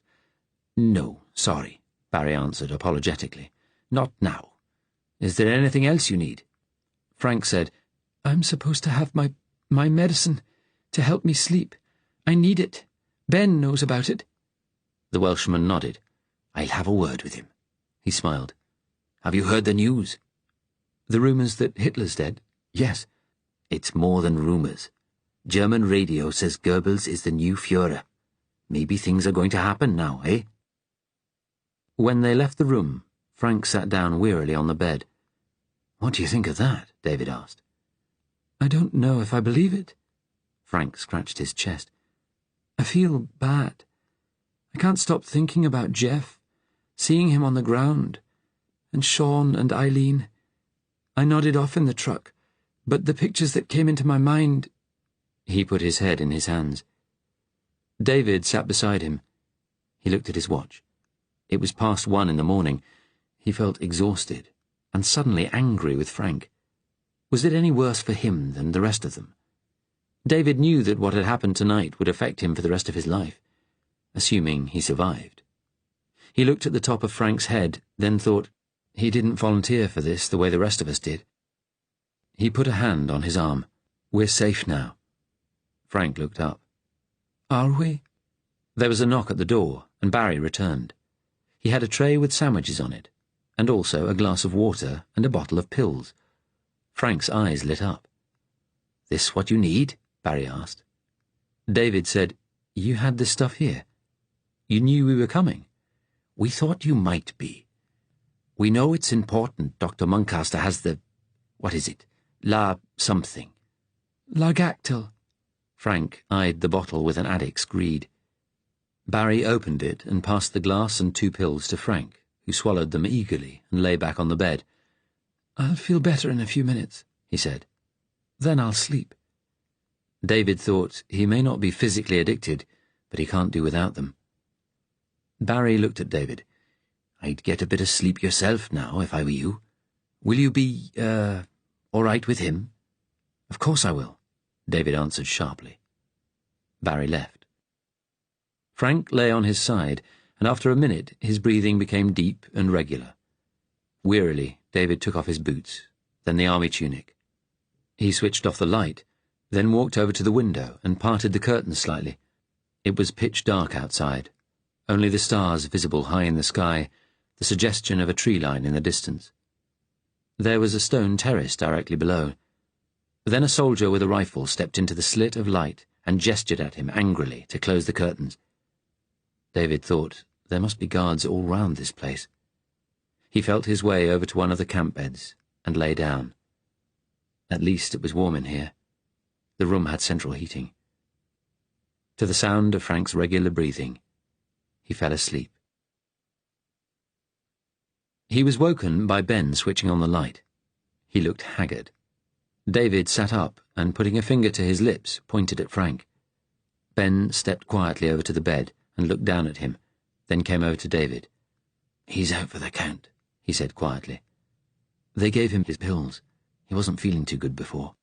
We'll have to get him off them when we get away." "If we get away." Ben sat down wearily on the other camp bed. He looked at his watch. "Christ, it's near 4. They've been questioning me all this time, trying to work out how those special branch bastards found us. There's raids going down on resistant suspects all over London, despite the fog. A few people have been picked up, but it seems it was us they were looking for. I think that little boy put them onto the O'Sheas." "Aye, likely." Ben lowered his voice. "The people who questioned me were all military. They're pissed off by all the trouble this mission's caused. They don't seem too happy with us. All we've done is follow orders. They seem to think we're more trouble than we're worth." "I was scared when we were taken off that truck," David confessed. "I thought they might shoot us." "You did too, didn't you?" "Aye. I thought they'd decided to get rid of the problem." "Are we still going to the coast?" "They won't say, nor where the fuck we are." I took a quick look outside. Could only see some sort of terrace. There was a guard outside. He made me shut the curtain again.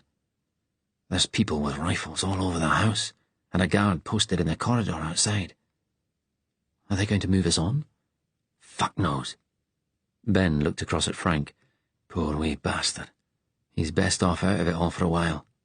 David said wearily, "I was thinking earlier, I wonder if this is any worse for him than for the rest of us." Ben said, "I think life is worse for him than for most people.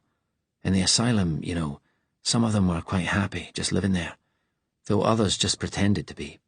But Frank hated it." He looked at David seriously. "I know you think I'm a bit hard on him sometimes, but in the loony bin, you have to make it clear who's boss. It just reflects the system, keeping people under as cheaply as possible. It'll be different after the revolution." A misty, longing look came into Ben's eyes. "I didn't like it much. Reminded me too much of when I was inside." David looked at him curiously. He realized the chippy young communist was becoming a friend. "You said you were in prison when you were young. What was it for?" he asked. Ben glanced at him doubtfully, then said matter-of-factly, "When I was 17, I got found in bed with my best mate. He was 16. "Oh." David was astonished. He thought queers were girlish, effeminate, like a man who had worked in the Dominion's office and been sacked when they'd cleared out possible security risks a few years ago. Involuntarily, he leaned away. Ben saw the movement and smiled sarcastically. "Yeah, that's right. I'm one of those. The Glasgow magistrates threw the book at me, and my family disowned me. They were all Presbyterian Orangemen, poor as fuck, and blaming it on the Irish." He shook his head, smiling sadly. "There was 5 of us kids in 3 rooms. The babbies had to sleep in drawers at night. There wasn't anywhere else to put them. My sister accidentally shut the drawer on my wee brother Tam one night. He near suffocated. He was always a bit slow after. I was the clever one. Not that it did me much good. A year in a reformatory and 6 strokes of the birch." David couldn't think of what to say. He remembered the scars he had seen across Ben's back. "The birch," he said quietly. "My father had clients who were sentenced to it. He used to say it was barbaric. Doesn't sound much when you say it, does it? The birch. But when you're strapped to a rack with nothing on, and they bring that bunch of knotted canes out, well, I fucking wet myself. Still," he added bitterly, "it toughened me up, as they say." He looked David in the eye. "And we have to be hard if we're to fight for something better." "I know." They fell silent. Then David asked, "Did they say when Natalia's coming back?" "They didn't tell me nothing." Ben smiled sarcastically again. "So, you and she got together then? I saw you both as you came down the stairs." "Yes," David answered quietly. "Yes, we did." Ben shrugged. "It's all right by me, pal. I'm the last one to cast aspersions. Natalia's a tough one. I admire her. She's been on some hard missions. I wouldn't get too many romantic notions, though," he added. David shook his head wearily. "I don't know what notions I've got anymore." "It's like that, being on the run. Nae anchor, nae certainty about anything, nothing familiar. Sometimes you cling to people, take pleasure when you can get the chance. It's no a great way to live." "No, that's true enough." Ben looked at him seriously. "That's why I'm glad I'm a Marxist. I've got something bigger than me, a truth to hold on to. A belief, at least, if you like." David said, "All I want's an end to this savagery." "Don't we all?" Ben stood up. "Anyway, I'm away for a piss. Then I'll try and get some sleep." David couldn't get to sleep again. The terrible events of the day before kept spinning round in his mind. A few feet away, Ben had begun to snore lightly. His confession had been a total surprise. David thought, "Nothing in the world is how I believed it was. None of the safe certainties were true, ever." After a while, he padded over to the door in his stockinged feet and opened it gently. Outside, a young man in the ubiquitous khaki uniform with the Union Jack on the breast sat on a chair, rifle over his knees, half asleep. He blinked, sat up straight, and looked at David. "I need the toilet," David said quietly. The guard jerked his head to the right. "Second door down." "Thanks." This corridor looked modern. Plasterboard walls, perhaps added to the house recently. David went to the door the guard had indicated. The lavatory looked as though it was a recent addition too, just a little windowless cupboard room with a toilet and wash basin. As he went in, he heard male voices murmuring. They seemed to be coming from low down, by his feet. He knelt and bent his ear to where the toilet pipe joined the wall, and found he could make out the voices. There was some sort of conference going on, perhaps in the next room. There was a mixture of accents, arguing in loud tones. David made out the voice of the captain who had brought them. "It's got too dangerous. We have to abort the mission. We'll tell the Americans it's too risky." "Then what happens to Muncaster and the others?" A Liverpudlian accent. "I still say we could get this secret of Muncaster's out of him ourselves," said a languid upper-class drawl. "Might be useful. Whatever it is, if Germany collapses and Britain becomes properly independent again, we'll be doing our own weapons research." The captain again. "Don't be so bloody silly, Brendan. That would really piss the Yanks off. We're going to need them now more than ever." "What do we do with them, then? Shoot them?" The captain raised his voice. "Those people have risked their lives to get Muncaster here. We can absorb them within the organization. But Muncaster, given his mental state, I don't know. If the decision's to get rid of him, we might as well get what he knows out of him first," the man called Brendan retorted. "How can you even talk about it?" The Liverpudlian accent. "An innocent man." "A potentially dangerous man." The Liverpudlian. "Look, the Germans don't know anything about the pickup. And if we go ahead and they're caught—" A new voice, cold and flat. "They've got suicide pills, except for Muncaster." "Well, we know the options." The captain spoke with a touch of weariness. "We're not going to agree. The ultimate decision is out of our hands. The briefing meeting's at 6:30 tomorrow, so I suggest we get some rest, but think over the options carefully. There'll have to be a decision first thing. There's going to be a hell of a lot to decide over the next few days, with Hitler's death announced." David heard murmurs, chairs scraping, a laugh, a door slamming. Then nothing. He stayed crouched over by the toilet, his fist in his mouth, trying to contain his rage, his eyes full of tears. They were pawns, just pawns. But then he thought it was war, and they were soldiers, volunteers. But not Frank. There was a sharp rap at the door, the guard's voice, loud. "You all right in there?" David heaved himself to his feet, went and opened the door. The guard looked suspicious for a moment, then sympathetic. "Blimey, you look rough." "Yes, constipated. Not really eaten properly recently." He went back to the room. Ben and Frank were still asleep. David thought of waking Ben and telling him what he had overheard, but Frank might wake as well, and he didn't know how he would react. He would wait until the morning, He lay back down on his camp bed, shaking with anger. He knew he wouldn't sleep now. At shortly before 7, by his watch, David heard people moving in the corridors outside. It was beginning to get light, though with the heavy curtains drawn, the room was still dark. Frank and Ben were still asleep.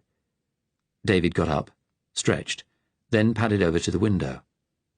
The meeting to decide their fate would be going on now. He parted the heavy curtains and looked out. The beauty of the scene outside made him catch his breath. Wide lawns stippled with frost dropped away to a reed-fringed lake, with still clear waters where ducks swam, leaving a broad wake behind them. A red sun was just clearing the trees, and there were fragments of pink-tinged cloud in the blue sky.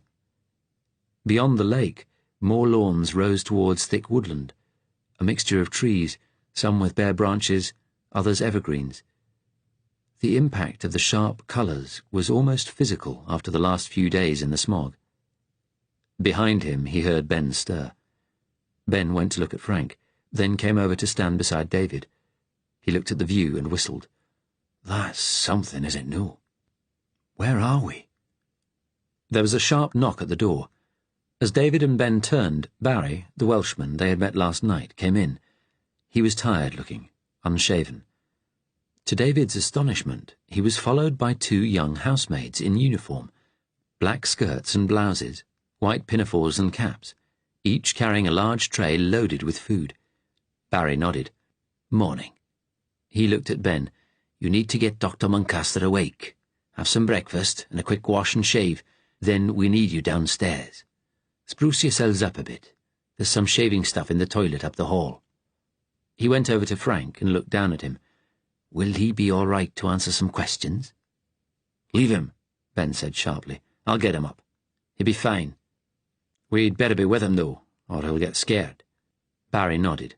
"All right." "What do you want to ask him?" The man looked at them seriously. "It won't be me, mate. Some of the bigwigs have been talking about the next step for you people. You'll be talking to them. Come on now, girls. Leave those trays." After the maids and Barry left the room, there was silence for a moment. Then David said quietly, "Don't wake Frank just yet. Listen, I found something out last night. You should know." As Ben listened, his face darkened and he clenched his fists. "Bastards," he breathed.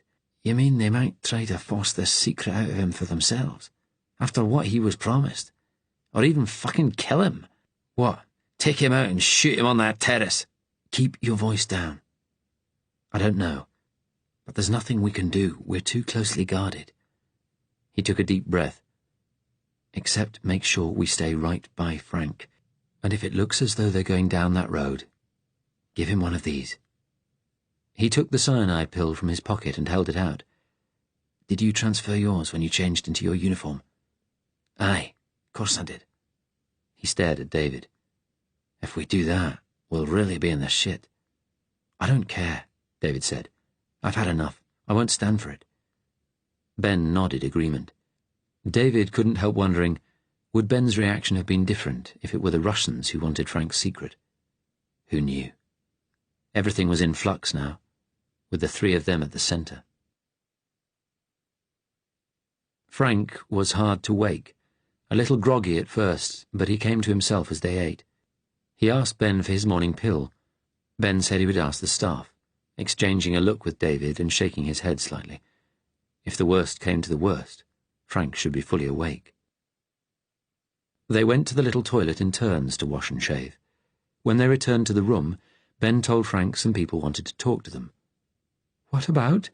His eyes were instantly wary. "We're no sure." Ben looked at David. "Might be a committee of bigwigs, we think, to talk about what's to happen to us next. That's what we hope, anyway." Frank dropped his knife and fork with a clatter. "What do you mean by that? What else could it be? Bigwigs? You said nobody would ask about my brother, about what happened. They'd just try to get me out to America." He turned to David. "I can't tell them. I won't." "A promise is a promise," David said steadily. "It's all right. We'll be with you." Ben looked into Frank's eyes. "All the way, pal," he said. "Understand?" all the way. Chapter 50. Two soldiers with rifles led them downstairs to a long corridor. At the far end they could hear several voices behind a closed door. They were taken into another, nearer room, a big window giving a view of the parkland outside.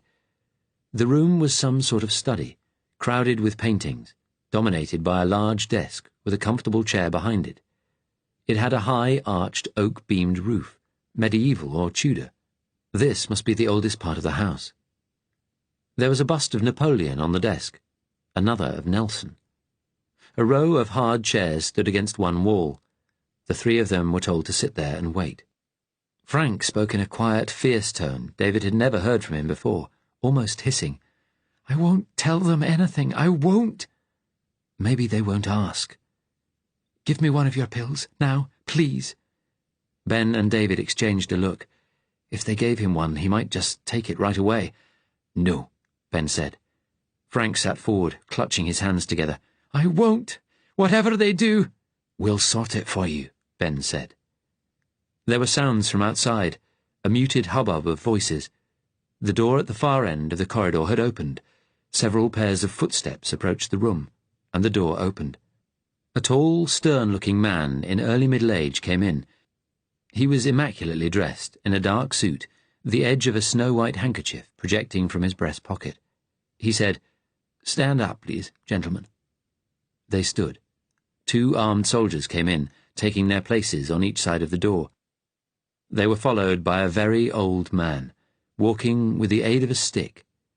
He was heavily built, stooped, his big round head with its sparse white hair thrust forward. He wore an extraordinary outfit, a sort of blue boiler suit, open-necked, a shirt and spotted bow tie beneath. David was astonished by how old Winston Churchill had become. The pictures of him on the wanted posters dated from years ago. The head of the British resistance walked slowly round the desk and sat down heavily. He looked pale, exhausted. Only when he had seated himself did Churchill turn and look at the three men standing by their chairs. It was a fierce, challenging look, the blue eyes still keen, the big square chin and the lower lip thrust out aggressively, though the skin at the neck beneath was loose and wrinkled. Frank leaned forward in a sort of stoop of his own, staring at Churchill in astonishment and terror. The tall man in the suit went and stood beside Churchill's desk. "So, you got here," Churchill growled in the deep, lisping voice David remembered from the 30s newsreels. "Yes, sir," he answered. "At much cost in life and trouble, Mr. Colville tells me." He nodded at the man in the suit, who was staring at them expressionlessly. "I'm afraid so, sir," David said. "Hitler is dead," Churchill said gravely. "You have heard?" "Yes, sir." "That evil man." There was weariness in his voice. "Who knows what will happen in Germany now? Perhaps they will make peace with what is left of Russia." The eyes flashed. "But Germany is still a terrible enemy." He looked at Colville. "They are still here, on the Isle of Wight, in Senate House. No doubt they have representatives in these wretched camps where they have taken the Jews. Britain is still under their fist. Nazi fingers in every dark corner of the state." He scowled, knitting his brows, lost in thought for a moment. Then he looked directly at Frank. David tensed, leaning an inch closer to his friend. "Dr. Muncaster," Churchill said evenly. "It seems the Germans want you as badly as the Americans." Frank began to breathe fast. David saw his legs were trembling slightly. He thought angrily, they've set all this up to shock him. The secrecy, the waiting, Churchill appearing suddenly. It's all to scare him into talking. He put an arm on Frank's. "It's all right," he said soothingly. "Leave him," Churchill snapped. He glowered at David, then looked at Frank again. Something in his mobile face softened, and he said more quietly, "Here, Dr. Muncaster, come and sit down. John, bring across that chair." Churchill beckoned to Frank to sit. "I won't harm you," he said with a sort of gentle impatience. "I merely want to speak with you." David realized that if Frank went over and sat down, it would be very hard to get a cyanide pill to him. The two soldiers by the door had been watching them closely all the time. He would have to make a sudden dash. Frank would have to be ready. But Frank looked as though he might faint. Then, slowly and reluctantly, he stepped forward and sat opposite Churchill, staring at him with a sort of terrified fascination. Churchill asked, "Do you know where you are, young man?" Colville murmured, "We thought it better not to tell them, sir." "Did you indeed?" Churchill gave him a glare. "Bloody security." He turned back to Frank and spoke proudly.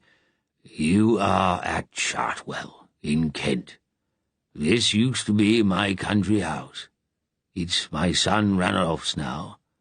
He pretends to be working with them. It means they leave this place alone."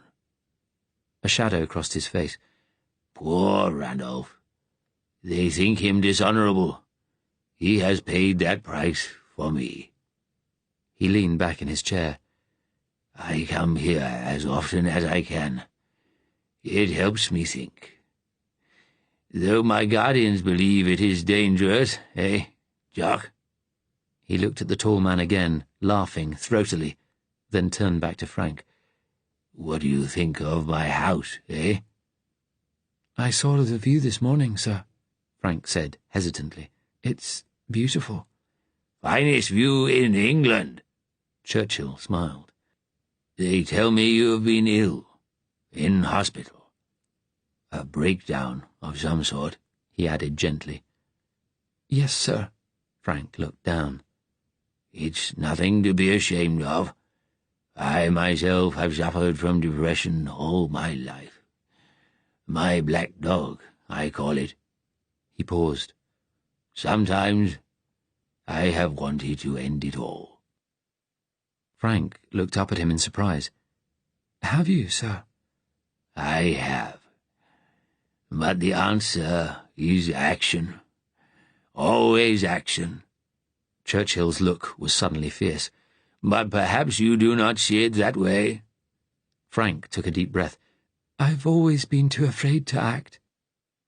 He and Churchill looked at each other for a long moment.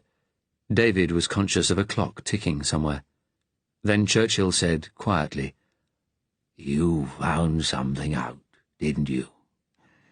A scientific matter. My advisers believe it may be important. Some sort of breakthrough in weapons science the Americans have made." "I'm sorry, sir. I can't tell you. I can only tell the Americans."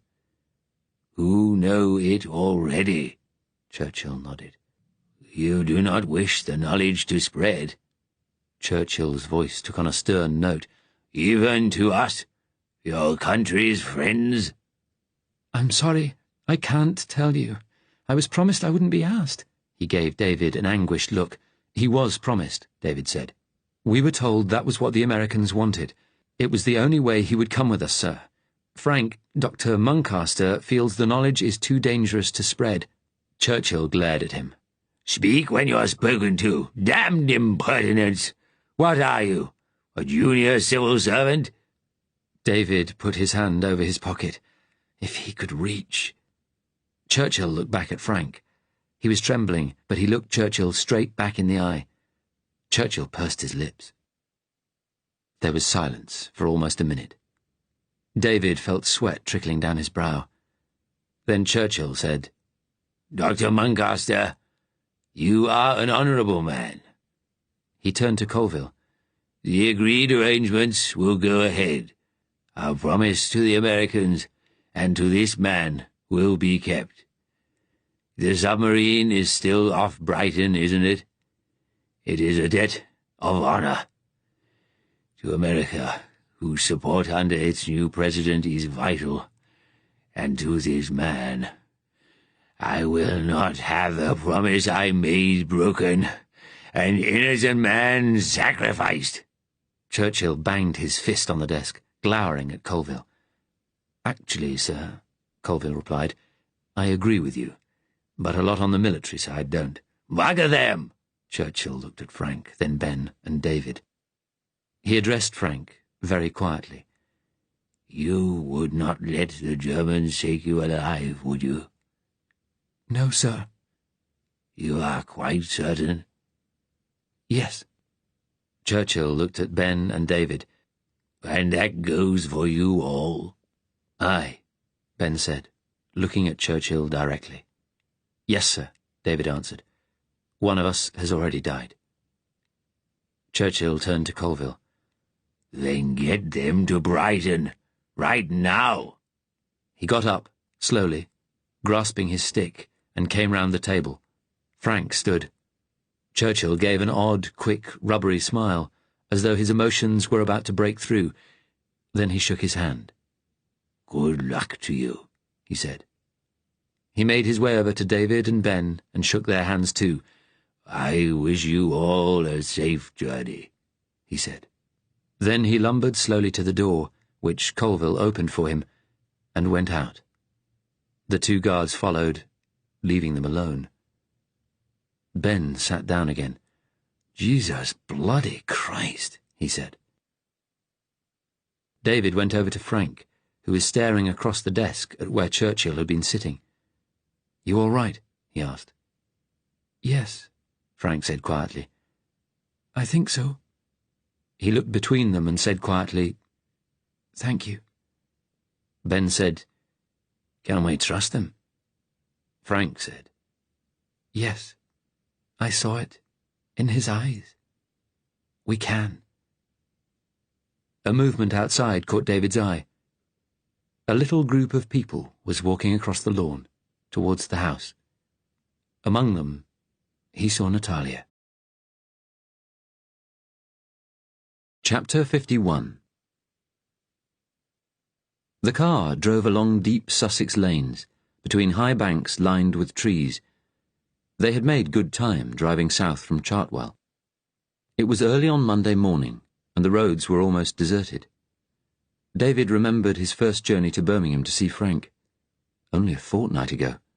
It seemed like another world. He had still worked at the office then. He thought of its routines and customs, people like Dab and Hubbold. He understood now how stifled and crushed he had felt without realizing it, before Charlie died even. His stomach lurched as he thought of Carol, her career over too, and his dead friend Jeff. He was sitting next to Natalia, her warmth pressed against him. He glanced at her, and she smiled. His heart had lifted when he saw her from Churchill's window. Now he felt desire again. Why did the sexual urge, which God knew hadn't troubled him that much before in his life, keep returning now? Was it partly because, as Ben had said, you looked for solace in times of danger? But it was more than that. He knew. He was, like Natalia, in the end, rootless, in a time when rootlessness was dangerous. Rootless and alone.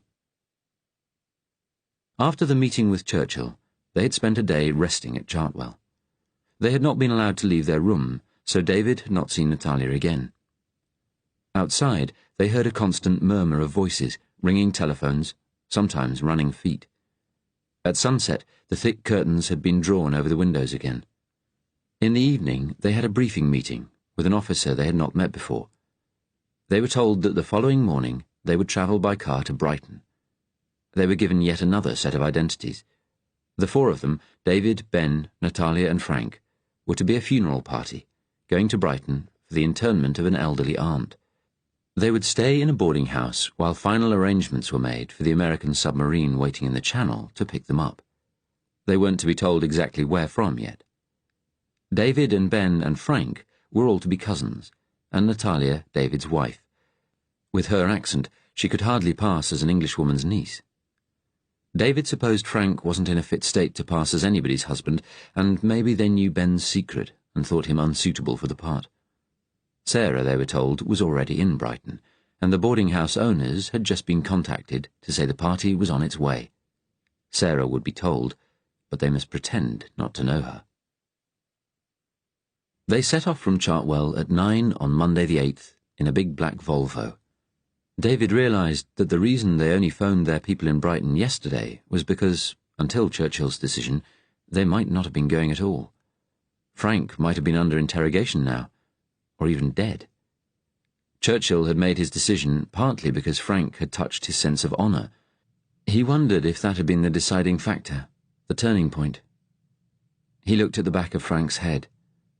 Like the other three men, he wore a dark, heavy coat and black bowler. He still found it incredible that Frank had stood up to Winston Churchill, actually told him to his face that he wouldn't reveal his secret. "What did you think of Churchill, then?" Ben asked the company. "I could have fallen off my chair when he came in." "He is very old," Natalia said. "I saw him in the corridor yesterday, and it brought it home. Old and very tired. He's almost 80. David thought she was right. He had looked ancient, desperately burdened and weary. Ben said, "It's working people that carry the burden of getting rid of these fascists. One of our leaders should be in charge, Attlee or Bevan or Harry Pollitt." "Churchill has been a leader against fascism since the 30s, Natalia replied quietly. "To preserve the empire, though even he knows that one's lost now." "He understood," Frank said suddenly. Ben looked at him. "What do you mean?" "He understood me." There was silence. Nobody quite knew how to answer. The car crested a hill, and in the distance, across miles of undulating downland dotted with sheep, David saw the sea, blue and sparkling under the wide sky. Frank leaned forward, stared at it, and smiled. They arrived at the hotel, parking the car outside. They got out and took their suitcases from the boot, looking carefully round the narrow street. The weather was very clear and cold, no wind. The sea was at the end of the road, blue and dead calm. Ben came and stood beside David, leaning close. He said very quietly, "There aren't going to be any problems involving your wife and Natalia, are there?" David turned, frowning. Ben met his gaze firmly. "You ken what I mean. She's probably waiting for you inside. We can't afford any problems among ourselves, not till we're safe away." David picked up his suitcase. "There won't be any," he said stiffly. There was no sign of Sarah in the gloomy little reception hall of the Channel View Hotel, only a weary-looking middle-aged woman behind the desk. David gave their cover names in low, serious tones, appropriate for mourners. He knew the woman was with the Resistance, but you could never be sure who might be listening. She leaned over the desk, smiling nervously. "It's all right. Our last commercial traveller's just gone, and we've taken no bookings for tomorrow, though you need to keep your cover identities just in case." David asked, "Is my wife here?" She smiled again. "You're her husband?" "Yes." "She's fine. She's here under the name Mrs. Hardcastle, a widow. She doesn't know you're coming. We were instructed not to tell her in advance. She's gone out for a walk. She often goes for walks during the day. It gets her out of her room. She'll be back for lunch." She smiled. "We've been a bit lax, letting her come and go, but we didn't want to keep her cooped up here. She looked so sad." Ben asked, "Do you know how long we're staying?" "My husband's just gone out. He'll be back soon. He might have some more information. Go upstairs and unpack. I'll call you when he gets back." She handed out keys from a pegboard on the wall behind her. "I'm Jane, by the way." She smiled again. "I think you'll all be away very soon." They carried their bags up the dark, creaking staircase. Frank was beside David. "How are you?" David asked him. "I'll be all right." He nodded with a kind of wonder. "The sea. I've always liked the sea. It made me think, we're nearly there. After everything. We might just do it, mightn't we, David?" David had been given a key with the number 16 on it, for him and Natalia. The two of them stopped outside the room, while Ben and Frank went into the one next door. Natalia smiled at David uncertainly. "I suppose we'd better go in," she said. The room was small and dingy, the window giving a view of the backs of neighbouring buildings. It was dominated by a large double bed with a candlewick bedspread in an unpleasant shade of yellow. David put his suitcase on it and looked awkwardly at Natalia. She smiled tightly. "So, Sarah is out?" "Yes." "How do you feel now? About seeing her again?" David sat on the bed. "I don't know. Scared, I suppose." He laughed sadly. "Ironic, isn't it? According to our papers, you're my wife now." "You will go back to her, won't you?" "We've been through so much. I've put her through so much. She needs me, but—" Natalia sat beside him, looking at him with those slightly oriental green eyes. "You will go back to her in the end," she said sadly, "because you are loyal." "I don't know." She didn't answer. He asked, "If we get to America, have they planned anything for you?" She looked at him, the sun shining through the window on that lustrous brown hair. "They told me, before I came to join you at Chartwell, that I am to go to America with you. I need to rest. Perhaps I will do some more painting. I have been doing this work for a long time. They said I am in danger of becoming burnt out." "Are you?" His heart leapt at the thought that Natalia was coming too. "This mission has been different," she said. "You know, all these years, since my husband died, I have had nobody. Oh, little affairs here and there, but nothing serious. Just work. But then I met you." She stood up. "People like me are especially useful to the resistance. People without nationality, identity, family. I have been full of hate, anger. It has been all that's kept me going for years." Tears came into her eyes. "Now, yes, I'm tired. Meeting you helped me realize that." "I've realized a lot since I met you." She smiled. "Perhaps you are a little in love." "Yes. Yes, I am. I used to look forward so much to seeing you, those evenings in Soho. Your people, you especially, seemed so honest. Many of those I have had to deal with these last 7 years were not. They wanted money and power. You just wanted freedom, the end of all this evil." There were tears in her eyes. She leaned over and took his hand lightly. "But your wife was in the way then, as she is now." A knock made them both jump. They looked at each other. David went and opened the door. He feared it would be Sarah, that she would see Natalia with him in tears. But it was Ben. He looked at them sharply. "Jane's husband's back. He wants to see us. We're all next door. Come on through." "Give us a minute." Ben shut the door. Natalia went over to the little wash basin and quickly washed and dried her face. "He's worried, isn't he, about complications?" He reached out his hand, but she only shook her head and walked past him, touching his arm gently before opening the door. Ben and Frank's room was identical to theirs, except that there were 2 single beds. A fat man in shirt-sleeves, a lick of brown hair drawn across his bald head, stood by the window. He looked at David and Natalia with a touch of impatience. Frank and Ben were sitting side by side on one of the beds. Opposite them, on the other bed, a large map of the coastline was spread out. The man said, "I'm Bert. We need to get on at once. I don't like leaving Jane downstairs alone, not when there's something like this on." "All right, pal," Ben said soothingly. "This is like any war. There's periods when it's quiet and nothing's happening, but everyone needs to be ready at a moment's notice. Just like that." Bert clicked his fingers sharply, then looked at David. "Where's your wife?" "Jane said she went out for a walk." Bert sighed. "All right." He sounded annoyed. "We've all been waiting for days, with no word from London about when you were coming. Then everything goes mad yesterday. You're on your way tonight."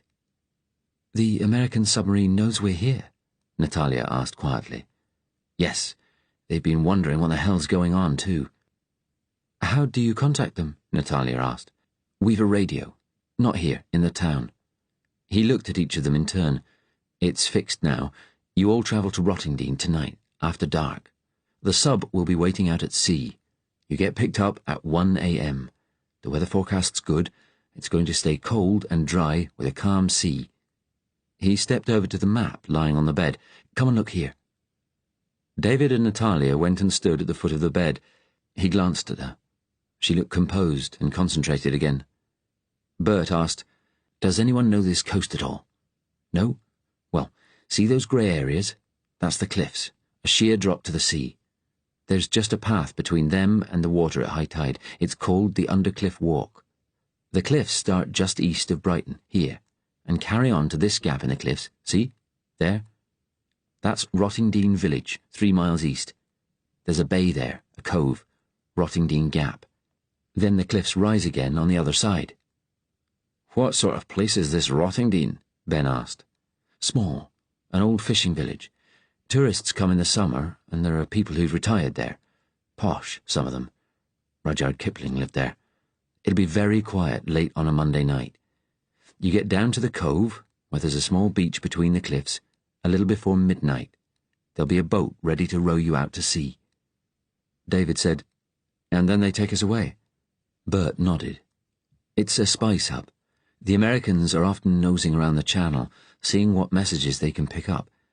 They don't usually risk taking any of our people off, though, in case something goes wrong and there's a diplomatic incident." He looked at Frank, his face puzzled, but they seem to want him very badly. "Yes," Frank's voice sounded composed. "They do." Ben asked, "Do you know where we're going to, in America?" Bert shook his head. "No idea. Somewhere along the East Coast, I suppose, to start with." "What if there's patrol vessels?" Ben pressed. "We'll have people watching the sea from the cliffs, either side of Rottingdean. We haven't noticed any increased naval activity in the channel. In any case, the Germans wouldn't tell the British authorities about this one. The waters off the coast are quite shallow, so the sub will have to come in on the surface and wait for you about a mile offshore. It'll be risky for them, and it means it's important you row out and reach them on time. Anyway, our people should be able to see any boats out at sea. If that happens, the mission gets called off and you come back here." He took a deep breath. "Everyone understand?" "All clear," Ben said. The others nodded. Bert took the map and folded it. "Right. We'll have another briefing later. My contact in town will have some more details this afternoon. Thank God it's getting too near Christmas for the shops to bother with reps. The last one's gone home now. All the same, I want you all to stay in the hotel. Keep to your cover stories. We do get casual visitors occasionally, even at this time of year, and we don't want anyone noticing anything unusual. All right? Now, I've got to go and help Jane get lunch." He smiled awkwardly. "It's best to keep to normal routines so far as we can. Lunch will be ready in an hour." Natalia asked him, "Have you done this many times before?" "We've put people up for a few days. Some Jews, week before last. Nothing as big as this, though." Natalia looked at David, took a deep breath. She said, "I didn't sleep last night. I wouldn't mind getting some rest now. David, perhaps you could go to the lounge for a couple of hours.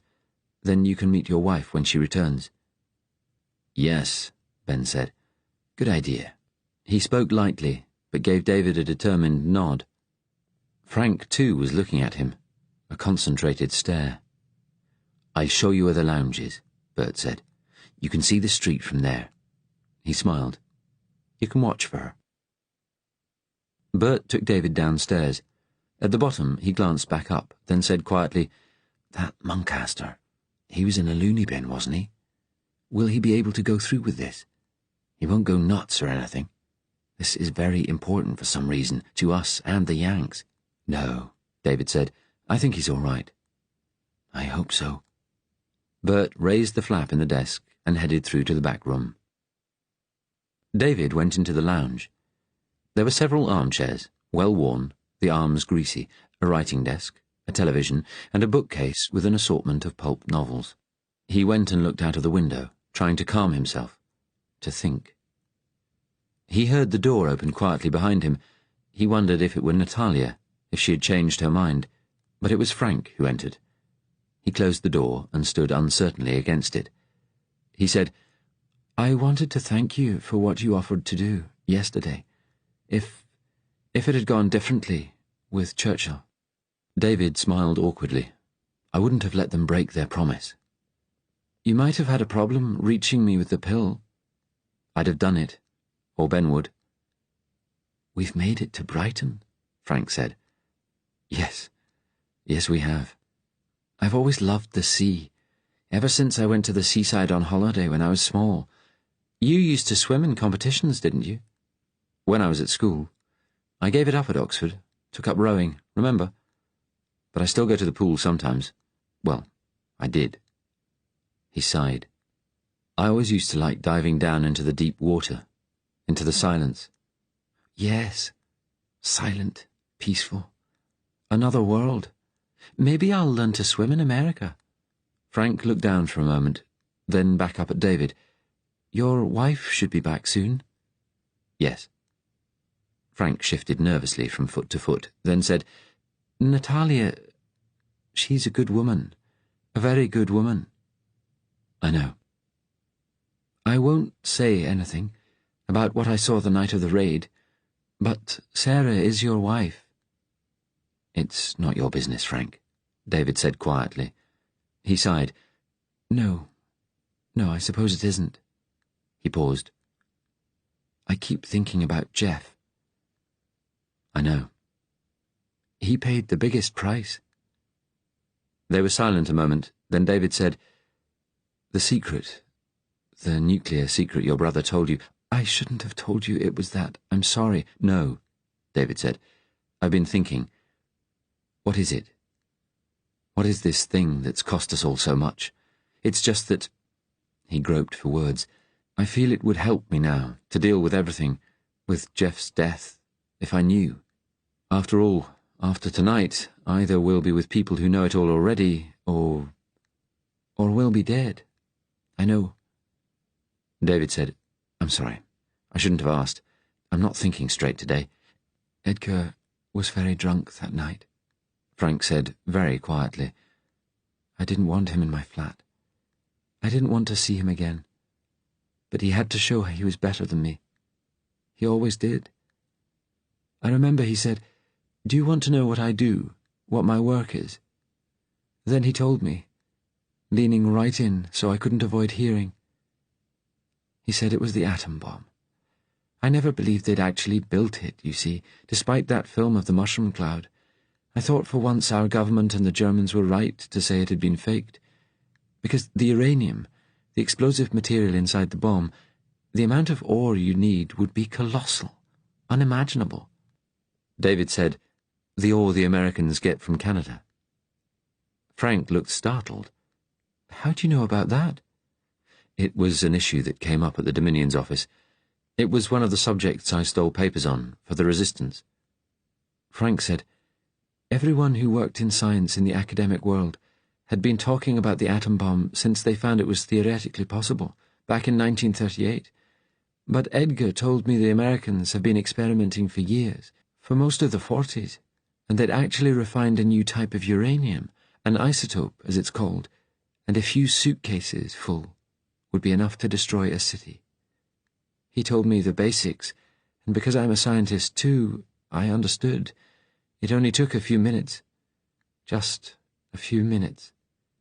He shook his head. "You see, if anyone who wanted to build a bomb knew what Edgar had told me, it would save them years of research. Years and years. The Germans could do it. I remember Edgar boasted that just one of the bombs the Americans have got, just one, could destroy central London in an instant." "Jesus Christ," David said. "Afterwards, he realized what he'd done and told me to forget it." Frank laughed, and for a moment David heard something wild, deranged in his tone. Then Frank said, his voice low, "That was what made me angrier than anything else. That was what made me lose control and push him away. But I pushed him so hard he went out of the window, and then I suppose I went mad." "Hearing that would be enough to drive anyone mad, I should think." Frank smiled sadly. "But I was a little mad before. Not so much now." I think we're all a bit mad in this terrible world. Perhaps, Frank said. You can't understand what a relief it is to tell someone everything. I know you won't say a word. I think perhaps I'll go and lie down for a bit. He laughed nervously. We probably won't be getting much sleep tonight, eh? No. David looked at him. I'll see you later.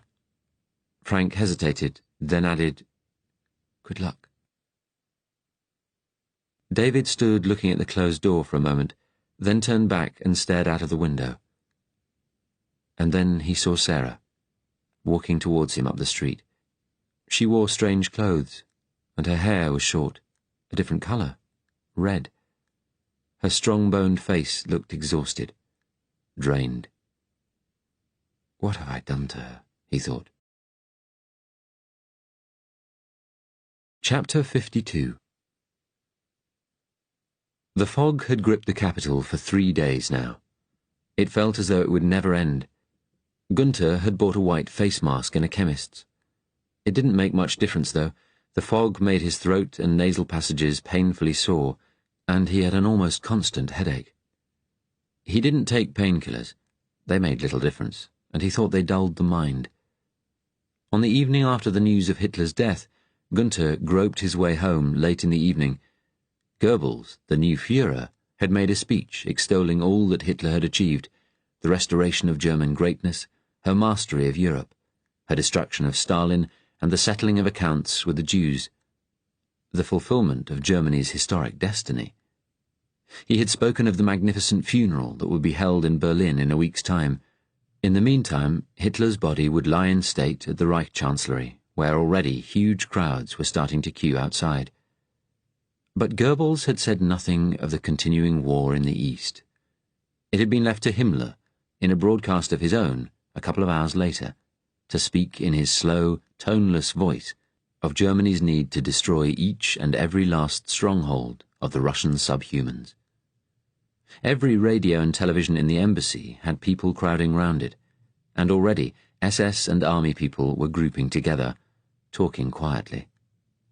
Gunther sensed that if there was to be a struggle for power, it would come quickly. Gessler, after his initial shock at the Führer's passing, had quickly recovered control of himself, refocused. He took Gunther up to his office, sat behind his desk, confident and energetic again. He said, "If there's any change in policy towards the Russian war or moves against the SS, we are ready to strike, in the name of Adolf Hitler and his legacy." "This could turn into a civil war," Gunther said quietly. "They'll lose. The whole bone-headed upper-class, stiff-necked lot of them. We've got 1 million SS forces, all the Gauleiters and most party members on our side." "Has Speer said anything?" "Not yet." "What about Bormann?" Gessler waved a hand dismissively. "Now Hitler's dead, he counts for nothing. Bormann doesn't matter." He leaned forward. "But our mission does, more than ever now.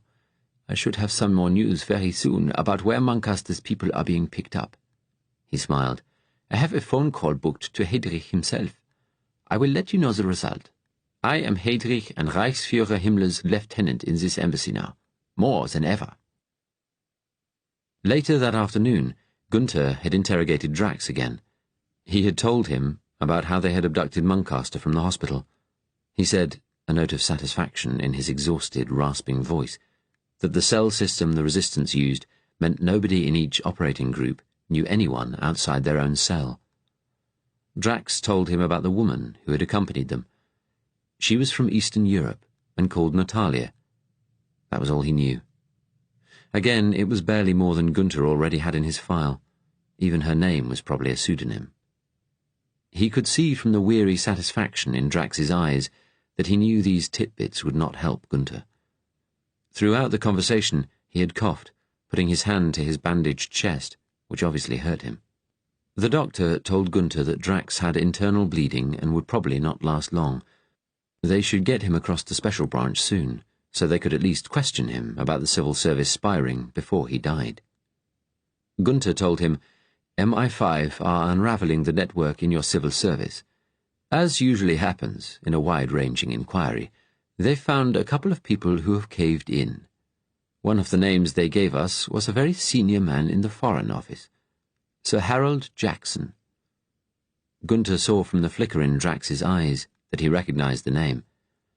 When Special Branch went out to arrest him at his house in Hertfordshire, he and his wife stood on the doorstep and fired at them with shotguns, then turned them on themselves. We think he was the leader of your cell. Drax did not respond. Gunther smiled thinly. Well, that side of things doesn't really matter to us. We'll hand you over to Special Branch shortly, and they can talk to you further about it. Why haven't you handed me over already? Why did you question me again? You haven't got Frank Muncaster and the others yet, have you? We will, soon. You're a quiet man, aren't you? Drax said, his blue eyes bright in his deathly pale face. You like to sound so reasonable. But what you did earlier, to Carol, my parents, you're from hell. Gunther stood up and leaned over Drax, whose breath already stank of his approaching death. Does it never occur to you, Mr. Drax, that if you had spent your life getting on with your work, living an ordinary life and minding your own business like an ordinary, responsible man, none of what happened to your parents or your work colleague would have occurred?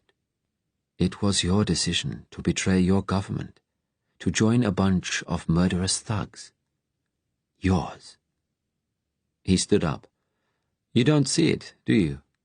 People like you. That all you're doing is standing against the tide of historical destiny, which, by the way, is about to drown you. He got up and walked out of the cell. In the evening, Gessler had more news for him. Radio traffic from Sussex suggested a lot of resistance communications there. I have serious resources working on the Isle of Wight. They've all been turned over to me, by Heydrich earlier.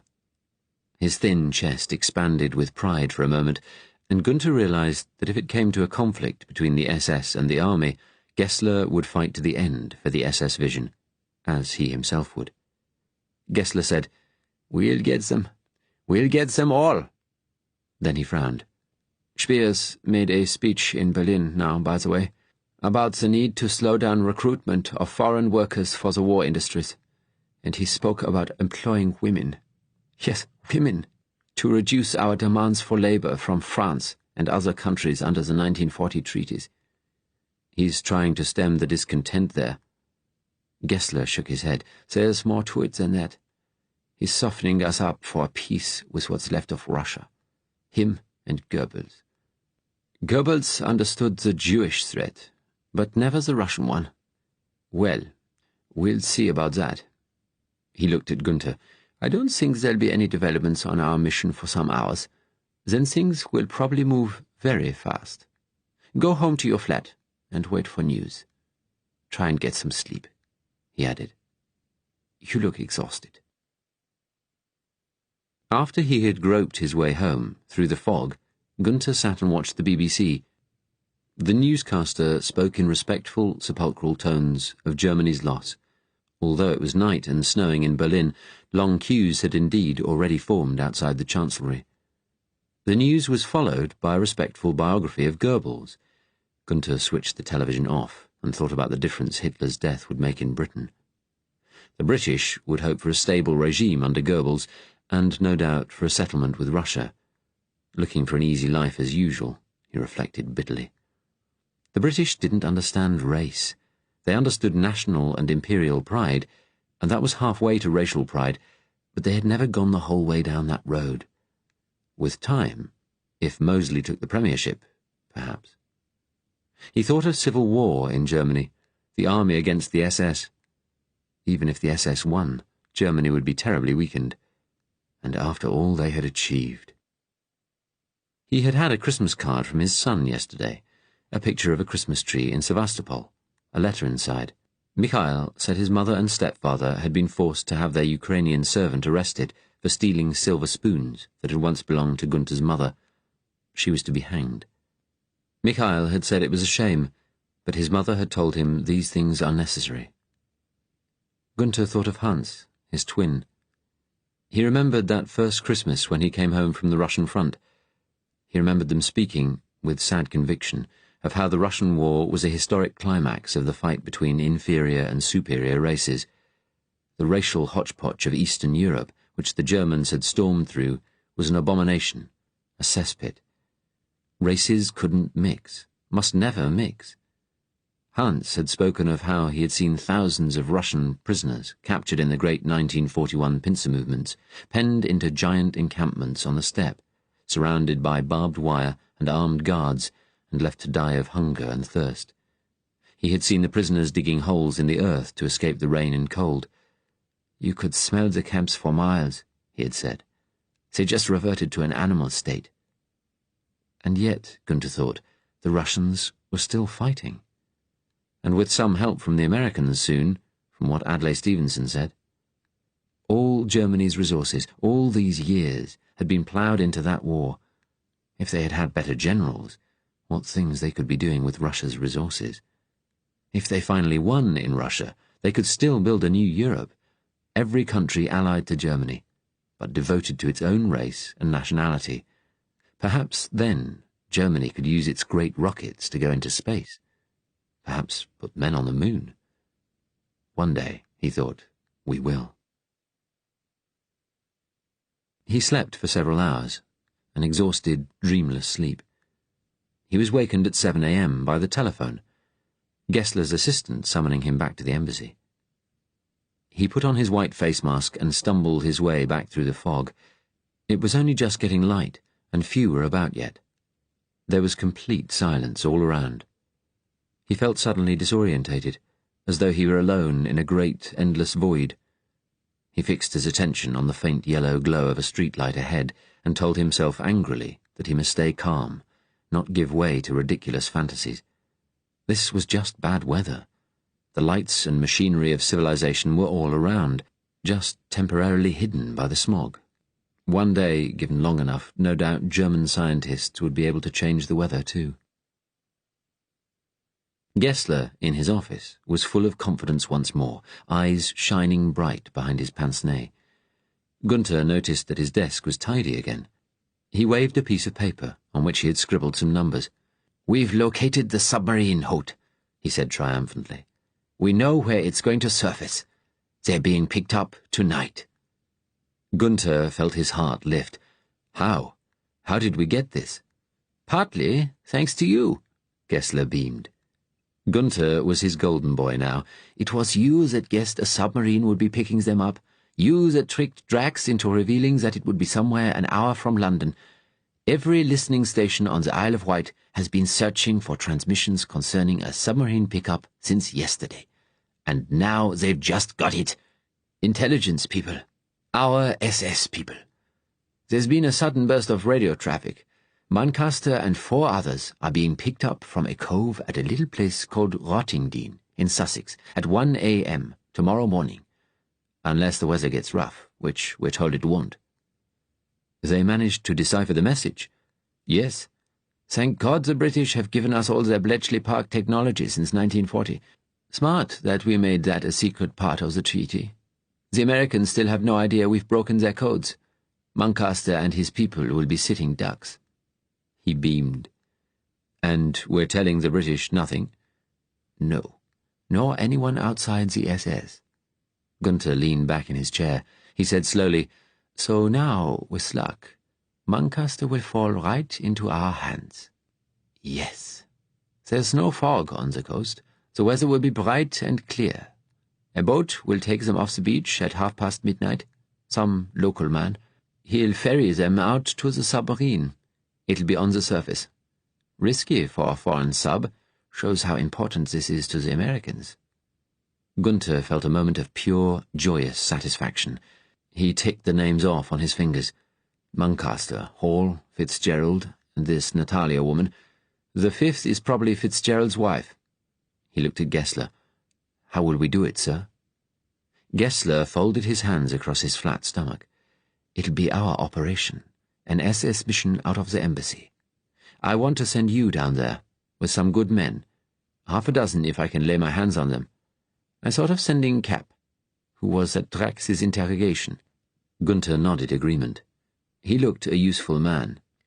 "I've been studying the maps, and we're sending someone down to spy out the land now. The place, Rottingdean, is nothing more than a village in a fold between the cliffs, just a small cove. You hide there, and then get Muncaster and his people when they arrive." He looked at Gunther seriously. "But we'll have to play it carefully. We don't want the British getting any wind of this." His tone became less enthusiastic. "They were going to start transporting the Jews onto the Isle of Wight today, but the fogs put paid to that. From what I hear, they're going to leave it till after the New Year now. I wonder if that could be politics. There's a rumour that Rommel told Beaverbrook there wasn't any hurry with the transports." Gunther frowned. "The army have never objected to Jew transports before?" "No, but they've often needed a push from above, from the Führer, heaven rest him. You know what they're like, saying it's a distraction from winning the Russian war, taking up resources." He stared at Gunther again. "Everything has changed with the Führer's death. If there is going to be, God forbid, a change in policy in Berlin, the Waffen-SS are ready to fight the army, and if that turns into a long struggle, I'm told that what Muncaster knows could be very important." Gessler looked at Gunther seriously. "Heydrich knows what it is, and he's told me now. It's about nuclear weapons. The bomb. The biggest prize of all. And it could be about to fall into SS hands. So that's why the mission is even more of a priority now. I was authorized to tell you." Gessler smiled. "See how trusted you are." To be able to do this, Gunther thought, for Germany, for his son, the memory of his beloved brother. "Thank you," he said quietly. Gessler coughed.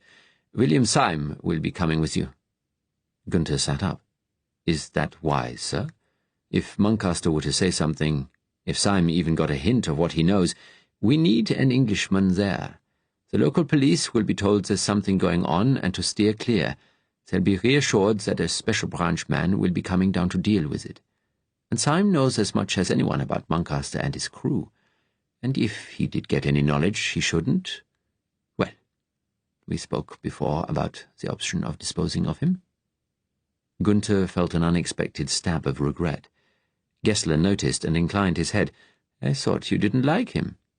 "I don't. But he's helped us a lot on this." Gunther took a deep breath. "But if it comes to that, it won't be a problem. I want you to keep Syme close during tomorrow's operation and afterwards. I want you to bring him back here to the embassy, with Muncaster and his friends." His eyes stared into Gunther's. "Do you have any difficulties with that?" Did they mean to kill Syme after all? Had they decided he knew too much already? It seemed hard, but this was war. "No, sir," he answered. "When you bring Muncaster in, I want you to assess him first, Holt. Weigh up the best way to interrogate him before he gets sent to Berlin. Remember, he's not normal." "Yes, sir." This was the sort of work Gunther was confident with, and it would be interesting to discover how Muncaster's mind worked, how and why it had malfunctioned. A thought occurred to him. What about the Bennett woman? Gessler waved a hand. "Oh, we turned her over to the British yesterday afternoon. She'll probably get a secret trial, then 5 years in Holloway." He laughed. 5 years and a finger gone. Do they give women corporal punishment here? I can't remember. Anyway, they'll probably think what we've done to her is enough. What about Drax? Special branch have him. We let his parents go. I doubt he'll last long now. Chapter 53. Sarah had been for another walk. She had done so much walking these last few days that Brighton, so alien at first, was becoming familiar. This morning, in the winter sunshine, she had gone to Hove, through the grand early Victorian squares along the seafront. The shops, their Christmas decorations looking oddly out of place at the seaside, were half empty. All the newspapers carried pictures of crowds in the Chancellery in Berlin, passing Hitler's open coffin. He lay, eyes closed, his face dead white, whiter than his moustache and hair. Then, walking back to the hotel, she saw David looking out of the window at her. She felt a momentary surge of joy, then anxiety, because he looked so thin, so much older, his cheeks sunken. Then anger filled her. She looked away from him as she mounted the steps to the hotel, slowly, though her heart was pounding. Jane was sitting at the reception desk. She looked relieved to see Sarah. She leaned forward with a smile and whispered, "They've arrived. Your husband, he's in the lounge." Her expression changed to puzzlement when Sarah didn't smile in return, only said curtly, "I'll go in." David was standing in the middle of the room. He looked at Sarah for a long moment, then walked quickly over and put his arms round her. "I'm so sorry," he said. "I couldn't let you know we were coming. We only knew ourselves yesterday." She didn't respond, just stood like a statue, so full of conflicting emotions she felt that if she relaxed, she might fall in pieces to the floor. David stepped back a pace, still holding her by the shoulders. He said, Are you all right? What's happened to your hair?" She shrugged off his hands and said, her voice so cold it surprised her, "Well, I was taken prisoner by the Germans, who told me you were a resistance spy and interrogated at Senate House." She took a deep breath. "Then I was sent home, abducted by your people, one of whom killed a policeman in our house, by the way, then dumped here to wait for you and some strangers so we could all be sent to God knows where. They cut and dyed my hair because the Special Branch and the Germans will be looking for me." Her voice rose in rage. "And I'll never see my family again. Apart from that, I'm fine. Who the hell are these other people, by the way?" David said, "There's a man and woman from the Resistance, and Frank Muncaster, my old friend from university. You remember, I've told you about him. What's this about the Germans? You mean they arrested you? Our people didn't tell me, just that you were safe." He looked at her, his blue eyes wide with fear. "What happened there? Did they hurt me?" "No, they didn't, because I didn't know anything. I still bloody don't." She shrugged off his grip. Her voice rose again. "Answer my bloody question. What's going on? What are Frank Muncaster and these other people doing here?" David raised his hands in a calming gesture. "Frank's a scientist. Something terrible happened to him. He ended up in a mental hospital in Birmingham. The Americans want him very badly, because of something he knows. So we lifted him. We brought him to London, and now we've managed to get him down here. Sarah," he spoke with sudden eagerness, "tonight we'll all be on a submarine to America." She stared at him blankly. "A submarine?" "Yes. I'm sorry all this happened, Sarah, but they chose me for this mission because I knew Frank, because he trusted me." "And does he really? Trust you?" Her voice was sharp with sarcasm now. Yes, he does." She stared at him. "And he's a mental case. Well, he'd have to be to trust you, wouldn't he?" She was still surprised by her own biting fury, but she had had enough, more than any wife could take. "Sarah, I came back for you. They found out I'd been a spy, but I tried to get home for you." Sarah took a long, deep breath. "This man in London, Jackson, he told me you'd been spying for the Resistance, giving them information from the Dominion's office. You involved that poor woman, Carol Bennett. Is that why you made friends with her?" "The day before I was arrested, I went to Highgate and confronted her because I thought you were having an affair. The poor silly woman's in love with you. Did you know that? I should think she's been arrested by now, like I was." David looked on the verge of tears. He said, "Jeff's dead." She started, shocked. "Dead? How?" "We were hiding in a house up in London. Jeff was part of our team. He came with us to get Frank from the hospital. The house was raided. The couple sheltering us were killed, and Jeff was too." "Oh, Jesus Christ!" Sarah collapsed into one of the armchairs. David knelt beside her. "It's so important we get Frank to America. It's a big thing, Sarah, really big. He's got information. I can't tell you what. But it could help the Germans. The Gestapo are after it. It'll help the SS if there's a power struggle now Hitler's dead." "How long were you and Jeff doing this, spying?" "Jeff joined the Resistance before me. He recruited me 2 years ago." "After Charlie died?" "Not long after, yes." Her tone changed. sadness replacing the anger. And you kept it all from me. I knew there was something. You'd been moving away from me ever since Charlie died. So, what was I? Just cover? The little wife at home? He shook his head vigorously. No, you mustn't think that. When I started, they said it was better you knew nothing, in case things ever went wrong and you were questioned.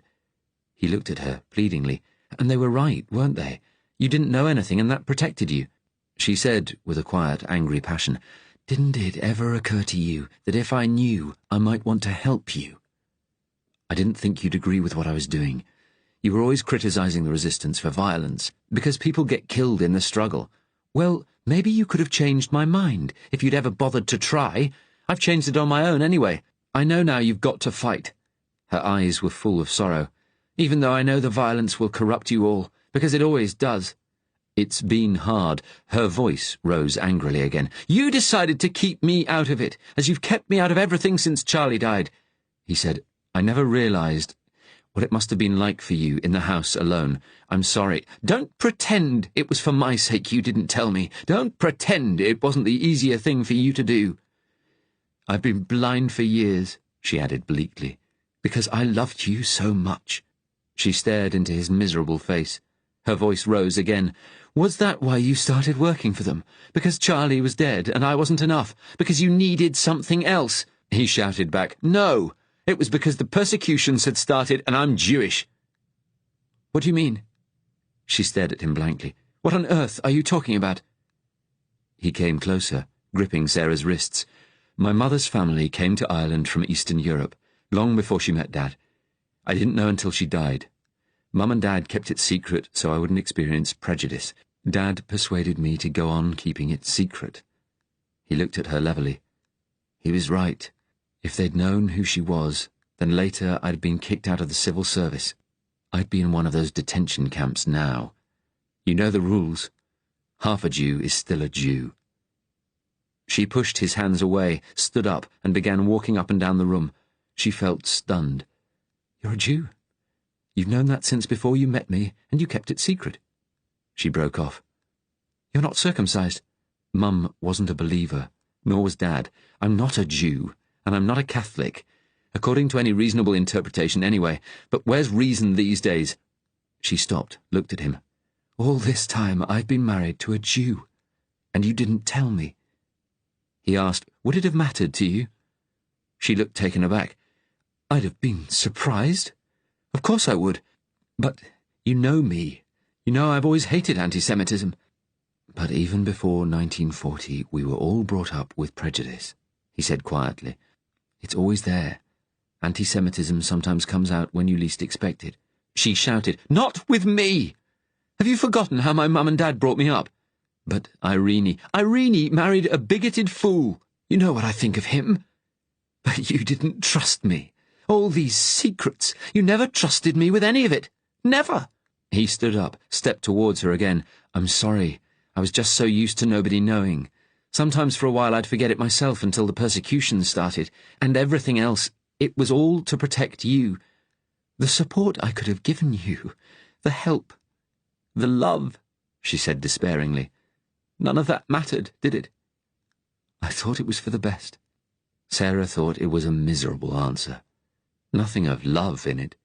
She stood for a long moment, facing her husband. Part of her wanted to reach out and stroke his face, soothe his desperate unhappiness. Another part wanted to hit him. She closed her eyes for a moment. Then she turned practical. It was the only way she could cope at the moment, and God knew there were enough questions about practicalities too. She took a deep breath. What's going to happen tonight? David took a deep breath. A boat will be waiting to pick us all up a few miles from here at midnight. It'll take us to an American submarine in the Channel. You, me, Frank, and the 2 others I'm with. They're all upstairs now. Frank was in a lunatic asylum. Is he fit to go? Does he want to go? Yes. He's better than he was. Who are these other 2? Ben, he was a nurse at the hospital, and Natalia. She's the one in charge of our group. His voice faltered for a moment, and he took a deep breath. Part of our cover is that Natalia and I are supposed to be husband and wife, and Ben and Frank, my cousins, we're all supposed to have come down here for an old aunt's funeral. You and I are not supposed to know each other, by the way. We have to pretend." "Pretend?" Sarah laughed bitterly. He said quietly, "I'm so sorry, Sarah, for everything. Just then there was a knock at the door. Jane came in. She looked scared. She said, "I'm sorry, but please, please keep your voices down. You can be heard upstairs and in the hotel next door. These walls are thin." She looked at David, her eyes wide with fear. "What, you shouted out earlier about being Jewish?" David nodded fiercely. "Yes, that's dangerous, isn't it?" "It's all right," Sarah said. "I'll go up to my room."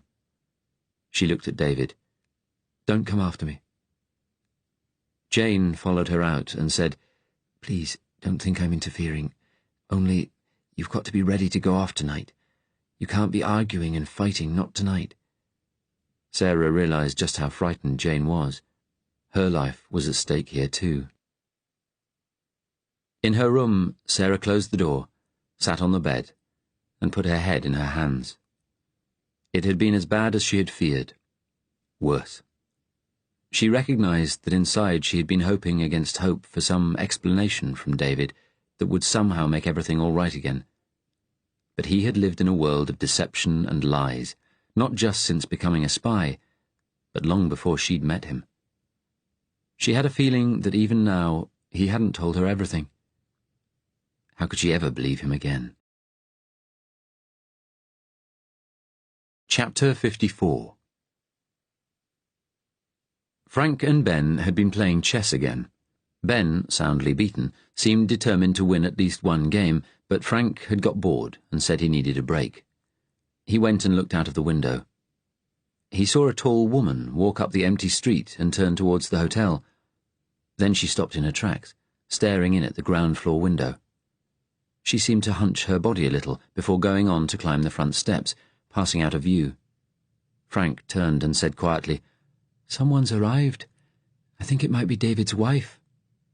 Ben was sitting on his bed, the chessboard on a little table. He joined Frank by the window. "She's gone now," Frank said. "What was she like?" "Quite tall, red-haired. Funny, not that pretty. I'd have expected David to marry someone pretty." "Love doesn't always go like that," Ben said. "Romance is no like in the films. You dinna choose who you love." There was a sadness in his voice.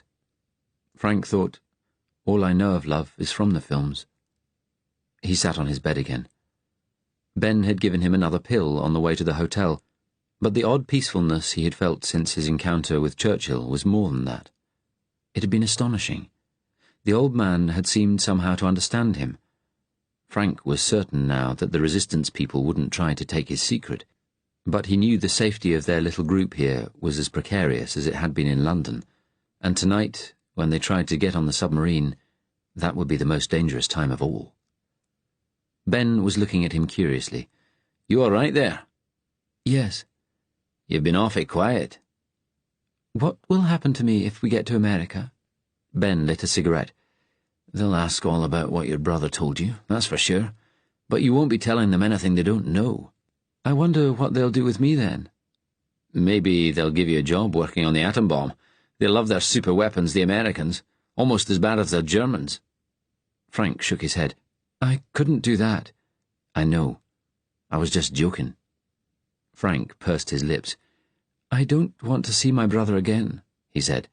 "I hope they don't decide to, well, put me out of the way because of what I know, or put me back in a hospital." "No, pal. You'll be a hero, coming over to them, escaping the Germans. Maybe they'll set you up in some nice, sunny, quiet wee town in California." But Frank knew Ben had no more idea than he did of what the Americans would do with him. "I wanted to die before, but now I think I'd like to live if I can, but not back in a hospital." "You won't. I know it was hard there. There won't be such harsh conditions under communism. Hell, there'll be no reason for people to go mental." Frank didn't reply. He had grown to like and admire Ben, now he knew the risks he had run to save him, But he wished he didn't get so misty-eyed about communism. Now that bastard Hitler's dead, Ben added, things'll change. You wait. Then, through the floor, they heard shouting, a woman's voice. Next, David shouting back, "No, it was because the persecutions had started and I'm Jewish." Frank and Ben looked at each other in astonishment. Ben whistled. That's a turn-up for the book. David Jewish? He looked at Frank. Did you know? I'd no idea. Ben frowned. They'd better stop yelling at each other like that. Sound travels. But there was no more shouting, just murmuring voices. Then they heard a door shut downstairs and footsteps mounting the stairs rapidly. They've got to get themselves sorted out, Ben said anxiously. We need to be on the ball tonight. Frank didn't answer. An odd feeling of betrayal had stolen over him, just as it had when he had overheard David and Natalia making love in the O'Shea house. David was Jewish. All the time he knew David, he'd had this secret too. He told himself it was stupid. David owed him no confidences. Everyone thought David's parents were Irish, he said. They must have had Jewish blood and kept it quiet. Ben sighed. People fake their ancestry all over the place these days. There's parts of Scotland now, SNP strongholds, where if you've English blood, you don't talk about it. He made an angry, scornful sound. Nationalism. What a world we'd let it make. It's strange. It feels a shock. I suppose it doesn't matter if someone is Jewish, does it? No. A lot of the best communists have been Jews. Karl Marx himself, for example. Capitalists, too, Frank said with a quiet smile. Like the Rothschilds, and scientists like Einstein. You know, the Nazi idea that there's a conspiracy between the Bolsheviks and Jewish capitalists always seemed so crazy. Each hates the other's system. That's because fascist ideology never makes sense, not if you ever really stop to think about it. Nothing does make sense, much, Frank observed sadly. Ben looked at him seriously. You know David and Natalia were... well, you saw when we all ran from the O'Sheas, didn't you? Yes, Frank answered heavily. I saw. Do you think David told his wife, downstairs just now? I'm not sure. I don't think so, although they've been shouting about that too. But we can't have the two of them going off like fireworks all over the place. I may have to have a word.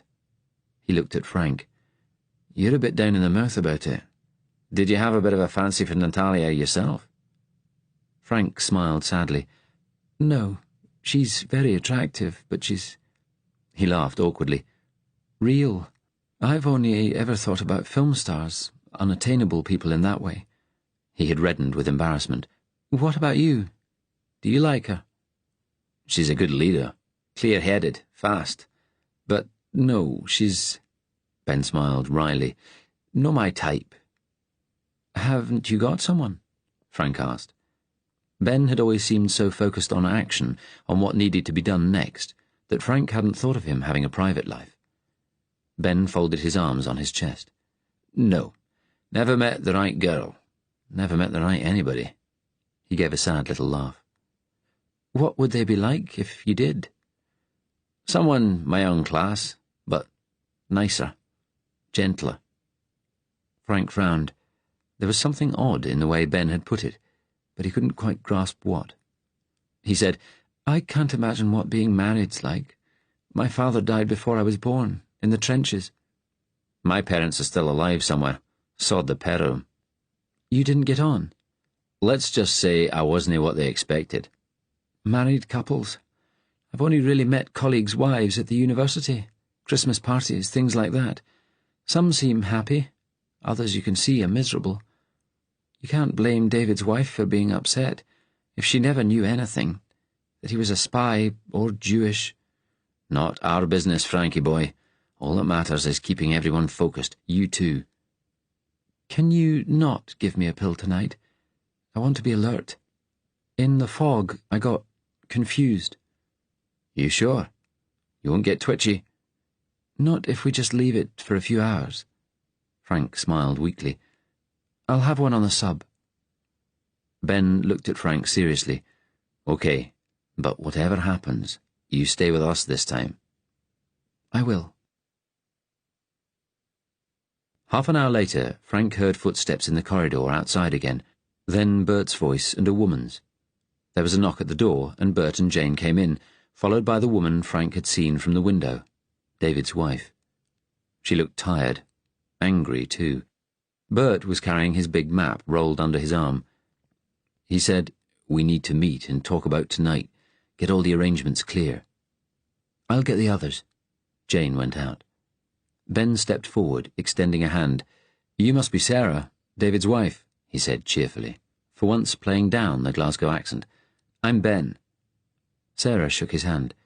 Her expression was wary, her pleasant voice cool as she asked, "How long have you been with my husband?" "First met him a fortnight ago, believe it or not. Feels like years, though, doesn't it, Frank?" Sarah looked at Frank intently. He imagined her thinking, "You're the one who brought all this about." Then she forced a smile and reached out her hand. "How do you do? My husband used to talk about you, the letters you wrote." She shook his hand gently. She had noticed its deformity. Frank said, "David's been a good friend for a long time." "Please, sit down. Sorry it's all untidy," Ben said, all cheery politeness. "Two fellas sharing a room, you know what that can get like." He took a stray sock off the bed. Sarah sat down. The door opened and Bert and Jane came back in, followed by David and then Natalia. David looked at his wife. She stared back angrily. She turned to Natalia, smiling uncertainly. "I'm Sarah Fitzgerald," she said. "Natalia." The two women shook hands, Natalia looking at Sarah coolly. Frank realized Sarah didn't know about her and David. He hadn't told her. Bert spread the map on the other bed. "Right," he said. "Tonight at 10:30, Natalia will drive you all over to Rottingdean. There's the coast road, here on the map, but we think it's safer for you to drive north into the country and then come down into Rottingdean from there." He pointed at the map. "All clear so far?" Everyone nodded. Bert continued. "There's a path that leads under the cliffs from Brighton too, but that's exposed. No cover at all if anything goes wrong. When you get to Rottingdean, you go to a house in the village where our man will meet you. You'll all change into dark clothes so you won't be seen so easily, and then walk down to the cove. They'll be thick clothes. It'll be very cold out at sea." "It looks like a small place," Sarah said, looking at the map. "It is. There's a lot of posh houses up round the green, mostly retired people. Rottingdean's always had a lot of writers and artists, people like that. Then, along the high street, there's shops, smaller houses. That's where our man lives. He's a retired fisherman. It's a quiet place. Nobody will be about on a cold December night. Then you make your way down to the cove." He looked round the little group. "From that point on, you're all at risk. There'd be no cover story to explain a group of people going down to the beach at night in December." Sarah shook her head slightly. David asked, "What is it?" "Nothing. I was just thinking how many identities I've had the last few days, how many sets of clothes." She looked at Bert. "You people have a lot of resources, don't you? More than I'd ever thought." "None of it has been easy," Natalia said coldly. "I can promise you that. Everyone involved has exposed themselves to danger." She hesitated, then added, "People have died." Sarah met her gaze. "I know. I've seen 2 people killed in front of me in less than a fortnight." Natalia nodded at Frank. "Getting this man away is very important indeed. That's what matters tonight. The rest of us are just passengers. It's as well to be clear about that." Sarah stared back. "I understand very well. I know what danger is. I've learned that very fast. I'm not a fool, so please don't take me for one. Just tell me what to do." Natalia inclined her head, a new respect in her look. Bert said quietly, "Natalia is the leader. You all do as she says. So far as we know, we're safe. We've had people watching the cliffs, the village, the coastal path, and out to sea. Nothing unusual has been happening. When it gets dark, we'll still have a few people on surveillance from the cliffs, in case any unexpected boats appear." Ben said, "It's important for everyone to move quickly and quietly." He looked at Frank. "Yes," Bert agreed. "The place will be asleep. You mustn't wake anyone up. It's going to be a quiet, clear night. There'll be a half moon. The sea's like a mill pond. Our man who'll take you to the cove has got a rowing boat, and he'll start to row you out to the sub at 12:30. We've got precise coordinates, a spot about a mile out. Because the water's shallow inshore, the sub will be on the surface. It'll take you on board. After that, they'll go out to deeper water, dive, and take you to an American ship out in the Atlantic. And then it'll all be over, Frank said.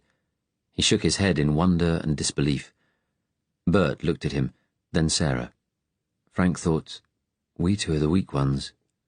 The others know how to fight. Bert continued. We have to think about what happens if things go wrong. Natalia, you, Ben, and David will have guns. They should only be used as a last resort, Natalia said, because of the noise. Ben nodded agreement. Aye, if we're attacked. He looked at Bert. But what if someone comes on us by accident, some wandering drunk or something? You'd have to silence them, Bert said. Usual rules. Sarah spoke up. You mean kill them? Someone innocent? Natalia said, Of course not. Who do you think we are? We knock them out and tie them up. I'm used to doing that, Ben said cheerfully. Bert looked at Sarah. He said, There's one last thing, Mrs. Fitzgerald. It's essential that if the worst comes to the worst, none of you are taken alive. That's why everyone's been given cyanide pills. She took a deep breath and looked at David. He said, I'm sorry, but if they caught us... Dear God, she said quietly. Jeff had one, David told her, but he didn't get the chance to use it. The fog caused a lot of confusion. That won't be a problem tonight. Sarah looked round the group. Do all of you have them? I don't, Frank said. You'd be taken care of, Ben promised. You know that. But you couldn't in the fog in London. No one could see me. Like David said, it was all confused. Sarah looked at her husband again.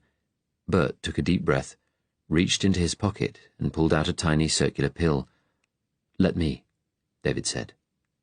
He took it from Bert and held it out to Sarah. We got this for you, he said. It's only to be used if they're about to capture us. Suddenly his eyes filled with tears, and Sarah had to make an effort not to cry too. She took a deep breath, then held out her hand. David laid the pill in her palm. He said, his voice choked, You put it in your mouth and bite down. There's a tiny glass phial inside. It's instantaneous.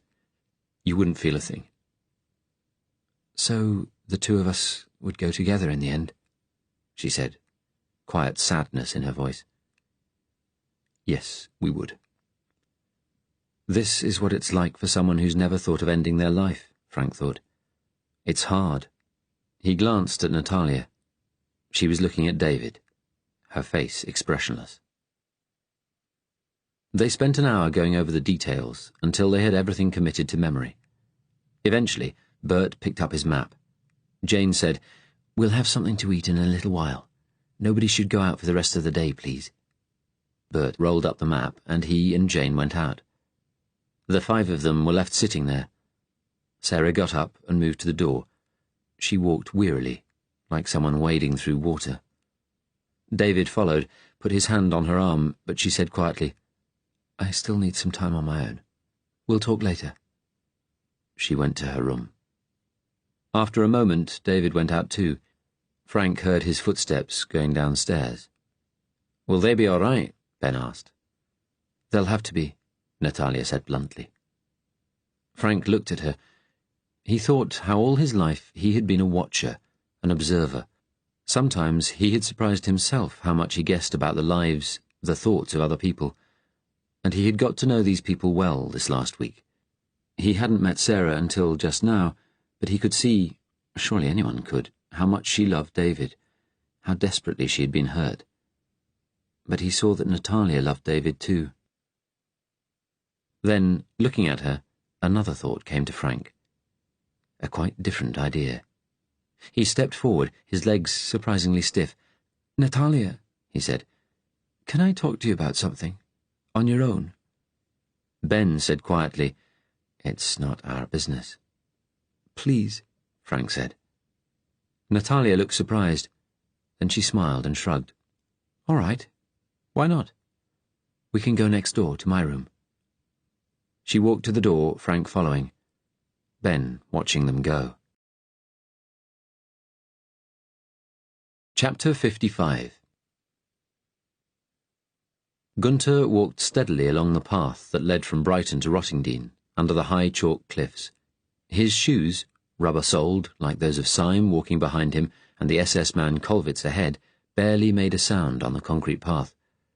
They walked in silence, as close as possible to the cliff itself, in case any resistance people were watching the sea from the cliffs above.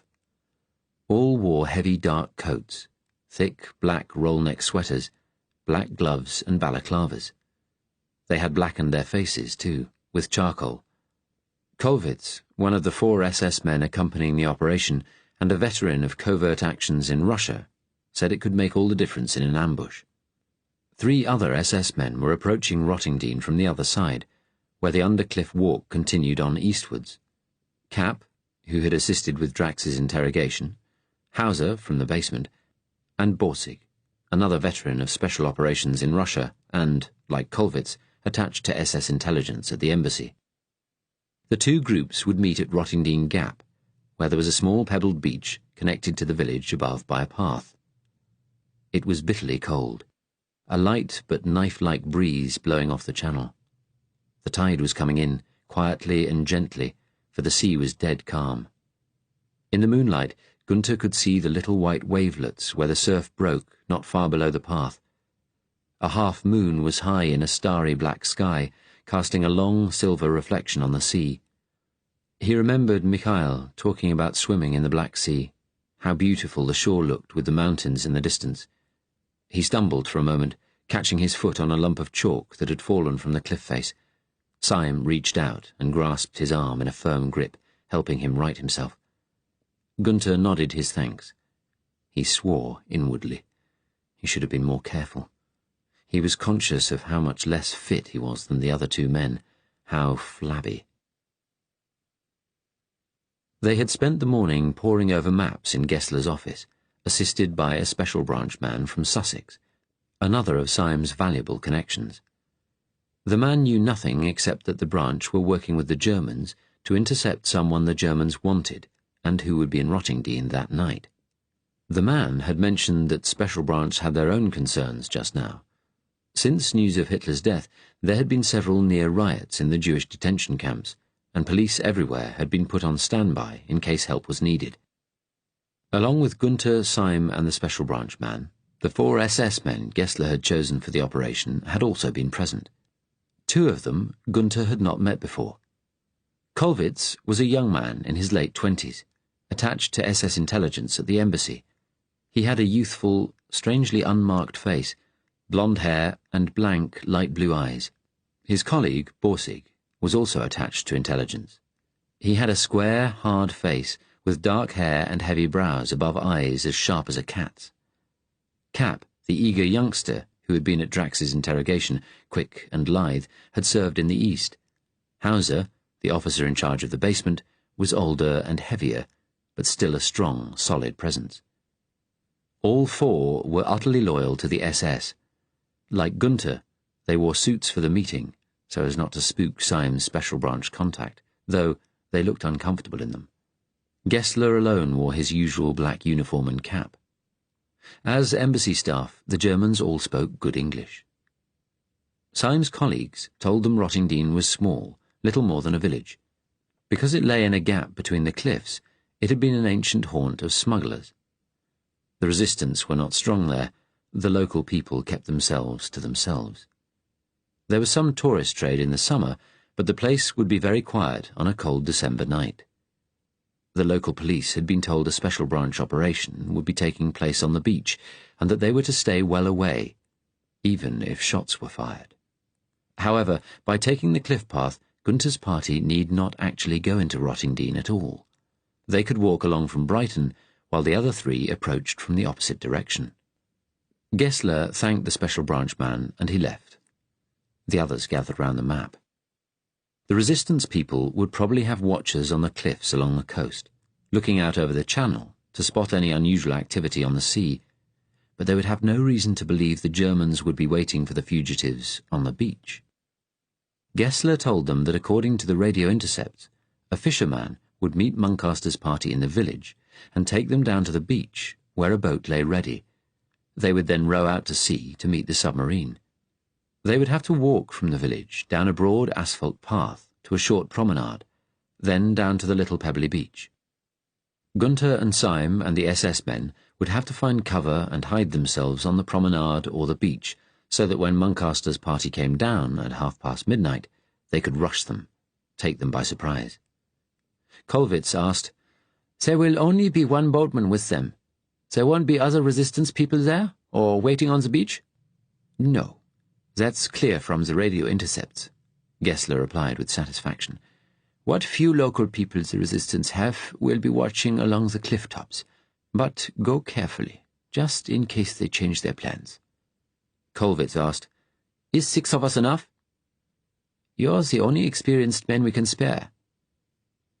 "We are expecting 6 of them for the submarine, yes?" Borsig asked. 2 resistance agents and 3 civilians. A man, a woman, and this lunatic, and the fisherman make 6. He shrugged. "Easy." "Yes." Gessler's voice took on a note of bullying humour. "1 for each of you. I think you should be able to handle them." "The 2 resistance people are handy," Syme cautioned. "I ran across them in a raid in London, a man and woman, but the others, yes, they're civilians."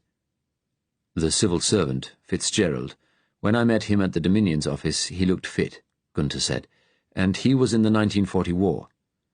"They'll have guns," Kollwitz observed. "The resistance pair, certainly. Perhaps Fitzgerald and the fishermen too." Gunther nodded agreement. "Not Fitzgerald's wife, though, I think. She's one of these English pacifists." Cap gave a grunt of contemptuous dismissal. "And not Muncaster." "Lunatics can be strong," Borsig observed. "Not this one," Syme said. "I've met him. He's a little pipsqueak, afraid of his own shadow." Gunther looked round the SS men. "But remember, he is the one that matters. Berlin wants him alive. It might be useful to have the resistance people as well, but all the others are of secondary importance." Gessler stirred in his chair. "They may have suicide pills, so taking them by surprise is crucial. Securing their arms at once is very important. Get there early and choose a good spot. There'll be some moonlight. The weather forecast says it'll be a clear night." Gunther looked at Syme. "You said it's a pebble beach." "Yes." "Then it would be good to hide there if we can. We're bound to hear them coming." Kollwitz nodded. "That is sound thinking. We've no idea where they are at this moment?" Gunther shook his head. "It could be anywhere within easy reach of the Sussex coast. Rottingdean Beach at midnight is the only place we're sure they'll be." Hauser smiled, punching a meaty fist into his other hand. "It'd be like the old days in Russia, stealing up on their resistance groups." Kollwitz looked round the others. "How are you on firearms?" "I practice regularly on the range," Hauser replied complacently. "So does Comrade Cap. I've seen him." Gunther said, "I practice in Berlin, too, though not, he thought, as regularly as he should." Syme said smugly, "I've got prizes for my firearms courses." Gunther summed up. "So, we jump them, make sure they're disarmed, and remove any suicide pills they have. If you fire on them, shoot to wound if possible. And we all use English, so everyone understands." He inclined his head at Syme. "Sturmbahnführer Hoth is in charge," Gessler said. "He knows these people better than anyone. You obey all his orders. And remember, we want Muncaster alive." He tapped a finger on his desk for emphasis. "That's more important than anything. That order comes directly from Deputy Reichsführer Heydrich." He leaned across the desk and reached out a hand to Gunther. Gunther shook it. Gessler's eyes were full of triumphant emotion. "Good luck, Hoth," he said, "and thank you." They travelled to Brighton after dark. During the day, a light wind had got up in London, and the fog, at last, was dispersing. As they drove out of the city in 2 cars, Gunther saw the streets illuminated properly for the first time in days. All the buildings shone with damp, windows and the tops of parked cars smeared with grey, dirty grease. In many places, women were out with buckets and mops, cleaning windows and steps. Even the icy puddles in the gutters looked dirty. By contrast, the shop windows were full of Christmas decorations, fake white snow round their edges. Already a newspaper stand carried the legend, "Great London Smog Ends." With the fog gone, they made good time. Soon they were out in the Surrey countryside. The car containing the 3 SS men, who were to approach Rottingdean from the east, took a turning towards Newhaven. There were 2 more cars waiting in a lane just outside Rottingdean, ready to pick them and the prisoners up later. Gunther sat next to Syme in the back. Kollwitz drove. His blonde hair was cropped and shaved a third of the way up his neck in the SS style. Gunther saw he had a spot coming. Beside him, Syme was cheerful. "They're talking about that new job for me," he told Gunther. "We're going to have a new nationwide police intelligence service. MI5 are going to be integrated with us. About time. They'll scream like fucking stuck pigs, but we uncovered the bleeding civil service spy ring for them." The Cockney accent was strong again, perhaps a sign of underlying stress in Syme as the moment of truth approached. Gunther himself felt quite cool. Syme went on. "Looks like I could get promotion to superintendent, as well as a posting up north." He smiled, tapping the fingers of one hand up and down on his knee. "Well done." But remembering the discussion with Gessler earlier, Gunther found it difficult to meet Syme's eye. "You'll have to come back and visit me," Syme continued. "Tell you what, come over, see the coronation in the summer. How's that?" "Yes," Gunther said. "Perhaps." Syme, for all his sharpness in other ways, had no idea that Gunther had always disliked him. Or perhaps he just didn't care. They stepped from the cliff path out onto the promenade. It was small, less than 100 yards long and perhaps 250 wide. There were no lights, only the half-moon to guide them. But their eyes were accustomed to the dark now, and they saw the promenade was deserted. On the landward side, there was a high concrete wall, and behind that a little grassed area sloped gently up to a large building they had been told was the White Horse Hotel. There were no lights on there. Gunther saw there was a gap in the concrete wall where a steep paved path, perhaps 100 yards long, led up to the coast road. On the other side of the path was another concrete wall, and beyond that the cliffs began again, startlingly white. Steps led down from the promenade to the beach, a strand of pebbles. Nearby, a high stone groin sloped gently down into the sea. In the dark lee of the groin, a tiny light flashed 3 times. A pencil torch. It was the prearranged signal. The other 3 SS men were already there. Gunther sighed with relief. Gunther, Syme and Kollwitz walked down the steps onto the beach. The big round pebbles scrunched beneath their feet. There was no way of avoiding the noise. Borsig and Hauser and Cap stepped away from the groin to meet them. They were also dressed in heavy black camouflage. Cap smiled, a brief flash of white teeth. He was enjoying this. "Heil Hitler," he said quietly. In Berlin, Goebbels had just commanded that Hitler's name was to continue to be used as the national greeting for all time. Nonetheless, Kollwitz added quietly, "And Heil Himmler." "All quiet?" Gunther asked. "Yes. We walked along the path from Saltdin. When we got out of the car, we saw a woman with a dog walking along the cliffs, looking out to sea. Probably resistance. But she wouldn't see or hear us on that undercliff path.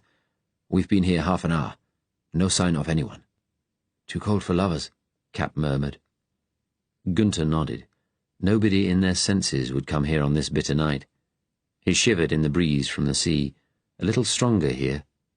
The tide was well in, the thin line of gently hissing white surf surprisingly close. He glanced at his watch. 11:05. Syme was also looking out to sea. He said, "Any chance the sub could see us from out there?" "They're a mile out," Kollwitz answered. "I'd guess all they can see of this through a periscope is the dark gap in the cliffs. Besides, if they did see us take Muncaster's people, they'd cut and run. They wouldn't want to cause a major diplomatic incident." Borsig said, "We've found something. Come and look at this." He led them down the side of the groin. Near the surf, they saw a large, humped shape, covered with a heavy grey tarpaulin. Borsig and Cap lifted the cover. Underneath was an upturned rowing boat. "That's big enough for 6. There are oars underneath. This is the boat they're going to use, Cap said triumphantly. Yes. Gunther looked back up the beach, to the path where the British party would descend onto the noisy pebbles. Borsig said, "If 3 of us get under the boat, and the other 3 crouch down behind it under the tarpaulin, between the boat and the groin, when they arrive, they'll walk right into our hands." Gunther nodded, then smiled. "Yes, it's ideal. Who goes under?" "You and Syme and Cap," Borsig suggested. "Cap and Syme are the thinnest, and if you dig away some of the pebbles, you'll get a view of them coming down, then you can give the command signal. We'll all hear them coming once they're on the beach, so when they arrive at the boat, I suggest you knock on the side and we push it over onto them. You from below and us from behind. They'll be completely startled. Then we all jump out and grab them, 1 each, before they can move." "Yes, that sounds right." Gunther looked at Borsig and Kollwitz. "You've planned ambushes before?" "Yes, in the east. I have too, in the Gestapo, but only in cities, usually against civilians. I'll be guided by you." "Thank you. Now, let's lift the boat up." "It'll be a bloody cold wait," Syme observed. Kollwitz answered, "This is nothing. Try waiting in ambush in the Russian winter." They took off the tarpaulin and lifted the boat. It was big and heavy, but Borsig and Kollwitz lifted it easily enough. Cap and Syme slipped under, moving the oars that had been placed under the boat to one side. Gunther felt his muscles protest as he lay down and scrabbled underneath. "I'll give the side of the boat a kick as a signal," he said. "It's heavy. You 3 push hard." Gunther dug away at the pebbles until he managed to make a small space between them and the bottom of the boat, enough for him to see through if he lay flat on his stomach. He looked up towards the path, to the beach, a dark gap in the promenade. Under the boat it was pitch dark, and there was a strong smell of seaweed. Already Gunther's feet felt like ice. Next to him, Syme shifted his bony form, an elbow digging into his ribs. Always some part of Syme had to be twitching or moving. Gunther said, "Keep still, for God's sake. They'll hear the pebbles if you move about." "All right, sorry." Gunther took off his watch to lay it next to his face. The luminous dial read 11:45. 3/4 of an hour to go until Muncaster's party arrived. Chapter 56. That afternoon, following the meeting with Bert, David went downstairs, back to the empty lounge. Jane, sitting at her desk in the hall, gave him an anxious smile as he passed. He sat in an armchair and looked out of the window. What was he going to do? Sense and decency, and old, bone-deep affection, told him he belonged to Sarah. But would she have him now? And it was Natalia who offered him excitement, the chance of something new. More than that, she was someone who understood his past, his true origins. After a while, he went back upstairs, to the room he shared with her. He turned the handle, but the door was locked. He had a feeling Natalia was in there, but there was no sound, no answer to his knock. Then Sarah's door opened, and she stood there looking at him. "Sarah." She turned and went back into her room, but left the door open. He followed her in. She sat on the bed looking at him bleakly. "Please don't say you're sorry again. I don't think I could stand that." He closed the door and stood with his back to it. "What else can I say?" "Nothing." She shook her head. "Nothing. About my being Jewish, I had to keep it quiet after 1940. All the more after Charlie came along. You should have told me, David. It would have been a shock, a surprise. I'm not pretending otherwise, but it wouldn't have made any difference. And I could have supported you." She looked at him. But that was just the start of the lies. Her eyes bore into him. "Whatever love you felt for me ended when Charlie died, didn't it?" "No. But somehow his dying just pulled us apart. I don't know why. And then, when I joined the resistance, I felt guilty for lying to you again, and that just made it all worse." He put 2 fingers to the bridge of his nose, squeezed hard. "I was a spoiled child, and I'm a selfish man." She answered quietly, "You believe in duty, self-sacrifice. I always admired you for that. But I don't want you to stay with me out of duty, and I don't know if I could ever trust you again." He thought of his other secret, the last one, Natalia. She hadn't guessed about that. Poor Sarah. Even now she didn't see it all. He took a deep breath. "You haven't said if you still love me." "I don't think that's enough anymore." He closed his eyes. She sighed, then stood up. "David, we mustn't discuss this now. That's what I wanted to say. Jane's worried. Whatever happens afterwards, now we have to concentrate on getting through tonight. We owe it to the others." "Duty," David smiled. A sad twitch of the mouth. "Yes, duty. And now I think you should go."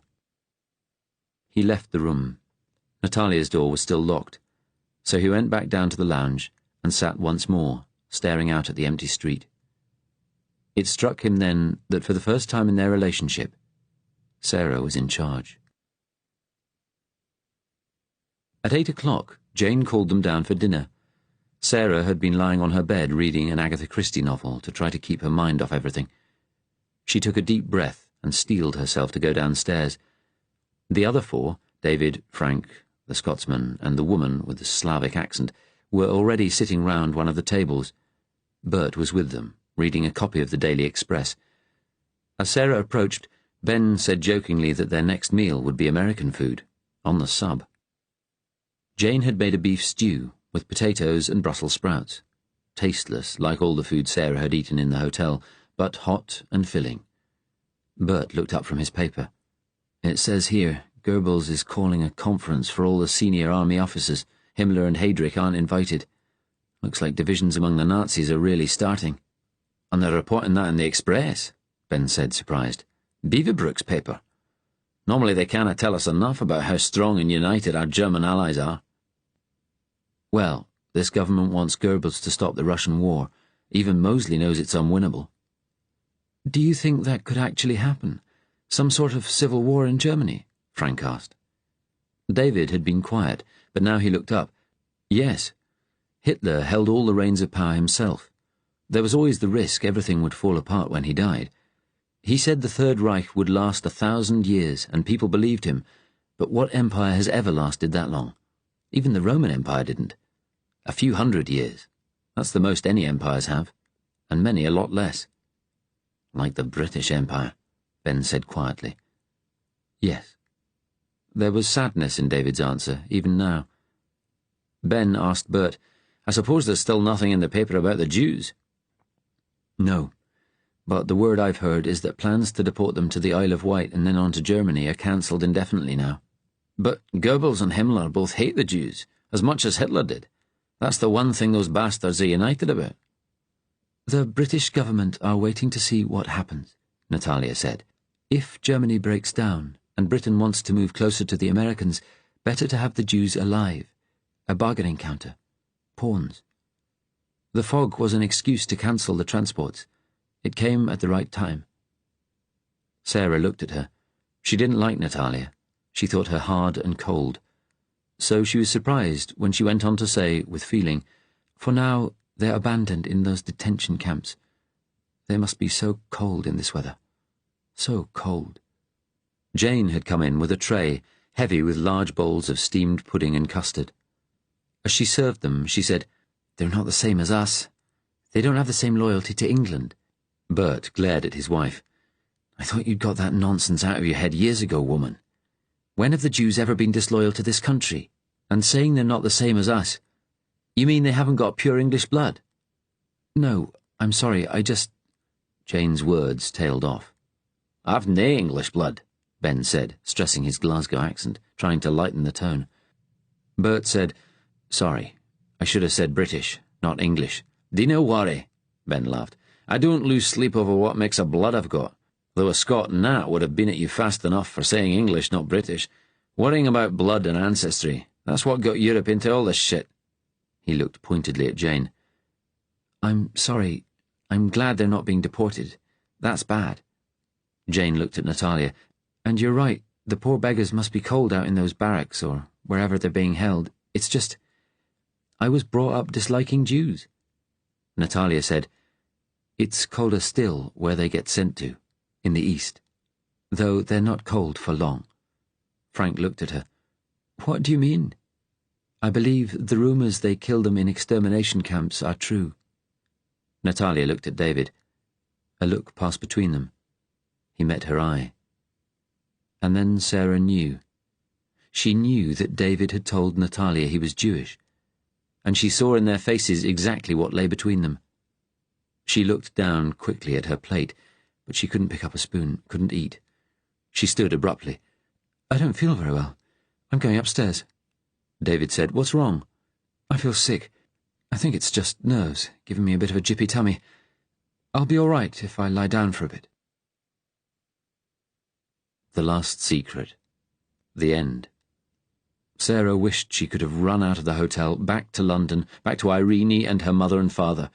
She thought of her empty house, had a sudden horrible vision of Charlie there as a tiny, lonely ghost, wandering lost through the empty rooms. She cried and cried, but silently, so that the others wouldn't hear. To her surprise, perhaps because she was so exhausted, Sarah fell asleep. When Ben knocked on her door, it was dark. He told her they were to go downstairs for a last briefing. It was almost 10 o'clock. They gathered in the office behind the counter. David gave Sarah a smile, but she couldn't return it. Frank and Ben, noticing, exchanged glances. Natalia was watching David and Sarah carefully, her face expressionless. Sarah thought, "She's worried there'll be some sort of outburst between us. But there mustn't be. I have to hold on." Bert and Jane reported that everything was still quiet in Rottingdean. The rendezvous was still on. The weather forecast said it would be clear and cold. Then Bert went to a safe on the wall and brought out 2 pistols. Sarah shuddered at the sight of them. They made her think of her father, the pistol he would have carried in the Great War. Bert handed one to Ben. Natalia said, "You know I have one already." "Yes." Bert looked at David. "You can handle a gun?" "I was in the Norway campaign, remember?" He picked up the pistol and examined it.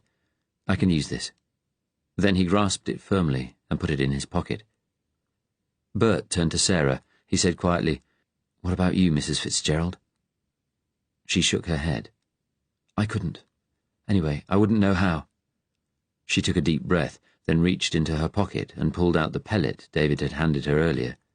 She held it out. "But I'll use this, if I have to." "We all must," Ben said quietly. "Is there anything else we need to discuss before we leave?" Natalia asked. She looked round them all, her gaze lingering on Sarah, "Because from now on we have to be completely focused on our escape, on getting away." Sarah nodded. "I know." She drew a deep breath. "I'm ready." They left the hotel at 10:30 in the car. They drove out of Brighton, past the pavilion, its domes outlined against the starry sky.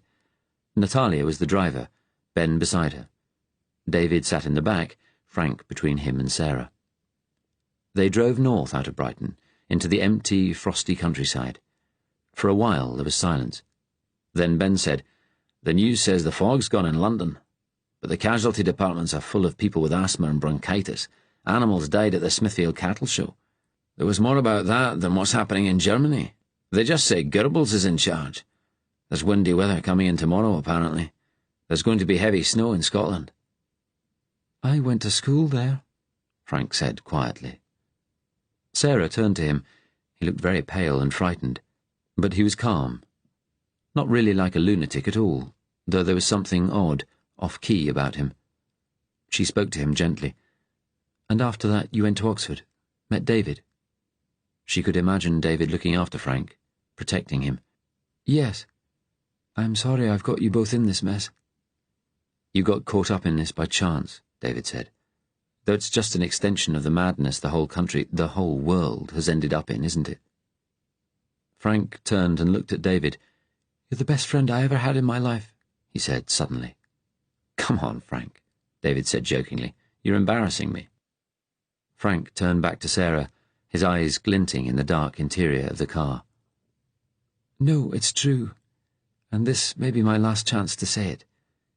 Your husband is a good man. He looks after people, protects them. There's not 1 in 100 like him." Silence descended again. After a while, they turned south, heading back towards the sea. Chapter 57. They drove into Rottingdean, past some large houses, to a village green with a pond in the centre, a skin of ice on its surface, and a tall war memorial, a stone column topped with a cross. On a hill to the right, Frank saw a large windmill, outlined against the starry sky. To the left, the ground rose up to an ancient church. Frank remembered the kind, brave vicar in London. If it hadn't been for him, he knew he would have been wandering about in the fog until he was caught, and then... He took a long, deep breath. A few cars were already parked outside the large houses surrounding the green, and Natalia drew quietly to a halt between 2 of them. They stepped out into the freezing air. There were a couple of street lights, but nobody was in sight, and the windows of all the houses were curtained and dark.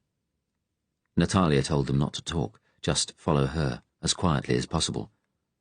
Frank felt his heart begin to pound as he walked beside David. Sarah and Ben were behind him, and Natalia in front. They turned into a narrow street with shops on either side, some Christmas decorations in the windows. Beyond the end of the street, moonlight shone on the sea. Frank remembered his talk with Natalia, when he had asked to see her that afternoon. In her room, he had asked her, haltingly, to give David the chance to rebuild his marriage.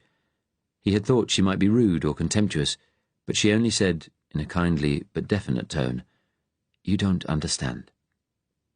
He answered, "I suppose that's true in a way, but I can see Sarah loves him, even though she's so angry now, and he has feelings for her, I'm sure he has." Natalia lit a cigarette, inclined her head. "What if he feels more for me than for her?" "If he just abandoned her in America, think of the guilt he'd feel. David doesn't forget people. He didn't forget me, remember, when you asked him to get me out of the asylum." Natalia smiled sadly. "You are so like my brother. Your problem is not that you don't understand things. It's that you see too much. But you must leave me and David to decide what to do." "I know," he answered quietly. Natalia looked out of the window, her arms crossed, her pose thoughtful, then turned back to face him. "Don't say anything to the others, please. We all have to concentrate on our escape now." Frank said, "I won't." He took a long, deep breath. "But there was something else I wanted to ask. About tonight." Natalia turned into a tiny street of little cottages fronted with dark flint. She approached the second cottage. Like all the other buildings they had passed, it was in darkness, but when she went up to the door, it opened a crack. Someone had been watching. She whispered the mission password. "Aztec." The door opened wider and Natalia went in, the others following. For a moment they were in complete darkness. Then a light was switched on, and they saw they were in a small room with battered furniture, photographs on the mantelpiece. A stocky man in his 40s, in a heavy blue jersey, stood in the middle of the room. His face was lined and weather-beaten, stubble on his seamed cheeks, but his small, dark eyes were sharp and alert as he looked them over. "Any problems?" he asked quietly. His deep voice had a strong country accent. "None," Natalia said. "Anyone about?" "Nobody." "We'll go through to the back." They followed him into an untidy kitchen, smelling strongly of fish. He drew a pair of dirty curtains shut and waved them towards a wooden dining table, where hard chairs and a couple of stools had been drawn up. "Sit down." He joined them at the table, gnarled hands clasped together. "All right," he said. "Give me your first names." They told him. "I'm Eddie. I'm a fisherman," he said. "I'm going to row you out to the submarine. I've a big old rowing boat. I've left it down at the beach. Some of you will have to help me row. We're going out about a mile. I've got the bearings and a red torch to flash out to sea when we get near. You'll see the sub as we approach. It's big. They're expecting us at 1 a.m. We need to get rowing out by 12:30. It's only just gone 11:30. We got plenty of time." He nodded to the darkened kitchen window and gave them a gap-toothed smile, his first sign of friendliness. "You need to know exactly where you're going if you're in a boat. There's an old submerged pier out there. I got fresh clothes for you here. Heavy, dark clothes. You'll need them. It's going to be very cold out at sea. Understand?" They all nodded silently. "We've had people walking up and down on the cliffs since morning with binoculars. There's no sign of anything unusual out to sea, and the village has been quiet all day." He looked round them once more, his eyes lingering on Frank, as most people's did. "Is everyone ready?" "Yes," Natalia said. "Has anyone any experience of rowing?" David said, "I rowed for Oxford. Haven't done much since, but it'll come back." "Good." Eddie picked up a pair of binoculars and slung them round his neck. "Go on up, then," he said. "Up and change. Men to the left room, women to the right." They went upstairs.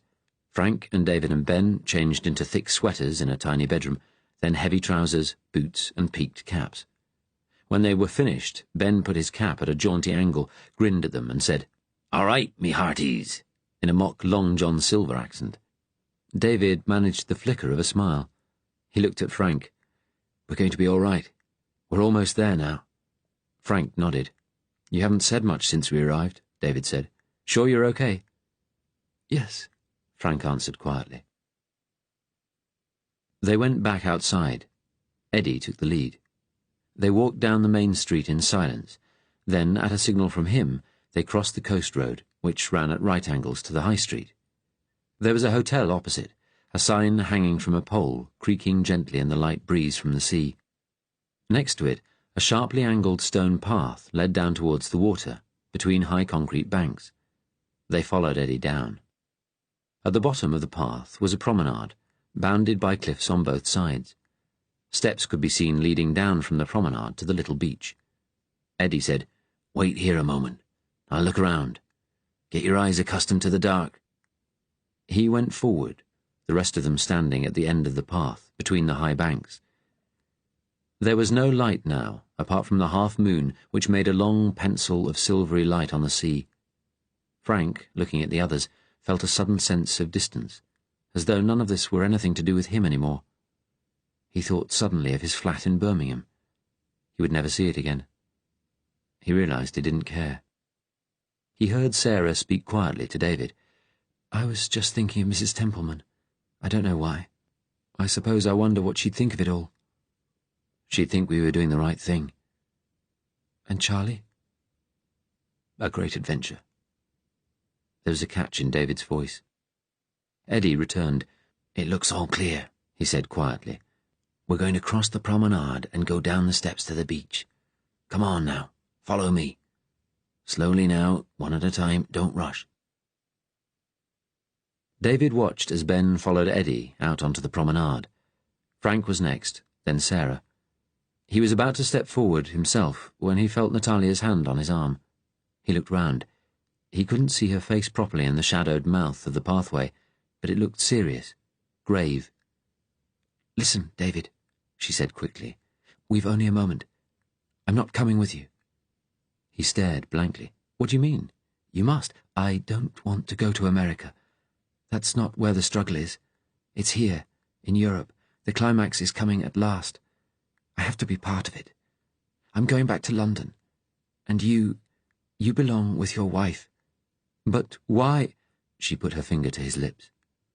It tasted of the salty air. Her brown hair stirred in the breeze. "Your friend Frank came to see me." She smiled wryly. "What he said tipped the balance, and I could never settle to a safe life again, even with you. Every time I thought I had one, you see, it was taken away." Footsteps could be heard coming back from the promenade. The others would be wondering why they hadn't appeared. Natalia said, "Ben is in charge from now on." She grasped David's arm and kissed him quickly. He saw tears shining in those slightly slanted eyes. She said quietly, "Ich hab dich lieb." He held her. "What did you say?" "It's what your mother said to you. It means I love you." Forgive me for not telling you before. Ich hab dich lieb, David. And then she turned away and walked rapidly back up the path, disappearing from view quickly in her heavy dark clothes. Ben appeared beside him. One hand was in his pocket where his gun was. What the fuck's going on? He hissed. It's Natalia, David said. She's not coming. She's staying behind. Jesus. Ben hesitated for a moment, looking up the path. She said you're in charge now. Come on. David added, quietly, a catch in his voice, I never even knew her last name. Nobody did. Then Sarah appeared at the mouth of the pathway, Frank and Eddie beside her. Eddie asked anxiously, What happened? Natalia's staying behind, Ben answered. Sarah looked at her husband. Why? Ben said, Never mind. She's gone. I'm in charge now. Come on. The five of them crossed the promenade and descended a flight of stone steps, clinging to a slippery metal rail. The whispering line of the surf was surprisingly close, the tide high. Eddie pointed over to a large, dark concrete groin about 20 yards away. The moonlight cast a shadow beside it. The boat's over there, he said quietly. Let's go and get it upright. It's gone 12:15. They walked the short distance to the boat, their feet crunching on the shingle. It was hard keeping their balance in the dark. Sarah almost slipped, and David took her arm. She looked at him and nodded thanks. Then all hell broke loose. The boat heaved up from below, knocking Eddie and Ben to the ground. A sudden blur of dark figures surrounded them, and strong arms grasped David's hands, pulling them behind him. Looking wildly to his left and right, he saw that Sarah and Frank were similarly pinioned, held by men dressed in black clothes, with black balaclavas and blackened faces. A fourth man was dragging Eddie to his feet, while another struggled on the ground with Ben. Ben was strong, but his assailant was stronger, and a moment later he too was hauled to his feet, arms behind him. There was a sixth man with them, stouter than the others. He stood by the boat, looking round. There's one missing, he said in a German accent. The resistance woman. He walked over to David, looked at him, nodded briefly. Mr. Fitzgerald, I recognize you from your photographs. Where is she? Who? The other woman who should be with you. She didn't come, David said. The German frowned, puzzled. He took off his balaclava. Then, who leads you? Ben said, I dare you fucking fat Nazi cunt. The tall, thin man holding him twisted his arm violently, making him cry out. Commie puff, the man spat, and David realized he was British. Eddie and Frank stood still, unmoving. Eddie's eyes were full of rage, but Frank's were unfocused, looking straight ahead at the sea. David thought, it's what he's expected all along, and he was right. We're not going to be able to save him after all. Sarah said, That's the man who interrogated me at Senate House. He's dangerous, David. David looked into the man's face.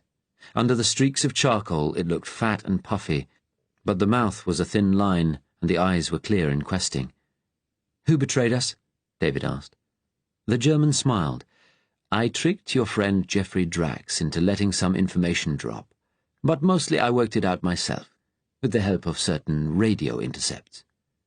Jeff! My God, he's alive! No longer, I think. He was badly hurt. I'm sorry. He was brave. He turned and went over to Frank.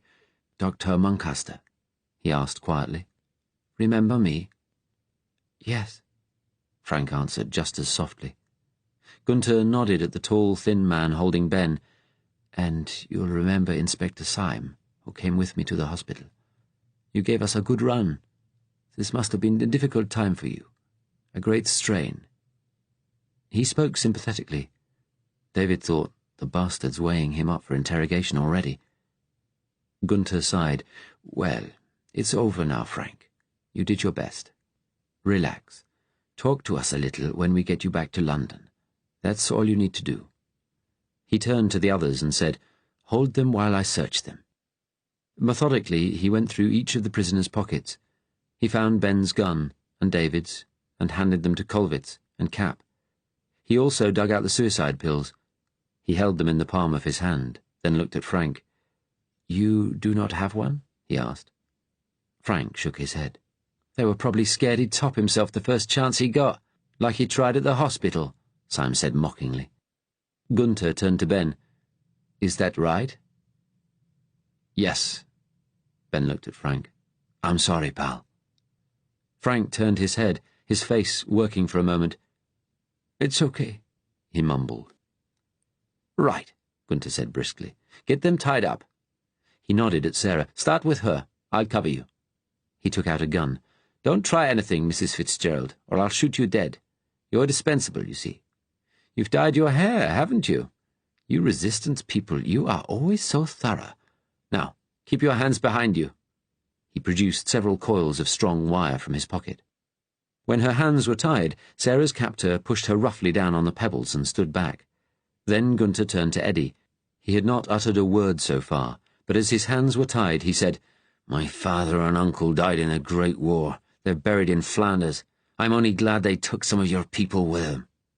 His captor hit Eddie sharply on the side of the head before shoving him down on the shingle beside Sarah and tying his hands.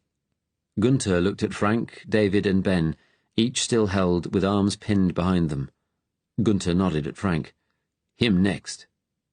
David saw Frank was shaking, breathing fast. Gunther pointed the gun at his leg. I won't kill you. We need you alive.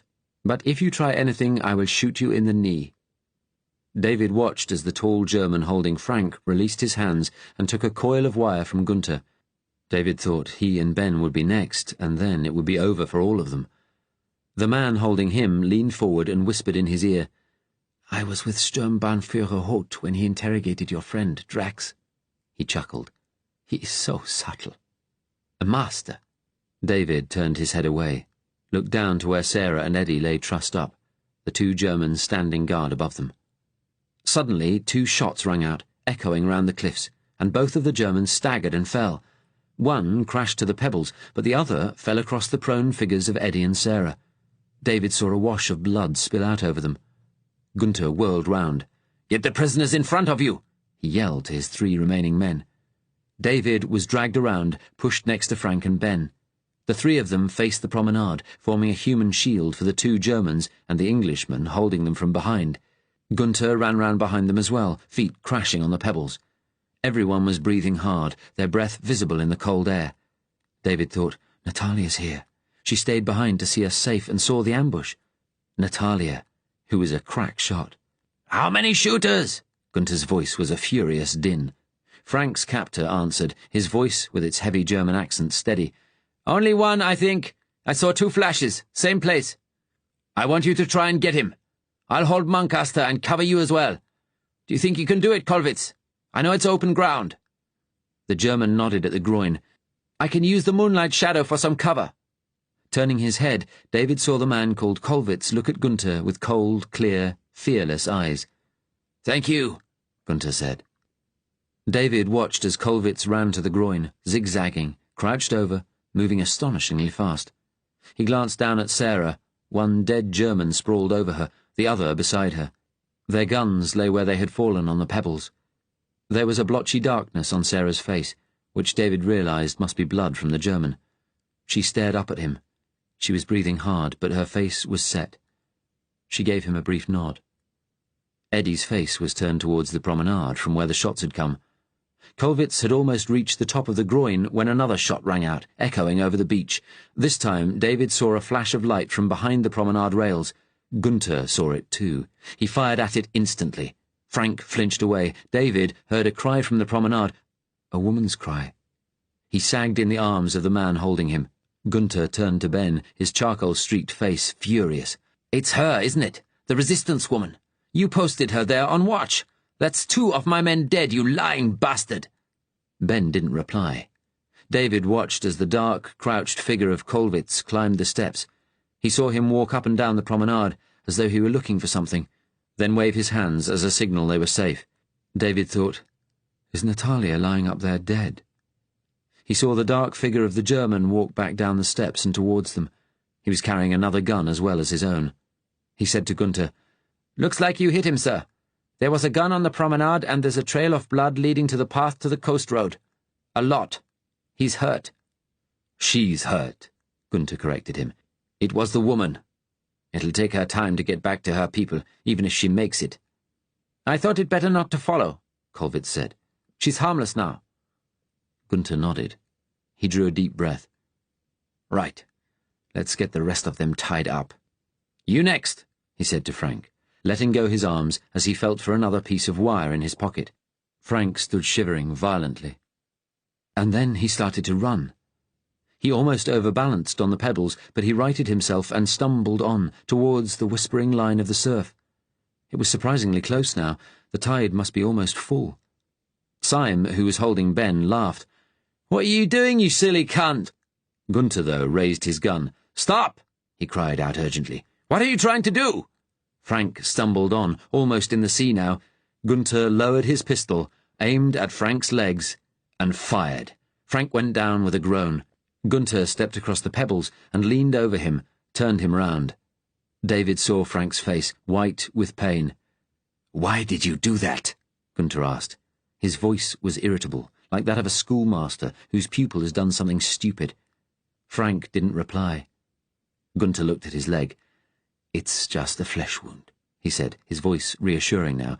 "We'll look after you." He took off the thick scarf he was wearing and began tying it tightly round Frank's calf to make a tourniquet. Gunther called to Syme. "Come over here. Help me get him up.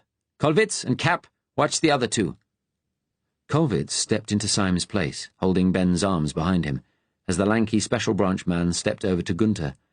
Together they pulled Frank to his feet. The German let Syme take Frank's full weight.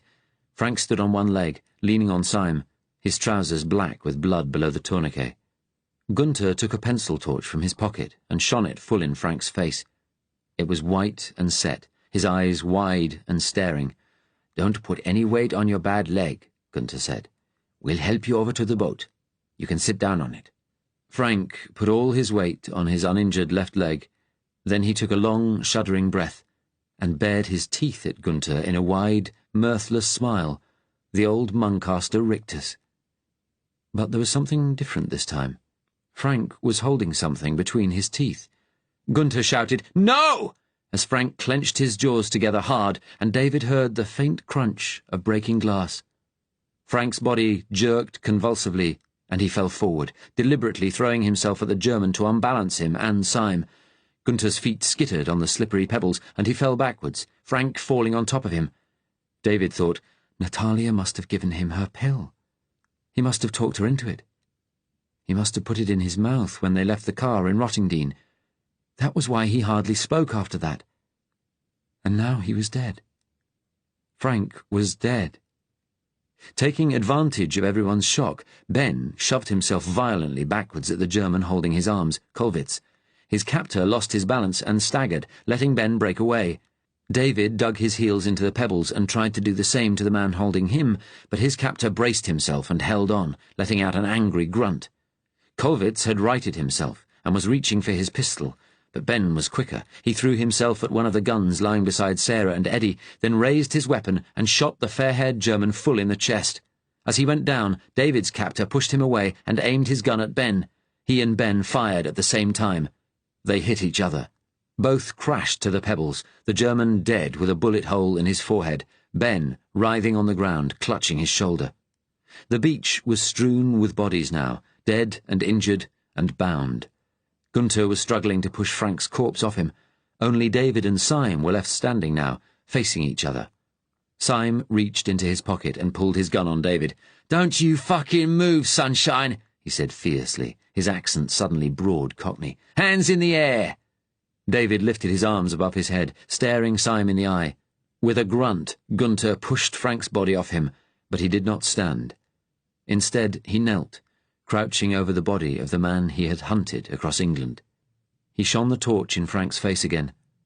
David saw Frank's eyes, as still and unseeing as Charlie's had been that terrible day, the Muncaster grin frozen on his face, tiny shards of glass glinting on his teeth. Gunther reached out and held Frank's shoulders, then bowed his head. Syme looked at David. "Right, you fucker, hands behind your back. Let's get you tied up. You can still be of use to Special Branch. Holt, you cover me." Gunther looked at him with unseeing eyes for a moment. "Will you bleeding cover me?" Syme repeated, his voice ringing across the beach. Yes. Yes. Gunter pulled himself together and fumbled for his gun, pointing it at David. On the ground nearby, just beyond Sarah and Eddie, Ben was still groaning, clutching his shoulder. His gun lay beside him on the sand. Syme turned towards him, his face furious. "Stop making that noise, you cunt! I've got half my fucking arm shot off!" Ben shouted. "I'll bloody shut you up for good!" Syme stepped towards him, pistol raised, walking past where Sarah and Eddie lay. Then David saw Sarah brace herself and kick up and out with both feet, right into Syme's groin. He yelled and doubled over, dropping his gun, which fell by Sarah's face. He reached down for it, but she stretched out and bit him, with all her force on the hand. He screamed, "Fucking bitch!" and staggered away, tripping and falling down on the pebbles with a howl. David lunged forward and picked up Syme's gun. As he did so, he heard a bullet ricochet off a pebble nearby, saw sparks from the bullet. Gunter! He turned swiftly and shot the German in the arm, Gunter's gun flying outwards in a spray of blood. Gunter looked down at his arm in astonishment, then at David as he walked over and pointed Syme's gun at the centre of the German's broad, charcoal-smeared forehead. Behind him, Ben was still groaning, and Syme was curled over in a fetal position, sobbing with pain. Perhaps Sarah's heavy Wellington boots had burst his balls. David hoped so. His wife had saved him. He looked into the German's eyes. They looked not hard and wicked as David had expected, nor frightened, but sorrowful and unutterably weary. David was suddenly aware of how cold he was. His feet were like ice, and the hand holding the gun almost numb. The German stood there, seeming not to care about the blood gushing down his coat from his ruined arm. He gave David a sad, lopsided smile and shook his head slightly. He said quietly, "You won't win. You just held our victory up a little. That's all you can ever do." Then, louder, he shouted, "For Germany!" And there was a bang and a flash as David shot him between the eyes. Gunter fell back with a crash and lay still, his forehead shattered, blood and brains seeping out, white and black in the moonlight, the lopsided smile still on his face, as though he knew best even now. Beside him, Frank lay, mouth still locked in the Muncaster grin. David looked back at Syme, who was struggling shakily to his feet, hands between his legs. David pointed the gun at Syme, and he raised his hands. Still watching him, David reached over and gently closed Frank's eyes. Suddenly he heard the crunch of running feet. Syme was running away, slowly and painfully, towards the promenade. David fired at him, but missed, the cold numbness in his hand affecting his aim. Syme loped painfully on. He reached the steps to the promenade and began to climb them. David fired again, and this time he hit him. Syme went down. But he was still alive. He began crawling painfully up the steps. His leg muscles aching from the cold, David started to run towards him, but from the ground nearby, Eddie called out, "No! You've got to get us into the boat! There's just time to reach the submarine, but only just!" David stood irresolute for a moment. He looked at his watch. It was 1:45. All that horror and killing had lasted only half an hour. Syme had reached the top of the steps now and was crawling onto the promenade. David raised his gun again, but Sarah called out, "No, David, leave him! You have to help us get away, and Ben's hurt." Eddie said, "If we're not there soon, the sub'll go. Untie us, quick!" David thought of Natalia, hoped desperately that she had got away. Then he looked into Sarah's eyes and nodded. He went over to Ben. He looked in a bad way, grimacing with pain, blood leaking from a nasty shoulder wound. David could see white, exposed bone. Ben said, "I canna feel my arm." "We'll get you safe on the sub." Ben looked round the bodies on the beach. "We beat their fucking Nazis, eh?" Yes, we did." He looked down towards the water. "Frank's dead, isn't he? What happened? I didn't see." He had a poison pill after all. Natalia gave it to him. Tears came to Ben's eyes. Poor Frankie. Poor wee man. Frozen, soaked, and shocked as they were, David and Eddie pulled away in the boat as fast as they could. The breeze was stronger out at sea, bitterly cold. Ben lay in the bottom of the boat. Sarah had opened his coat and had taken off her own jumper, pressing it down on Ben's shoulder to staunch the flow of blood. They were already some distance from the shore. Looking back, David saw the line of chalk cliffs that stretched to the east, the Seven Sisters. For a second, he thought he saw something move on top of the cliffs. "Eddie," he said, "can I have the binoculars?" "What is it?" he asked sharply. "I thought I saw someone up on the cliffs." "Be quick." Eddie handed David the binoculars. Resting one arm on the rowlock, he scanned the top of the cliffs. He caught a glimpse of two figures, one a woman with long hair, leaning on the other one, a man. The woman was waving out to sea. He thought, "It's Natalia. She made it. She's found one of the resistance watchers." "Anyone?" Eddie asked anxiously. "I thought I saw a woman waving. It might have been Natalia." He glanced at Sarah, but she didn't look up from tending Ben. "He's unconscious now," she said. "He's in a bad way." Eddie and David pulled as fast as they could. Eddie had a compass on the seat beside him, kept guiding David to change course slightly. Out on the calm sea, the silence was unnerving after the shots and cries on the beach. David looked at his watch. Almost 1:15. "Not far," Eddie said. "Steady now." David looked at him. "Will you come with us to America?" The fisherman spat in the water. "Not likely. I've been a Sussex man all my life." He gave his gap-toothed grin again. "You know, since the 1940 treaty put those duties on trade between Britain and Europe, smuggling started up again. French perfume, that's a favourite. Haven't earned too bad a living since." "Will it be safe for you to go back?" Sarah asked. "If he survives, Syme could identify you." "I've friends all along the coast, most of them resistance. I be all right." "Why did you join?" David asked. "Don't like being told what to do by Nazis and fascists. It's as simple as that, my friend. That's all it needs to be." "If you've the courage," Sarah said. It was unbearably cold. David could barely feel his hands on the oars. He looked at Sarah again. "How's Ben now?" "Quiet." She looked at him and said, "Why didn't Natalia come with us?" David didn't answer, lowering his head over the oars. Then he felt a hand on his arm. He looked up. Sarah smiled at him. Through the blood on her face, her old, reassuring smile. The smile he had never deserved. He smiled back, sadly. Then Eddie sat up, pointing. "Look!" he shouted. "Over there!" They all turned to look.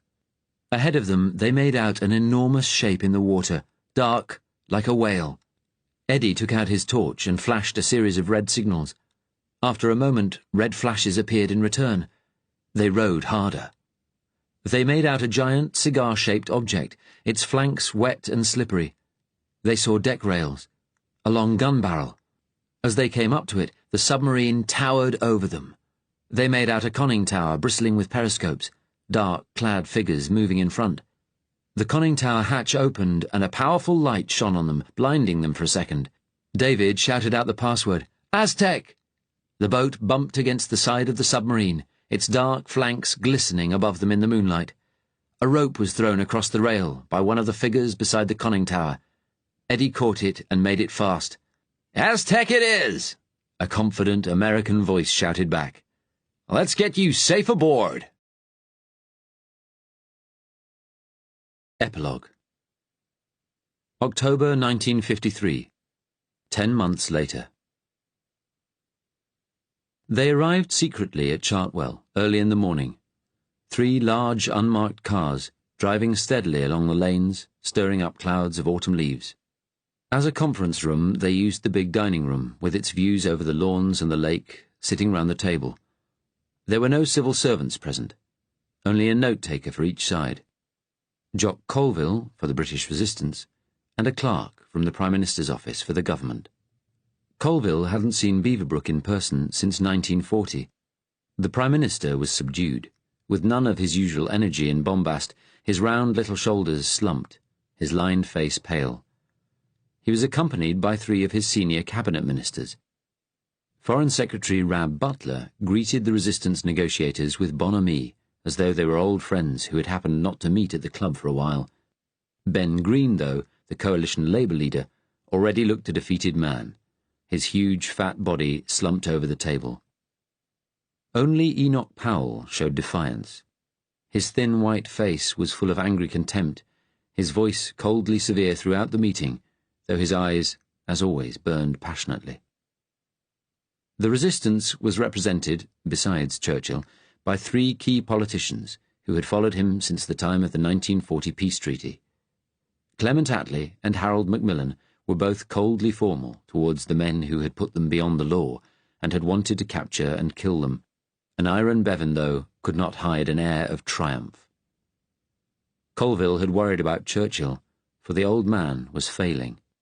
He had had a stroke earlier in the year, and though he had recovered physically, the mental slowing and lack of focus that had begun to show in recent years were growing. But sometimes, as on this morning, Churchill could still gather his resources of energy to remarkable effect. He left much of the talking to his colleagues, but dominated the table, glowering contemptuously at his old foes, his interventions always sharp and decisive. Events had moved fast since Hitler's death the previous December. Goebbels, despite initial hesitation, had been unwilling to defy the SS determination to fight the Russian war to the end. In March, a group of army officers, in alliance with Albert Speer and influential German business leaders, banded together with sections of the Nazi Party who realized the Russian war was unwinnable. They launched a military coup, assassinating Goebbels, and promising a permanent settlement with Russian interests before the war brought Germany and Europe to total ruin. A temporary ceasefire with Russia had been agreed, but Himmler and his million-strong SS forces had immediately launched a counter-coup with the support of most of the Nazi Party. Civil war had erupted across Germany, the fighting men on the 2 sides treating each other with the same savagery they had shown previously to the conquered peoples, German civilians fleeing to the countryside or cowering in cellars. In Russia, too, Wehrmacht and Waffen-SS forces had begun fighting each other.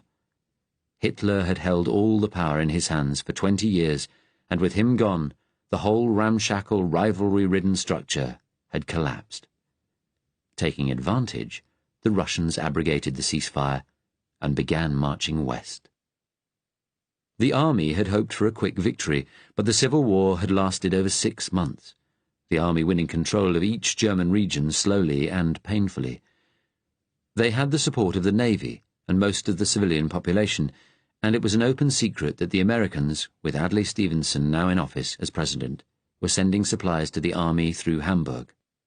But under Himmler, who had declared himself the new Führer, and his deputy Heydrich, SS forces had everywhere fought to the last man.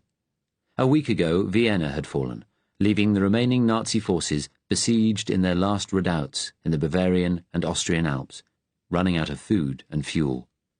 The Eastern Front had completely collapsed, and the forces of the Russian Federation were sweeping westward, further and faster than anyone could have expected. They had uncovered terrible things, labor camps as bad as anything Stalin had created, and vast extermination camps, gassing plants and crematoria. They now had control of most of the Ukraine and parts of eastern Poland. A week ago, they had broken through into the Crimean Peninsula, from where rumours were coming of savage massacres of German settlers. Without the threat of German forces behind them, the European satellite regimes were tottering and falling. Everywhere in the East, ethnic Germans, even those who had lived there peacefully for centuries, were being massacred or fleeing west. In France, secret talks were underway between the Pétain-Laval government and the French resistance. The French Jews had been freed from the detention camps where they had been held for months. In Italy, Mussolini had been removed by his own fascist party, and in Spain, General Franco had just been overthrown and shot by a group of army officers. There was confusion, and in places, fighting, across Europe. In Britain, there had been a pitched battle in Senate House, Rommel and the army people against the SS. The army had won. Rommel was still ambassador. The SS faction had all been killed or imprisoned. Rommel promised elections in Germany once the Civil War was over. And now, Britain's turn had come. Round the Chartwell dining table, Beaverbrook offered Churchill a senior role in a government of national unity, all the men present forming a new government, Mosley and the fascists excluded. Churchill brusquely refused, insisting the British resistance alone was morally entitled to govern. They would deal with any of Mosley's people who resisted them, then call elections. "The fascists will want to hold on to the power they have," Beaverbrook said. "Best to have us on your side to negotiate with them." "You are no longer of any account," Bevan answered brutally. "And what power they have, you gave them." Beaverbrook looked stunned. He said, "We used to be friends, now." "That was my mistake, a long time ago." Beaverbrook spread his arms wide. "The Jews will be released from their camps. I've already said so publicly. I never wanted them detained in the first place." "And all of their homes and property will be returned to them," Churchill insisted. "Those supporters of Mosley and yours who moved into their houses will be booted out." "That could be complicated." "Booted out!" Churchill shouted. "The whole bloody lot of them." "Very well, and I promise to sack Mosley as Home Secretary. That proves our goodwill." "But will Mosley go quietly?" Attlee asked. He had said little so far, puffing quietly on his pipe, though his eyes followed every move. "His people are unhappy about releasing the Jews. It's just as well you put the camps under army control. If the auxiliary police were still running them, they might have disobeyed your orders." "I'll disband the Auxies." Beaverbrook's voice rose. "But if they and Mosley's people resist a change of government, you'll need the old police force, the army, all the forces of law and order on your side. Do you think they'll obey you if my people and I aren't there? We've governed this country for 12 years. Half of your people are socialists. You've fought the police and army on the streets. What if the forces of law and order resist you? Are you going to arm the Reds to fight them? Factory workers and miners?" "They're fighting already," Bevan answered quietly. Attlee nodded. Churchill looked at Beaverbrook. "When you go, those with sense will realize that the days of authoritarian government are over, and they'll jump from your bandwagon onto ours to save their skins. It's happening already." He leaned across the table. "And those who don't, the fanatics, Mosley's black shirts, they will be dealt with whatever force it takes. The tide has turned, Max, as I knew it would in the end. As Bevan just said, you count for nothing now." "What happens to India?" Powell snapped. He looked directly at Churchill. "You've opposed Indian independence all your life. You called Gandhi a half-naked fakir. But these people, your people," he gestured at Attlee and Bevan, "they want to hand it over." "We can't hold India down any more," Churchill replied heavily. "Perhaps I was wrong. In any case, I lost." Powell stared furiously round the table. "India is ours," he said in his sharp, hard, nasal voice. Colville wondered if, in the end, Powell, the fiercest nationalist of them all, would go down fighting with Mosley. But Beaverbrook wouldn't. The old man spoke now, his broad lips trembling slightly. "If I agree to go, what happens to me?" he asked. "To the others round this table?" Churchill didn't answer for a moment. Then he said, "If you agree to go quietly, we'll let you go quietly." "Go back to your country house," Bevan taunted him mockingly. "No. You'll have to leave the country, Max," Churchill said. He waved a hand. "Maybe Canada will have you back. I don't know." "My newspapers—" "You give them up," Bevan said, his voice rising. 2 or 3 proprietors foisting their prejudices on a nation is not a free press. We'll sell your papers, each one to someone different." Beaverbrook blustered. "You want to send me into exile because you know people will rally round me." "No," Attlee said bluntly. "because you're poison. You always were." By the time Beaverbrook and his people left to consult the rest of their cabinet, the resistance leaders knew they had won. The others were jubilant, but Churchill looked tired. After a few minutes, he asked the others to leave him alone with Colville. When they had gone, he got up slowly and painfully, and went to sit in an armchair. "Whiskey, Jock," he said wearily. "Pour one for yourself." He stuck a cigar between his teeth, lit it, and bit down on it hard. Colville stood beside him. Churchill stared out of the window at the leaf-strewn lawn, his face sombre. "There will be fighting," he said. "Maybe very soon. Mosley won't just go. Little Beaverbrook's people are unimportant now, as I said, but Mosley and his men have guns. And some of the auxiliaries will support him." "Not all," Colville answered. "Some have come over to us already. Remember that Inspector Syme, who was involved in the Muncaster affair? He was hit in the leg but survived." Churchill grunted and nodded. "He approached us last month. He knows a lot of the key people who can be expected to jump our way. We might give him a role in the new police force behind the scenes." "The devils we have to deal with," Churchill growled. He seemed sunk in gloom. His black dog had entered the room again. He said, "Who knows? Beaverbrook may even tell his people to come and arrest us tonight." "They won't, sir. They know they're finished. They'll try to save their own skins now, hold on to what they can. It might be an idea, though, to ask the Americans to say they would welcome a change of government in Britain.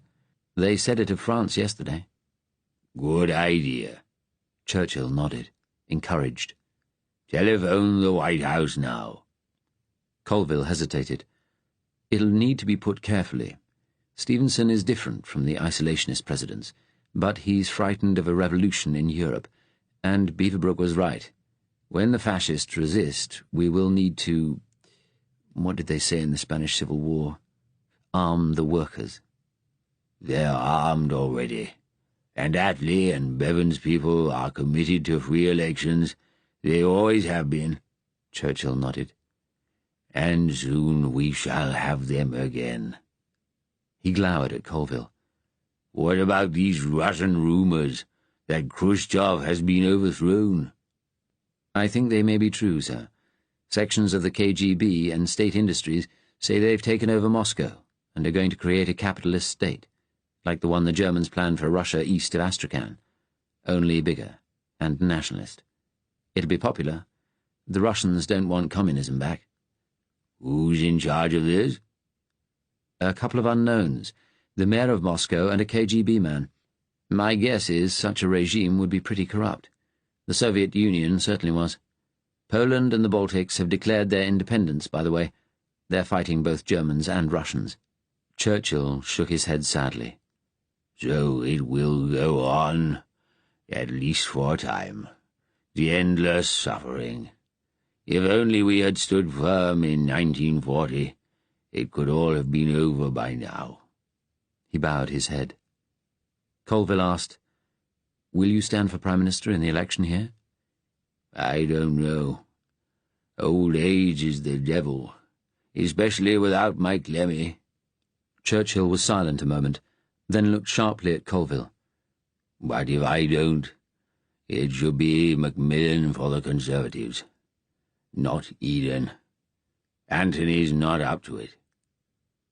"It could be Bevan for Labour. A lot of their people want him, say Attlee is too old, too moderate.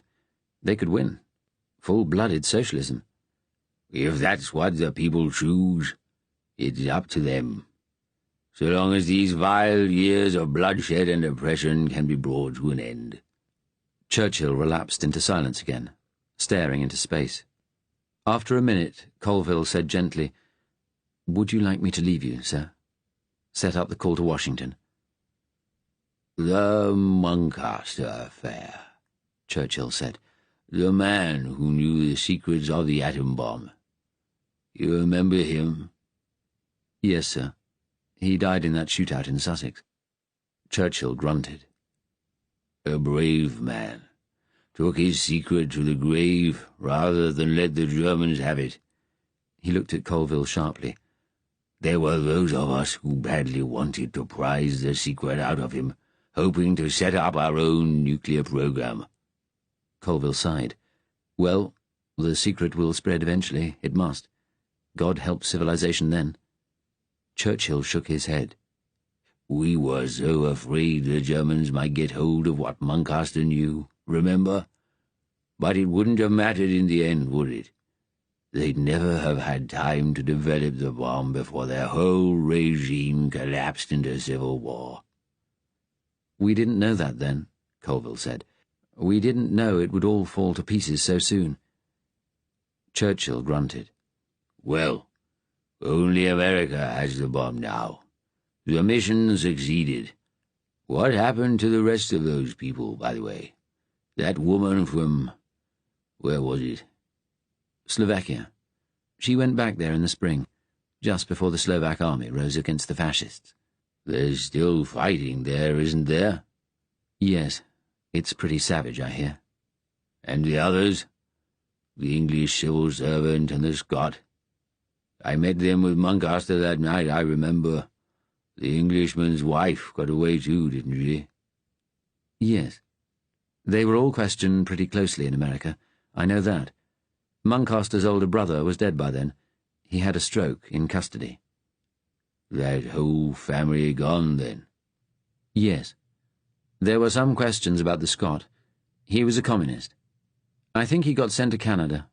He lost an arm in that fight.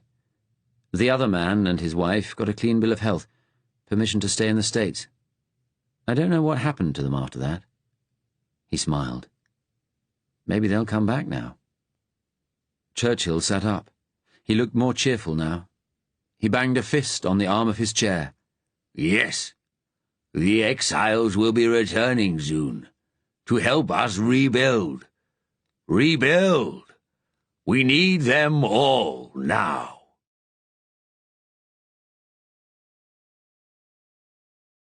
This was an audio production of Dominion by C.J. Sansom, read by Daniel Wayman. Published by Macmillan Digital Audio. Text copyright C.J. Sansom 2012.